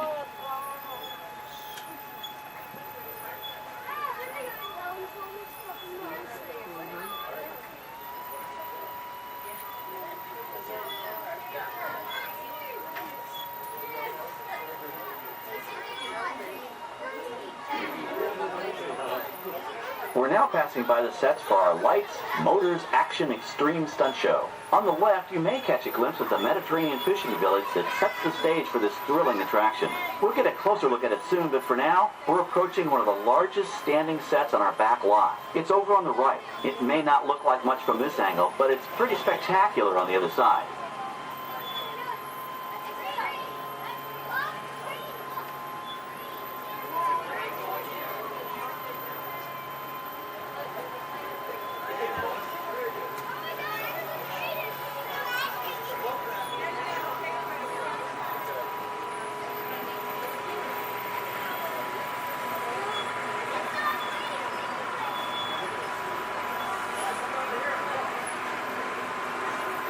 This is great, folks. The production crew has just given us clearance to enter the set. Hello, Backlot Tour. I'm Amy, a production coordinator here at the studios. I can see your shuttle heading toward our canyon set. I've given your driver permission to come in and take a look around. I'm up here with our effects crew, and we're getting ready to shoot a test sequence. Oh, on the way in, you're going to be crossing a wooden bridge, and things may get a little bumpy, so please, hold on to your belongings, especially hats, cameras, and glasses, and keep an eye on any small children in your party. And of course, please remain seated at all times. Welcome to the set. As you can see, we brought the bare, dry deserts of Southern California to green, typically humid Central Florida. This set is based on real locations that our production designer took pictures of. Our set crew spent about 6 months building the canyon, but we've used it for a number of TV shows and specials over the years. For our upcoming production, the script called for a tanker truck. We found this one in our boneyard, but it was too big to drive into place. So we picked it up with a crane and set it down here. We're up on the overhead platforms, and I see our director has arrived. As soon as the rain effect is ready, we'll begin the sequence. This set and shower is really just a special effect. We rigged up a series of water nozzles just above your tram. The water sprays in a crisscross pattern to create a sense of depth. But this storm only covers the first few feet of the set.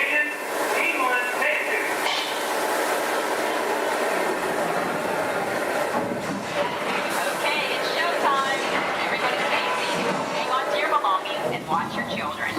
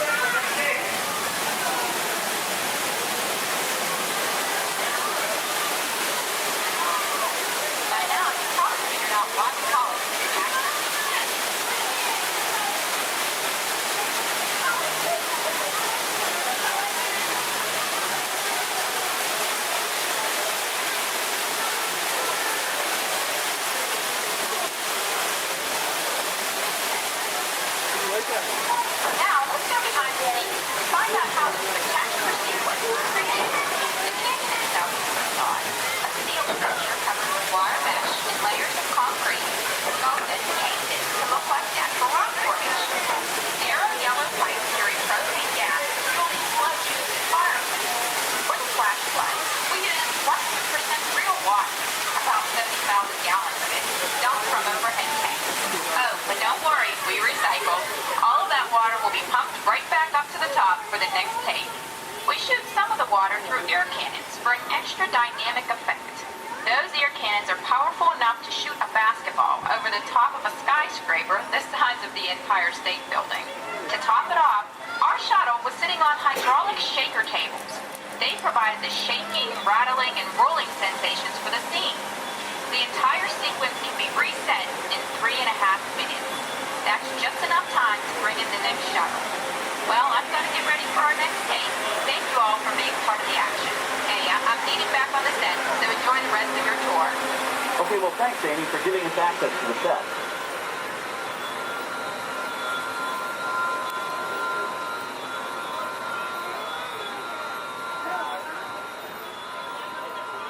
On the right, we have an authentic piece of Disney history.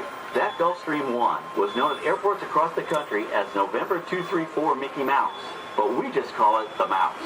In 1964, Walt Disney and his hand-picked team used this plane to scout locations for what he called the Florida Project.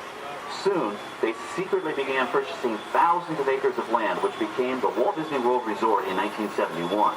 During the creation of the resort and later Epcot, the Mouse shuttled studio executives and Imagineers between Burbank and Orlando, making it the most used executive aircraft in the country. Appropriately, the Mouse retired here in 1992. As Walt used to say, it was all started by a mouse. In this case, the 234 Mickey Mouse.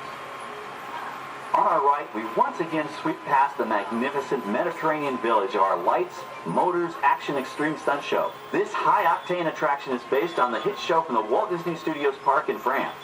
In this action-packed production, you'll feel like you're right there on the set during the filming of a spy thriller, complete with custom-built cars, motorcycles, even jet skis.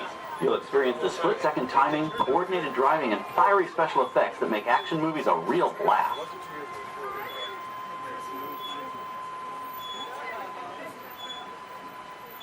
The staging area to our right is known as Acceleration Alley.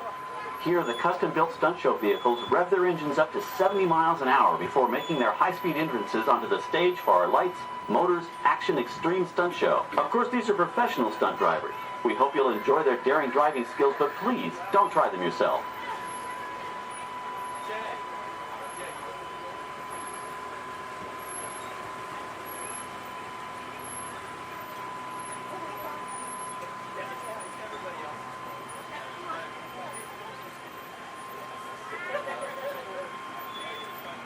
On the left, we've reached our second boneyard with more historic props and vehicles. When we reuse older props in a new production, they're often refitted with custom parts and given a whole new color scheme. You might not even recognize them the next time you see them on screen. For instance, coming up is our friend Herbie the Love Bug. He went through a special demolition derby makeover. Those dents and dings were added on purpose, but he can be polished up as good as new for his next starring role.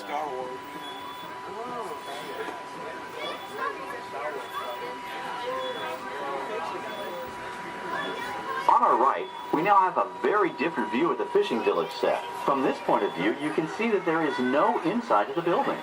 They are just false fronts or facades. In the movie business, set builders only create what the camera has to see. It's an old movie trick dating all the way back to the silent era.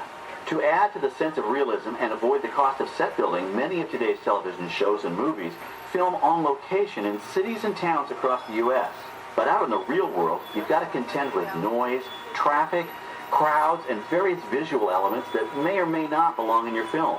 Here on the backlot, we can avoid these problems because we created our very own flexible urban environment.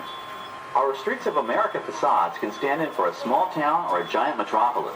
As we come around the last corner on our route, you'll see the skyline of New York City in the distance. It's really a series of painted flats, expertly designed to fool the eye and the camera.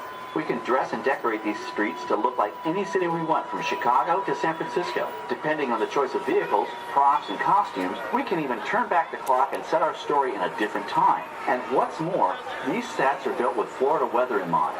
They're made to withstand 100-mile-an-hour winds.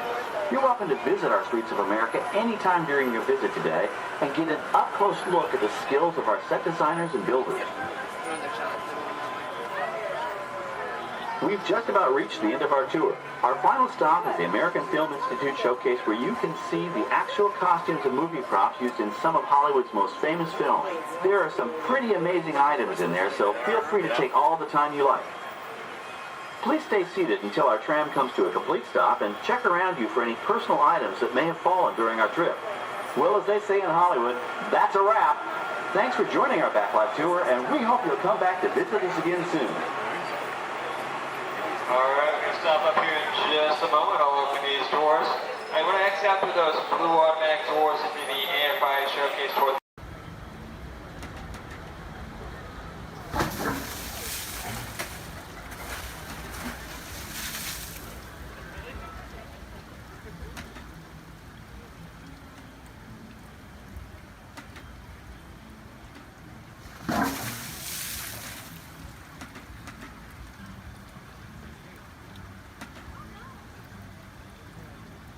Mine?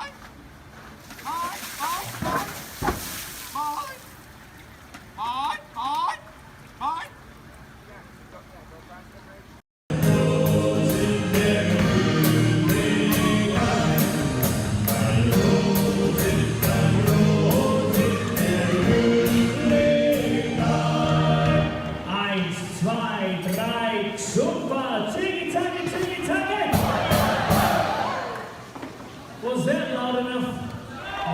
Turn to your neighbor and say, louder! Okay, drinks and thumbs up, here we go. Tiggy, taggy, tiggy, taggy! Tiggy, taggy, tiggy, taggy!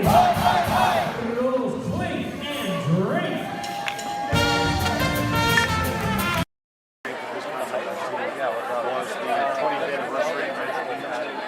Oh my God, that was the most amazing celebration I've ever seen them do.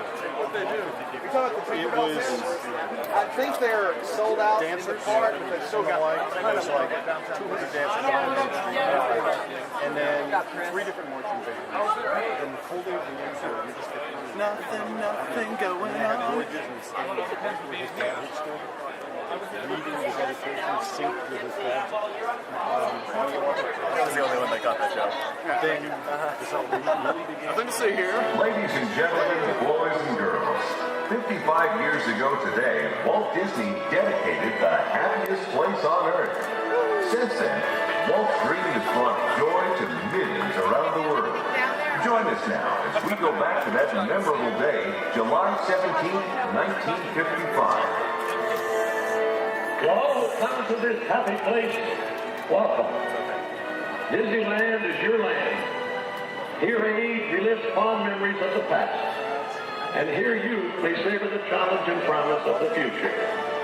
Disneyland is dedicated to the ideals, the dreams, and the hard facts that have created America, with the hope that it will be a source of joy and inspiration to all the world.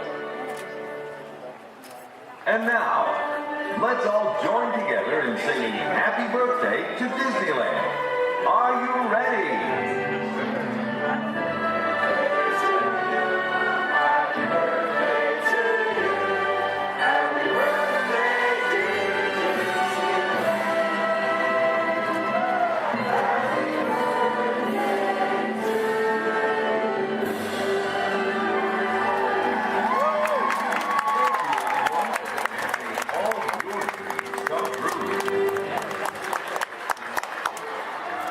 That's it. All right. Everyone go home. Oh, dancing.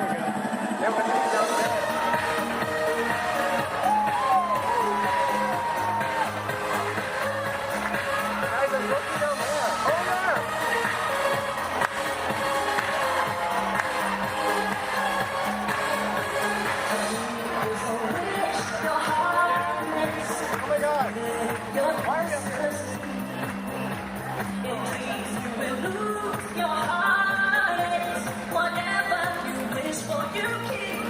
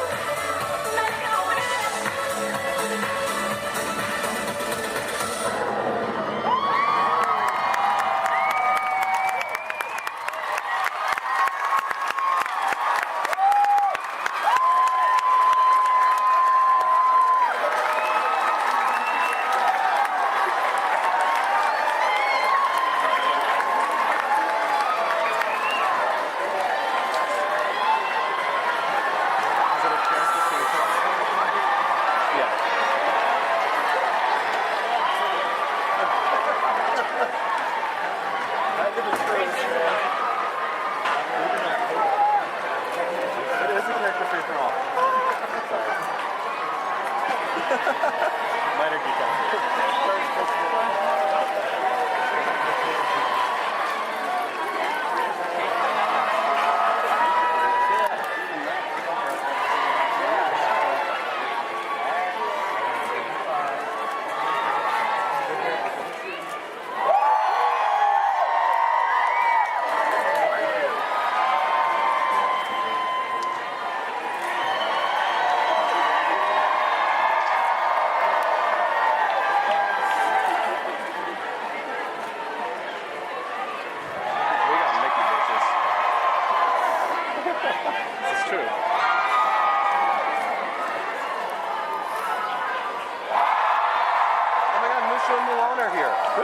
Right there. Behind the light post. If you turn this like cool Oh, Pluto. We should go say hi to Pluto.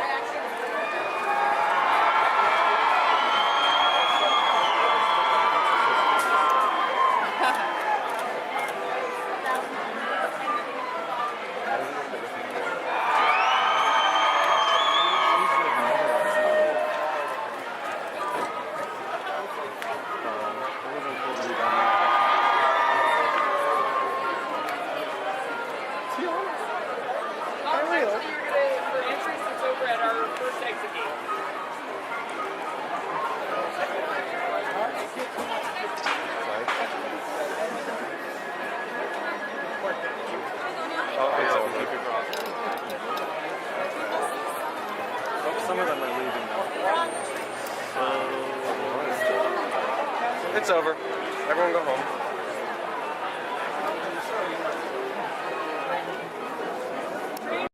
Jason Award, and if everyone's ready, here in Harambe we say Twende, and that means let's go. Jumbo friends, my name is Rachel, and I'm going to be your safari guide out in the Harambe Wildlife Reserve. Just a couple friendly safety reminders before we do head on out, though. Make sure we stay fully seated the entire time. It does get pretty bumpy out there. We're also going to make sure we keep our hands, arms, feet, and legs inside the truck, and hold on to any loose items that could fall out, because unfortunately I cannot stop to retrieve anything if it does fall out. Now, the first part of the reserve that we are heading into is the Little Aturi Forest. Now, the animals here in the forest are known for their camouflage, so we may have to look a little bit harder for them. Although over on the right side, the brown colored animal with those striped legs, that is an okapi. Now, okapis might look like they are related to zebras with those striped legs, but they're actually one of the only living relatives of the giraffe. Now, if you look closely at its head, they kind of have the same skull shape the giraffe has. They also have the same tongue that helps them get into the vegetation. Now, that black and white bird that's hanging out down there kind of by the water as well, that is a saddle-billed stork. They can stand at about 5 feet tall with a wingspan all the way up to about 9 feet long. So if you look up above you, that is about the length of the canopy that's on top of your head. Now, they get their name from the yellow saddle shape on their beak, and they do also mate for life. So once they find their partner, they're with them for the rest of their life. Definitely be on the lookout for another one. There's usually another one that hangs out pretty close.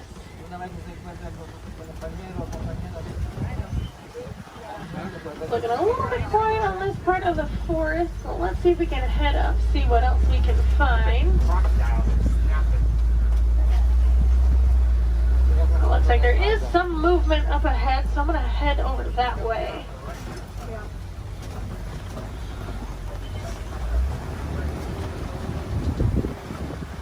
Alright, so coming up on the left, you might see there's some light tan colored animals kind of huddled underneath the tree, kind of by that bamboo. Those are greater kudus. And then actually up kind of under the trees, and then also at the top of the hill up there, those darker brown colored animals with those horns on top of their head, those are bongos. Now, bongos are very shy and reclusive animals. That is how they get their nickname, the ghost of the forest. Both males and females do have those horns on the back of their head. And if you notice they're angled backwards, that's to help them get through any of that thick and tangled brush here in the forest they usually live in. Alright, it looks like we're going to cross over some water, so that means we're heading out towards the Safi River. You're going to want to keep your eyes near the water looking for any kind of shadowy figures. A lot of times you'll see Nile crocodile or even Nile hippos. Now, hippos will spend most of their time in the water and even spend about 8 minutes at a time underneath the surface. The average male hippo does come in at about 5,500 pounds, and they do kind of float to the bottom of the water and walk along the bottom rather than swim. Although to be fair, if I was 5,000 pounds, I'd probably do the same thing. It takes quite a bit of energy for them to swim around. I haven't seen any yet, but they do have a couple spots here in the river, so we'll head up. Now those white and gray birds that are hanging out on the island, those are pink-backed pelicans. They do get their name from the pink coloration that their feathers get during mating season. That's not actually the feathers that turn pink though, it's their skin that turns that color. It kind of makes their feathers look it.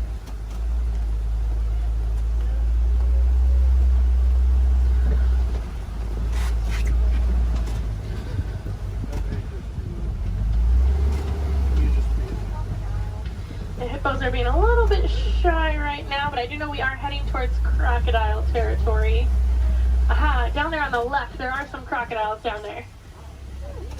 Now the average Nile crocodile does come in at about 16 feet in length, weighing about 500 pounds. Although they can grow to be about 20 feet long, and I do know there's at least one down there that's a little bit over 700 pounds. Now when it is super hot, you will see them hanging out with their mouth open. That's because unlike you and I, they can't sweat. So they do open their mouth. It does help them regulate their temperature, keeps them a little bit cooler. You'll notice a lot of the animals here in Africa actually have some sort of natural cooling capabilities. It does get pretty hot out there. Now we are going to start making our way out towards the savannah. That does happen to be one of the largest parts on the reserve. It's also home to some of the more famous animals like lions, elephants, and giraffes.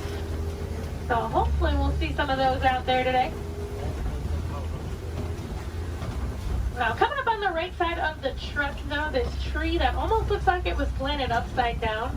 That is a baobab tree, also known as the tree of life or the upside down tree. And they will remain leafless or dormant up to 9 months out of the year, and that's to help conserve any kind of water or energy the tree does have. And I'm already seeing quite a bit of movement down there, so we're going to head down, get a little bit closer to everything. Now, unlike the animals in the forest, the animals out here on the savannah do rely on speed and agility to protect themselves. Even giraffes can run at about 30 miles per hour. That is a pretty funny run if you've ever seen it. Kind of see the head move way before you see any other part of the body move.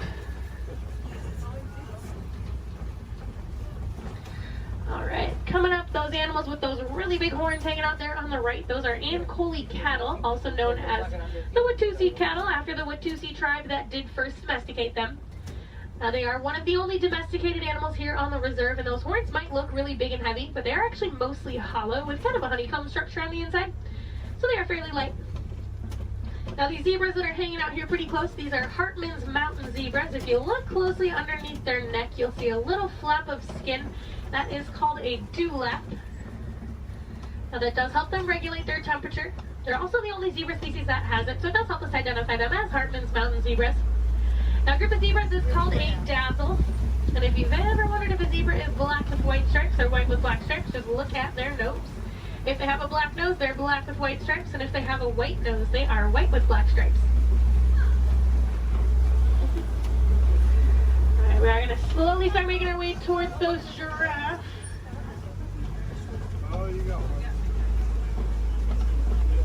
Now looking at the coat pattern of these giraffes, it looks like they are Maasai giraffe. Once we get up there, they do have that kind of jagged puzzle-like coat pattern. Now also over on the left, kind of hanging out in the back by the trees over there, those are sable antelope. If they do look at all familiar, they are the emblem of the Harambe Wildlife Reserve, so you might have seen their pictures out and around in the village out there.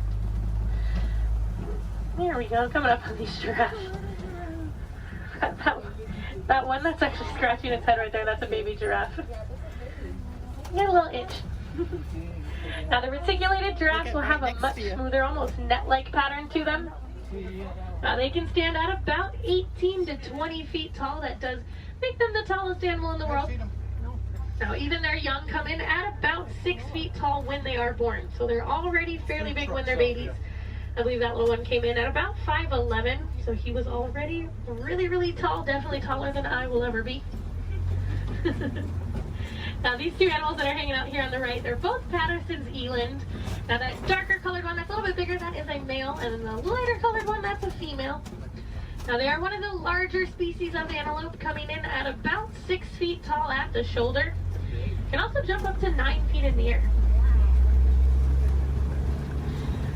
Now with those giraffes, just like your fingerprint is unique to you, the coat pattern of the giraffe is unique to them. And it does help them tell each other apart when they're in groups. And a group of giraffes is called a tower. Seems to be a pretty fitting name for something so tall. They do also only sleep for about 30 minutes a day. The rest of the time is pretty much spent eating.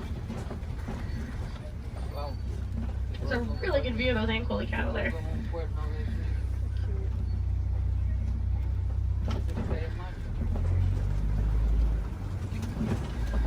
Alright, let's see if we can head up a little bit farther into the savannah, see what else we can find.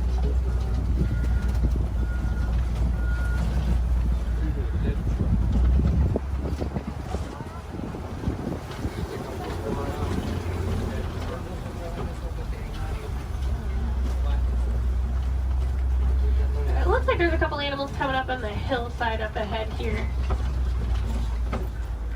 Once I make the turn, they're going to be on the right side. Those are white-bearded wildebeest. We might get a little bit closer to them in a moment, though. Now, they are a large herding animal. They take part in the Great Migration, which is so large it can actually be seen from space. There's easily over 1 million, usually more like 1.5 million that will migrate every year together.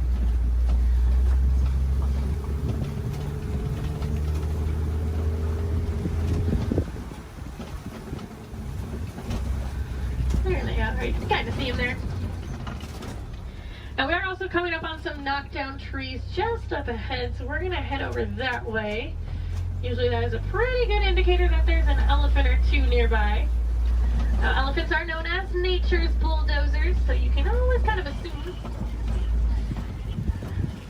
Actually, it looks like there is one up ahead of us. I'm going to see if we can get a little bit closer to it.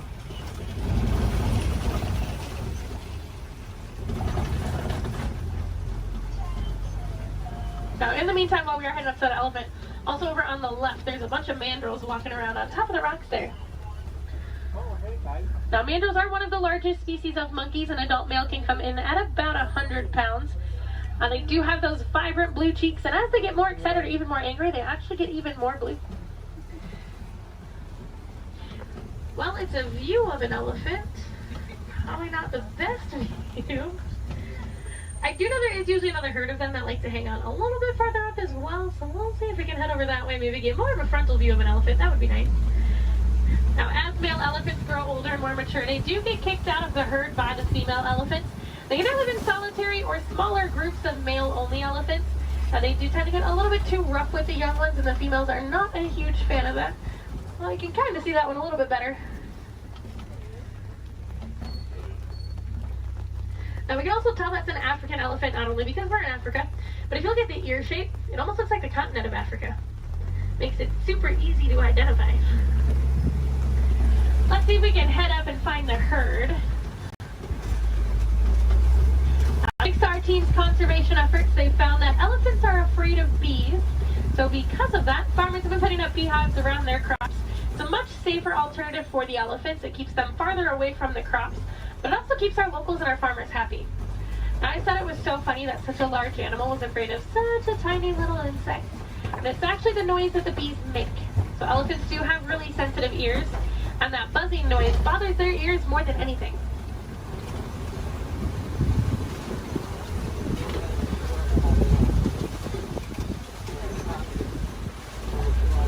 And I am seeing some tusk marks in the red clay, so hopefully that is a good sign that the herd has moved through here fairly recently.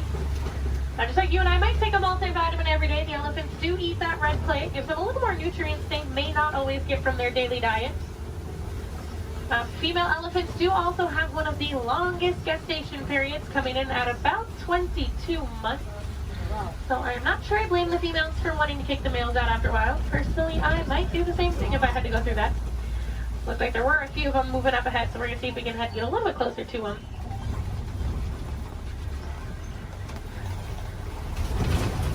Male elephants also won't get to their full size until they are about 35 to 40 years old. That is about half of their lifespan. So in the wild, their lifespan is about 60 to 70 years, and that full size can come in at a whopping 15,000 pounds. So that does make them one of the largest land animals.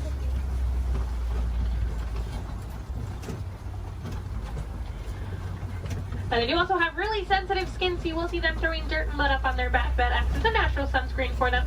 You're also going to see them flapping those really big ears that they have, as those ears are home to a bunch of blood vessels on the inside. So just doing that, it does actually activate those blood vessels and can even cool their body temperatures down about 10 degrees. We might be able to see when we start going around this curve here. Now, in the meantime, we are coming up on some greater flamingos as well. Now, those greater flamingos actually start out as a gray color, and as they get older, they get their vibrant pink color from their diet, which does consist mostly of beta-carotene, like brine shrimp. If you actually look on a couple of them, the back of their head and neck, you can still see some of the gray feathering on some of them. They are one of the lighter colors of flamingo species, as well as one of the largest. You might have seen their cousins, the lesser flamingos, out on Discovery Island when you were coming in today. They're quite a bit brighter in color than these ones, but they're also a little bit smaller. And if you didn't see them, they like to hang out the very front of the tree line, kind of down to the left-hand side.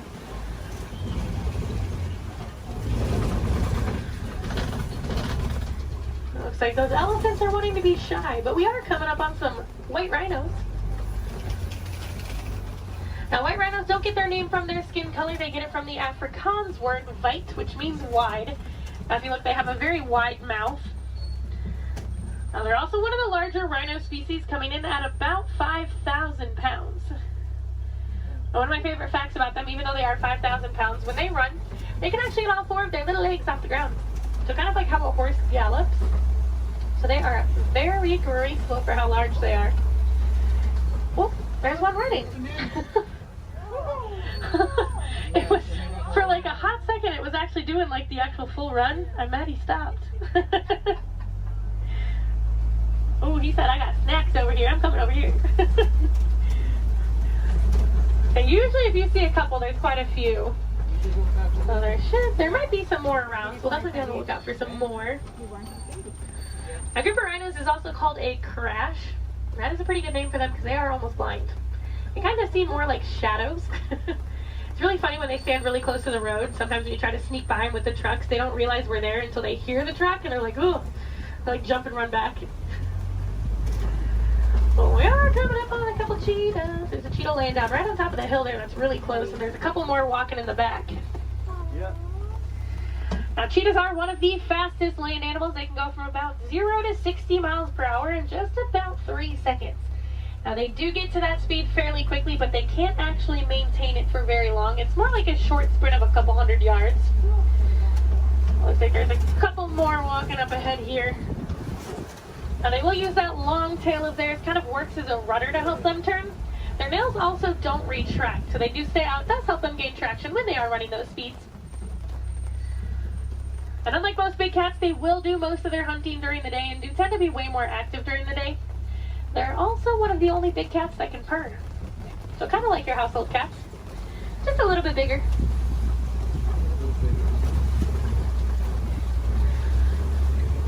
Oh, it looks like there's some lions hanging out on top of the Kobe rock. Oh, they're so pretty. Like there's a male and a female here, and there's another female up ahead a little ways. Now, lions do sleep about 16 to 20 hours a day, so we're pretty lucky that we're actually seeing them kind of moving. I mean, they're not moving around, but they have their heads up and not sleeping. Now, they do tend to be more nocturnal and will do most of their hunting at night, and it's actually the females that will go out and do the hunting while the males stay back and protect the pride. Now, during the day, their eyesight is pretty much identical to ours, but at night, it gets about 6 times better. So they have super good eyesight at night. Now, when they vocalize, they can vocalize up to 5 miles away. You can hear it. So if you do plan on staying here all the way up until park close, I highly recommend while you're walking out to your car, keep your ears open because sometimes you will actually hear them vocalizing. It's really cool. Now, I know everyone's excited about the lions, but there's a really cute little brown and white animal over on the right. And that is a bontebok. Now, he's related to the white-bearded wildebeest that we saw earlier, and within 5 minutes of birth, he can stand. Within about 10 to 15 minutes, they can also walk and run. That's a super good survival technique for them. That way, once those little ones are born, they can get up and get on the move as quickly as possible. Now, also hanging out in the trees there on the right, those are waterbuck. Now, waterbuck do drink an excessive amount of water, hence the name waterbuck. But they also have kind of an oily, greasy feel to their fur. Now, that is supposed to help them be a little more waterproof when they are hanging out in the water. Now, we're coming up on some fairly big burrows. Be on the lookout for warthogs. Actually, down in that burrow there on the left, there is a warthog. Now, warthogs are one of the largest land burrowing animals. They like to back up into their burrows, just like that one's doing. That way it keeps their tusks out, so if anything tries to sneak up on them, they can try to deter that animal. They've also been known to recycle other animals' burrows, so they might find when an animal has abandoned and call it their home. Isn't the ever so lovely ostriches over there, too? Now, while we are heading over there, it looks like those ostriches have also dropped some eggs there on the right. Now, individually, each one of those eggs can weigh about 3 pounds, and they are so strong that just about any one of us can stand on them and absolutely nothing would happen. Are you guys going to stay off of the road, or no? Okay. Now, ostriches are the largest species of bird. They are flightless birds, though. They use those wings to help them turn, kind of like how the cheetah uses its tail. They can run speeds of about 30 to 40 miles per hour, so they are fairly quick. They always look so confused, too. Just makes me laugh. They are notorious for long animal stops, so when you can sneak by them when they're that close to the road, it's your lucky day. Alright, it looks like the warden's post is coming just up ahead of us. That does unfortunately mean our safari is coming close to an end. But the warden has adopted some Nigerian dwarf goats that like to hang out here. Now, they do help our warden keep the grass looking nice and the weeds down low, and in return they produce some milk that the villagers here find very sweet and actually high in value. So that does allow the village to rely less on the wildlife out there. They are small, but they won't get any bigger than that. They are full-grown adults. And they are one of the many examples of how humans and animals can live in harmony together. It just takes a little bit of effort from us. Some small things that you guys can do at home but make a huge difference for these animals. Planting some native trees or plants in your yard. Maybe building a few bird houses here and there, or even some bat boxes. A lot of these animals, including the elephants that we saw, are losing their habitats due to mining for metallic ore, otherwise known as coltan. And that's found in many of your small electronics, so things like cell phones, laptops, tablets, anything like that. So next time that brand new shiny iPhone comes out and you guys decide to go and purchase it, just make sure you recycle the old one. That will help keep mining down to an absolute minimum and saving those habitats for those beautiful animals out there. And if I have any wilderness explorers on board, you guys have been on board the Simba 1. That's S-I-M-B-A 1. And I am going to get you guys back up to that dock that we originally came from, so you're going to have to bear with me for just a little bit longer. Hopefully we should be able to buzz through some of the docks fairly quickly.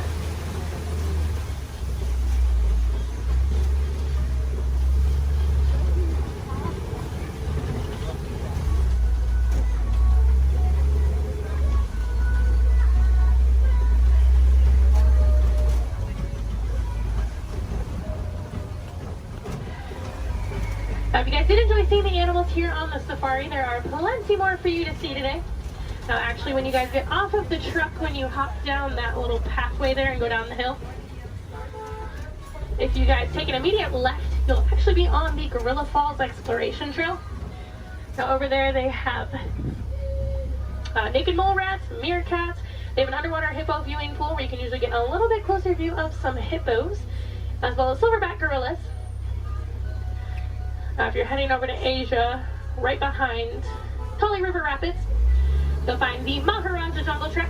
Now, over there they have Sumatran tigers, Komodo dragons, bats, and a whole bunch of different exotic bird species. Now, both of those trails are about a 15 to 20 minute walking trail, though, so you do want to give yourself a little bit of extra time. Now, ECVs, strollers, wheelchairs, any of that can go through those. You don't have to park them, so you can bring them with you. And if anyone has Disney Plus at home, if you have not seen it already, there is actually a whole series on there called The Magic of Disney's Animal Kingdom. And they do go into way more detail about the animals here on the safari, as well as the ones over at Epcot and Animal Kingdom Lodge. I know they have episodes on the giraffes, the lions, the rhinos, the elephants. You get to hear from the keepers that do actually take care of them on a day-to-day basis. So you get to know them a little more on a personal level. You might even get to know some of those names. So next time you come and ride the safari, you can impress your friends and family by knowing those. On that note, no two safaris are ever the same as well, and the animals will always make sure of that. So if you guys are here on another day or even later on in the evening, definitely come back and check us out. You might see some different animals out there. Sometimes you'll actually see the hippos. We didn't really get good luck with the hippos today. You might see some hyenas. They do tend to be a little more nocturnal, so they'll tend to come out a little bit later. And you might see the lions actually up and moving around. You never know. They'll probably have a different safari guide as well, so you might learn some different facts you guys didn't hear from me this time around. As you guys are walking around the park too, I encourage you guys to be super aware of your surroundings. A lot of times you'll walk past different animal habitats and you guys won't even know it. On front of the trail life, you'll see those lesser flamingos that I kind of touched on a little bit. You'll see some kangaroos hopping around, some vultures, all kinds of stuff. And then towards the front of the park, actually one of my favorite animals likes to hang out there, the giant anteater.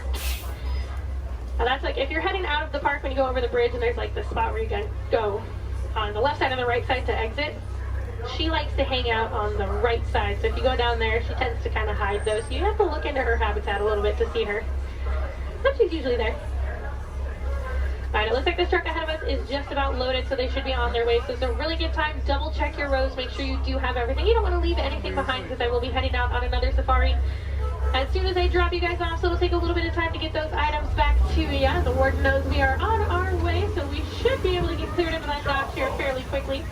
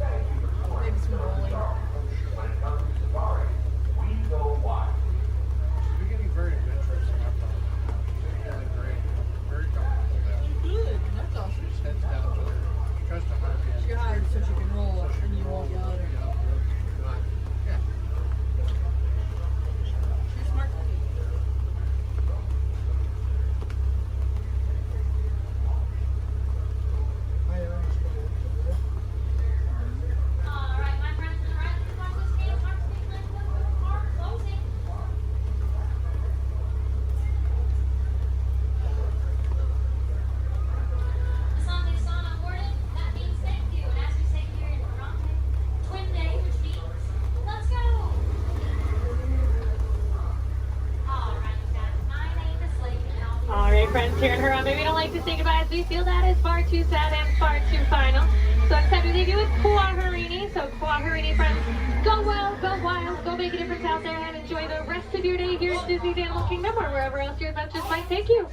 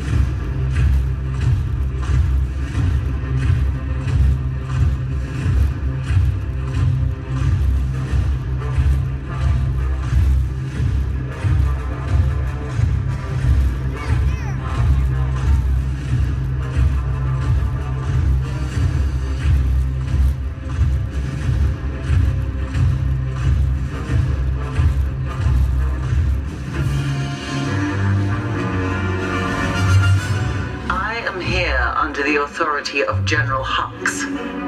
You are here under the authority of me. Stand proud.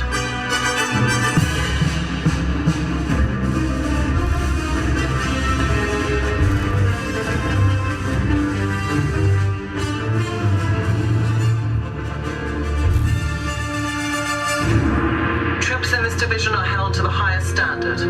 Mine. Show me fearless.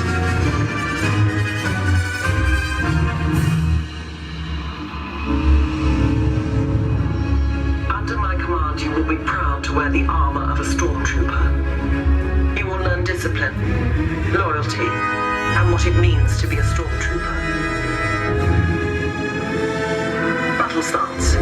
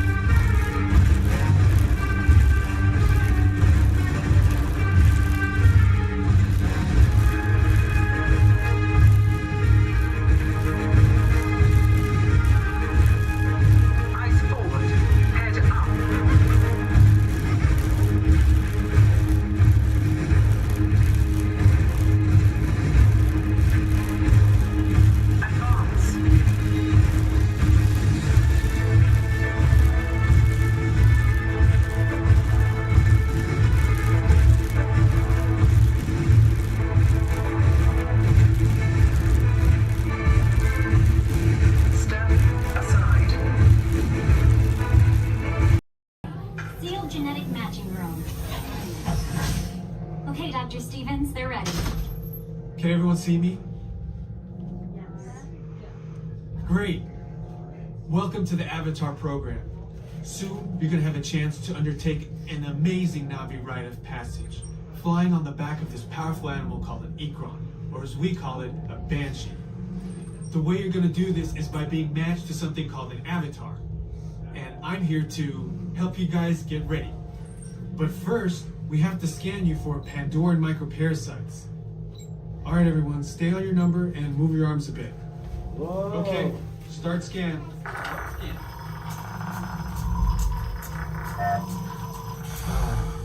You've all got them.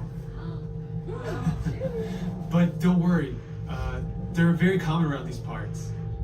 Let's start the decon. Initiating GMR decon. Stand still over your number. You're not going to feel a thing. You're doing great. Almost done here. You're all clear. Great. Now let's go over how all this works. Like I said before, you're going to be matched to these things called avatars, which look a lot like the Na'vi. They're created by blending human DNA and Na'vi DNA. Once we match you to an avatar, thanks to a special link chair, your mind will be able to control that avatar. Using avatars to fly this way was all figured out by my boss, Dr. Jackie Ogden. She leads our science team, which is part of the Pandora Conservation Initiative, and we're here in the Valley of Moara studying banshees and their environment.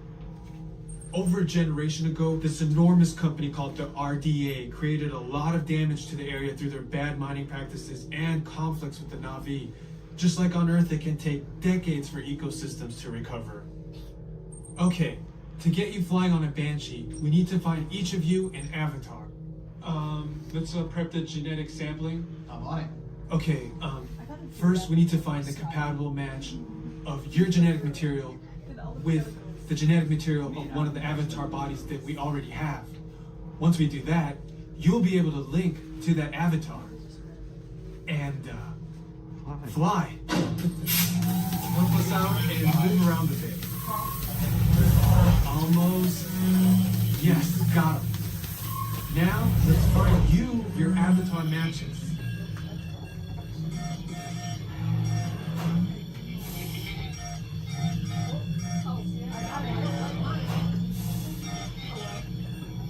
Oh, I got a match. I got one. Oh, I don't do that. I got one. All right, you've all been matched with avatars. I have purple hair. Looks like they're ready for you in the next room. When the door opens, please go inside, all the way in, and stand over the same number that you're standing over now. And I'll see you in there. Just kidding, you'll never see them again. Yeah, but chances are you probably never saw them before, so who cares? Ladies and gentlemen, welcome aboard the world-famous Jungle Cruise, world-famous for being world-famous. My name is David, and I'll be your skipper, your tour guide, your social director, your dance instructor, and if you don't laugh at my jokes, your swimming instructor for the next 2 weeks. Alright, the first river we are entering is the Amazon River, where everything is larger than life. You can tell to the left and to the right of the boat by these butterflies coming up over here. Now, these butterflies, just to let you know, have a wingspan ranging between a mild and tiny 12 inches to a whopping and amazing 1 foot. And over here to the right is Inspiration Falls. Now, people usually ask me in unison, why do you call it Inspiration Falls? How odd of you guys to ask. Well, the longer you stare at it,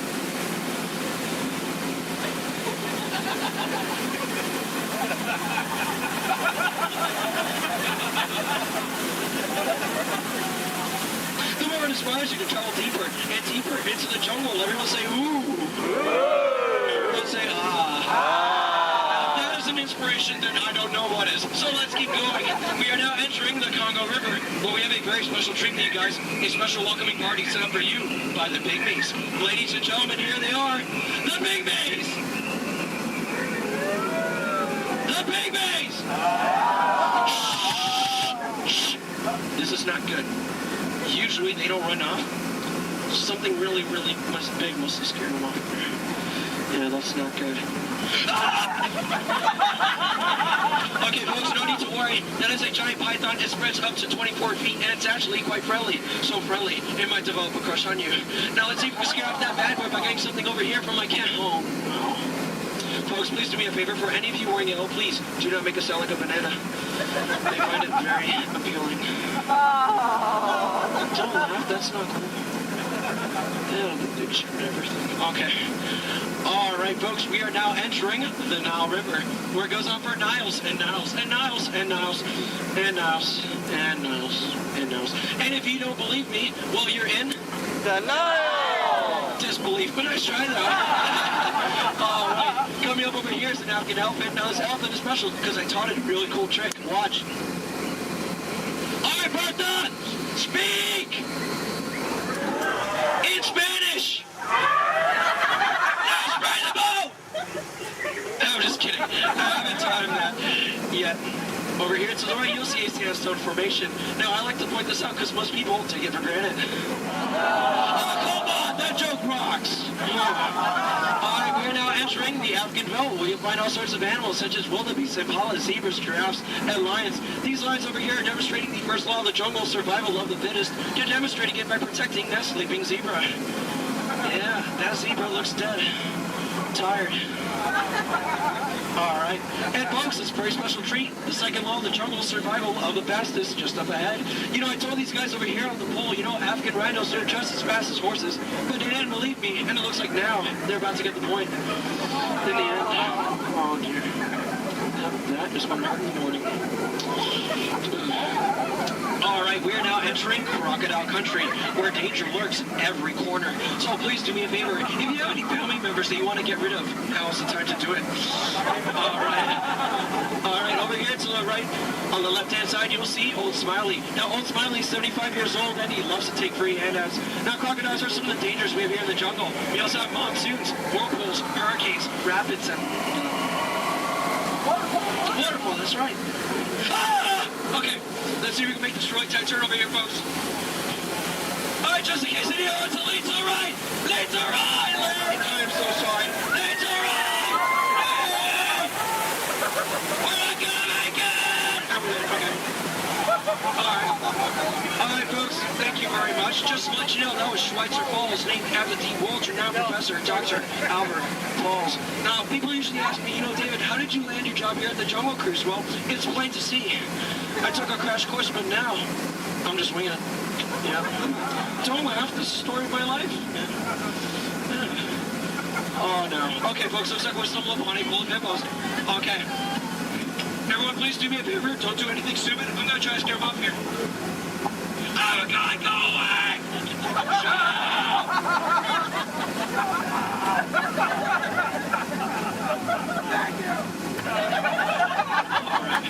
Oh, no, folks.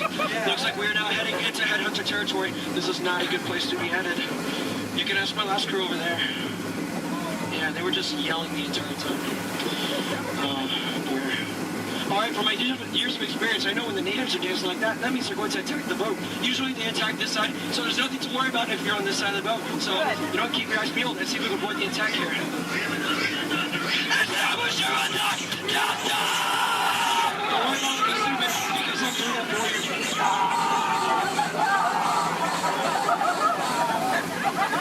Is the coast clear? All right, good.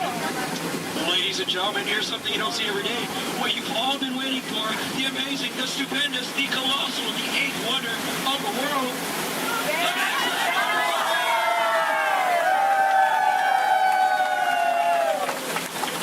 I love you guys. I'm just fine. Thank you. All right, we are now entering the Mekong River, deep in the heart of Cambodia, where the Khmer Empire used to rule for over 7 centuries, and they used to build temples just like this one.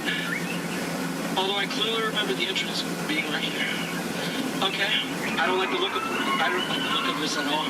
All right, this path could lead to danger. It could lead to treasure. It could lead to doom. Should we go in? Yeah! Really? Oh, no? Well, I agree with you, but it looks like we don't have a choice, so keep your eyes open, because I'm going to keep mine closed.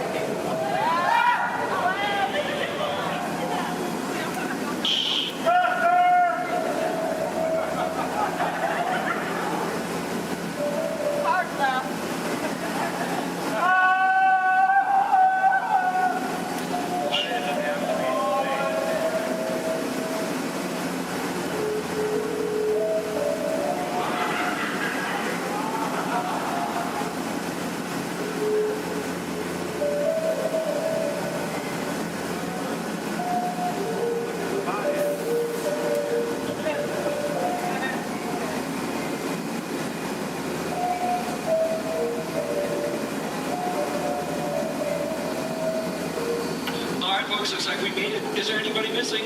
Please raise your hand if you're lost. Oh, cool, me too. Looks like we're on the same boat. Get it? Because we're... Never mind. Okay, folks, looks like we stumbled upon a sacred Indian elephant bathing pool. It's right to take pictures because it looks like they have their trunks on.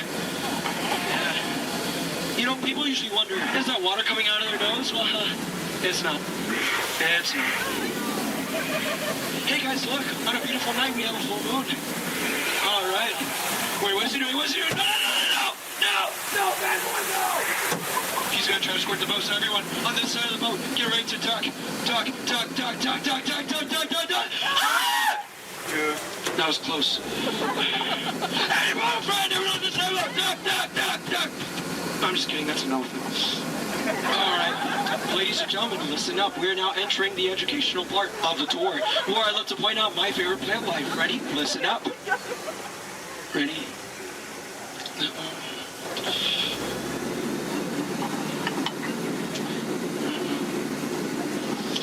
No, and that one. Any questions? No? Which one's over here? The green one. All right, now over here is Trader Sam. Now, Trader Sam's a close friend of mine, and he has just been promoted to head salesman. Now, lately, his sales have been shrinking, so he has a very special deal for you guys. 2 of his heads for one of yours. Any takers? No? Well, either way you slice it or dice it, you always come out ahead of the deal. All right, folks, now returning to the sad part of our journey, the return to civilization. So, Trust me. I feel your pain. All right. You want to go one more? I'm sorry. All right. Now, please listen up. This is very important.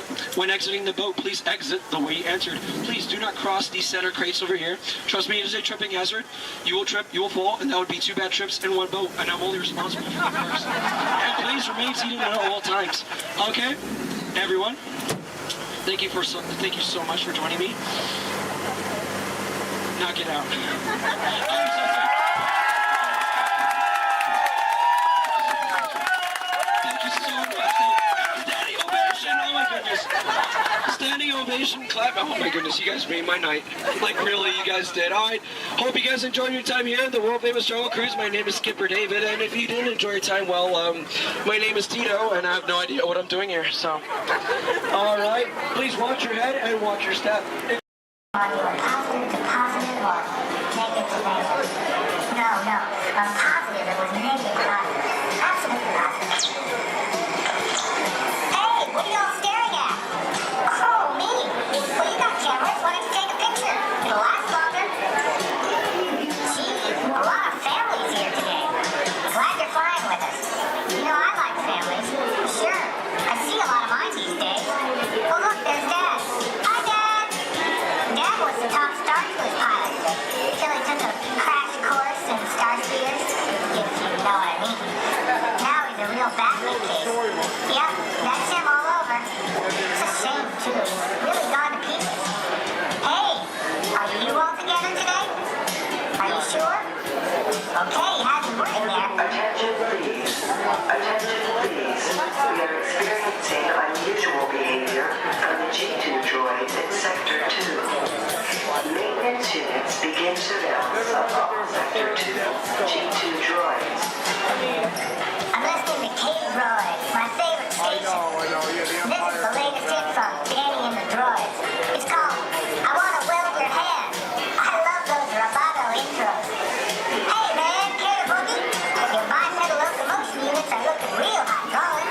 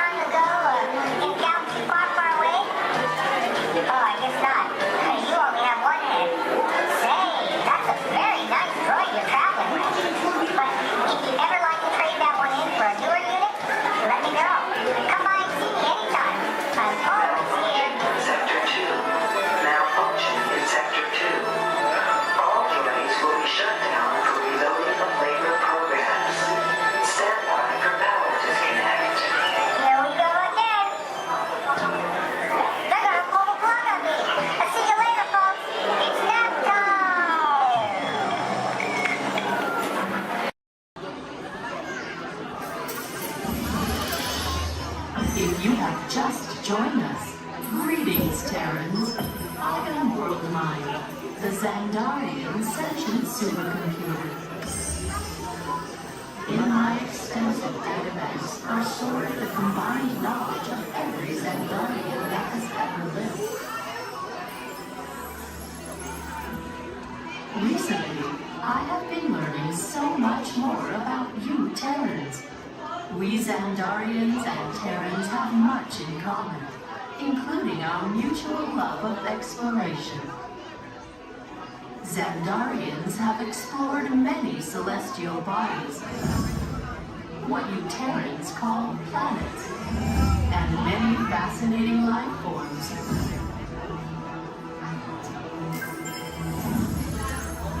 In the past, when you witnessed our homes, you referred to our ships as unidentified flying objects, or UFOs.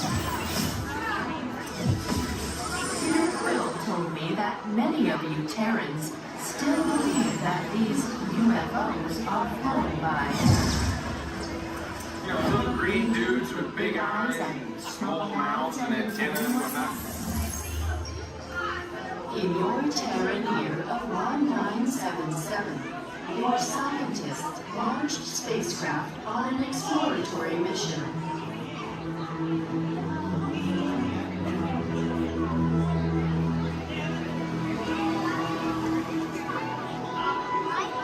In the Terran year of 2012, Voyager 1 made the historic entry into interstellar space, the outer limits of your sun's gravitational pull.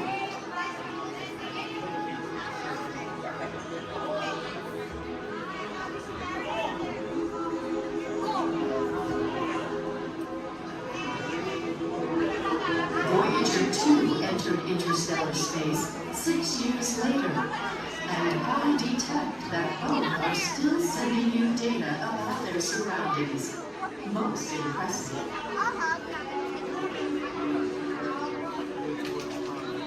What I find intriguing is that not only are your Voyagers receiving and sending data, they are also serving as ambassadors, carrying greetings from you Terrans to the universe.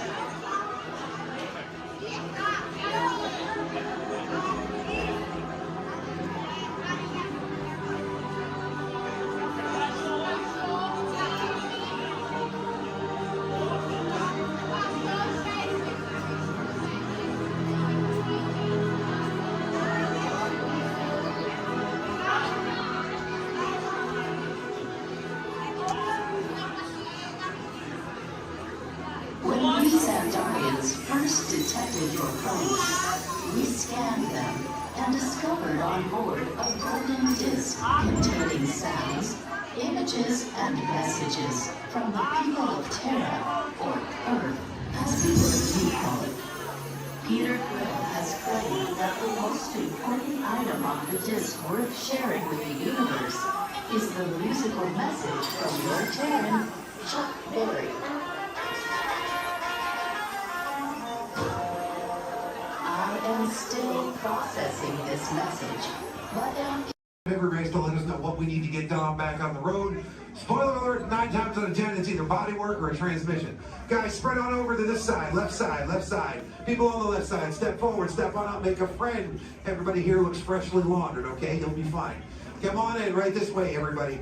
Keep on coming, folks in the hallway, let's go. I don't want to see anybody end up working on the transmission that doesn't know what they're doing. Come on in. Hey, oh, look at that, there's Mia. What's up, Mia? Hey, Pat, I see our partygoers have arrived. Yeah, they're still coming in, but say hey, everybody.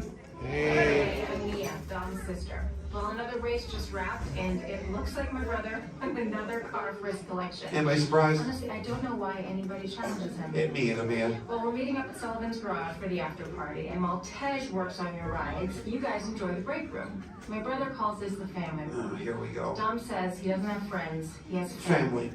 And the faces you see on these walls are our Family. When I'm in this room, I feel like we're all Family. So, welcome to our family. There it is. It's a thing around here. Hey, Tej, how's that Matthew McConaughey impression? All right, all right. What's up, Mia? Hey, Tej, just welcoming these good people to our family. How are their rides coming along? The rides are ready to roll out and roll out in style. Perfect. Let's get the show on the road. I'll let Dom know. You guys have fun at the party. Bye, Mia. Bye. She just called. Okay. All right, Pat. Yeah. Let's get these people on their way. Send them over to the war room. Sounds like a plan. Are you sure, though, Jamie's kind of a piece of work? Right. And he hung up. Okay, so in a moment, those doors are going to open. When they do, head on into the war room with Jamie. That's Tej's new assistant, first day without Tej, so good luck. Be nice. Don't touch nothing. Too much last night, so bear with me. Tej left me alone today, so yeah, that's pretty much it, you guys. In just a moment, these doors will be closing, and okay, so yeah, you guys want a tour of the war room? Okay, so basically, got some monitors over here. My name is Jamie, by the way, you guys. Oh, and there is Tej. Jamie, the buses are here. Okay, what do you want me to do with them? They're just staring at me. Should I send them now? Dom's calling. I got this, Jamie. Okay, great. Dom, what up? Tej, just got a heads up from Hobbs. The FBI's about to raid your location. Crazy. Man, they always ruining our fun. For real. It gets worse. They're leading Owen Shaw right to your door. Shaw? That cockroach we beat down in Spain? What's he got to do with this? Everything, right? Nothing yet. And let's keep it that way. Get those people on those buses.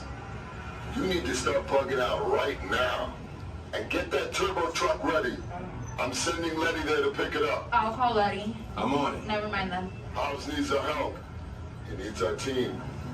Spread the word. Spread the word, you guys. But keep it in our family. Never mind. Don't listen to me. And keep it quiet. Just keep it in the room.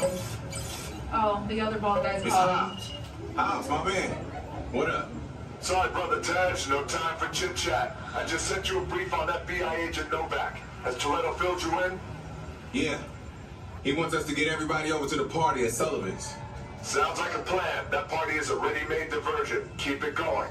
We need to discuss how you're going to get all those civilians out of there without tipping off the FBI. Crazy. Okay, hold on. Let me get everybody squared away, and we'll talk offline. Copy that, Tej, and let everybody know. Shut off your cell phones. Don't listen We to don't him. want Shaw tracking your He's locations. overreacting. Just put it on silent. Okay, Jamie, Yeah. you heard the man. I heard him. It's about to go to a whole nother level. Crazy. Send everybody to the loading dock. All right, you guys. Well, you heard him. Have fun. If anything happens, my name isn't Jamie. Okay? Peace. Intrusion alert, level 2. Intrusion. Disarmed. Sensor offline.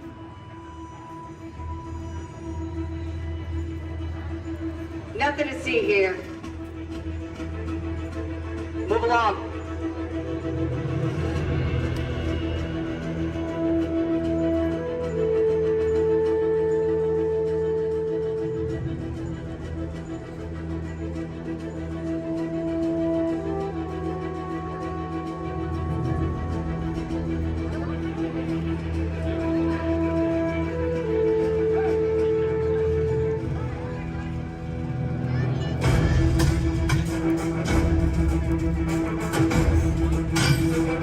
You don't look like recruits.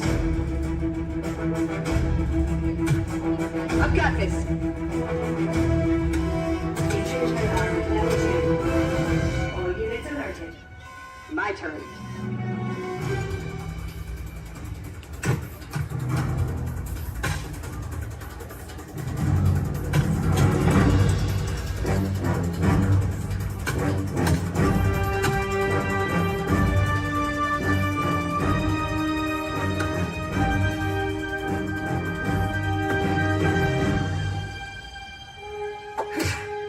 Let's try this again. Who sent you? An old friend. System offline. Assets at risk. Reinitializing. Taskmaster. What do you want? HQ back online. Ms. Romanoff, the Wakandan cargo has been secured safely inside the Quintet. It's in the jet. Let's go.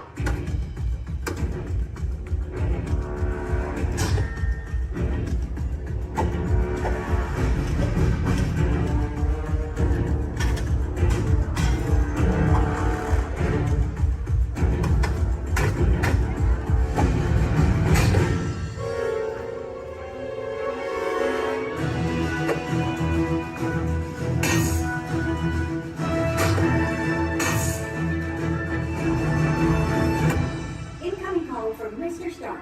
Friday, don't put him through. Yeah, she put me through. Hi, Nat. Everything okay? You need help? I don't need help. Yeah, I said no.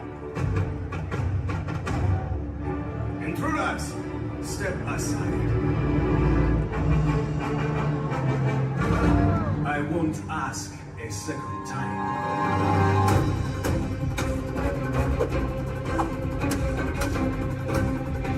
Friday, please introduce our guest. The Taskmaster. Origin unknown. Be ready. Taskmaster has the ability to master and replicate your fighting skills. It's annoying. This is a fight you cannot win.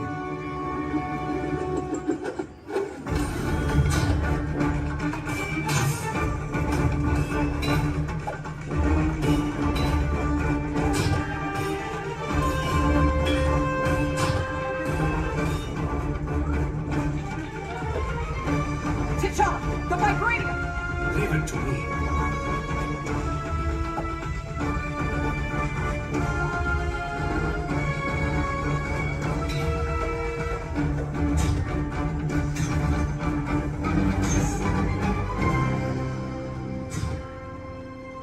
We've got it. Let's go. Friday, seal off Bay 94. Yes, Miss Romanoff. Bay 94 secure. This is not going to end well for you.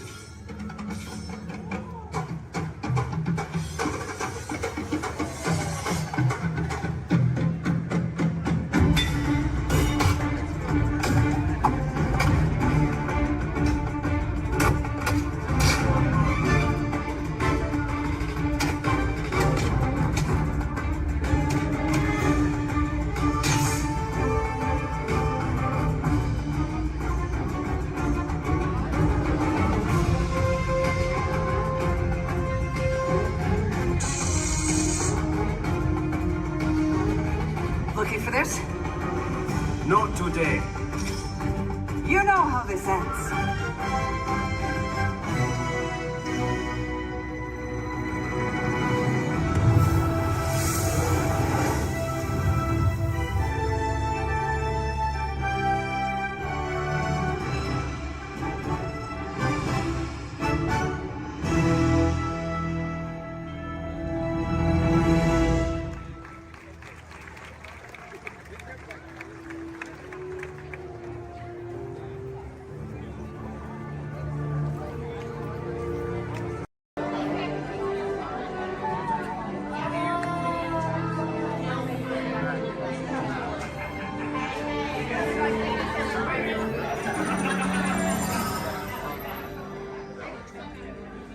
Greetings, Terrans.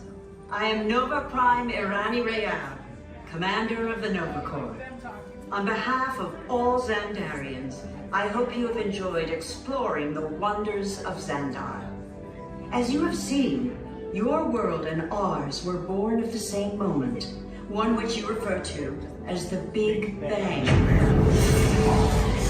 As such, we are all galactic neighbors in a vast universe which we and countless others share. For you to travel to Xandar would take 2.5 million years, assuming you had a ship that could fly at the speed of light. So we decided to come to you. But even we could not have reached you so easily were it not for the Cosmic Generator, an advanced piece of Xandarian technology that creates jump ports, artificial tunnels that act as shortcuts, linking distant points in space. It is our desire to share this wondrous technology with your people so that together we might explore new worlds and create a brighter tomorrow. And now, as the culmination of the wonders of Xandar, you will be teleported to a Nova ship above your planet for a demonstration of the Cosmic Generator. I trust you will find it an unforgettable experience.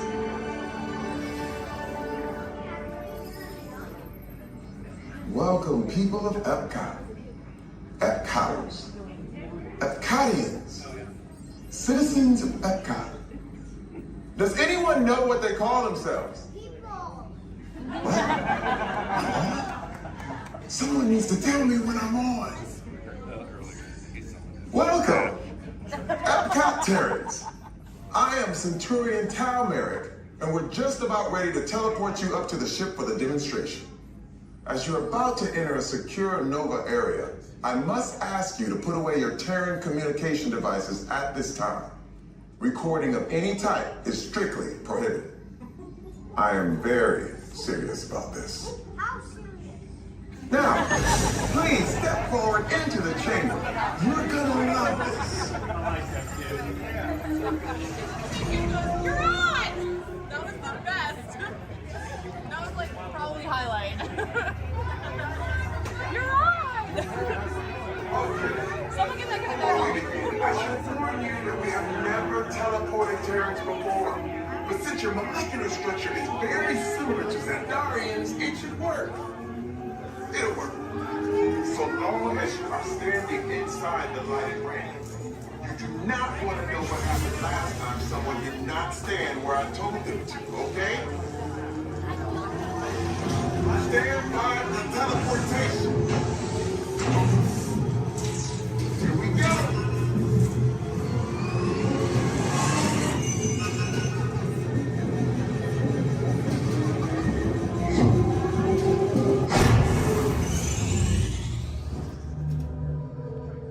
You made it. I mean, of course you did. Nova Prime, they're ready. Excellent. What you see before you is the cosmic regenerator. And in just a few moments, we'll be activating it so you can experience for yourselves what's happening. I'm not sure. Our power's out. And the cosmic generator is gone. Interior Mod, go to Code Red. Prepare the fleet. And call the Guardians. Now. There is no cause for alarm. Turn off that alarm. I've got an important transmission coming in. Hey, what's up, Nova Corps? Our cosmic generator has been stolen. What? How? Why didn't we think of that? That thing's gotta be worth a fortune. I am Groot. Good question. Yeah, who do you think took it? Perhaps that really big man outside your ship. Oh, that is a big man. I need to alert Nova Prime. I'm watching Terrans for dogs. That's not creepy at all. This species has failed. Wait, whoa, we didn't even know there was a test. He's got the cosmic generator. He's creating a new jump point. Jump point to where? Not where. When? It's some kind of mutant jump point. He's going back to the dawn of time. Dawn of time, why? To erase some error. Well, that doesn't sound good. Your time is over. Wait, what do you mean? What do you mean that's so vague? The jump point is closing. Hey, Nova Dude, your Nova Corps need to follow that whatever it is until we get there. We can. Our power is down, and I've got to get these Terrans onto evacuation shuttles. I got it. I reprogrammed the shuttles to follow them through the jump point. Wait, what? Look, they're our only chance of keeping track of that whack job until we get the cosmic generator back. Piece of cake. Wait! There's King. Where's the King? The odds are impossible. Yep. But it's our only shot. Good luck. Are you sure you can control it? Come on, it's me. We got this. We're all toast. First there was King, now there is toast. This plan is making me so hungry. Terrence, listen up. We need to make our way to the evacuation shuttles now. We'll follow the fleet and get our power.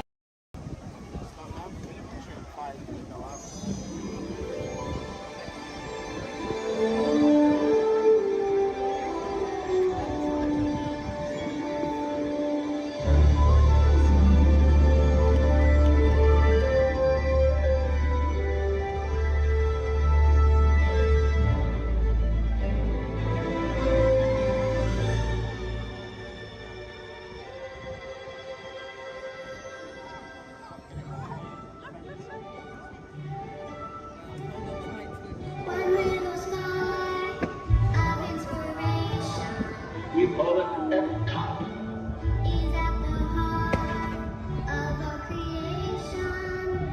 EPCLT. Experimental, prototype, community of tomorrow.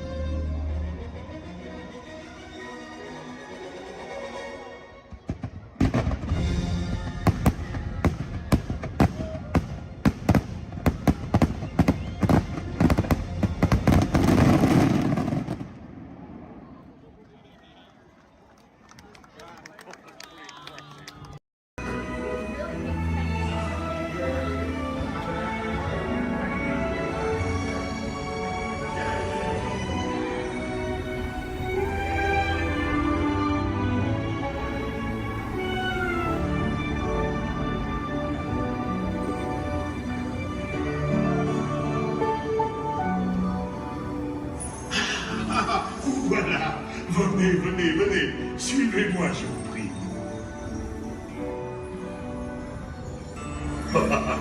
Chef Rally is waiting for you. This way. Déroulez-vous.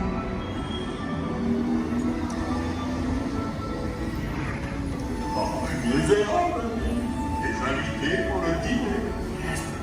Here. Hein? Vous le revoyez là? Concovin? Non. Simple omelet? Too simple. What? Mais oui, that's it!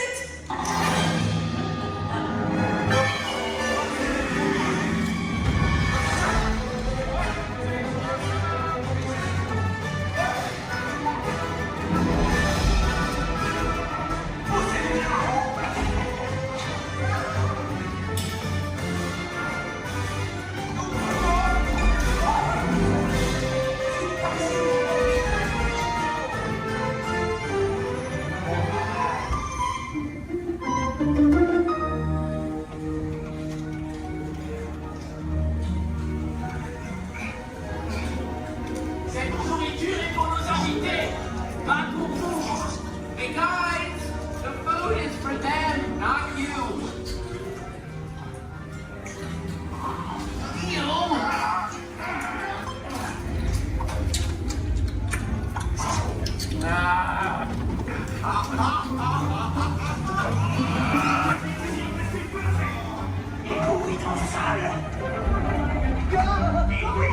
What are you doing? Que manigocez-vous? Out of my way!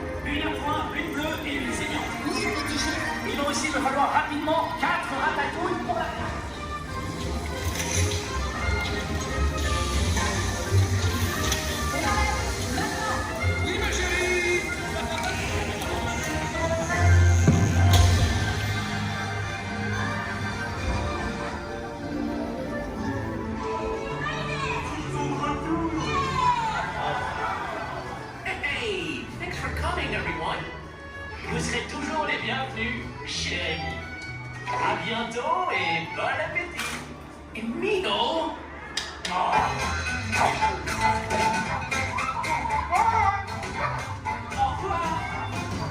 And for you, and this way, you are always welcome at Bistro Shade.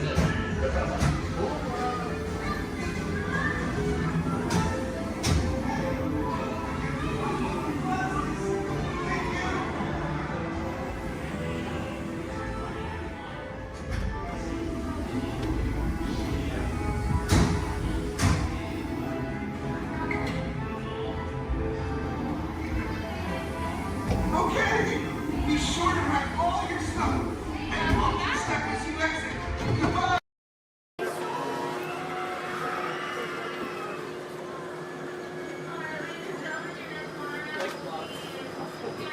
Hello, everyone.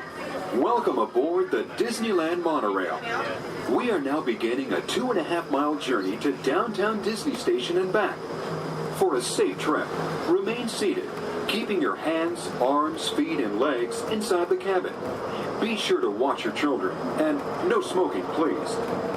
Bienvenidos. Para su seguridad, permanezca sentado y mantenga las manos, brazos, pies y piernas dentro del tren y cuide a los niños. Por favor, se ruega no fumar. You're riding aboard a Mark 7 monorail, the latest generation of Disneyland monorails. When Walt Disney introduced this attraction in 1959, it was the first daily operating monorail system in the Western Hemisphere. Just ahead is Disney's California Adventure, where you can live the ultimate California dream through attractions and live shows that are as diverse as the Golden State itself. The towering hotel is home to the Twilight Zone Tower of Terror, where you can literally take a thrilling drop into Hollywood history. The bear-shaped rock formation is part of the Grizzly Peak Recreation Area, a haven for outdoor adventures. Beyond it, you'll find the high-energy fun of Paradise Pier. Coming into view on the left are the villas at Disney's Grand Californian Hotel and Spa. It's the first Disney Vacation Club resort on the West Coast and shares the same arts and crafts style as the famous hotel which we are now entering.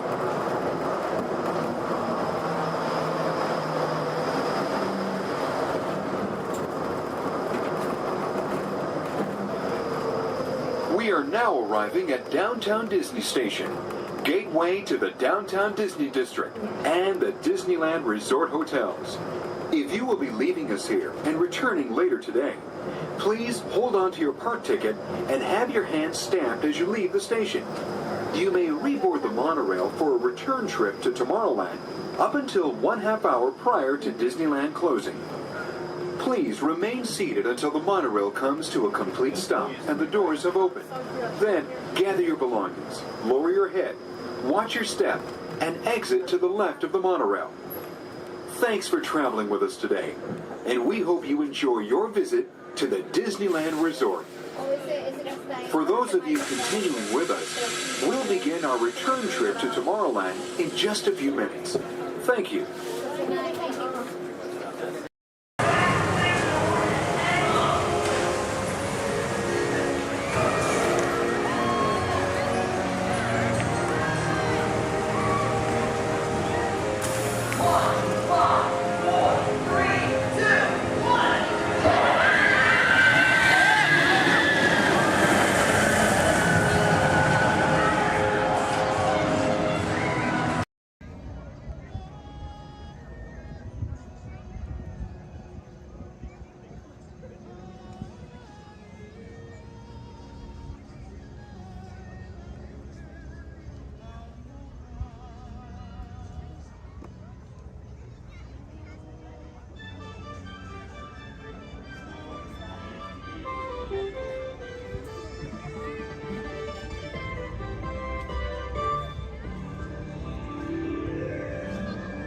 Guests of Disney's Polynesian Village Resort, aloha!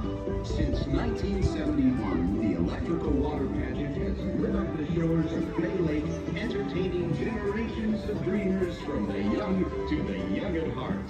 As we celebrate 50 years of magic here at Walt Disney World Resort, we invite you to join us in this time-honored tradition. Enjoy the lights, the music, the magic of Disney's electrical water pageant.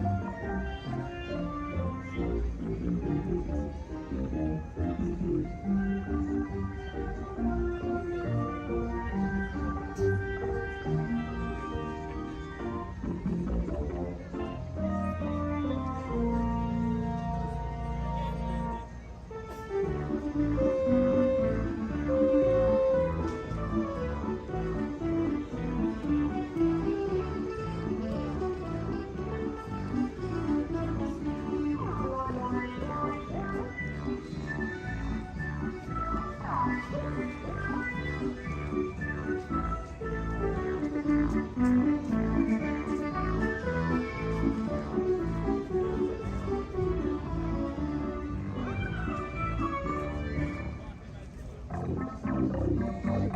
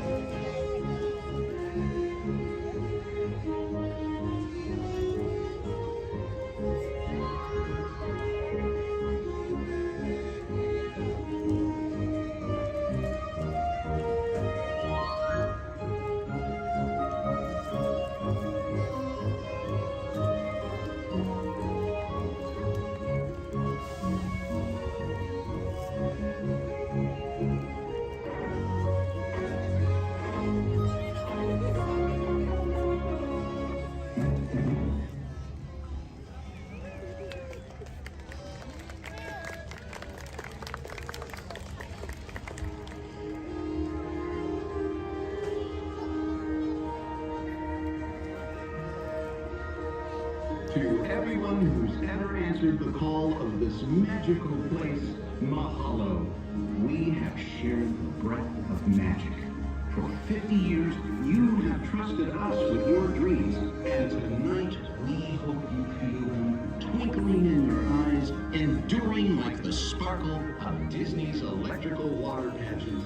From all of us to all of you here at Disney's Polynesian Village Resort, we bid you aloha and hope you wake tomorrow to find your dreams are even brighter in the light of a new day.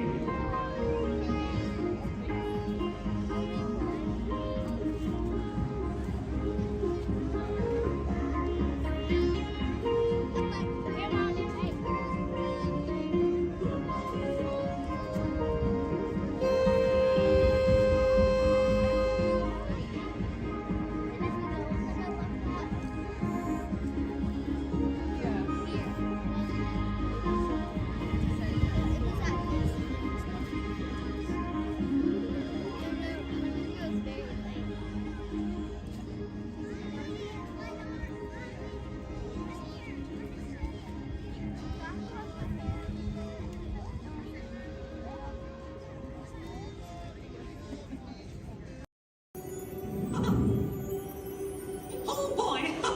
Oh, steady! Whoa! Hi, Mouseketeers!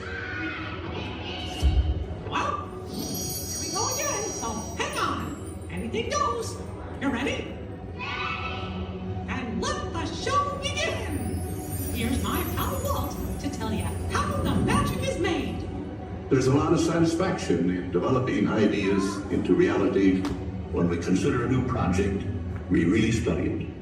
Not just the surface idea, but everything about it. And when we go into that new project, we believe in it all the way. We have confidence in our ability to do it right, and we work hard to do the best possible job. There's really no secret about our approach. We keep moving forward, opening up new doors, doing new things, because we're curious. And curiosity keeps leading us down new paths. We're always exploring and experimenting. Everybody ready? Then on with the show! So far, and would not be possible without the combined efforts of all of these talented stunt performers and the very best crew in Hollywood, all working together as a team to create what we like to call here on the Indiana Jones set, a little movie magic. Right, guys? Let's do it! You got it, boss. All right. Ready to hill. Thank you very much, Chaz. You set? We're good, John. Cameras ready, Jason? Standing by. Quiet and set, everybody, please. Roll cameras. Rolling and speed. 16-3 Charlie, as your flight, take one mark. Playback.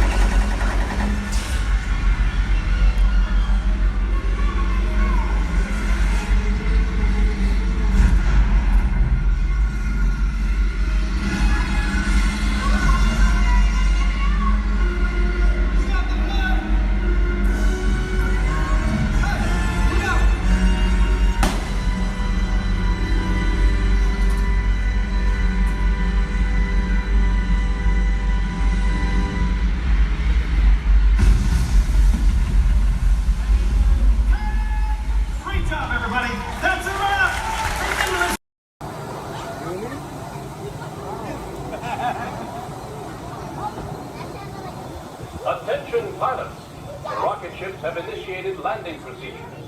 Please remain seated until your rocket ship comes to a complete stop. Then follow the arrows to the flight deck. Happy landings. Awesome, thank you for volunteering for being our flotation devices. Does anybody think that the captain should go down with your ship? Raise your hand. Awesome, sir, what's your name? Jim, thank you for volunteering for being the captain. I'm a skipper, I skip out at the first sign of danger. Alright, and we are clearly out of my mind. Everybody turn around, wave goodbye to the dock. Now wave goodbye to the nice people on the dock. Now wave goodbye to the skippers. Bye, skippers. You're never going to see them again. Alright, ladies and gentlemen, my name is Skipper Jason. For your safety and mine, please remain fully and completely seated, keeping all hands, arms, legs, feet, small children inside the boat at all times. Now, not only am I your Jungle Cruise skipper, I am also your dancing instructor, your cruise director, your lion tamer, your alligator wrestler, and if you don't laugh at my jokes, swimming instructor. Alright guys, we're starting off right here in the Amazon rainforest where it rains 365 days a year. That's almost every single day. That's what makes these bugs larger than life. These beautiful Amazon butterflies, ladies and gentlemen, their wingspan can go anywhere from 12 inches up to a whopping 1 foot. That makes them the rulers of the jungle. True monarchs, true monarchs. And over here, ladies and gentlemen, we have Inspiration Falls. Now, I am told the longer we stare at Inspiration Falls, the more and more we are inspired to go deeper and deeper into the jungle. Everybody say, ooh. Everybody say, ah. Everybody say, ooh, ee, ooh, ah. No, I'm just kidding. Don't do that, folks. Anyway, so much inspiration, we are going to not only change rivers, but jump continents. We are now in the continent of Africa along the Congo River. Now, we're going to see how far we can go in this boat with me behind the wheel. Who here wants to see the world-famous Jungle Book? Raise your hand. Awesome, everybody. Because there it is. Now, up here at the beach, ladies and gentlemen, I have arranged for you a welcoming pygmy party. There's going to be music, dancing, singing, eating, drinking, all sorts of fun, all sorts of game, all sorts of craziness, all sorts of... Oh, I can't see anybody canoe. Guys, the jokes are only going to get worse from here, I promise. I wonder what might have scared off my friends, the pygmies.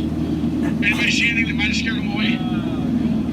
Yes, that giant python could have done it, princess. They can grow up to 33 feet in length, but don't get too close. They can develop a crush on you. They're really friendly. So let's stop by my base camp, guys, and pick up some supplies. Oh. This is what happens, guys, when you leave your door open in the jungle. You get unwanted house guests, and they break every single thing that you own. Good news, though, guys, they got my Jeep to turn over. I wonder if they used a monkey wrencher called 888. Alright, ladies and gentlemen, we are now cruising along the Nile River. It is the world's longest river. It goes on for miles and miles and miles. If you don't believe me, you are in... False. You're in disbelief. We are on the Nile River. Right over here, ladies and gentlemen, is Jimbo. He's an African bull elephant. I taught him some tricks. Jimbo, speak! Jimbo, speak! Okay, we're getting the silent treatment. That's fine, that's fine. Esmeralda, speak! Really? What did I do? Come on, guys. Get with the program. There they go. Alright, right over here, guys, we got the sandstone rock formation. A lot of people take it for granted, but I think it still rocks. It's one of our bolder attractions here in the jungle. Now, ladies and gentlemen, we got the wildebeest, we got the giraffes, gazelles, impalas, zebras, and lions. Hey, guys, those zebras in the back, they are the oldest zebras on property. You know how I know that? They are still in black and white. Don't worry about that zebra with the lions, everybody. He's just dead. Dead tired. Dead tired. Alright, ladies and gentlemen, over here we're going to say hi to one of my oldest friends in the jungle. Her name is Ina. So as we go by, I want everyone to wave and say hi to Ina for me. Here we go, everybody. Say, hi, Ina! By the way, Ina is the zebra in the back. It looks like those guys on that tree are in some trouble. Oh, boy. Alright, ladies and gentlemen, we are now cruising along in crocodile country. Crocodile country, there's a lot more dangers than just crocodiles. There's monsoons, there's rapids, and there are these giant things called waterfalls. So if you guys see a waterfall, point it out for me so we can avoid it. We don't want to go over it just yet, we want to go through it later. What's that? Where?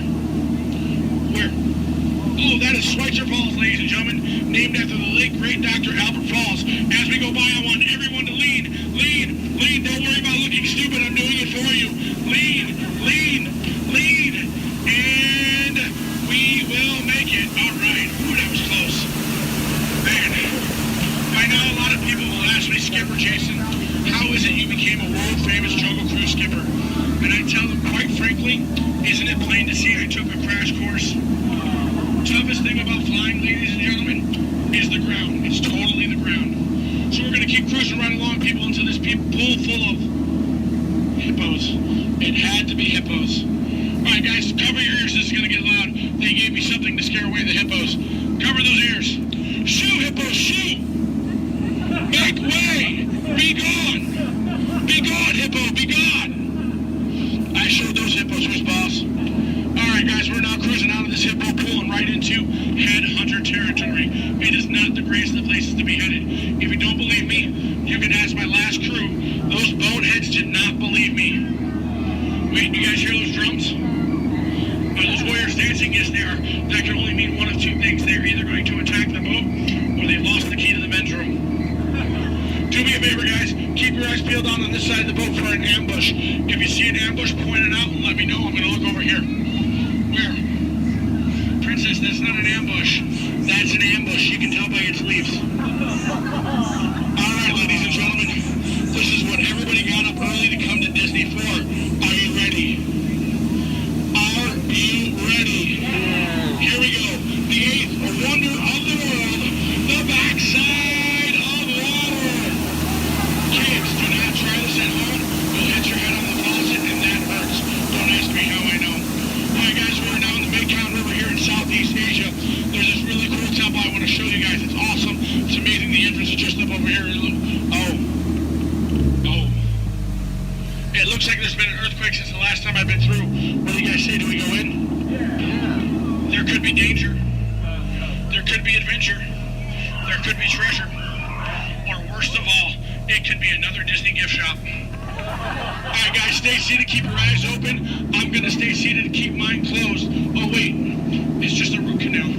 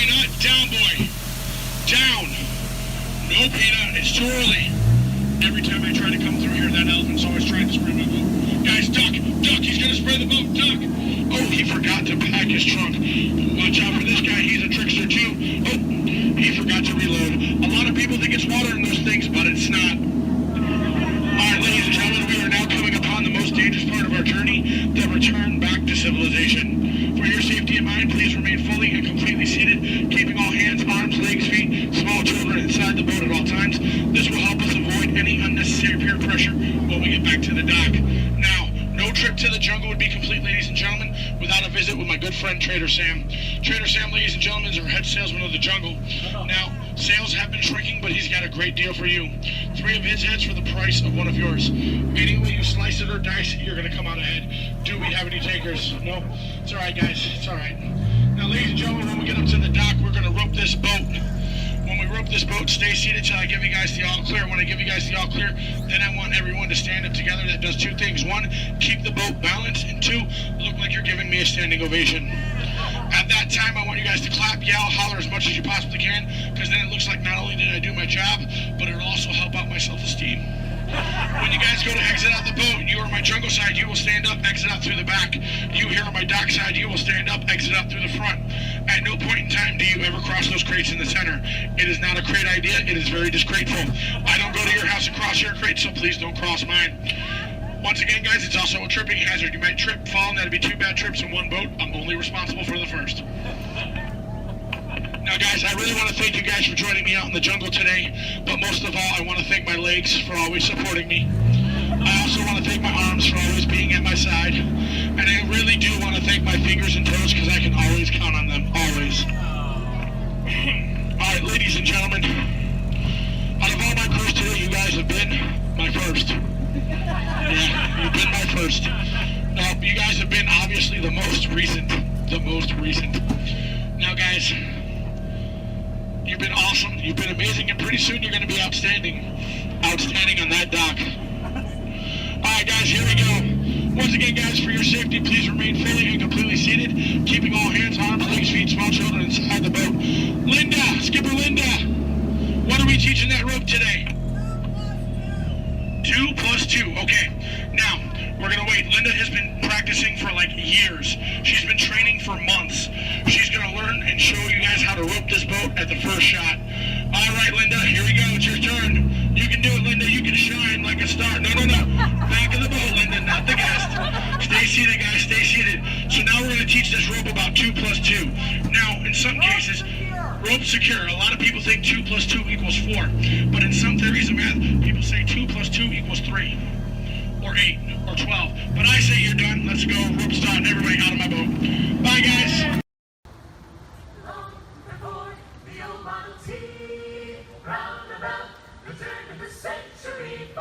Discovered a barrel of fun. Taking pictures by the light of the sun. Smile, hug, look at the camera. Hold your breath and say cheese. Little did they realize back then they were making memories. Veggie, veggie, making memories, making memories. Taking pictures is making memories. Catching little pieces of time, making them yours and making them mine. Birthday faces and happy faces gradually disappear. However, making memories, happiness can reappear. Veggie, veggie, veggie, veggie, veggie, veggie. My little spark,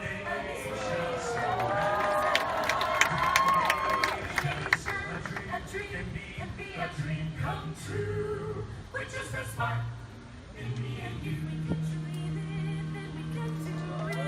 Yes, we can. Yes, we can. If we can dream it, then we can do it. Yes, we can. Yes, we can.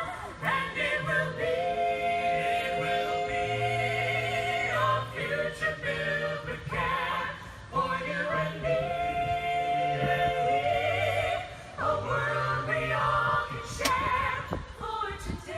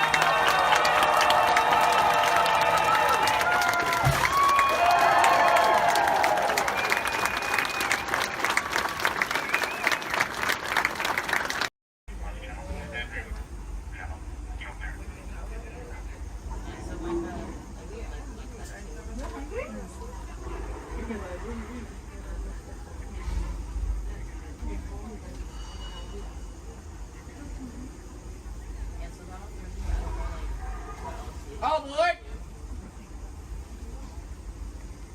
For those of you just joining us, welcome aboard Excursion 3 on the Disneyland Railroad. For your safety, please remain seated at all times, keeping your hands, arms, feet, and legs inside the train. Please supervise all children, making sure they are seated away from the train openings, either fully on a lap or on a bench. Our next stop will be the Land of the Future Tomorrowland Station. Oh, they're doing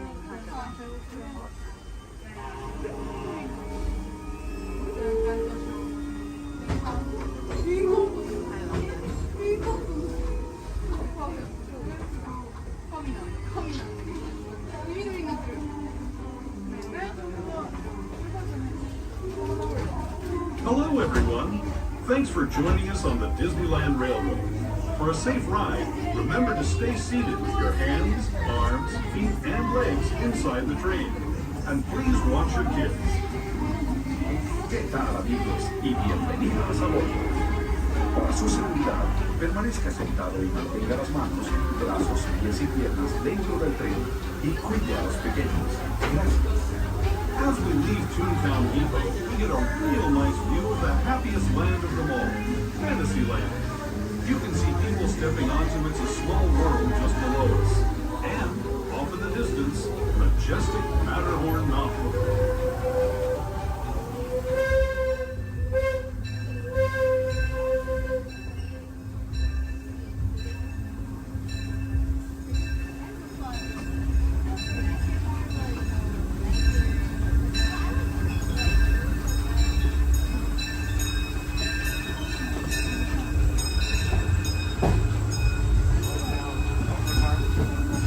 Steaming forward into the future to a land inspired by visions of tomorrow, both practical and imagined. Here you'll find rocket ships and star speeders, submarines and astroblasters, and, if you look overhead, maybe a glimpse of a Mark 7 monorail. This is the latest version of the first daily operating monorail system in the entire Western Hemisphere, gliding above Disneyland since 1959. Below the monorail, and us, are the fun-filled roadways of the Autopia. Drivers of all ages can get behind the wheel of these cars. No experience or license required. If you're into soaring spaceships or doing battle with evil empires and emperors, Tomorrowland is definitely the place for you. Speaking of which, we're pulling into Tomorrowland Station right now. If you're leaving us here, just stay seated until we come to a full stop. Gather your belongings, including lightsabers and astroblasters, and step carefully from the train. Thanks, and have fun in the future. For the rest of you, just sit tight. We'll be on our way again in just a minute.